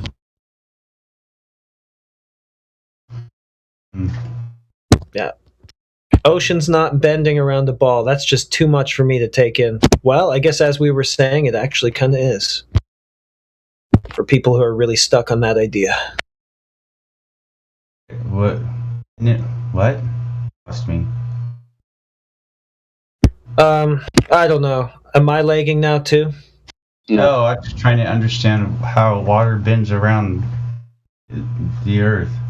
Yeah, no, it doesn't. That was... Yeah. I was like, yeah, I don't know. I mean, yeah, I don't know how that does it either. Considering that's interesting how that is it the moon, or is it the moon, or is it which one has the exo? So there's an exo. Is it called an exo atmosphere? Is that what they say? It's all just made up anyway. Right. But I'm saying the concept they have is, anyways, it is just a concept. But it's all a concept. Yeah. The Earth, the space. Just a concept. The round globe. Round. So I don't know if you guys are close in proximity to where Flat Earth Dude is, but we worked out that I'm 120 degrees antipodal where he is. Oh, nice. 120 degrees. Is that with the 15-degree axis? No, it's 1 degree per 69 miles. What day of the year? You know what? Actually, no, that doesn't make sense. But yeah, I was thinking we should probably press them on that a little bit, because we usually just give them a free pass for 60 nautical miles per degree. But were all these elevation angle measurements actually done, and do they actually precisely show that? Or is it more like just sort of a useful average that has some practical use within a certain range? Or like, well, I think it's just been worked out off the radius, hasn't it?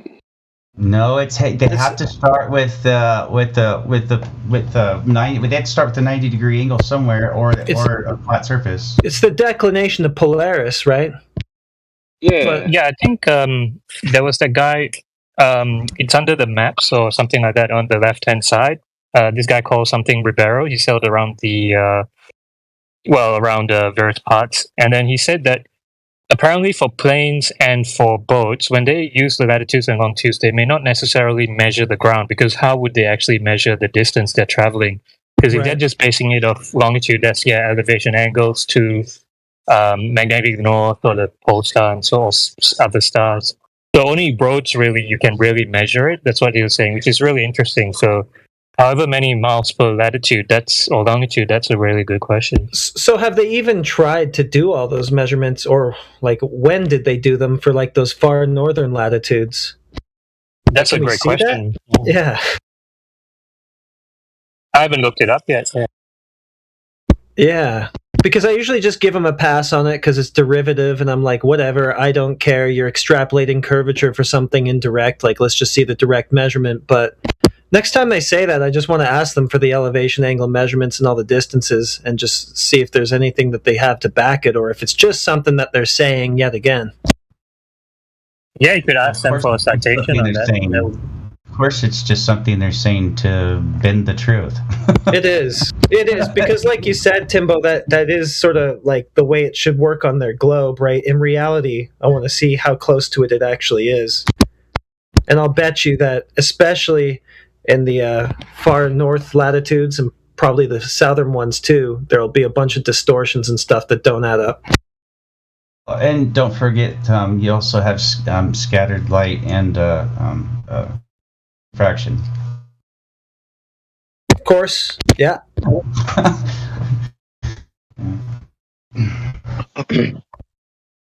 And actually, is that noise I'm hearing? Is that a push-to-talk system? Yeah, it's his background noise. Background. Yeah, Couch Beast, you got a bit of background going on. Oh, you can hear. That's okay. It doesn't really bother me, but that's what he's pointing at. No, I was wondering if it was a part of what you guys were saying, how bad I was lagging. I didn't know if I was only hearing that. That's why I brought that up. It's growing on me. Actually, the sound is. Check out this oceanservice.noaa.gov. If we assume the Earth is a perfect sphere, lines of latitude are relatively simple to calculate. Blah blah blah. However, they use the flat. This method is not accurate enough for astronomy, global positioning, or other real-world applications. Instead, we use what is known as geodetic latitude. That's right. Oh, really? So wait, assuming the sphere. Wait, hold on. So assuming the sphere is not accurate enough, they said? Oh, it's not. No, they can't just use the latitude. Yeah. Right. So they can't just assume a straight linear 60 nautical miles per degree doesn't actually work out. See, that's what I thought. I've actually read all that before too. Yeah. So they say actually use they actually use the Google Maps. They still use that system and nautical trajectory and all that stuff. That's pretty much what they use. Same thing you use on your phone.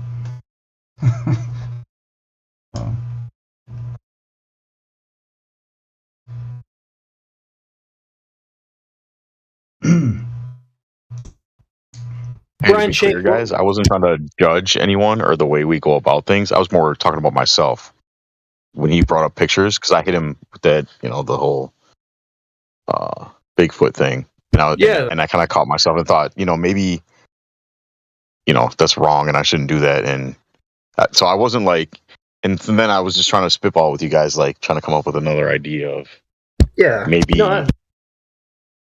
because I put myself in that position then as a new listener who accepts pictures as evidence that could have been perceived as a win, because we kind of then got rid of them because of that. And then I questioned myself, like, man, maybe I shouldn't have said what I said, A win for him, though? Yeah, possibly. Because he left. Yeah. And we didn't kick him out. He just... And so, a person hears that and they're like, well, these guys, they won't accept, pictures as evidence. Like, because, it's hard for them to accept the lie, that because they think everybody's in on it. They don't understand. You guys really how think it works. people are really that negligent to where they're just going to believe just a picture and that's it? Yep. Yeah, I mean, he was coming off kind of ridiculous because we were asking for measurements and he kept responding with pictures, and we had already beaten that to death that you can produce an image of basically whatever you want, right? How do you go and verify that? We're looking for the measurement. He couldn't seem to figure out what that was, even though he does know what a measurement is and does know that a picture isn't that. So I think I don't know. I don't think it was a problem for us. I don't think so.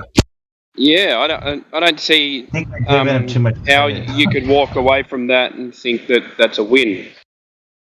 Well, I'm saying, somebody that isn't that doesn't think that far like some of us do.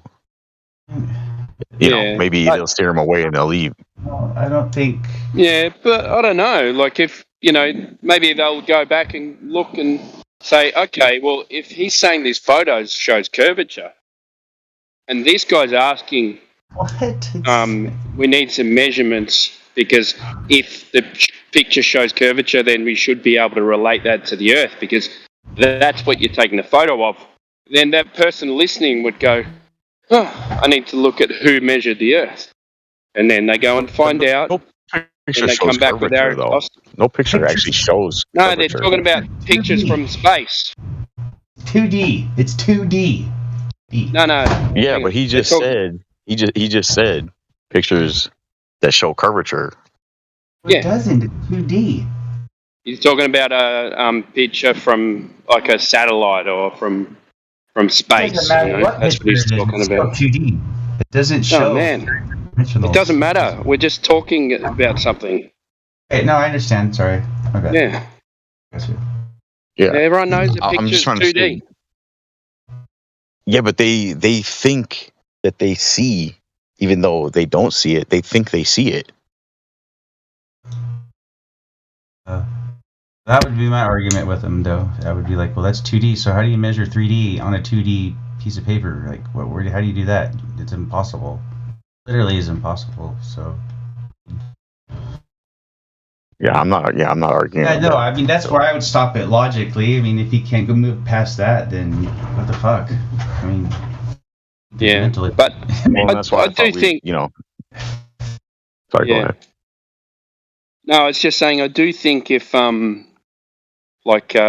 anyone who's still fully indoctrinated hears that, they might think, oh, these guys aren't willing to look at anything. But if someone who's got a slightly critical mind would go, okay, I need to go and look at who measured the Earth, because that's what they're asking for. So if someone's measured it, then I can just come back in and beat them with that. You know what I mean? Yeah. No, so you're not wrong. There'd be many different reactions about that conversation. But in the end, we're not really here to convince anyone. And they come in, we're just there to make them question themselves. Like someone like that, maybe he's not even going to go away and maybe he's just going to go, oh, these guys are fucking idiots, and go start playing his video games again, Mm-hmm. So he's, I was hoping that he was going to stick around for a bit and we were going to have a decent conversation with him because he sounded quite calm as well. So yeah, which was but when promising he said, at the start. He doesn't care, so it doesn't matter what you say after that point. If he doesn't care, then he's not gonna. Yeah. He's not listening. Right. It's unfortunate. Yeah, I think what it comes down to most of the times, when they actually get backed into a corner, one of the biggest things that they don't seem to comprehend is, like they say, like, oh well, why are they all lying about it? Why is everyone in the world lying about it? Why would they lie about it?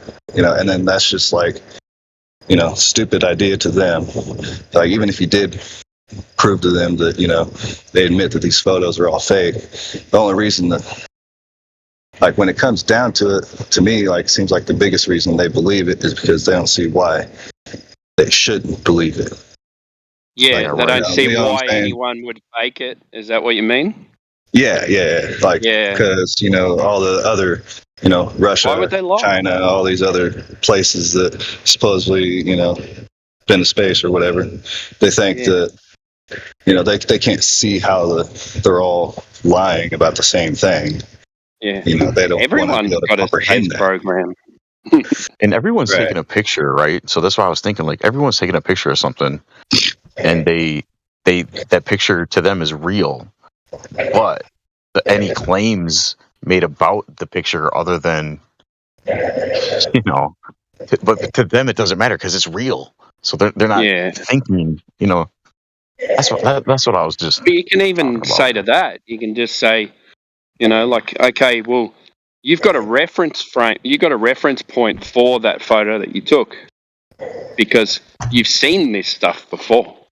You've got no reference point for seeing the Earth because no one's seen it from that angle before. So you can't say, oh, okay, it looks real because no one's ever seen it like that. They took it from the rocket. You know what I mean? That's what he said. They go, okay. Okay. You can relate it to that. It was funny, though, yeah. Yeah, the rocket's going 17,000 miles an hour, and I was wondering, well, what part of the rocket did they take it from? Or were still in motion, or were they trapped in? What was the shutter speed? I mean, yeah, exactly. It was just weird. I don't know. It's kind of like back in the 80s or 80s when the shuttles would take off, right? And you got the picture of it going forever, right? And they got that side view shot, right? It's just sitting there forever, filming it. And I'm thinking, it's filming that, right? You know what I'm talking about? Yeah. Anyhow. So, man. It's a difficult thing to do, really, because anywhere you go, you could just.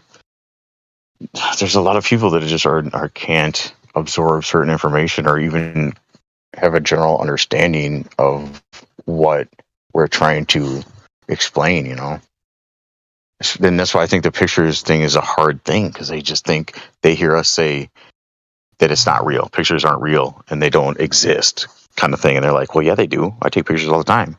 You're going to tell me that this isn't real? It's as if when they're talking about the globe, though, they suddenly think that for an image to exist, it has to be a photograph. Yeah, that's true too. President Nixon says it himself. In order for the Americans to believe we went to the moon, they got to see it on the TV. Yeah, and the average person doesn't understand what a composite image is. They don't have no knowledge of what that is saying to them, and they're not going to look it up either, because they're just going to be like, well, yeah, NASA says this shit, so it's true.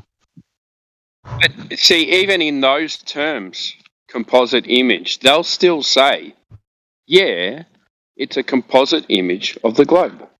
They just took little bits of the globe and put it together, and that's still what it is.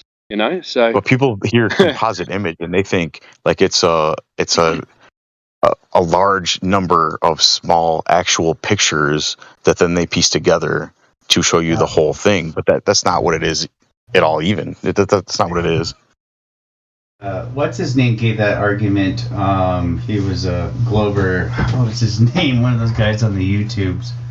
Anyhow, it was interesting because he said the same thing that you just did.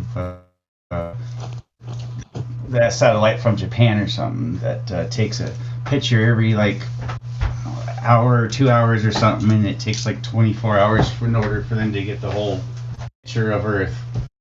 Something like that. Yeah, and it just puts an overlay onto a cloud pattern with weather. Yeah. Mm-hmm. Yeah. What is it? They're not real pictures. The though. Himawari. It's just data. It's just data collected that then they. Yeah. Yeah. Well, they put it onto the blue marble. That's what they do.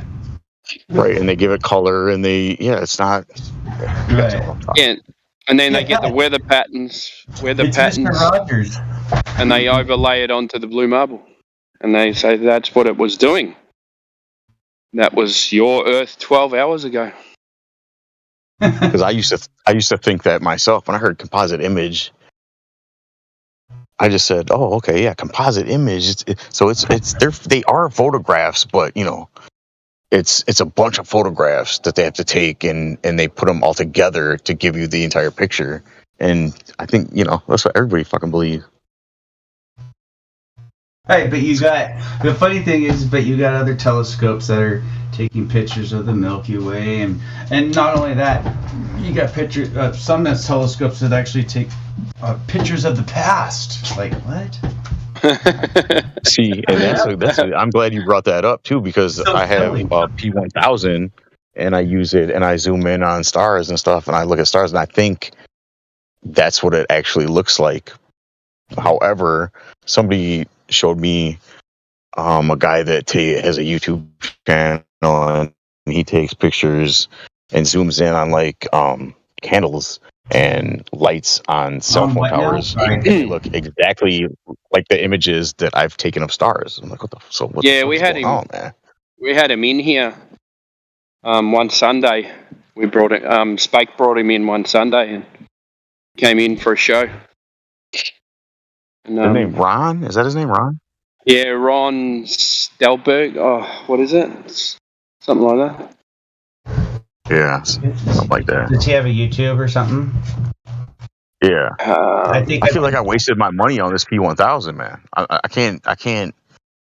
My camera's lying to me about what I'm looking at. How about you turn it around and point it at the horizon? Hey, hold on a second. I'm curious. What's going on with your camera? Okay, so when I zoom in on a star, I think what I'm seeing is actually what that object really looks like when you get that close to it. However, you can do the same thing with many other random lights and they appear the same way. So I'm trying to understand what you're referencing, I guess. You don't know?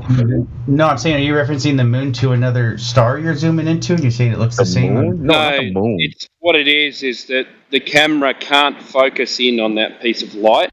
So when people say, it looks, the stars are... need filters. No, they say... They look like... what's that when you put sound through water and it... it makes sonoluminescence. Yeah, that's it. And it makes each star has got a different pattern and stuff like that. It's just a lens trying to focus on the light. Actually, I think you were talking about cymatics, but yeah. Cymatics, that's it. Filters will help that too, though. Yeah. Some filters will help that as far as focusing in on other things I've seen on the star. I haven't personally tried it myself, but I've tried it on my phone with like a really nice phone I had, which is actually the best camera I ever had. I think you're missing the point of what we're saying, though. Like what Paul's saying is that he thought that when he was looking at stars that he was seeing these cymatic patterns, and that's what the lights were doing. But it seems to be the camera not being able to focus on the light, and the circle could be the lens. So it's like the shutter. Okay. Thank you. That's what I was getting. Because I thought when I bought this camera, I was going to get to see an actual zoomed in image of what a star really looks like. And now I realized I'm not seeing that at all, because I can do the same thing with a candle across the fucking room. That's fucked up, dude. So it does take good moon shots, though, doesn't it? You get great moon shots from the P1000. Yeah, but well, so then that means only one thing. What? They're all of the same source. All the lights are of the same source. It's the same light. It's just, if you say you can get the same thing from a fucking candle, well, that's kind of jumping to conclusions. It just means that the light source, the camera can't focus in on the light source. He just said he can do the same thing with the candle, though. I don't know. Yeah, but that doesn't mean that the things in the sky are candles. No, that's what I'm saying. I'm saying that I never mind. I won't speculate. No, but it's kind of jumping to. And I don't mean to have a go at you, man. I wasn't. Okay. I was just saying. Yeah. No, I want him to finish his point though. I kind of am interested in where he was going with that, because it's not just candles either. This guy does it. There's videos that I saw. He does it with other lights too, like light bulbs on cell phone towers and stuff. Yeah, I've noticed that myself too. Actually, when it just gives the same refraction, and actually the funny thing was I was taking pictures of the night sky, just the black sky, where I would see other parts of light where I thought was moving. Then you'd see black patches. I'd actually take a picture of that itself, and then mess with my my shades and my grays and whatever, right? I would be messing with my filters and I'd actually get shape out of it, like it was interesting, but I don't know what that has to do with the subject, but it's just tinkering around with I guess because, electricity and light is, I don't know where I'm going with that. I won't be able to explain myself, so never mind.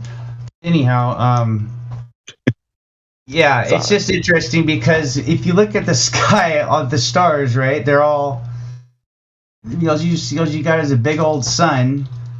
It's a star that's 95 billion miles away. That that obviously whatever, it's supposed to be our heat, but then everything else is a twinkling star in a dark sky, and I don't know. It just seems it seems to me that they're all local.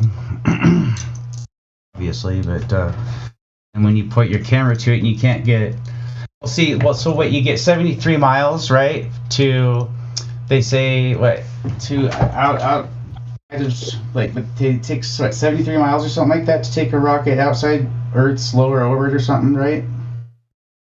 Isn't that correct? Something like that. 75 miles to what? Something like that, right? So you would think with that camera, you'd be able to zoom in pretty close to something. Or anyhow, I don't know. Wait, never mind. I'm not making any sense. Just forget it. Never mind. I'm not going to go there. Are you talking about the Kármán line? Is that?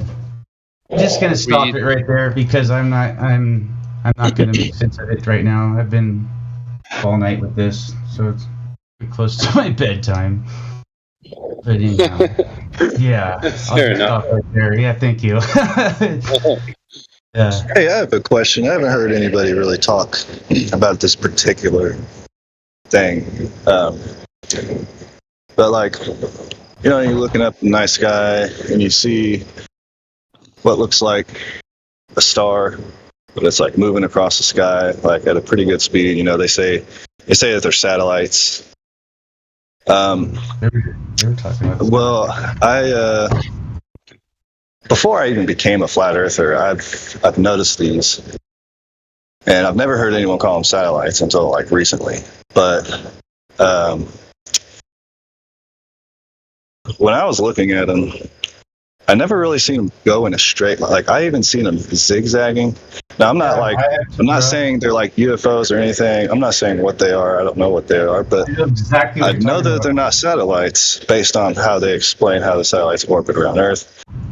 Anyways, they were moving in zigzag, and then they were just going different directions, and then suddenly it would just disappear, and it wouldn't move out of view, it would just disappear, right above it just disappear, and then I even seen one because I pointed out to my aunt. I was like, "You gotta see this," you know. And we were looking at one, and I even pointed a flashlight up to the sky. And just moments later, one of those moving lights actually appeared to have come closer or got brighter real slowly, and it was really bright in the sky, and then it just like zoomed up, straight up, and then gone, disappeared. Just like, I'm just like, holy shit. Do what? I had the exact same experience, dude. Really? Oh yeah. I've never heard anyone talk about this before. I even see them exchange spots. Like one will take the other one's spot and move. I mean, yeah, but I had the and you just see them like pop up randomly. Like you don't see it come across the horizon, come from the horizon or nothing. They just like pop up, and then you just see it, and then it just disappears. Like it's weird. And I heard someone explaining that they were satellites. You see these things, they're satellites. And it's like, well, when do satellites just disappear? When do they zigzag in an orbit around the Earth? You know what I'm saying? Like, that's literally impossible. But I've never heard anyone talk about that before, and I'm just like, I've just been waiting for this subject to come up. We're just talking really? Yeah. Oh, wow. When you say zigzag, so you're seeing a light move in one direction in the sky, and then you also said, though, that then it appears to kind of disappear, and then you see another light moving in the opposite direction. Yeah, I mean, it'll be the opposite direction. Like, it'll just be like different directions. I guess right, because I'm also right now looking at the sky. This whole time we've been talking, I've seen about 10 lights moving in the sky, and I don't see them the whole duration of the sky that I can see. They will dim and disappear, and then a couple minutes later, I'll see another one moving in another direction. Yeah, those are probably all separate objects. So it's not one object that is zigzagging. Well, I've never seen a zigzag. Yeah, I mean, I've seen more than one in the sky at the same time. Me too. Like and they're just all moving different directions. They just disappear, they reappear, or another one appears, or whatever. Like it. I've never seen one that is fully illuminated the entire time and move in the way you said, though. I have. Ever. Like when it illuminated real big or appeared to have gotten closer. You mean like that? Well, no, illuminated the entire time and actually changed direction. I've never experienced that. Yeah, it's pretty crazy actually, because it moves almost like in a geonomic form too, like in like a Tron bike. If that makes any sense, like it would move like like it's going straight, and then when it's like just moves at an angle, like a zigzag. Yeah, and then it's I was looking up at the stars one day with my brother, and I was pointing them out to him. I'm like, dude, look at. I had the same experience, man. Like literally, that's crazy that he's actually saying that, which is really interesting. It's actually kind of cool because I had the exact same experience, dude. Yeah, that is really cool. I've never met anyone that's ever seen that before, except for my aunt who was there with me witnessing it, and my brother that one time when he was witnessing them all moving around the sky. I grabbed her, snatched her, and pulled her out to come see it, and she was just, her mouth dropped to the ground. I was like, what is that? And I was like, yeah. And all of a sudden, it goes from one end of the sky to the other in like seconds. Gone. Yeah, and then of course my uncle, they're planes.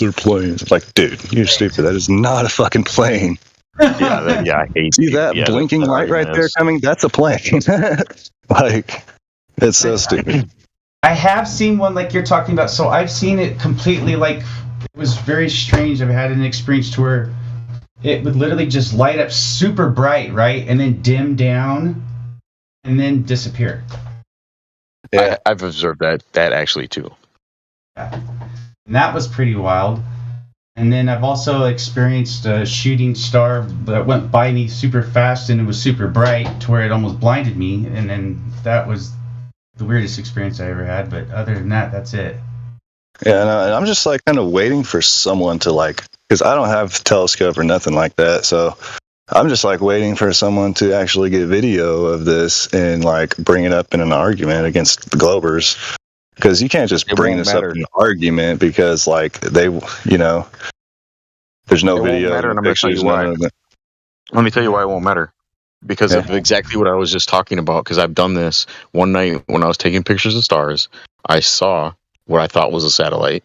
And I was like, I'm going to try to get this in focus. I want to see what this looks like. I'm gonna try. And I actually did. I saw it. And guess what it looked like? I couldn't get a picture of it because it was, it's incredibly hard to stay on an object that's still, let alone moving. But when I saw it come into view in my camera, it looked exactly like the star did. Which is... Because I thought, I was going to see a fucking, something that looked like metal and what we see satellites as. And it fucking didn't look like that. It looked exactly like the star, which makes sense with the candle and the other lights I was fucking talking about. That's why I was bringing that up. It pissed me off. I was like, but at the time, I was like, well, wait a minute. That's not a satellite. It looks just like the stars. What does that mean? Yeah. Huh. But now I realize, fuck, I don't know. I don't know what I'm looking at. None of it makes sense, and you can't make sense out of it with a Let me camera. ask you this: when did you have this experience? Wait, are you talking to me or him? Either one. Yeah. You go first. Mine was about 8 months ago. Was really 8 months ago. About 8 months ago. Shit, mine was a long time ago. It was probably it was several years ago. Like, wow. Okay. Let's see, hold on. I can't even think about how many years ago. That was probably at least like 8 to 10 years ago. I can tell you exactly. I'll just go into my look at my pictures and see the timestamp. The thing is like where I live now, I've moved in. There's less light pollution, so I can actually look into the sky. That actually helps quite a bit. Right. Obviously, but yeah, I've only seen it whenever I was out camping. So it's pretty wild, man. It's like you're like, whoa, okay, there's something going on up there. Yeah, definitely. You know what makes me think that you're talking about how it goes in and out or whatever, and you see it and you don't light. When you walk into like when you went to the fair or something, you walked into the fun house with all the mirrors and everything, and it looked like you could walk through that one, but you couldn't. It makes me kind of think the sky maybe might be built that way with a bunch of mirrors or something that illuminate the sky. You can travel in and out with that. You know what I mean? Like as in portal. I don't know. It was just an idea or theory, but. That's kind of how the stars are lit. So it would be like a geometry, kind of like intertwined thing. I don't know, but that's always kind of made me wonder if there's like is it outs that way or something, or I don't know. It's just kind of interesting to think why there would be stars up there to begin with, but I don't know. I'm talking kind of a little silly, but just my thoughts. Getting dark late for me. But my phone is dying, so I'm gonna get going. I think I'm gonna go too. Good night. Yep. Later. Okay. I was gonna tell you to stay.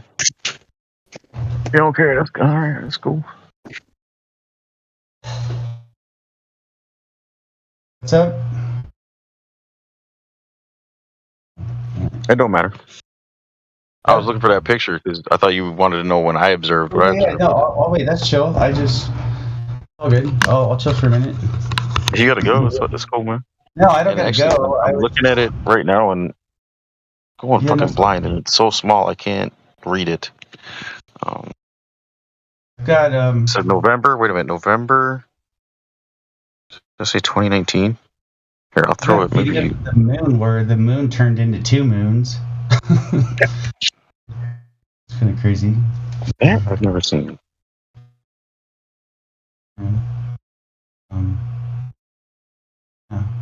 I was, however, one night I was actually on Discord. It was probably about the same time around. It had to be about 2019. I was in here in the live, and I saw fucking Starlink, and I was like, "Oh my god!" And I came in, and I was like, "I'm looking at Starlink right now," and but just as it kind of got more into view, I lost all connection. It like killed all the connection. Well, it might not have been had anything to do with that, but for some reason I thought it did. And then I came back in, and nobody even heard anything I fucking said, and it's kind of shitty. But no, interesting thing about video cameras and all that. So my mother-in-law just recently gave me this. It's called. It's actually French made. It's a video camera from the 50s, and it actually works with the wind. So it works with the spring, right? It's spring loaded, and you can wind this thing to where it'll reel a whole, all by itself, no batteries, nothing. Okay? Which is really cool, right? Because if they wanted to, if you wanted to record something and it was electrical, well, one way to defeat that is to have something that's mechanical. But I don't know why I'm mentioning that, but it's just interesting because everything that's electrical, it seems like somebody could have a source of either killing it or using it to their advantage by knowing their product, which is sold to us. So therefore, they have the advantage. Anyhow. Yeah, and I didn't understand that. I didn't know that was the case with cameras and with telescopes. Man, I thought, fuck. Oh, the more money you spend, if you bought one of them super expensive telescopes, you're gonna see what NASA shows you. Fucking don't, man. You see just this blurry fucking. Right. Okay, but I got the picture. I got the picture up. You can zoom in on it. It says November 15th, 2019 at 8:27 p.m. And I took a picture of a star. That was the same night. I also got I didn't get a picture of it, but I saw it in my camera, what I thought was a satellite, and it looked exactly like this. And it was so crazy, and I was super excited, and I ran in, and I told my fiance, I was like, babe, you're not going to fucking believe this. Oh, yeah, okay. It's almost in the shape of an octagon? It's got like a circle octagon. Yeah, it's not, you see like little like ridges here and there. And when you see this live, I don't know if you've ever seen this in person, but everything inside these circles is moving and swirling and pulsating. Yes, you're right, it is. And then so they'll actually transition into other shapes too. I've seen like it's a very weird thing. Like and somehow I thought I was like, I don't know. Yeah, no, dude, I know exactly what you're talking about. Something important, but now I realize that I might be being deceived even by the camera. Right, and I think what I believe they are is signals. I believe they're signals. So RF signals, which radio frequency light signals. So a form of communication with light instead of radio frequency. So it would be light frequency, which but it might be a low frequency, you know what I mean? Maybe it might be a real low frequency too. It's obviously, so we have a spectrum, right? That there's stuff we can't see and there's stuff we can't hear, blah, blah, blah, blah. If they're trying to hide anything, obviously those are the frequencies they would use, correct? I mean, I would think, but anyhow, to keep it from us. But it's interesting, yes, I know exactly what you're talking about, though. I'm kind of blabbering. Yeah, I've seen the shapes. I've seen them spaz out and make other shapes, split in two, and split in three. And I've actually got some video of that too. Are you familiar with the video that Robert Pisano put out about these companies that are actually creating stars? Robert who? For a certain amount of it came. Robert Pisano made a video, and he Robert Pisano. You don't know who he is? How do you spell that? How do you spell his last name? You ever heard of Planete Veritas? No, but how do you spell his last name? I haven't. Sorry. Oh yeah, I have. Veritas. Yeah, I have. Right. So he made a video. Okay. And he was talking about these companies that exist now, where for a certain amount of money, they somehow can create an actual star. And his stance was, we really can't believe now anything really that we see up there, because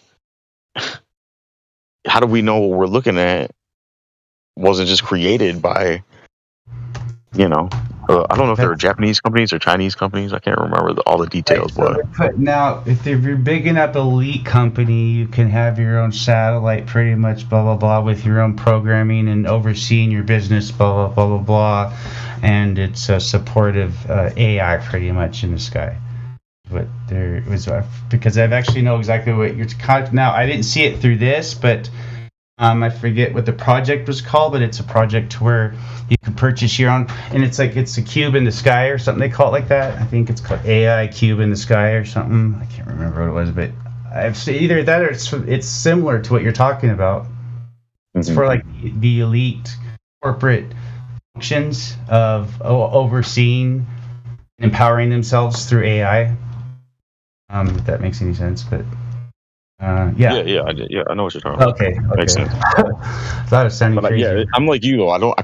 I remember seeing, what I just illustrated to you, but I don't remember all the details and shit. I'd have to. I know. Now you're familiar with me with that because I do honestly remember coming across something like that, and it was only for corporate or elites to oversee their. Pretty much like the cloud overseeing the AI overseeing their cloud kind of thing.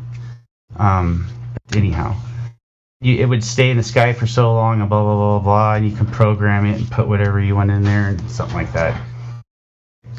Yeah, I think they can do replicate, shooting stars too and shit like that. Not just actual light that would be stationary and you could point to and say, "Hey, I paid for that." They could do all types of crazy shit.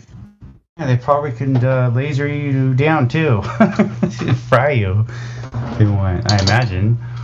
I mean, so NASA put out what was it? A laser that was capable of running things and when they explored Antarctica, when they got the elevations for Antarctica back. What was it? 1950 or something like that. It was the 802N laser that they had put out to scan the elevations of Antarctica. They flew a so-called satellite over it, and that's how they. Anyways, it was a laser that was capable of also. Do you believe that? Huh? Do you believe that? I believe it. Yeah. Yeah, yes, I believe absolutely they have that laser in the sky. They have more than one laser in the sky. Absolutely. Okay, where is it? Well, it was over in it was over in California where it melted all the cars to the concrete and burnt the houses down next to nothing. That's where it was at. Have you got evidence that this is a laser on a satellite? What else could do that? What else could melt a car's rims to the asphalt? So you're saying because cars melted to the asphalt, they have lasers in the sky? And then right next to a foot away from it, the bush. Hold on, let me finish. The bush right next to it is green and hasn't got touched. So therefore, lasers on satellites. It's accuracy, direct. Yes, it's direct weapon.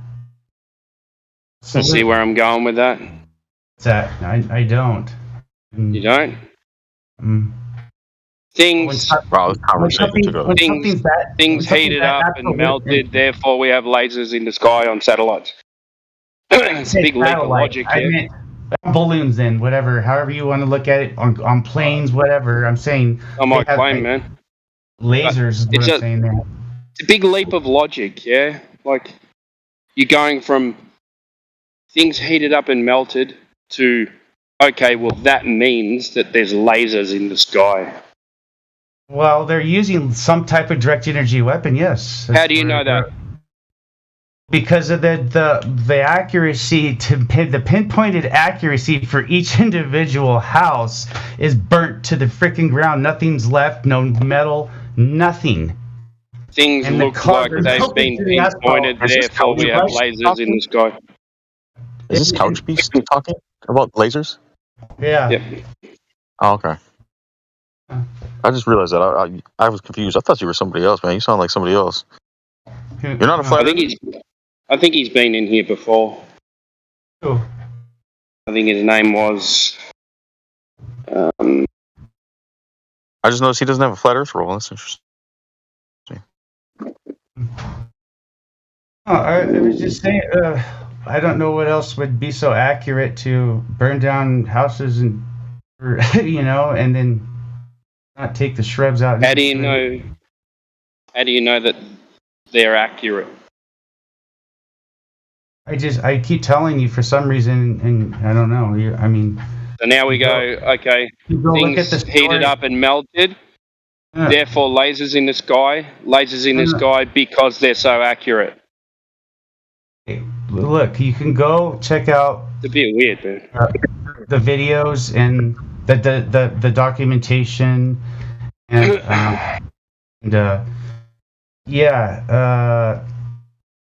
for instance, there's been reports of people literally walking out and their house was on fire in seconds and their whole house was torched up in a matter of minutes, or it happens here all the time, every year.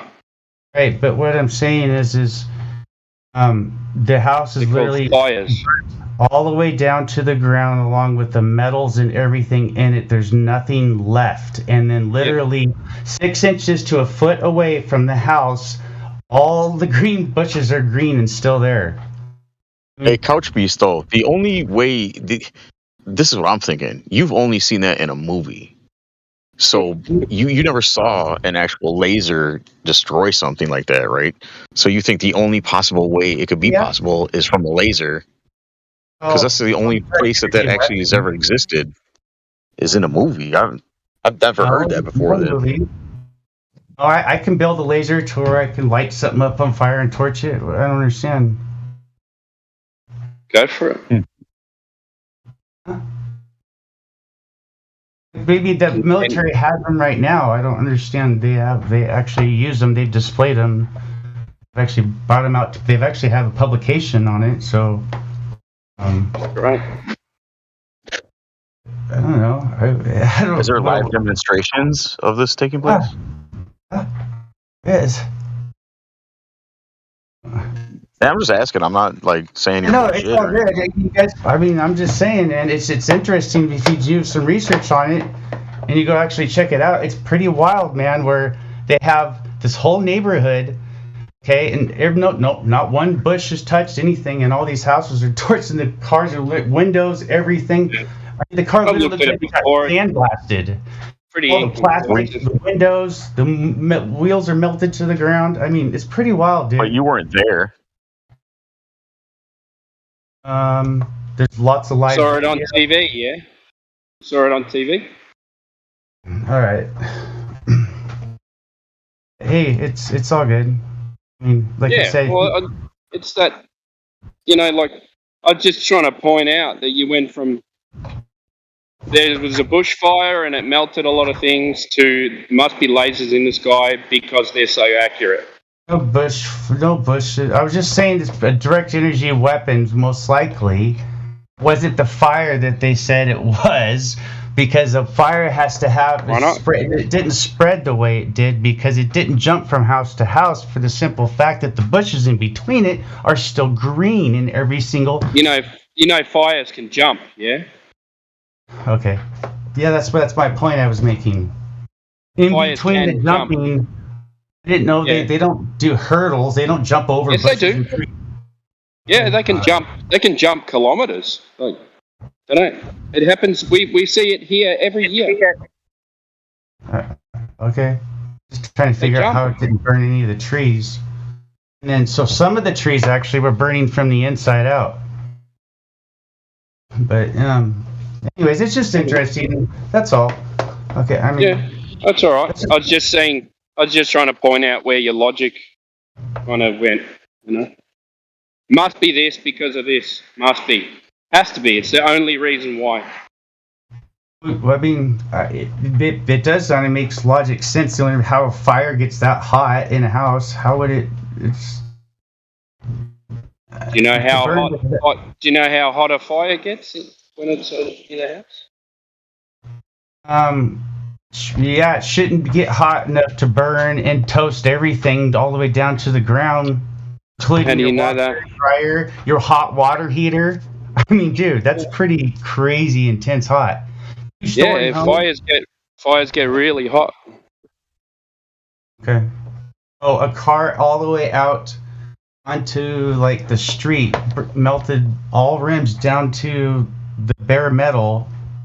There's nothing left in the car. No windows. I'm not saying it's not, man. I'm just saying. I know, I'm just saying that's I'm pretty just wild. saying that there can be other reasons for it. It doesn't have to be a directed energy weapon. Okay. Yeah.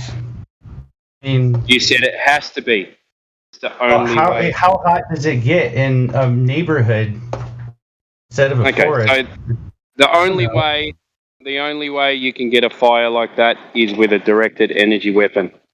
Is that the conclusion? I mean, that's just my thoughts, I guess. Yeah, that's my thoughts. Yeah. Yeah, that's fair enough. But there are other. Could that happen in any other scenario?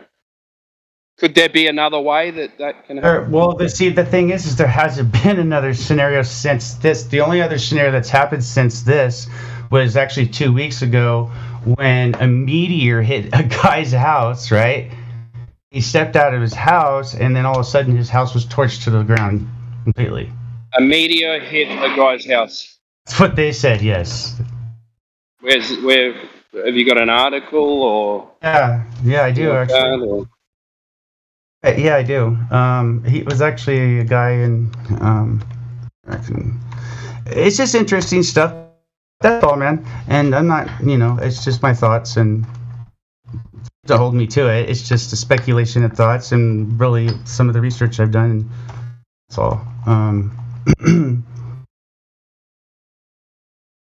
Big jump of logic. What's that? What you accept is never mind. No, you're all right. No, I was talking to you. I wasn't talking to you. I was talking to. No, I don't mind. People disagree with me. No, yeah, I wasn't talking to you. I was talking to the other gentleman about his conclusion. How he, what he considers evidence and in his research. Seems a little shoddy. Yeah, it's like that guy that came in before and said, I know the Earth is a globe because I see these pictures from space. It's the same thing. You know that fire every was single started house with directed energy for miles, and every single car was melted. With their rims were melted. Every single car, every single one. Every house was burnt all the way down, dude. All the way down. There's nothing left. Nothing. I'm not denying that, man. I'm just saying that your conclusion is just like the guy that came in before. Oh, what? I think you need to be a bit more skeptical about things. It seems like you're unwilling to accept any other explanation than what you gave us, but you don't have any evidence of that explanation other than it couldn't be anything else. And I'm saying to you is like, you don't know that. Right, you're right. I don't. I'm just saying that's my conclusion I've come to. I'm not saying that there couldn't be anything else. I'm just saying that's my conclusion. That's all. Fair enough. That's it. If you guys got other ideas, I'm sure we're willing to listen. Of course. I'm going to say it was probably a fire. A very hot fire. Yeah. Extremely hot. I mean, how long did these fires, how long do they burn for? I mean, less than 1 night. I mean, there's so many variables that could explain things in a. But, we don't know the. We have some pretty severe ones here. Like all of our forests are all eucalyptus trees, so they have this eucalyptus oil which burns. But because it's so dry here, these trees take hundreds of years to grow. Yeah, so they grow really dense, So once the fires start burning, they start by burning all the leaves, and then the oil ignites, and then all of a sudden you got the whole trees on fire, and because it's so dense, it'll burn for days. Mm-hmm. And the heat is just so intense. You get, you know, like fire trucks that get stuck in there in the bush and stuff like that in the middle of a fire. You go back and the fire truck's just melted. That's how hot it gets. Know, not only that, but regular house fires a lot of times. Yeah. It's so hot that even fire trucks that come out there and they're just hosing it down for fucking hours. They say, okay, it's done, we got it out. They'll leave. And in a couple of hours, that shit's on fire again. Yeah. Even after being saturated with how many gallons of water that they, dump on it. Yeah. Just, dries so hot it just dries up all the water and then ignites again. Mm. It's not unrealistic to think that it can melt things because I've seen it before. Out here, I don't know I would say that all those trees in California that burn like that are pine trees. Pine oil has the same kind of effect as eucalyptus oil. Just catches on fire and just explodes. So, Fire can melt, steel and metal and.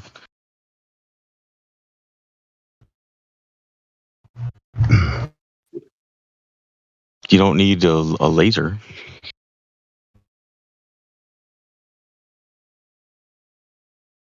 And it can only take one ember too, can go up in the air and get caught by the wind and travel down the street, hit another house, and light that house on fire. Yeah, that's how they jump. And then you think, wait a minute, how did this house down the street light on fire and the other one didn't? That's even closer. Well, it's just one ember.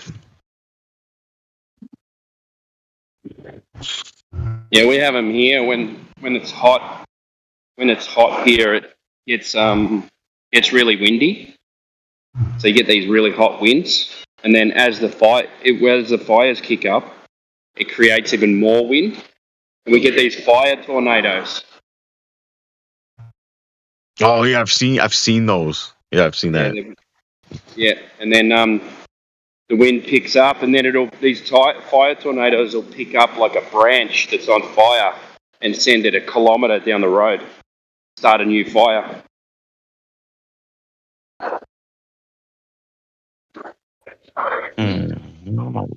So, California man says meteor destroyed home after hearing a big bang. Wow, not the big bang, bro. Yeah, funny. Did they find the meteor?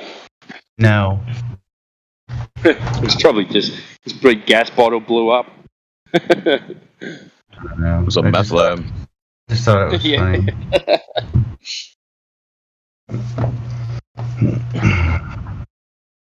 Bro, that reminds me, just reading that article reminds me of an article I came across the other day that was talking about this woman astronaut who, the fucking headline of the article was, she broke through the glass ceiling on her way into space. And I was like, the fuck, that his choice of words for that headline are very curious.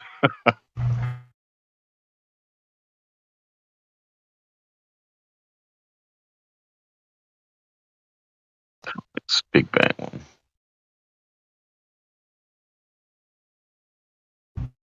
Could have.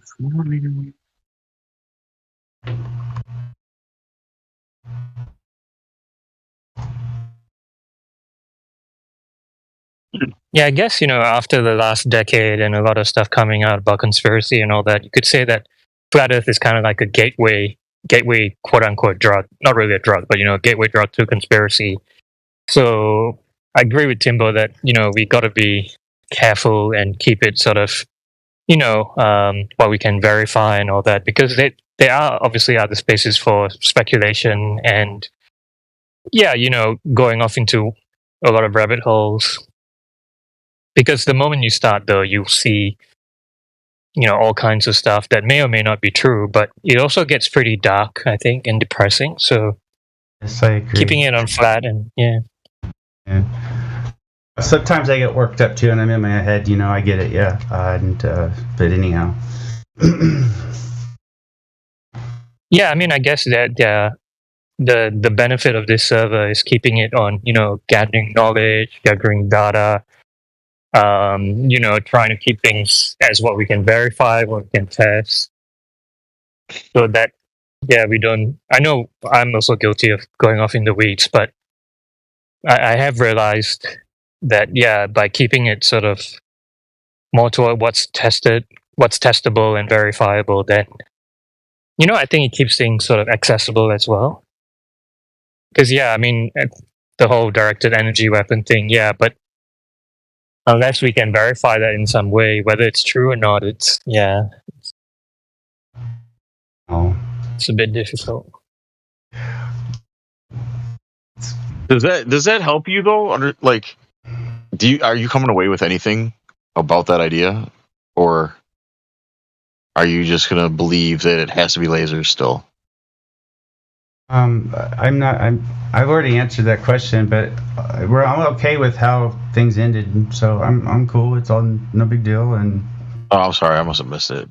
I'm tired too, just like you. So I probably just missed. That probably was part of me being tired and all that, and blah blah blah. And I was throwing stuff out and whatever. And then I think you kind of caught me a little wrong, but I was just thinking how intense the fire was and all that, and how many homes it burnt down in one night was kind of crazy. And I mean, there's other just to let you know, there's other spots like there's Rumble when Miggy does his thing, and there's Chill Chat. So I guess some of the mods and golds are a bit more protective of the live stream because this is on YouTube. So that's all. Are we? Wait a minute. Like I understand what you're saying, but we're not that off into the weeds that we're talking about a subject that could be harmful to the live stream and get shut down because of anything that anybody just said. This isn't taboo. This isn't a taboo topic, is it? No, it's not. But I'm just saying that because as I understand, for the golds and mods and admins, the live stream is sort of more to draw in the casual viewer, sort of try to educate them about the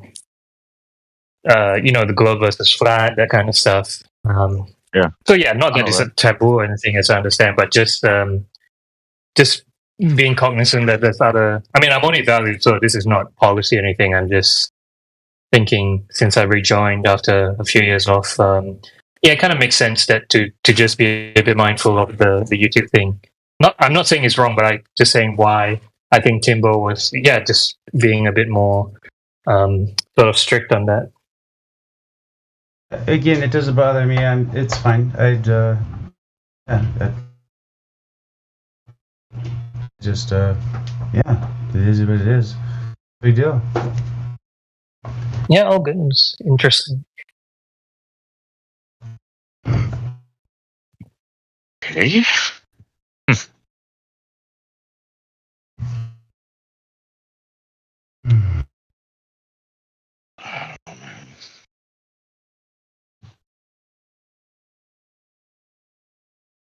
You all are still up, not going to sleep yet? What's that? You're still up, not going to sleep yet? No need for sleep? Do you want me to go to sleep? Is my presence bothering you? No, I'm just joking. Oh, okay. I was being joking. I was just making conversation. Doesn't seem like it. The internet and all that things sometimes get lost in. That's fucking crazy. Lost in the satellite wave too. I mean, that's not the point of the server to talk about when I'm going to go to sleep. No, I mean, I was just trying to lighten the mood after the intense discussion or whatever about. I didn't think it was that intense, actually.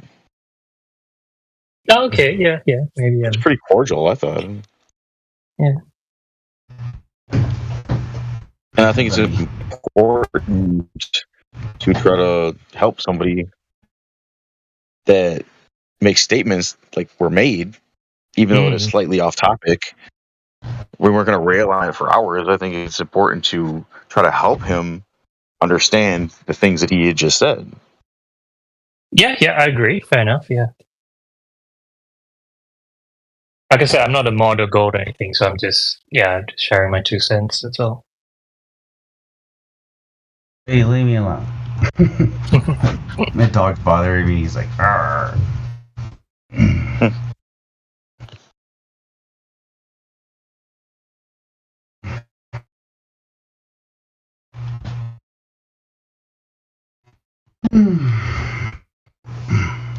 It's interesting.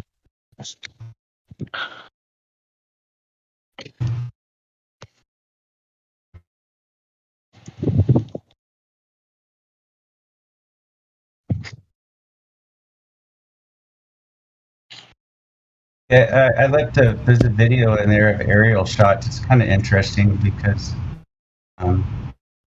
literally every house is torched all the way down to the concrete and beyond. It's like, wow.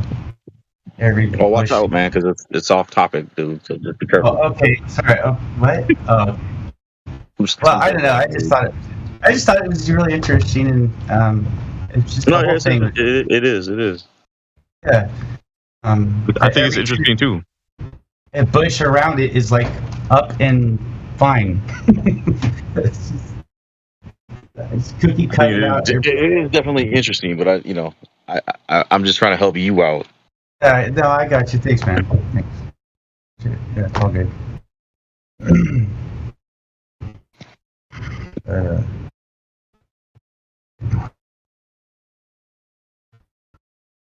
It couldn't look any more cookie cutter. Well, what do you guys reckon about that latitude thing? That not sure if we were talking about it. Like, how do they measure, say, 1 degree of latitude as being a specific distance? Right. Anyone? Yeah, I don't know how they do that as far as on a sphere. I think they just presume a perfect sphere, which they say the Earth is not, and then go, therefore, 60 nautical miles per degree. So they actually don't do it at all. They just say shit. You talking about altitude? I'm sorry, I didn't.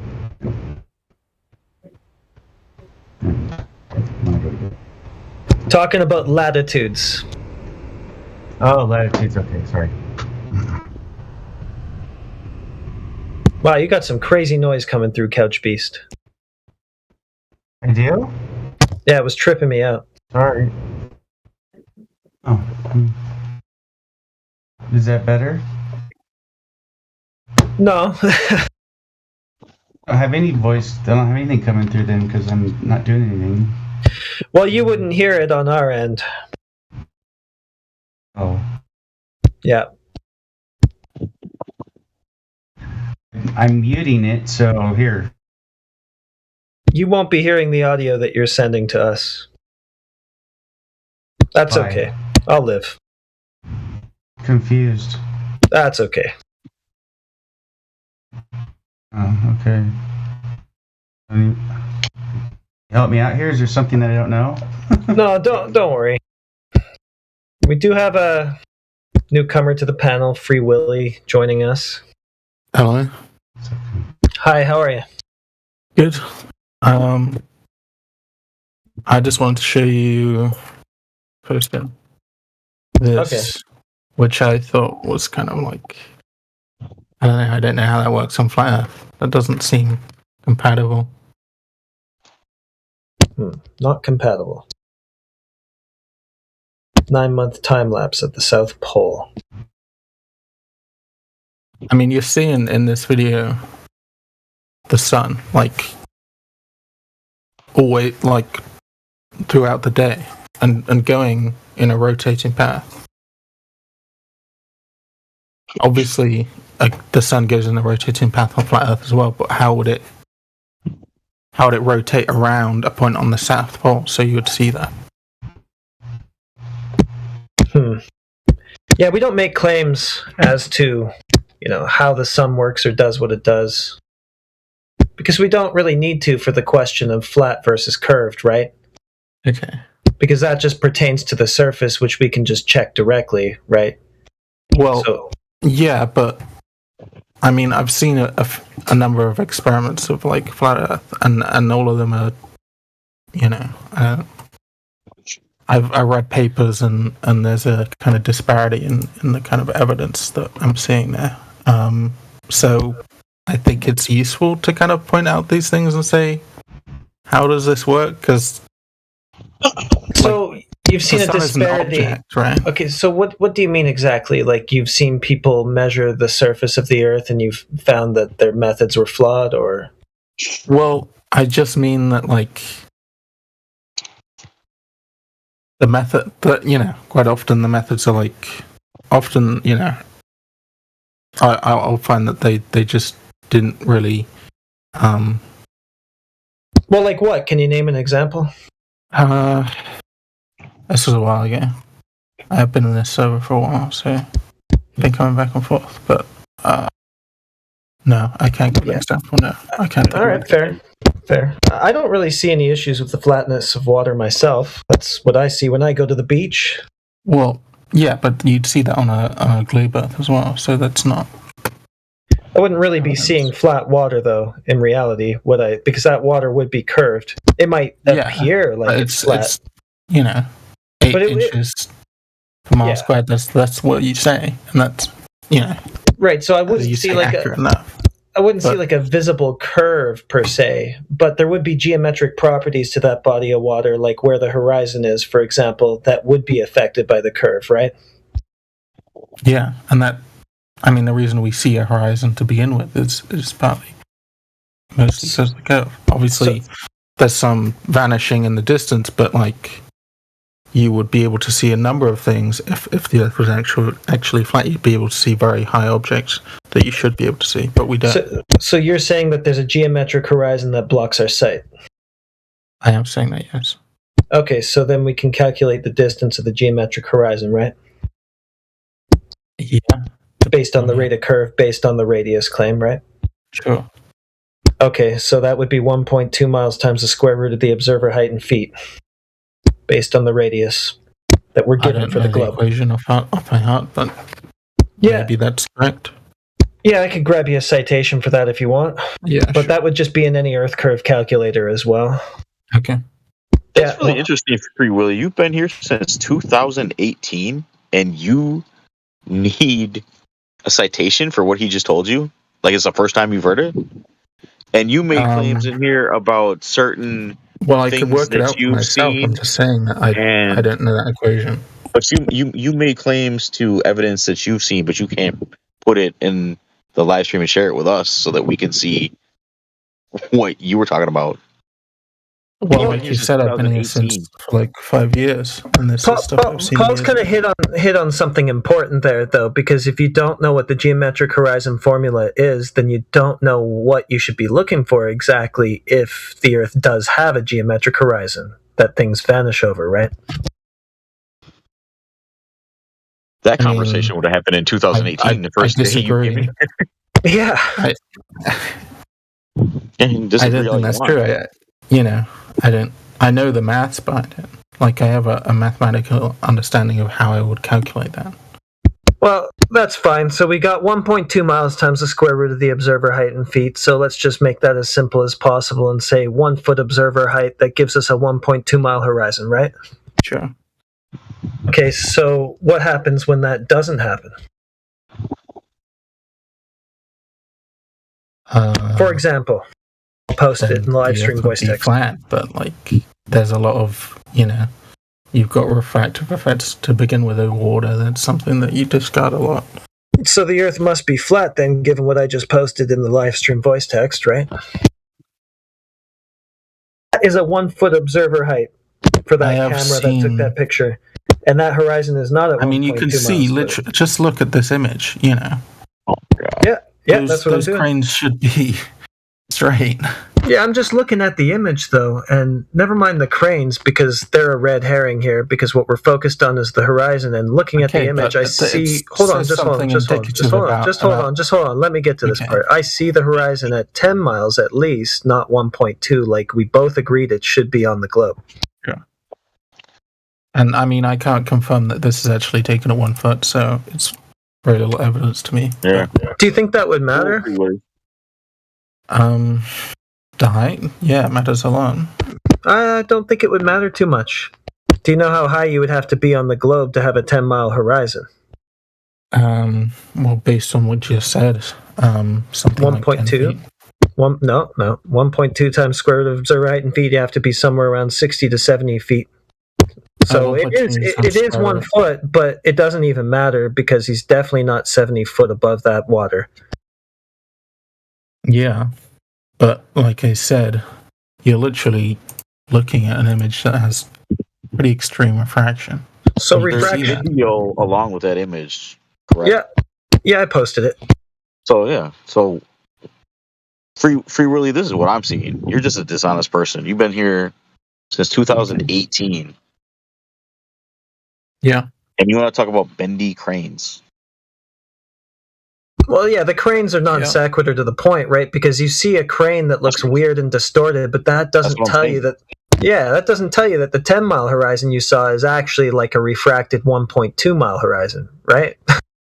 And he's saying that he can't take a picture as evidence. Well, it's not just a picture. It's an image taken from video. Yeah. Okay. I'm looking at it now.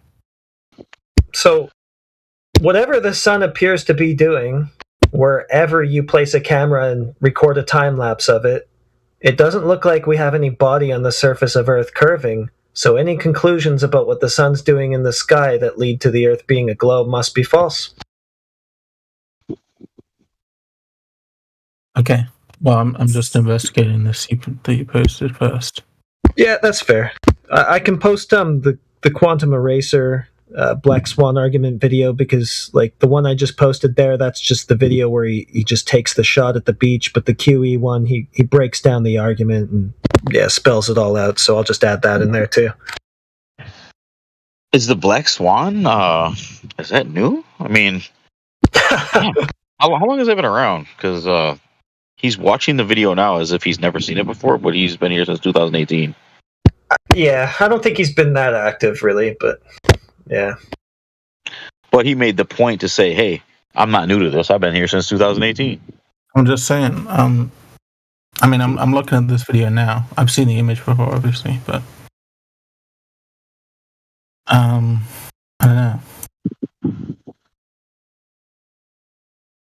I've seen some simulations that, like, I saw a website once which...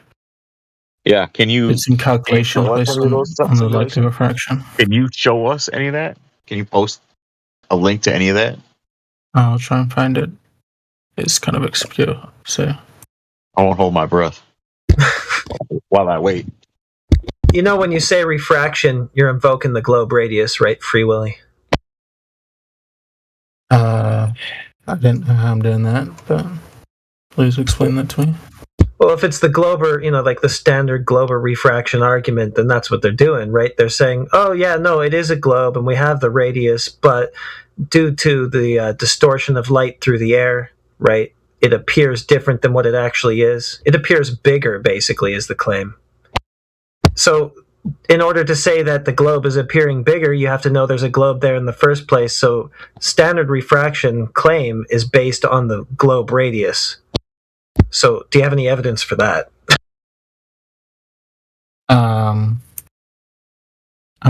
You kind of lost me, to be honest. Well, okay, I'll make it simpler.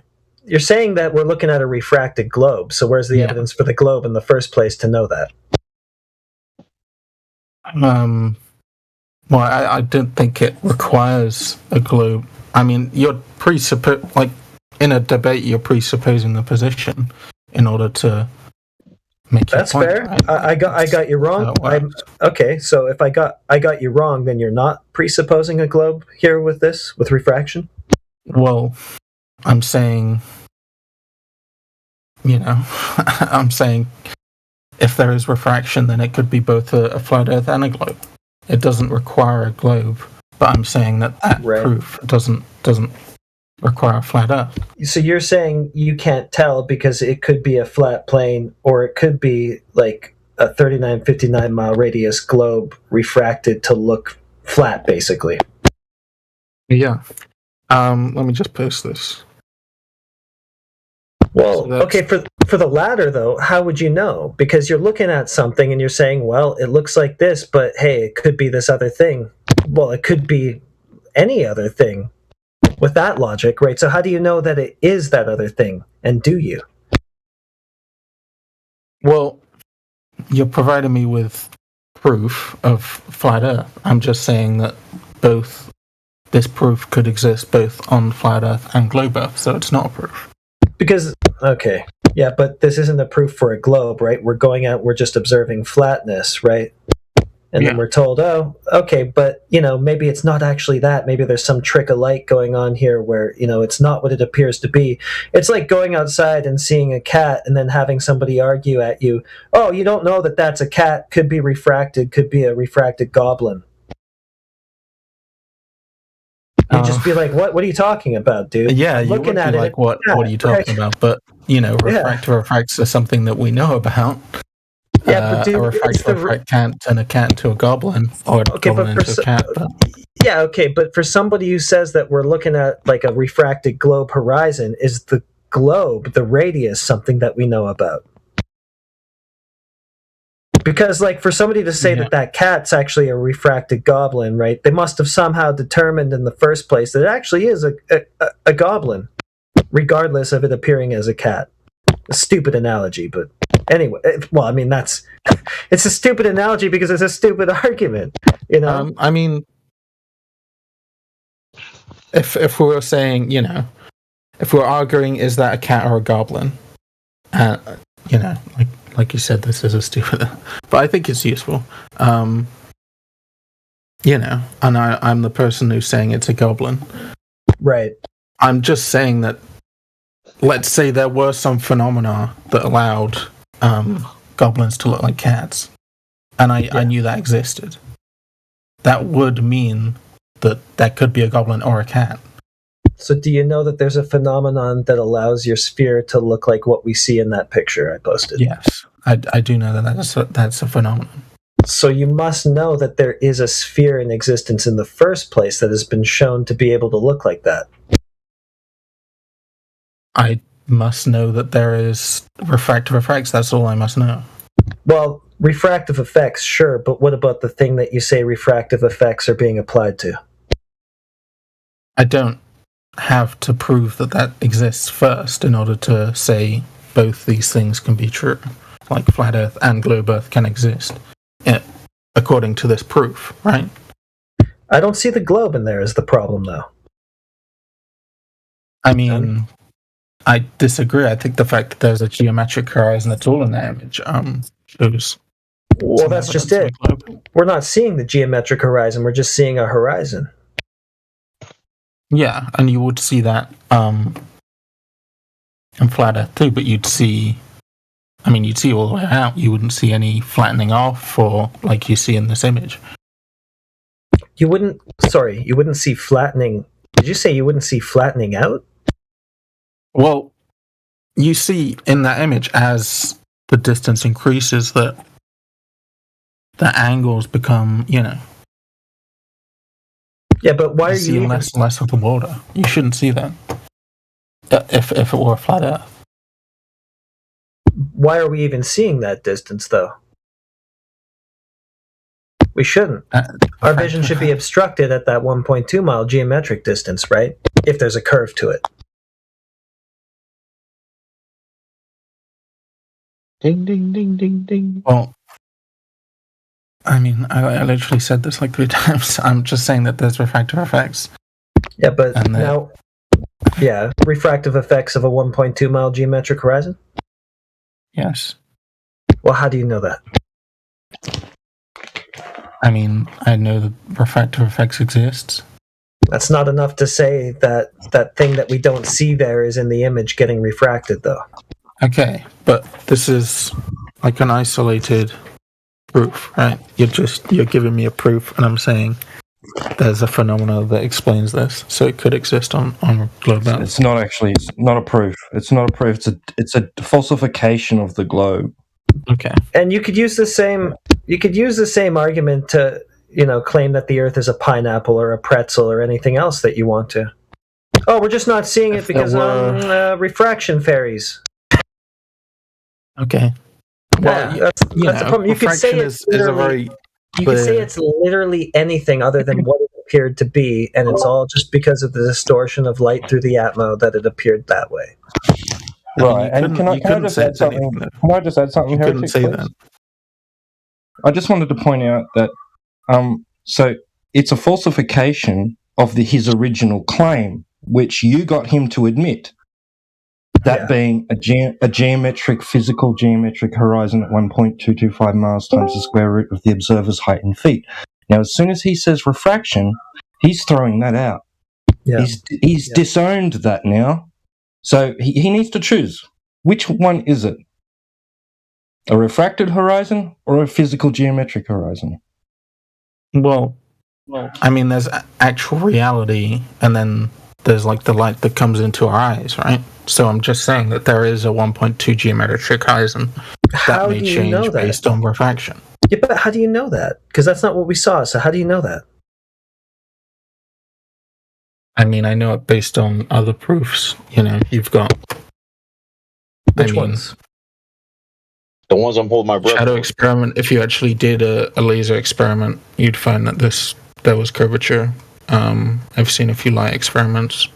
Well, we can give you FE core. Yeah. Can you point to where they found curvature? We can give you John D. Can you point to where he found curvature? Who are trying to find a flat Earth. You have to admit that these people are conducting these experiments. Why would you say that? Why would you divine their motives? Well, how do you know that? I know for a fact that that's not true, but why would you say that? Exactly. John D. he's a PhD in spectroscopy.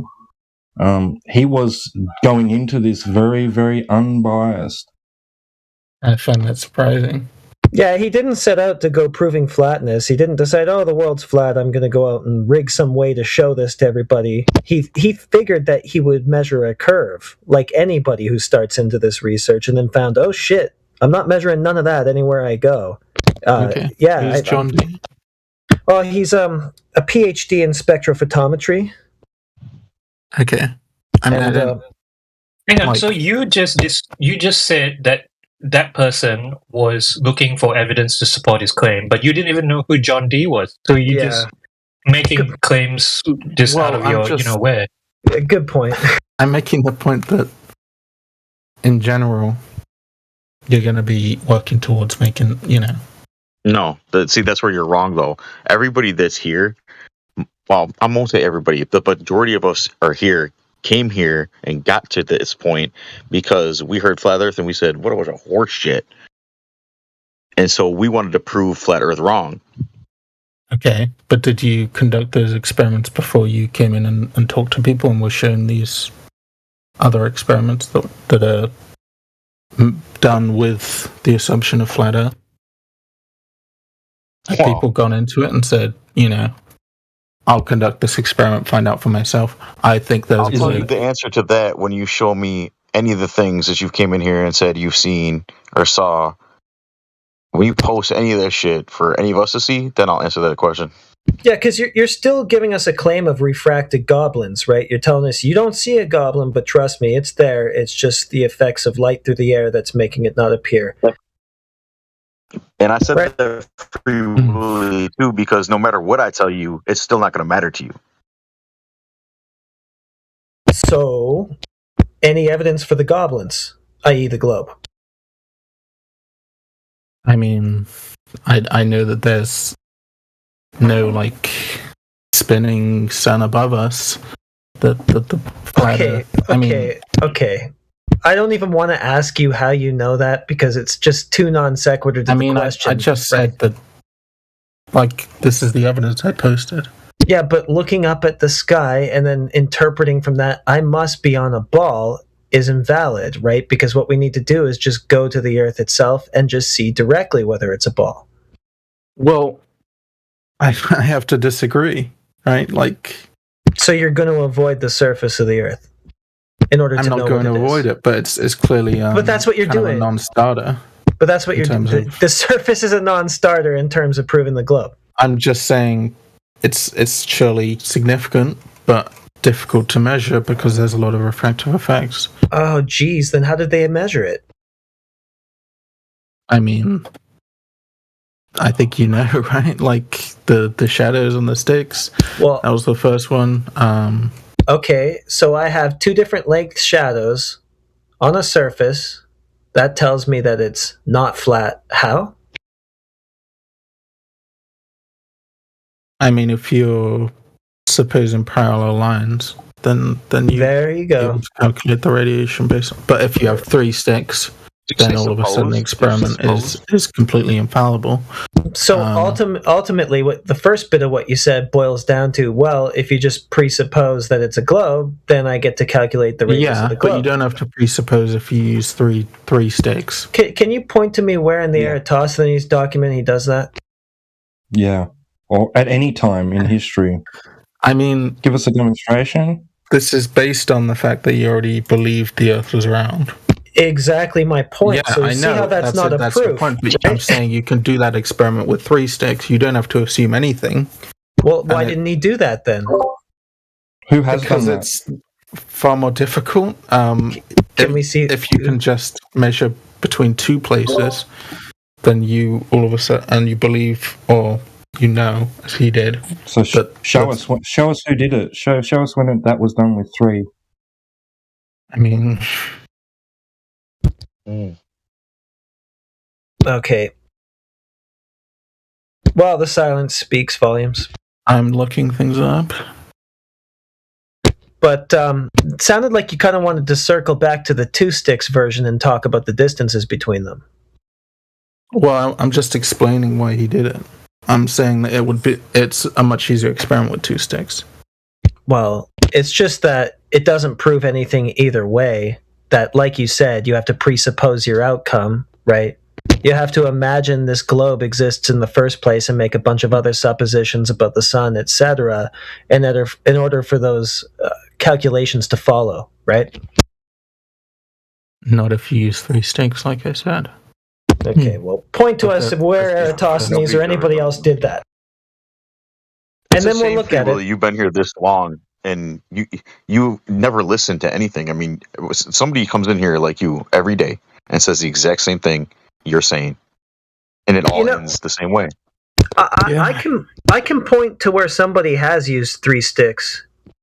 His name is Mimas. He's in this server. I'll just get the pic. 1 sec. But I want it from him. I mean, I've spent like a collective, I don't know, 5 hours maybe on this server, so I'm not like an expert. Fair. I've okay. just joined a while ago. Yeah, you seem chill. I appreciate you being cordial and whatnot. I get that you haven't really spent a lot of time collectively in here. I have a globe believer named Scotty here. Okay. Why does he believe that? I'm not sure yet. Is he sure? I've just seen the Hubble images, and it looks like it's round. Well, they presented images to you. How would you go about verifying them? I mean, how would you verify they're flat as opposed to round? I'd just go to the beach and probably check out the body of water, because they keep showing those bodies of water being all curved and whatnot on those blue marble space pics that they claim. So I just check at the beach and see if those actually exist in reality, and if they don't, I go, well, that's a crock of shit. Okay, well, do you not believe that the Earth revolves around the sun? Well, now we're jumping off to something else. Because the first thing we were just talking about the curvature, the shape of the Earth, right? Well, if it was flat, it wouldn't go around the sun. Well, that's a non sequitur. Can you explain how that can be the case? And anyway, we're not we're saying it goes around the sun. You act like all global imaging's fake. Oh, dear. So we need to take this one step at a time, right? You said that they showed you pictures of the Earth from space, so-called, right? And those pictures are showing curved bodies of water all over the surface. So what I said is we just need to go to the surface and check if any of those curved bodies are there. If they're not, then we can just write those pictures off, right? So do you believe there's more footage of believing the Earth is flat than it is round? So why can't you answer the question? I'm not trying to be difficult and not answer the question, but yet that's what you're doing. But is the Earth a perfect sphere, or is you it? act like the sun doesn't rise every day and it's not a 360 Okay, degree I'm not doing that. Stop spiraling. Non sequitur. Yeah. No, it's complete logic. The sun rises every day, which proves. Did anyone say it doesn't? It doesn't prove it. It's your interpretation of sunrises that it's coming over a curve. But again, we can test this, right? If it's coming over a curve, then the horizon must have a certain geometric distance to it, right? Well, if it was a flat plank, it would never rise. Okay. Wow. You're just speaking from your belief system here. No, we have Hubble telescopes that point towards the Earth and shows that it's round. And I already addressed those. They show curved bodies of water. Let's just measure a body of water and see if it curves. What do you think of that? So the Earth's not round. Right. Not in the sense that you're saying that word round. Round and flat aren't mutually exclusive, but I get what you mean. So are you saying the Earth is like a lopsided foursquare ball? Where did you get that? Because you can't come to the conclusion that it's round. So therefore I have to come to the conclusion that it's a lopsided something else. Well, if it's flat, there wouldn't be another side, and we wouldn't wake up in the morning and have night. Who's talking about other sides? Everybody's on the surface. Everybody's above the surface of the Earth. Nobody's below it or upside down or anything like that. So it's just a flat plane. It's a plane. Yeah, a plane. It's a flat plane. Yes. And it just spins around every day as one flat No, surface. who measured that? Graphical plane. Yeah, who measured it spinning around? So you don't believe that NASA or anyone has a telescope out there that can take pictures of the Earth? In a thermodynamics violation. No, I don't think so. You're basically saying everything NASA says is fake. Yes. Well, I told you why. They're alleging to show you pictures of the Earth showing curved bodies of water all over its surface. Can you measure one of those on the Earth from its surface? If not, there is no way possible in reality that those pictures can actually be of what the Earth is. Well, the fact that Magellan sailed around the world and got all the way around the world in one piece shows it's not flat. Really? So if I go around my...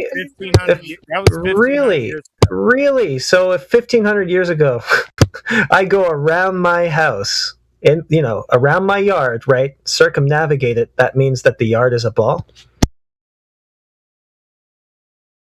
Your yard is probably 1,000th of a millimeter. What does that matter? What does that matter? I'm just doing the same thing on a bigger scale. Okay, the fact that Vasco da Gama sailed from China all the way back to China, all the way around the world, proves that it's flat. Okay, so no, you're completely. It's non sequitur either way. Wrong. About what? So a sailor sailed 100% around the world, and you're saying he sailed around a flat world and fell off. Did he sail north, south, or east, west? Where did the fall off part come from? So Vasco da Gama never sailed around the world. Did I say that? Well, you're saying the world's not round, so yes, you are saying that. Why would it have to be round, quote unquote, in order to go around it? I can go around my house. Is it round? Because if it was flat, he would fall off a cliff and die. Well, why do you think that? He's sailing on water. All bodies of water are contained. There aren't cliffs in the middle of a body of water. What's the matter with you? Said the Earth was What's the matter with you? Do you think there are cliffs right in the middle of a body of water? And he'd fall off. Water always finds level. You're just proving that you're being completely... How do you fall from a lake? Unrealistic. Yeah, how do you fall off of a lake? You know that bodies of water are contained, right? Well, if the Earth was flat, he would fall off a body of water. Yeah, but you're not thinking straight, buddy. Because listen, I'm not thinking straight, a body of water. If the world wasn't round, he couldn't sail around the world. Yeah, that makes no sense. We already told you how. You can just go around on a flat surface. You can go around your house, around your yard, around your neighborhood. It doesn't prove that any of that is a ball, right? And all bodies of water are contained. So start with a glass of water, right? It's contained. Images are completely fake now. Hold on. Stop spiraling. You're just going too fast. Yeah, you're trying to hold on. You're trying to hold on. You're really desperately trying to hold on, but we have to just take one point at a time and follow it to its conclusion. So a body of water has to be contained. It doesn't matter the size. It could be a body of water in your bathtub, could be in a lake, could be in an ocean. It's contained. There are ocean basins, right? Right? So there's always a container. There's always... This guy sailed completely around the world, but it wasn't a circle. Yeah, if that's what he did, yeah, if he went around it, then yeah. So are you arguing that you don't believe he actually went around the world? What the fuck are you saying, dude? I just said that he can do that on a planar surface, no problem. Then you said the world's not round. You're completely... It's not a sphere. It's not spherical. Round and flat are confused between a circle and a sphere. He's confused. He And doesn't that's know why what the difference you were is. the lopsided tether ball. No, it doesn't have to be a lopsided tether ball just because oceans aren't curvy and bendy and spherical. So do you believe the world's round? Yes or no? Round and flat are not mutually exclusive as per I'm not round. saying it's a perfect sphere. I'm not saying Oh, dude, you don't even know what round means, though. We're not talking about any kind of sphericity necessarily when we say round. A circle is a 2D shape. It's a flat shape, right? And it's round. That's how flights get the pass. Do you know what the words mutually exclusive mean? I've said them like 3 times now. You've made no point on why someone could sail around the world on a flat world and not fall off. Did it say you found a sphere? It's because your brain isn't functioning, dude. Go drink some water. Bodies of water are contained. There's no way to fall off. There's no cliffs in the middle of the ocean or a body of water anywhere. And NASA images are all fake, right? Yeah, necessarily if the oceans don't curve, correct. Blue marble ones anyway, yeah. Yeah, and we don't revolve around the sun, right? No, we don't. We don't move. No, we don't revolve around the sun. That's No, true. we don't. No, the sun moves. Yeah, that makes you sound really smart. How does it make us sound stupid? But, I mean, you sound like a genius, obviously. Do you know who measured the motion of the Earth? Well, you act like a year doesn't happen in Here, a year. just listen, please. Do you know who measured the motion of the Earth? I'm not sure. So tell us. So why do you think it moves? We have different seasons every year, and That doesn't matter. The tilt of the Earth is towards all of our seasons. Different seasons is just telling me the relative position of the sun to the Earth. It's not telling me that the Earth is moving at all. But the fact that our Earth's flat is it wouldn't rotate. No, you can still have different relative positions of the sun to the Earth if the Earth is flat. That's not a problem. But if it was round, it wouldn't make any sense. Exactly. I didn't necessarily say that. No, he's not full of shit. This guy's full. This is what I believe too. I'm not. It's provable though. Yeah, so who measured a curved body of water? Who measured the motion of the Earth? Who measured any of those things? Images. We have satellite. Yeah, from a thermodynamics violation, who demonstrated gas pressure without a container? Gas pressure has to be within. Who measured the curved oceans that you think you have satellite photographs of? Who measured any of those things? All the NASA satellite images of the world being round is fake. And airplane flights where they fly over the northern hemisphere to get. What's the big deal, dude? Have you ever been to the movies? It's nothing but fake images all day, every day. Well, is this like a revelation to you? Not every image is a photograph. No, it's not. And GPS and flight paths actually go on a flat stationary model. No, they fly north to cut off They the get hemisphere. off of it. You can read NASA's own paperwork. The hemispheres. So you're just begging the question here because you haven't proven a sphere yet. You haven't proven a fucking thing either. Well, hang on a second. The burden of proof lies with you guys because you guys are the ones that have the claim of the globe. We're questioning the claim. The person questioning does not hold the burden of proof. So can you show us A direct measurement of drop over distance. Seasons don't happen. Then you show a direct measurement of drop over distance. Don't embarrass me, I'm please. not trying to embarrass you. You act like summer, winter, and fall don't actually happen. No, non sequitur. Not that is non sequitur to the question. Who's measured drop over distance? Well, if the Earth didn't revolve around the sun, it wouldn't make Non any sequitur. sense. Who's measured drop over distance? A year. Nobody has. Can you please 4 show drop seasons, over and distance? And we travel around the sun. Prove it. Non sequitur. Don't worry about the sun. We're dealing with the Earth that we're walking So on. the sun doesn't Who exist. has measured drop over distance? In your world, the sun doesn't Listen exist. to what he's saying. No, non sequitur. Now you're just making a straw man and trying to poison the well. So, who has measured directly drop over distance? Very simple question. NASA. NASA. Really? Yeah. Can I have some evidence of that? Can I please have a direct citation or some evidence of that? Well, have you ever seen a satellite of the Earth? It's round. Oh, so a satellite is a direct measurement. So when I want to take a the measurement, satellite of the Earth do I doesn't take a photo of it? Do I? Who has directly measured drop over distance? Nobody. So we haven't gone into outer space and taken satellites of the Earth. You're saying Who has measured drop over You're distance? saying that's 100% fake. Who has measured drop over distance? He's going to space. I don't fucking know. Well, you don't know. There you go. Thank you.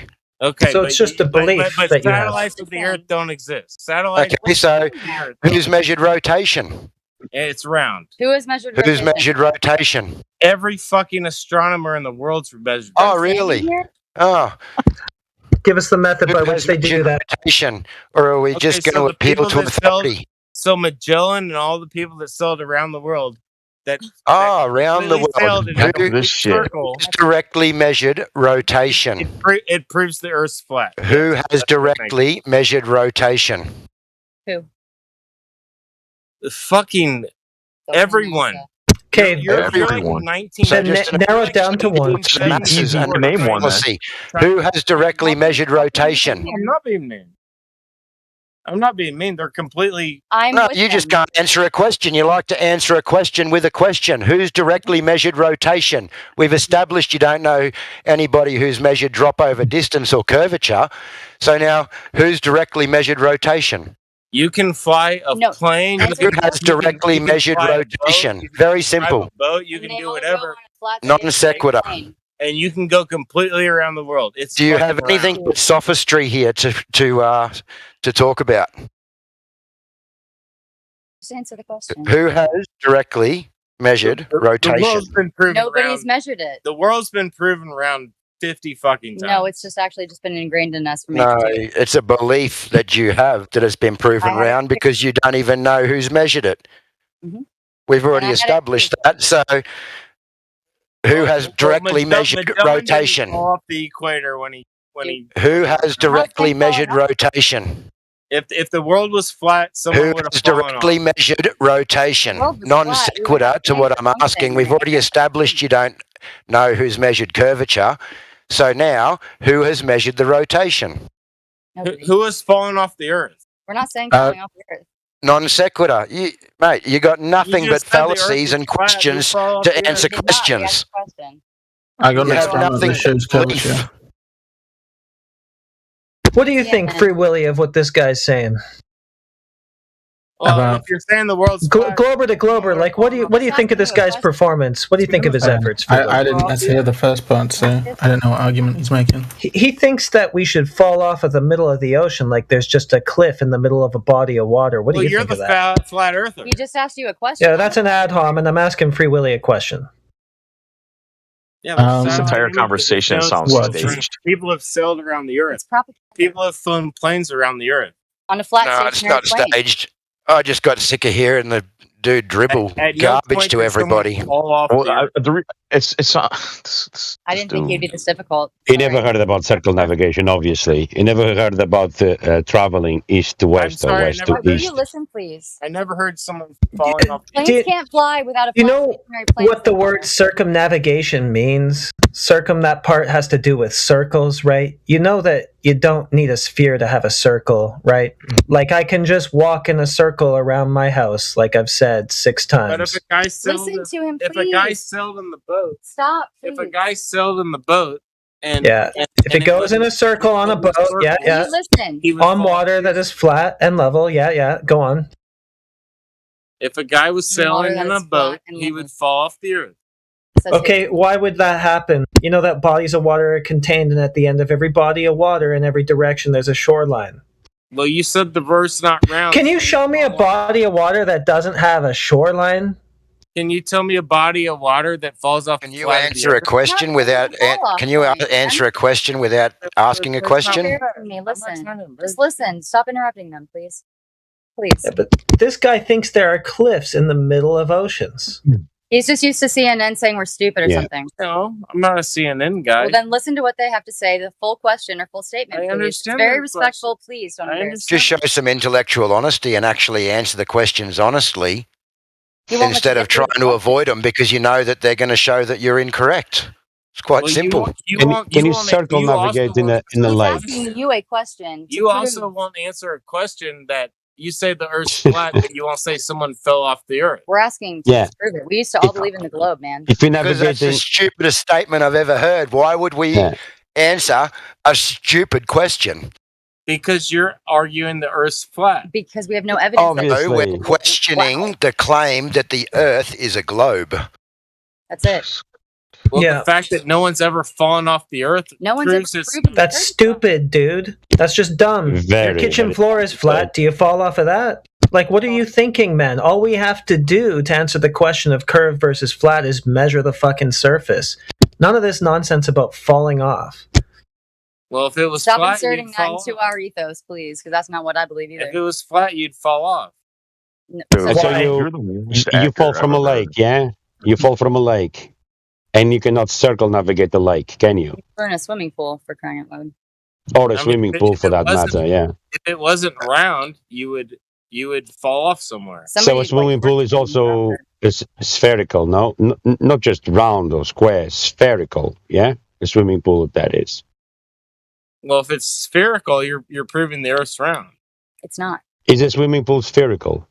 Is a swimming pool a big ball of water that's like hanging on by nothing? Well, the Earth's so big, it doesn't seem like it when you're right in front of Well, it. they can't prove that, though.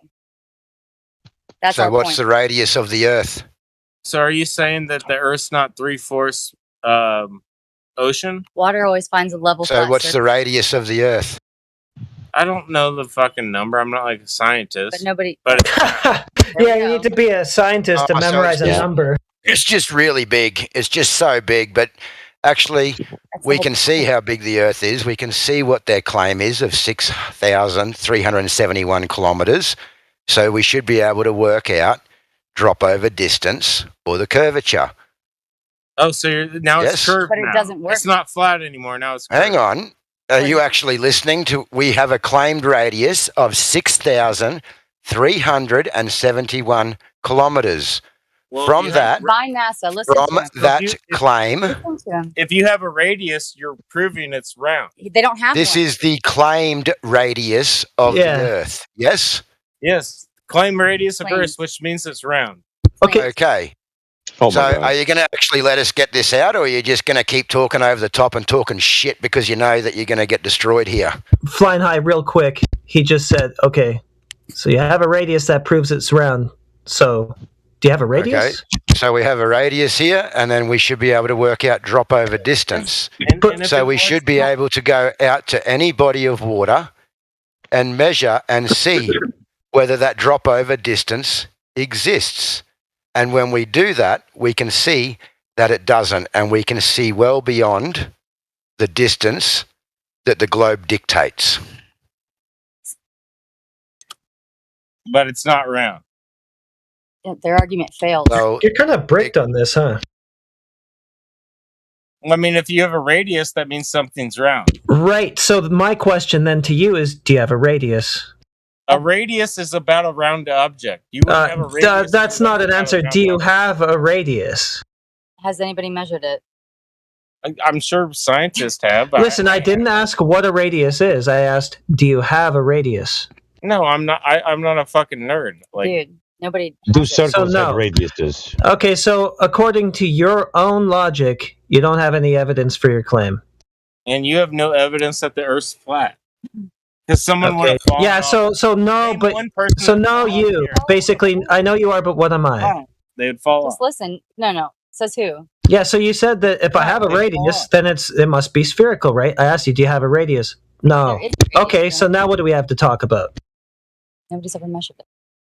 If there's no radius and no curvature, then what does that mean? It means not that, a globe. it means we don't circle around the sun every year. It means that. Oh my gosh. No, that's non sequitur again. So that's if we don't have a radius and we have no drop over distance, what do we have? NASA has 0 measurements. They just have propaganda. That's it. And you know what? I'm one of them, so you can be against me all you want. But You know how we know they don't have any measurements? Because we Listen to ask them. people like you daily, day in and day out, every single day, where's the measurement? And all of you have the same answer that you just gave. None. NASA probably. But you've never given a definitive answer that proves your theory. But neither has NASA. We don't measure curvature of a body of water. Hydrostatics dictates that the surface of all resting bodies of liquids are flat. That's what we observe. We've never measured them deviating from that unless it's on some really small scale like a meniscus or something. But as far as an ocean, never have we measured convexity or drop over distance. No. And if that point was true, someone would have fallen off the face of the Earth. Says That's who? retarded because says there who? aren't cliffs in the middle of The Earth oceans. wasn't round. No. We're disproving NASA. If the Earth wasn't round, someone would have fallen off the Earth. Says who? Says flat earthers. No, it says NASA. It says it was propaganda, I guess. I'm a flat earther and I don't believe that. Do you fall down a lot? I'm thinking that you must actually be falling down a lot or something. I'm not quite sure because you're so worried about everybody falling. Do you have an issue yourself or what? It's fallen on his head a few times. No, if the Earth wasn't round, someone would have fallen off the Earth. Says who? I mean, he believes in gravity then, maybe. I don't know. This is the worst. This is terrible. Just mute him. Yeah, he's confused again I with the don't either. circle and the sphere. He doesn't know the geometry. It's not even a genuine discussion. This guy. Nah, just mute him. It sounds. Please listen. This is He actual sounds like a science. bad actor trying to play a glober. Yeah, He's not Sydney, trying to play do you mind a if... glove. I thought I would actually be a part of this chat because you guys have been really mean, and I was trying to be like, oh, I have another friend. Because it's Who's actually being what he mean? believes. And I didn't think he'd be this hard-headed. I'm sorry. He said I could listen to anything I wanted to for like 30 minutes. I give him a safe ride home. This is where we're at. And then he's giving me the respect, but he's not giving you guys the respect. So I'm begging him, before I leave, please give my friends the decency. I'm a flat earther. Fuck it. Don't interrupt them. It's Listen to okay. them for 5 minutes. Listen to them. Please. Yeah, no, that's okay. It sounds like he's It's been not drinking that anyway, as well. so it doesn't really matter. Yeah. It's too much information for him to take in one single go. Nobody takes it. This is not a 5 minutes conversation anyway. These guys, please. Out No, of respect for me. Yeah. Yes, you are. By interrupting these guys, you're disrespecting me. So please don't. I'm going to head out here soon. There you go. Well, it's not about interrupting. It's about honestly answering the question instead of answering the question with a question that's non sequitur to the subject. Yeah. Maybe he needs to get a clear head first before he tries this, because there's more to it than he thinks. He bit off more than he can chew, and he probably doesn't realize it yet. You're going to walk off of it. All right. I'll talk to you guys later. Sorry, he's been a little bit too hard-headed. Oh, good. No worries, nice. Yeah. I tried. Yeah, it's fine. Yeah, well done. Little by little, right? Exactly. Step at a time. You planted a seed, and now let it grow. Planted the seeds in a safe manner. All right. Talk to you guys later. Later. That's Sorry, what they guys, have, I was isn't just it? listening I was listening in the background for ages, and I just couldn't handle hearing it anymore. I had to say something. Yeah, it was bad.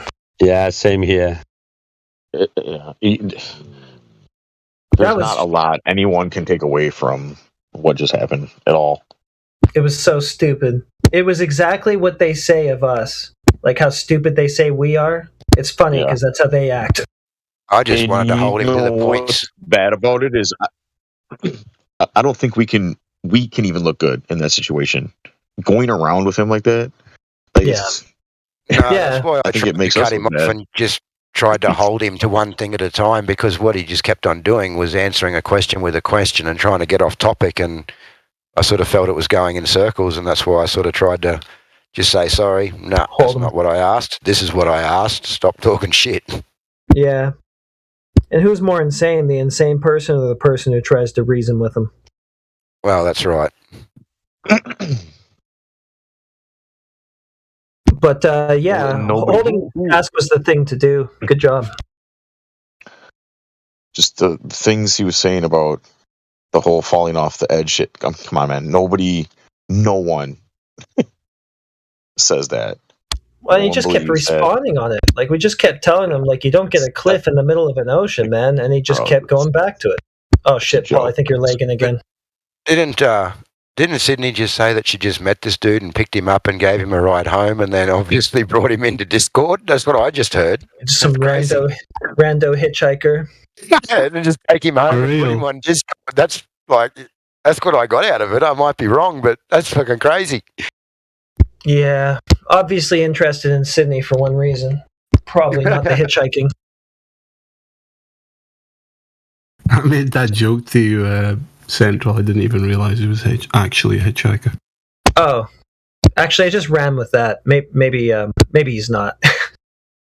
No, but she said, I just picked this guy up. I just met him and picked him up, and then I brought him home and put him on Discord to you guys because I thought you guys, I'd introduce him to my friends. And the other day she was talking about how much trouble she gets in, and I was thinking, well, I can sort of see why.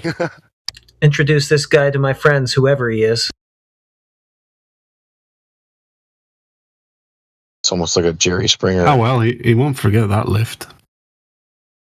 No, definitely not. No, definitely not. No, that one. That'll fucking teach him a hitchhike, in the future. He'll never want to hitchhike again. He'll get picked up by a crazy flat earther and shoved on Discord. Can I say something for a moment? Even if there was an edge and people fell off it, how would we know about that? You know what I mean? Maybe there is an edge. Maybe there is a lot of people that went and fell off it. Yeah, it's not like they're going to report back to you, hey guys, I fell off the edge, I'm gone forever. Yeah. Well, we could use globe logic and say that all these missing persons have actually just fallen off the edge. Yeah. Yeah. Well, they ask for proof. Just say, haven't you seen all the missing people? It's like the Pac-Man game. You disappear on the left screen, you appear on the right. But that really is truly the bottom of the barrel, like where his mind is stuck. Yeah, that was pathetic. That's the stuff you learn in nursery. It's like, we realised the Earth wasn't flat because nobody ever fell off the edge. And that's where he's stuck. It's sad. What is the edge in the body of water? Isn't that the shore? Yeah. Who falls from the shore? There are obviously people who have explored the extreme regions and not come back too. That would be equivalent to like what you're talking about, somebody going off an edge and never being seen again. Like, well, no, I mean, like, it's always made out like, oh, the Earth can't be flat because there'd have to be an edge.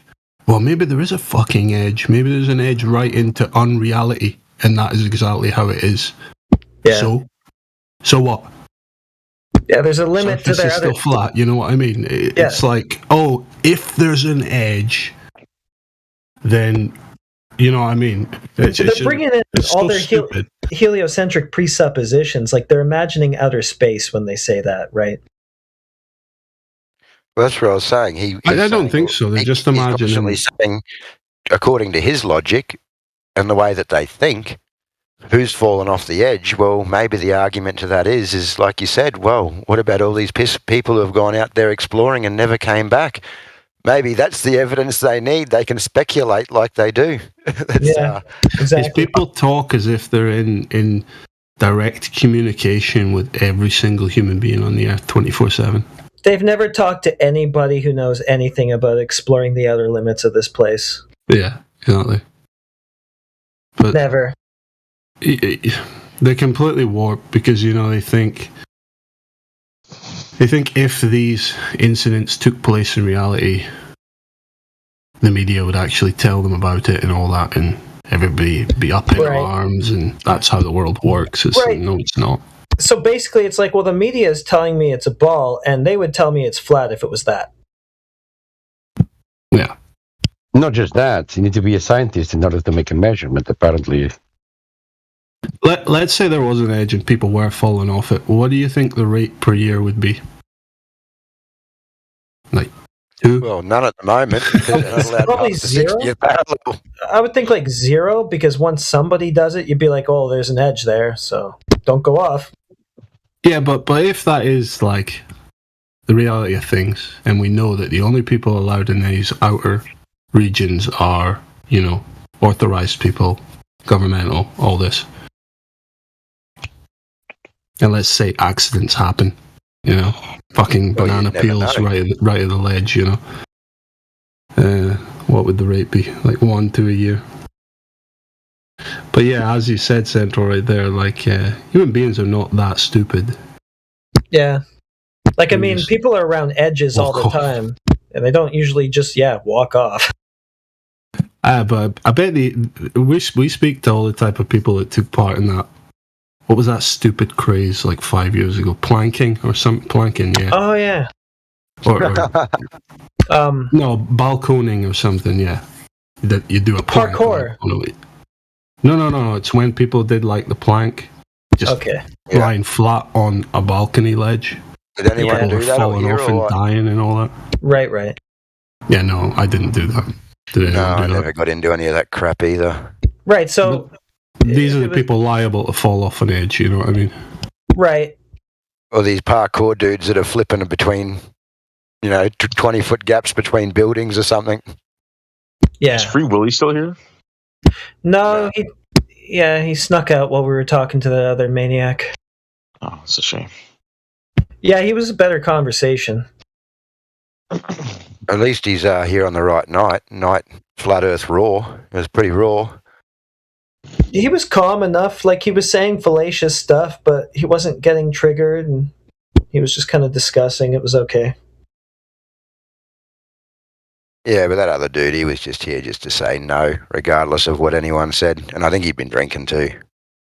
Yeah, he was bricked. He couldn't, like Obvious said, he couldn't get past the edge thing.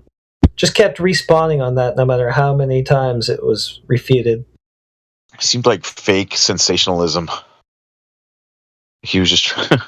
Could be. He was trying to impress Sid, showing her how tough he was online. Wasn't ready for the conversation. But did you hear what I said? Like, why do they think it's a gotcha? You know what I mean? Because they've been told that it is. Well, yeah, they look at the photos of Flat Earth with the water flowing over the edge like a waterfall, and when you're in school, they show you a picture of that with a boat falling over the edge with it. Yeah, no, yeah. But so we didn't make those images, which is crazy. And when you see, then that's what doesn't. That's why there's no way that was real. Because if he sees those images, and who created those images? It didn't come from us. And how many times do you have to say that? We never said that. Those aren't our images. But you're still going to say it over and over and repeat it. But there's going to be people that are going to stay asleep their whole life, and it doesn't matter what people do to wake them up. It's not going to happen. There's people that are going to be stuck. I liked his, Earth has been proven round 50 times. Did you hear that? Yeah. Yeah. That's oddly specific. Can you give us any of them 50 times of proof? No, because when you asked that, he'd tell you that you fell off the edge again. Silly. That just sounded like a type of person that's not questioned anything in their life ever. A total fucking NPC. I don't think I've ever actually... Well, maybe. Isn't it funny that they think the flat surface is the one they'd fall off of? Not the spinning curved one? Gravity, bro. Yeah, but how do you fall from a circle? Doesn't make any sense, these questions. Doesn't make any sense, and when he was pressed on it, he couldn't make any sense of it himself.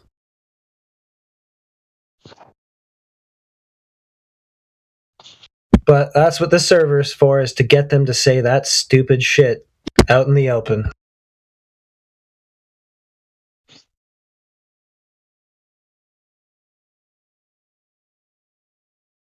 I don't think that guy was a hitchhiker. Said he was like, "Oh, don't embarrass me" and all that. You don't do that to a stranger.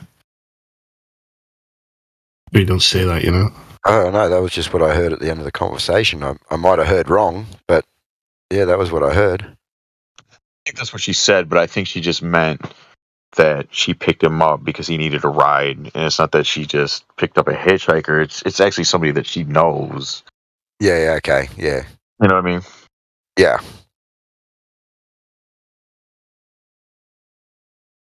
So he called her and was like, "Hey, I'm fucking wasted. I need a ride home. Can you come get me?"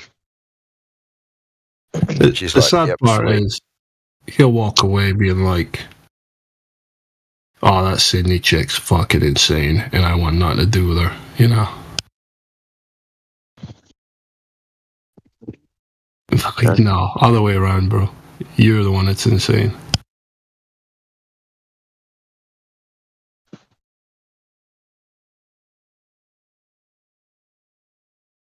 Yeah, he's bricked. He didn't show himself to be a catch, but, I mean, I'm not one to judge.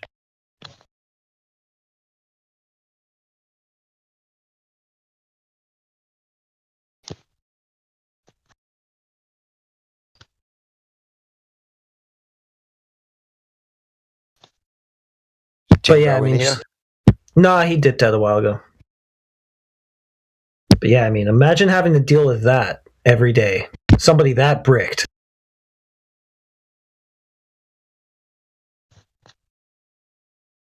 I couldn't do it. I'd just like to have a nice, peaceful life, actually. Yeah, that'd make it tough.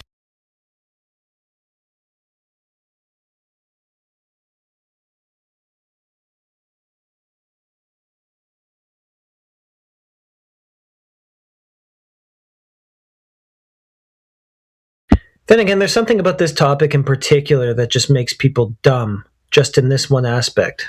Like, they can function fine elsewhere, but when it comes to this, suddenly they just become retarded. Yeah, and get really angry. Yeah. Yeah, I just don't understand that. You can talk about politics, you can talk about religion, to a certain extent, of course. There are debates and arguments about that, but, you know, it takes a little bit to get into it. But as soon as the flat earth is mentioned, it's like a little switch has been flipped in their brain. It's the root of everything, you know?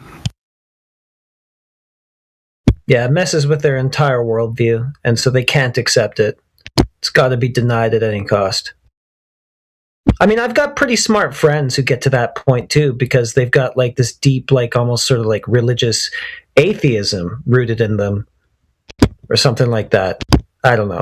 I'm thinking of a particular friend who gets defensive anytime something starts pointing towards the possibility of a creator or something like that, and like he can be really smart on a lot of different things, but then when it gets to this, he starts going, no, can't be, and his religion, like his religious brick wall, just kicks in.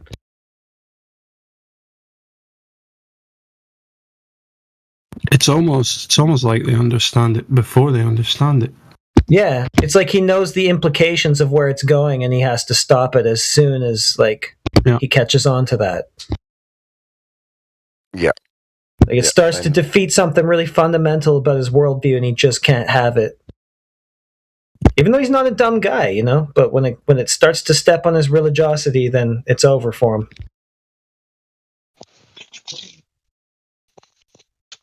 Well, yeah, it really is the only topic people get straight up stupid on. Yeah. About redefining reality, you know what I mean? Just ridiculous stuff. I know. Yeah, they'll do that. It's like anybody could tell you a straight line straight in any other conversation in life, except this one. Except this one, that's right. Wouldn't be a problem any other time. With this one, you know, we got to break out philosophy to figure out straight lines. Yeah, unbelievable. Yeah, like the friend I'm thinking of will have all sorts of really good conversations on different things. He's like, thinking clearly, super critically minded. Then all of a sudden we get to this and he becomes exactly the type of sophist that we were talking about in all the other conversations. He even told me he was going to do a laser test, completely expecting he would measure no curve anyway, because none of them ever do. But then he said, my conclusion will still be it's a globe.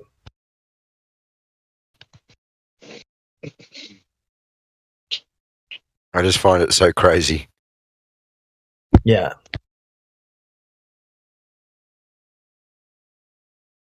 Like, you're that tied to your worldview that you can't acknowledge truth?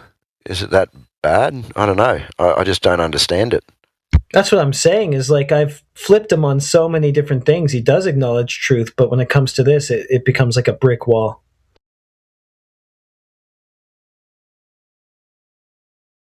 Yeah. When it comes to this, people... the same. I've experienced the same. It's so bad that when it comes to this topic, like he said, like people can't even recognize the truth of a straight line. All truth goes out the window when it comes to this topic.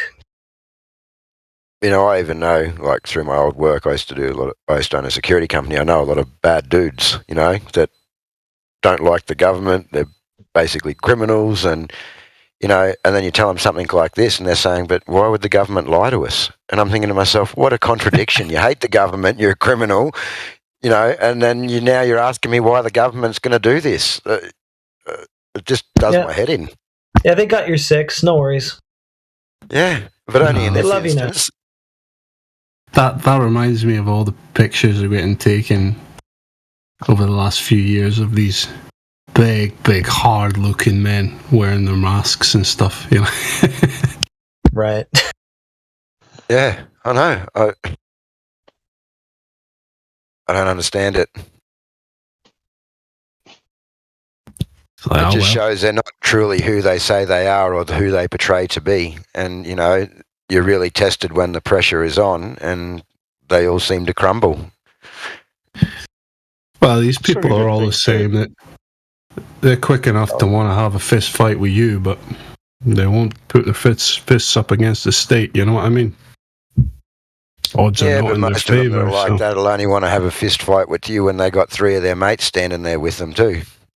Not true. That's one.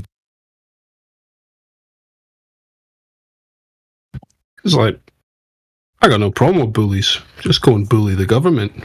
Oh, you won't do that? Oh, surprise, surprise. You know what I mean? Yeah. Sorry, Paul. We cut you off, I think. What were you trying to say? Yeah, I was just thinking, I don't think having a conversation with someone like that really adds any value at all, anywhere. No, I agree. Well, it's a good expose. Yeah, but how? It doesn't. None of that is to argue with it. Someone that has real questions, right? Because they're not, and you. Yeah, but we're not going to reach him. You're not going to plant a seed in that guy. We're exposing the illness of the globe condition with that. That's the way I see it. Yeah, I'm not so sure. I can see it from both sides, but the problem is that you have to sort of start arguing a little bit like them, and like you said, you're arguing with a fool. Like, do you look like just as big of a fool by the end of it? Yeah. There's that. What does someone that's seeking actual truth and understanding, how can they take anything away from that? Nothing was learned at all. It's not from either side. It's for the people that are on the fence, not quite sure. Don't really yet understand the credibility of flat earthers themselves. They have to see this. That demonstrates it. But I do agree with you as well, Paul. But everyone has to be given at least one chance, And he got his chance, and he failed it miserably. I think people really need to see that sophistry. They need to see how bad it is. They need to see the things that these people will say over and over again, and see that they're all as stupid as what they say we are. They're religious. Yeah. I just mean like the things that they say are as stupid as the things that they think flat earthers would say. Well, it's always been inverted like that. Yeah, it is, and we just need to show everything the media is plastered flat earthers with. Just apply it to globers. That's the reality. You get a normal person in here as an onlooker, they'll be like, well, I mean, like, yeah, you're not going to have a cliff right in the middle of an ocean or a lake or something. Yeah, that doesn't happen, right? Like, most people will see the basic sense in that. But they'll understand that without hearing that moron. Yeah, well, just have him on the record saying that in defense of the globe, and they start going, like, is this really... I think it's to them saying that the guy just can't answer a question. He's got a belief and he can't back it up, and it's purely that, just a belief. Seeing that too speaks volumes. So yeah, I can see it from both sides. It's a hard one. Me too, because in a way it's like you have somebody telling you, no, 2 + 2 = 8 or something like that. I mean, you would just shut them out normally. So there's a balance to be found there, I think. No, but that's why I sort of said at the end, just mute him and get rid of him, because it's a waste of time. Like, it had sort of gotten to the point where he'd gone round in circles. I tried to hold him to account. A few other people tried to, and nothing was changing, so just mute him at that point. Yeah, I think that's fair, because at that point it serves its purpose. I like that line from News Central where he was like, all the satellite images show it's a sphere. And you were just like, it's just fake images all day, every day. Is this, you go to the movies, you think that's real. Yeah. And then you're just like, it was the end where you said, is this some sort of revelation for you? And just your tone was like perfect for like, he should realize he feels like, like he's living under a rock, essentially. Yeah. Like, so we have CGI. We've had CGI magic for a long time. Is this some kind of revelation for you? Yeah, no doubt. Like, there's an image there. Oh, it has to be a photograph. Only way that image could have got there. Really, that's what you think? The only possible way has to be real. Yeah, it's ridiculous. It's basically what they're getting at. You go on YouTube. Type in YouTube. Designing Earth space image Photoshop, 20 minutes, and they make better images. Right there, right in front of you. Every step of the way, you see it. But NASA can't do fakery. They can only do real,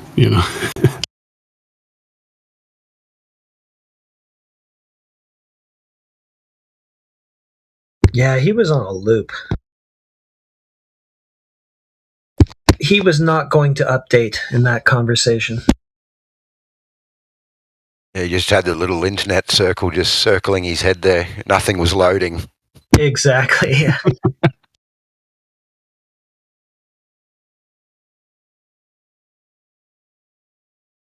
Well, it's too late here. I better drop out. Good night, man. Yeah, catch you guys later. Yeah, good night. One, man. Night. Peace out.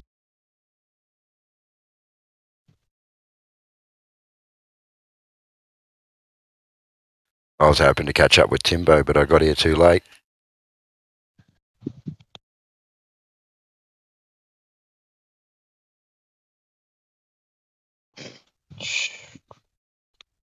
Thinking about laying down myself. I'm kind of hungry, though.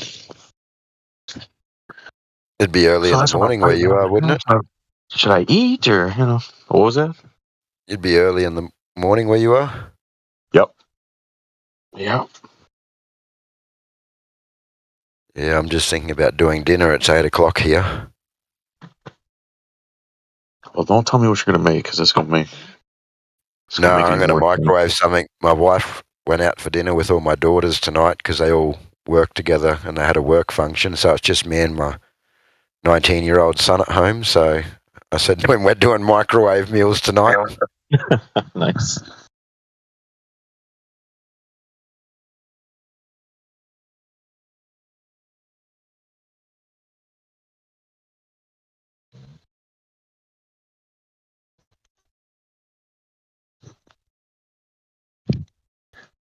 It's hard for me to get on when there's people in here because by the time I can get on and after work or after dinner, it's like really early in the morning for the majority, and everyone's in bed. And then during the day, when you guys are up, I'm stuck at work all day, and I can listen on YouTube, but I just can't get on. I'm wasting my time. I have to keep disconnecting because I get phone calls and all sorts of stuff going on, and it's just too hard. So, yeah, I don't really get in to talk too much. That sucks, man.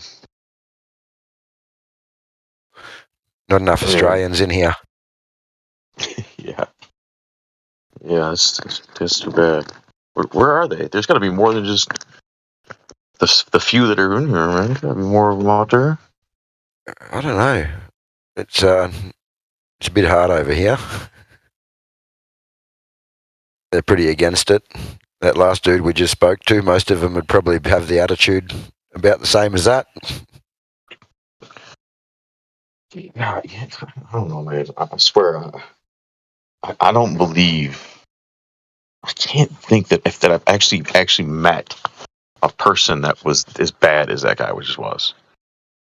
Because I can't even. Didn't even ask a fucking question. Like, he was just making crazy statements, and he didn't care about any answer to anything. You know, he wasn't. No, I did get him to admit at the end that he didn't know anything about curvature or who'd measured it, so that was at least one good thing.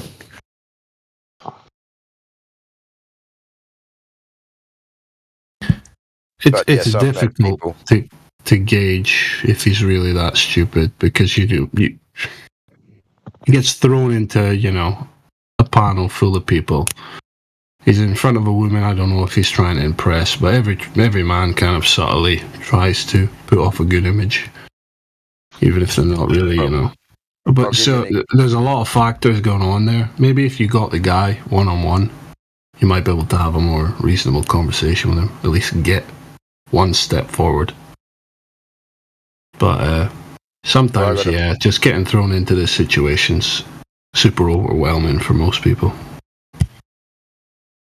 Well, I got as an example, Paul, I got a mate, and he is a refrigeration mechanic. He works on like big refrigeration units on trucks.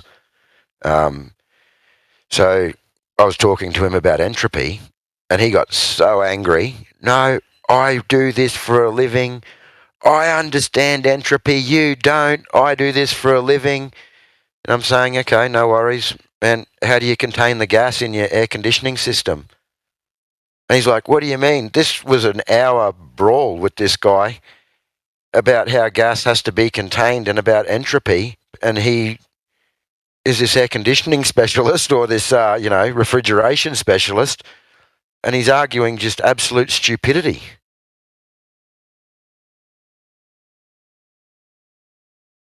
So weird. Yeah, just arguing things like that. Why are you arguing? He's like, this happens and then a valve stops this. I'm like, yeah, or entropy, yeah. Yeah, but that's a valve. And I'm like, yeah, well, this is my point, man. Like, why is entropy not occurring and our gas is filling the void? And he'd changed the subject back onto something about his air conditioning thing or his refrigeration thing. And it was all proving my points. But he's arguing with me like really aggressively, like it's not, and he's right in some way. It was insane. Something's wrong, man. I would never. I don't know. Who wants to argue? I don't want to argue with anyone. It's weird. I grew up with this guy since we were young kids. I'm 43 now, so we've known each other for a long time. And, I've had decent conversations with him, but he doesn't accept anything. And, just out of the blue, he'll just send me something stupid, like this. This is what I do for a living, and you think you know about entropy, you know what I mean? And then it'll get into a big heated discussion. But it's absolute stupidity because everything he's talking about that he's doing is exactly what I'm saying, but he's arguing somehow that it's not. It's crazy. But it's like this guy that just got no... Sorry, I got you. I was saying it's crazy because he actually has no real curiosity. He's not taking a moment at all to think about any of it. our position or even his own position. He's not putting any of it to scrutiny at all. None of them are. No. Those people like that to come in here. It just confuses me why you would even ever come here. Well, I think that's the majority of Australians. They just don't care. You know, you can tell them and they'll say, well, I don't give a shit. Like, how does that affect me?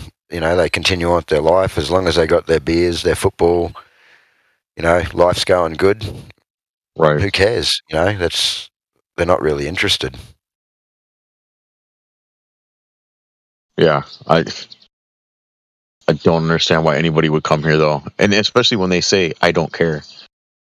No, but I don't understand either how, like, I do a lot on Facebook, but, you know, most of these Facebook sites I go on that are supposed to be flat earth sites are all globers, every one of them. They're made by globers, the mods are globers, and then they're there arguing, pretending that it's a flat earth site or, you know, just trying to cause problems. But if I don't like something or I don't agree with something, I don't spend all my time in it. I go and do the things that I enjoy doing, and I don't really care about what you think or what's going on over there. So if you don't agree, why do you spend your whole life going to the point of making websites? And, you know, I suppose you can look at these other guys on YouTube as well, these other globers. You know, they've made it their life to debate about something they don't care about.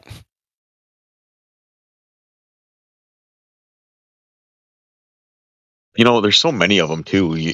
A lot of people say, well, they're being paid to do this. Like, fuck, man. There's so many of them. That seems crazy to me too, man.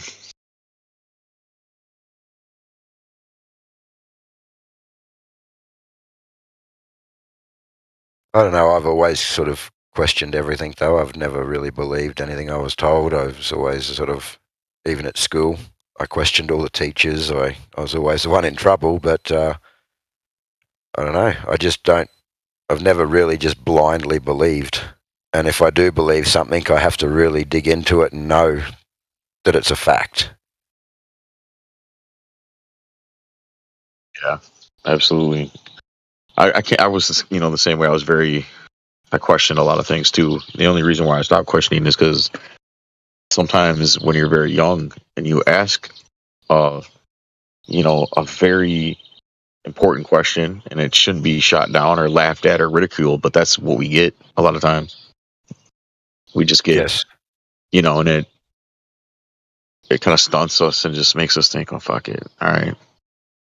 You're not actually going to talk to me and explain it to me to make it make sense or prove it in any way. You're just going to ridicule me and laugh at me because I asked a question. So that makes what you're saying true. Okay. I'm not going to ask any more questions, I guess, because what's the point? Yep. So instead, then I'd just rebel and say, nah, I'm not doing it. Get stuffed. And then I'd be in trouble for that. Yeah, I would never go say, like, if I think, just for an example, and I'm not saying I believe this or anything I don't want to offend anyone, but, like, let's say I think Catholicism is the most ridiculous, stupid thing ever. I would never go to any place where those people meet up and just yell at them and tell them how stupid they are. And how, yeah, that's what I mean. Yeah, it's crazy. Because you're getting nothing out of that. But you know what? This is just people, you know. So I used to own a big security company. I started it from scratch by myself with my wife, and we grew. We ended up having quite a few staff, and we were quite big. But what ended up happening is that all the other companies would try and push you out of town because you were the new guy, and they used to do it to anyone who came in, yeah? And instead of their guys doing their job, they would be focusing on me, following me around all night. Say we had the patrol cars where you go around, check all the buildings, do the alarms. Well, I'm going around doing my job.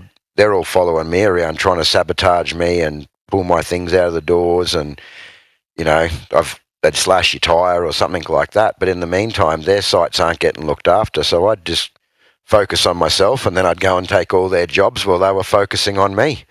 It just seems to be that human nature.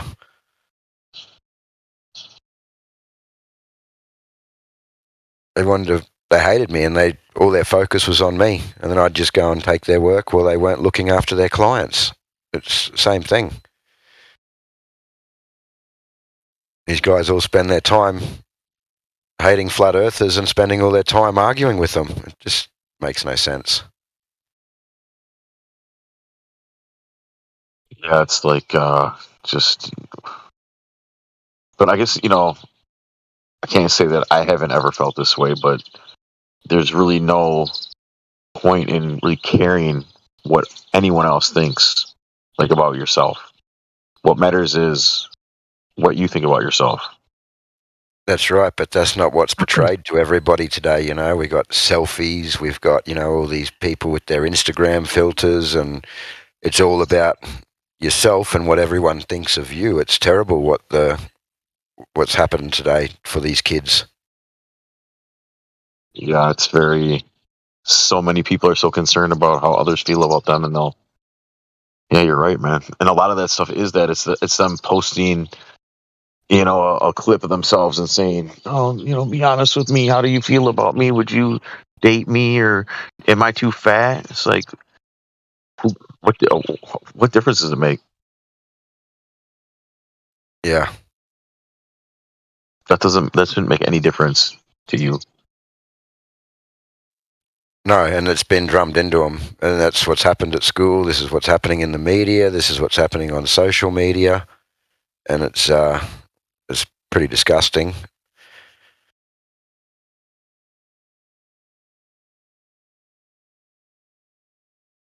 I raised my kids a little bit differently. I didn't put them in school and all that. And my son's pretty funny, actually. He doesn't really care about what they think. He wears a hat around that says, "My mum thinks I'm cool." Just to give it to him.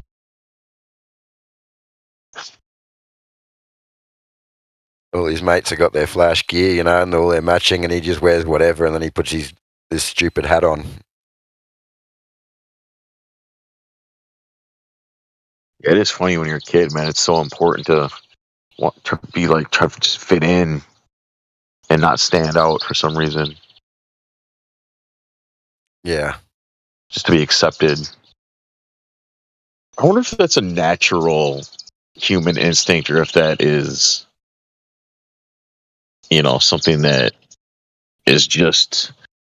Well, with my kids, I always taught them that what anyone else thought really wasn't important. I always spoke to them about, they've got a lot of friends, but they're only going to have a couple of real friends. Most people are people that just hang out when it benefits them, and I've always sort of spoke to them honestly about all this stuff, and mine really don't care what anyone think of them at all, which has been really good, I suppose, but that was something that we taught them all the way through, Yeah.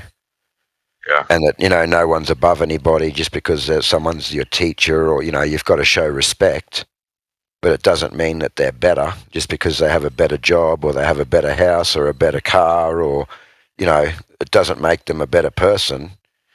It's, or above you in any way. Yeah, not at all. Silly. It's the same way here. I mean, it doesn't matter. You can be a flat earther for 20 years. You're not any more valuable or important than the guy that just became a flat earther yesterday. That's right. Everyone's on their journey and learning.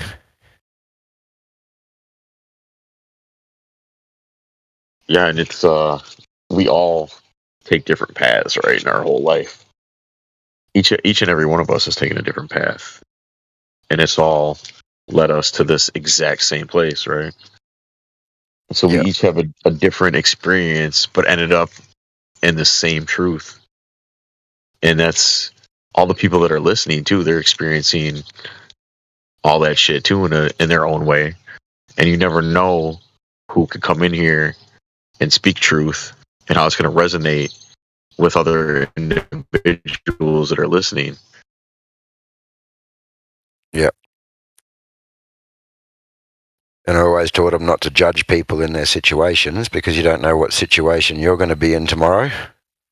And, you know, you don't know. You might see a dude that's homeless and looks a bit dirty and you're judging him for where he is and what he's doing. But, you know, a week before he might have been a drug addict and he might have just kicked the drug habit and he's on his path and you don't know that. And, you know, you're putting these people down and judging them for where they're at rather than trying to help people and lift people up.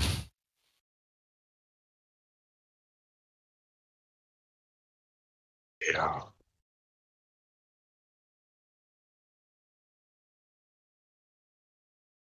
And I always Yeah, taught this is him me and you in here, huh? So, yeah, I don't know. There's a few people in here, but everyone's muted, apart from AI.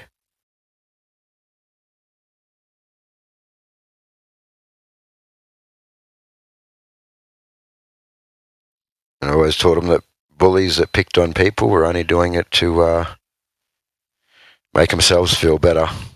And, yeah, so that was another way of putting it as well, that they helped them deal with different things. That they just, you know, they weren't confident themselves and they would make themselves feel better or more confident by trying to pick on people they thought were beneath them or weaker.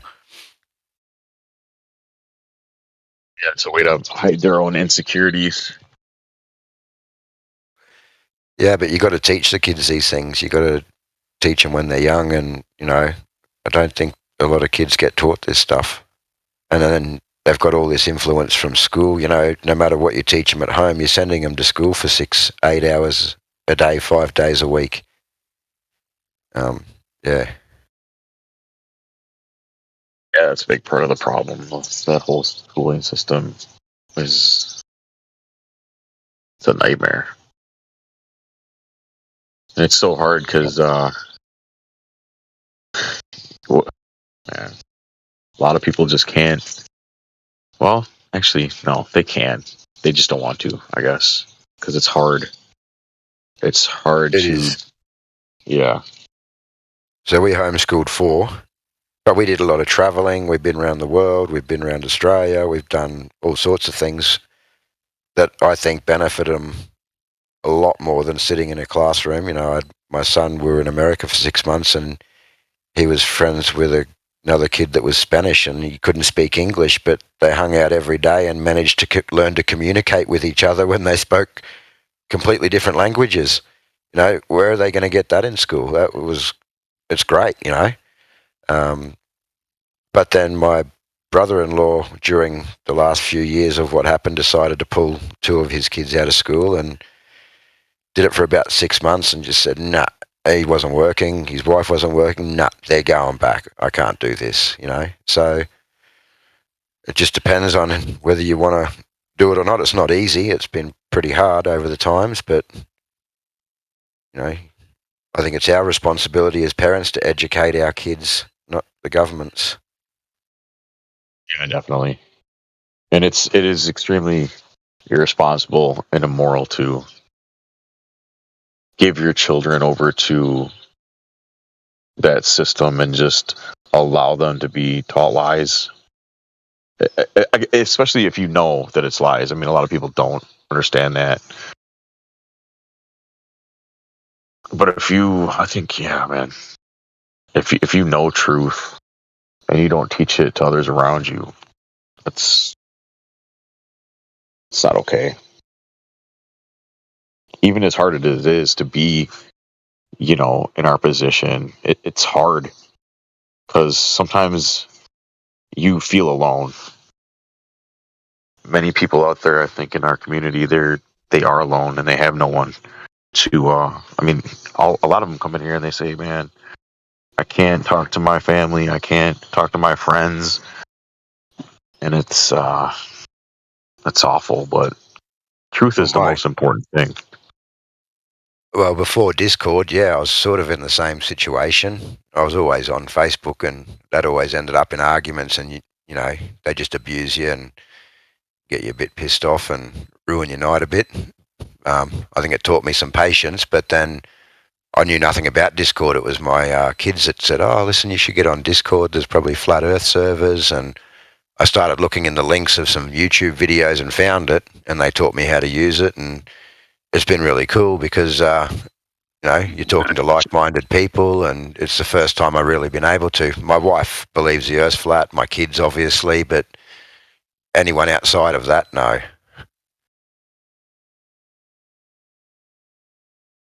Yeah, I don't know. It's been a different experience for me lately because when I first came here, I don't know, it seemed a little different than what it is now. I don't remember. Um, I don't remember a lot of the sort of. How do I want to say this? I'm going to choose my words carefully. I mean, I understand the idea of. I guess it's important to challenge each other. When everybody comes in here, we have to challenge everyone, right? It's important. Fuck, you know what? Never mind. I don't want to go there. I don't even want to talk about it. Oh, good. Yeah, I don't want to fucking talk about it.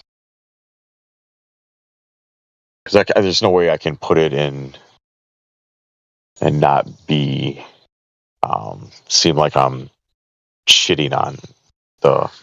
Yeah, I don't. I don't want to do that. I'm not trying to do that at all. I like it here. I really enjoy it. No, but it's been good for me just having other flat earthers and, hearing new arguments and new points and things like that. I think that's been really good for me. I've enjoyed it. And meeting new people as well, talking to different people all over the world.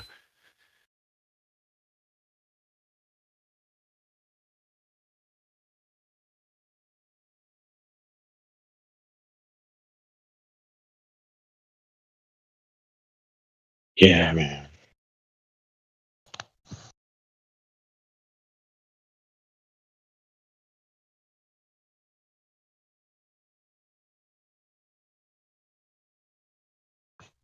It's a wonderful place. I hope it doesn't. I hope it stays good. I think it's growing. I think it's even grown since I've been on here, and the amount of people that we're seeing in the room or whatever you want to call it, where I've seen others. A negative thing too, though. But there's a few other Flat Earth servers that I was on, or other servers, I should say, that I was on, not just Flat Earth, that were very popular. But when certain people don't go there anymore, the whole server just disappears, and there's no one in there at all. Yeah, I'm actually. Yeah, I have one of those servers, and I go in there once in a while. I'm like, man, what? I've never talked to anyone in there. Like, somebody gave it to me. They're like, hey, check this out. Sometime I go there. And I'm like, fuck. There's never been anybody in there since they gave it to me. Yeah.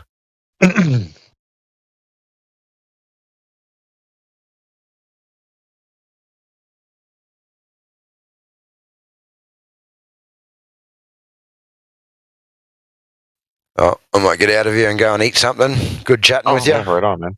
Yeah, good talking to you too. Always, I'll catch you another night. Come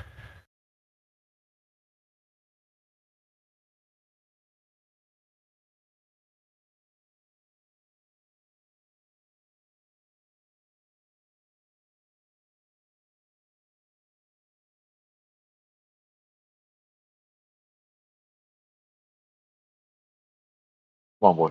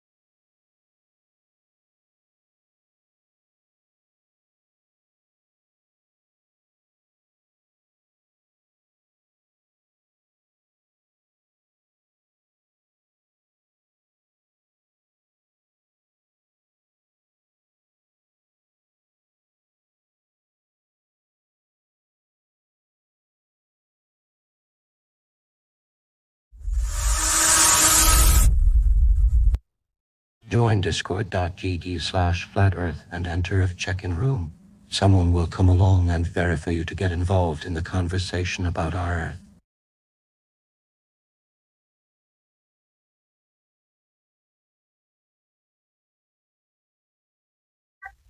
No, my mic's bad. I hope you can hear me. I paused the bot because we have Rocket Man in the chat who I think might be interested in a conversation.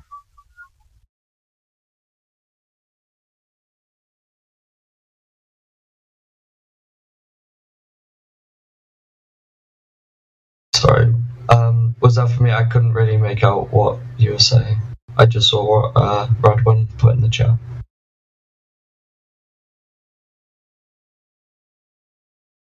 Hold on, I got my mic on.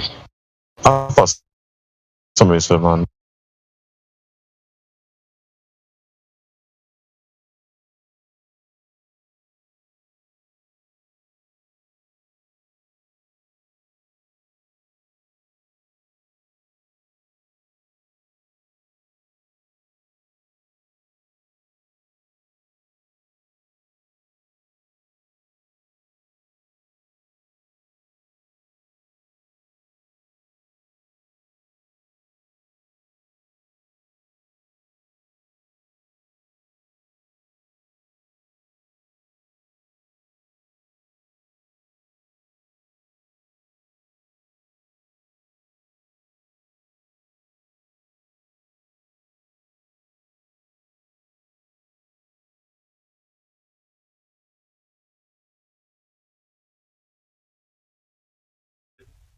So sorry, yeah, I was just saying. Man, you fix your mic. Yeah, I was just saying that I paused the bot because we have Rocket Man in the chat, and I think he might be interested in having a conversation. Yeah, I said in the chat, I can only stay for like half an hour, so when I do say I'm going, I don't want anyone to say I'm running, because, you can if you want to, but, who wants to... It depends on what point you pick to leave at. Preemptive run. Well, I wanted you to finish explaining how rockets work in a vacuum, how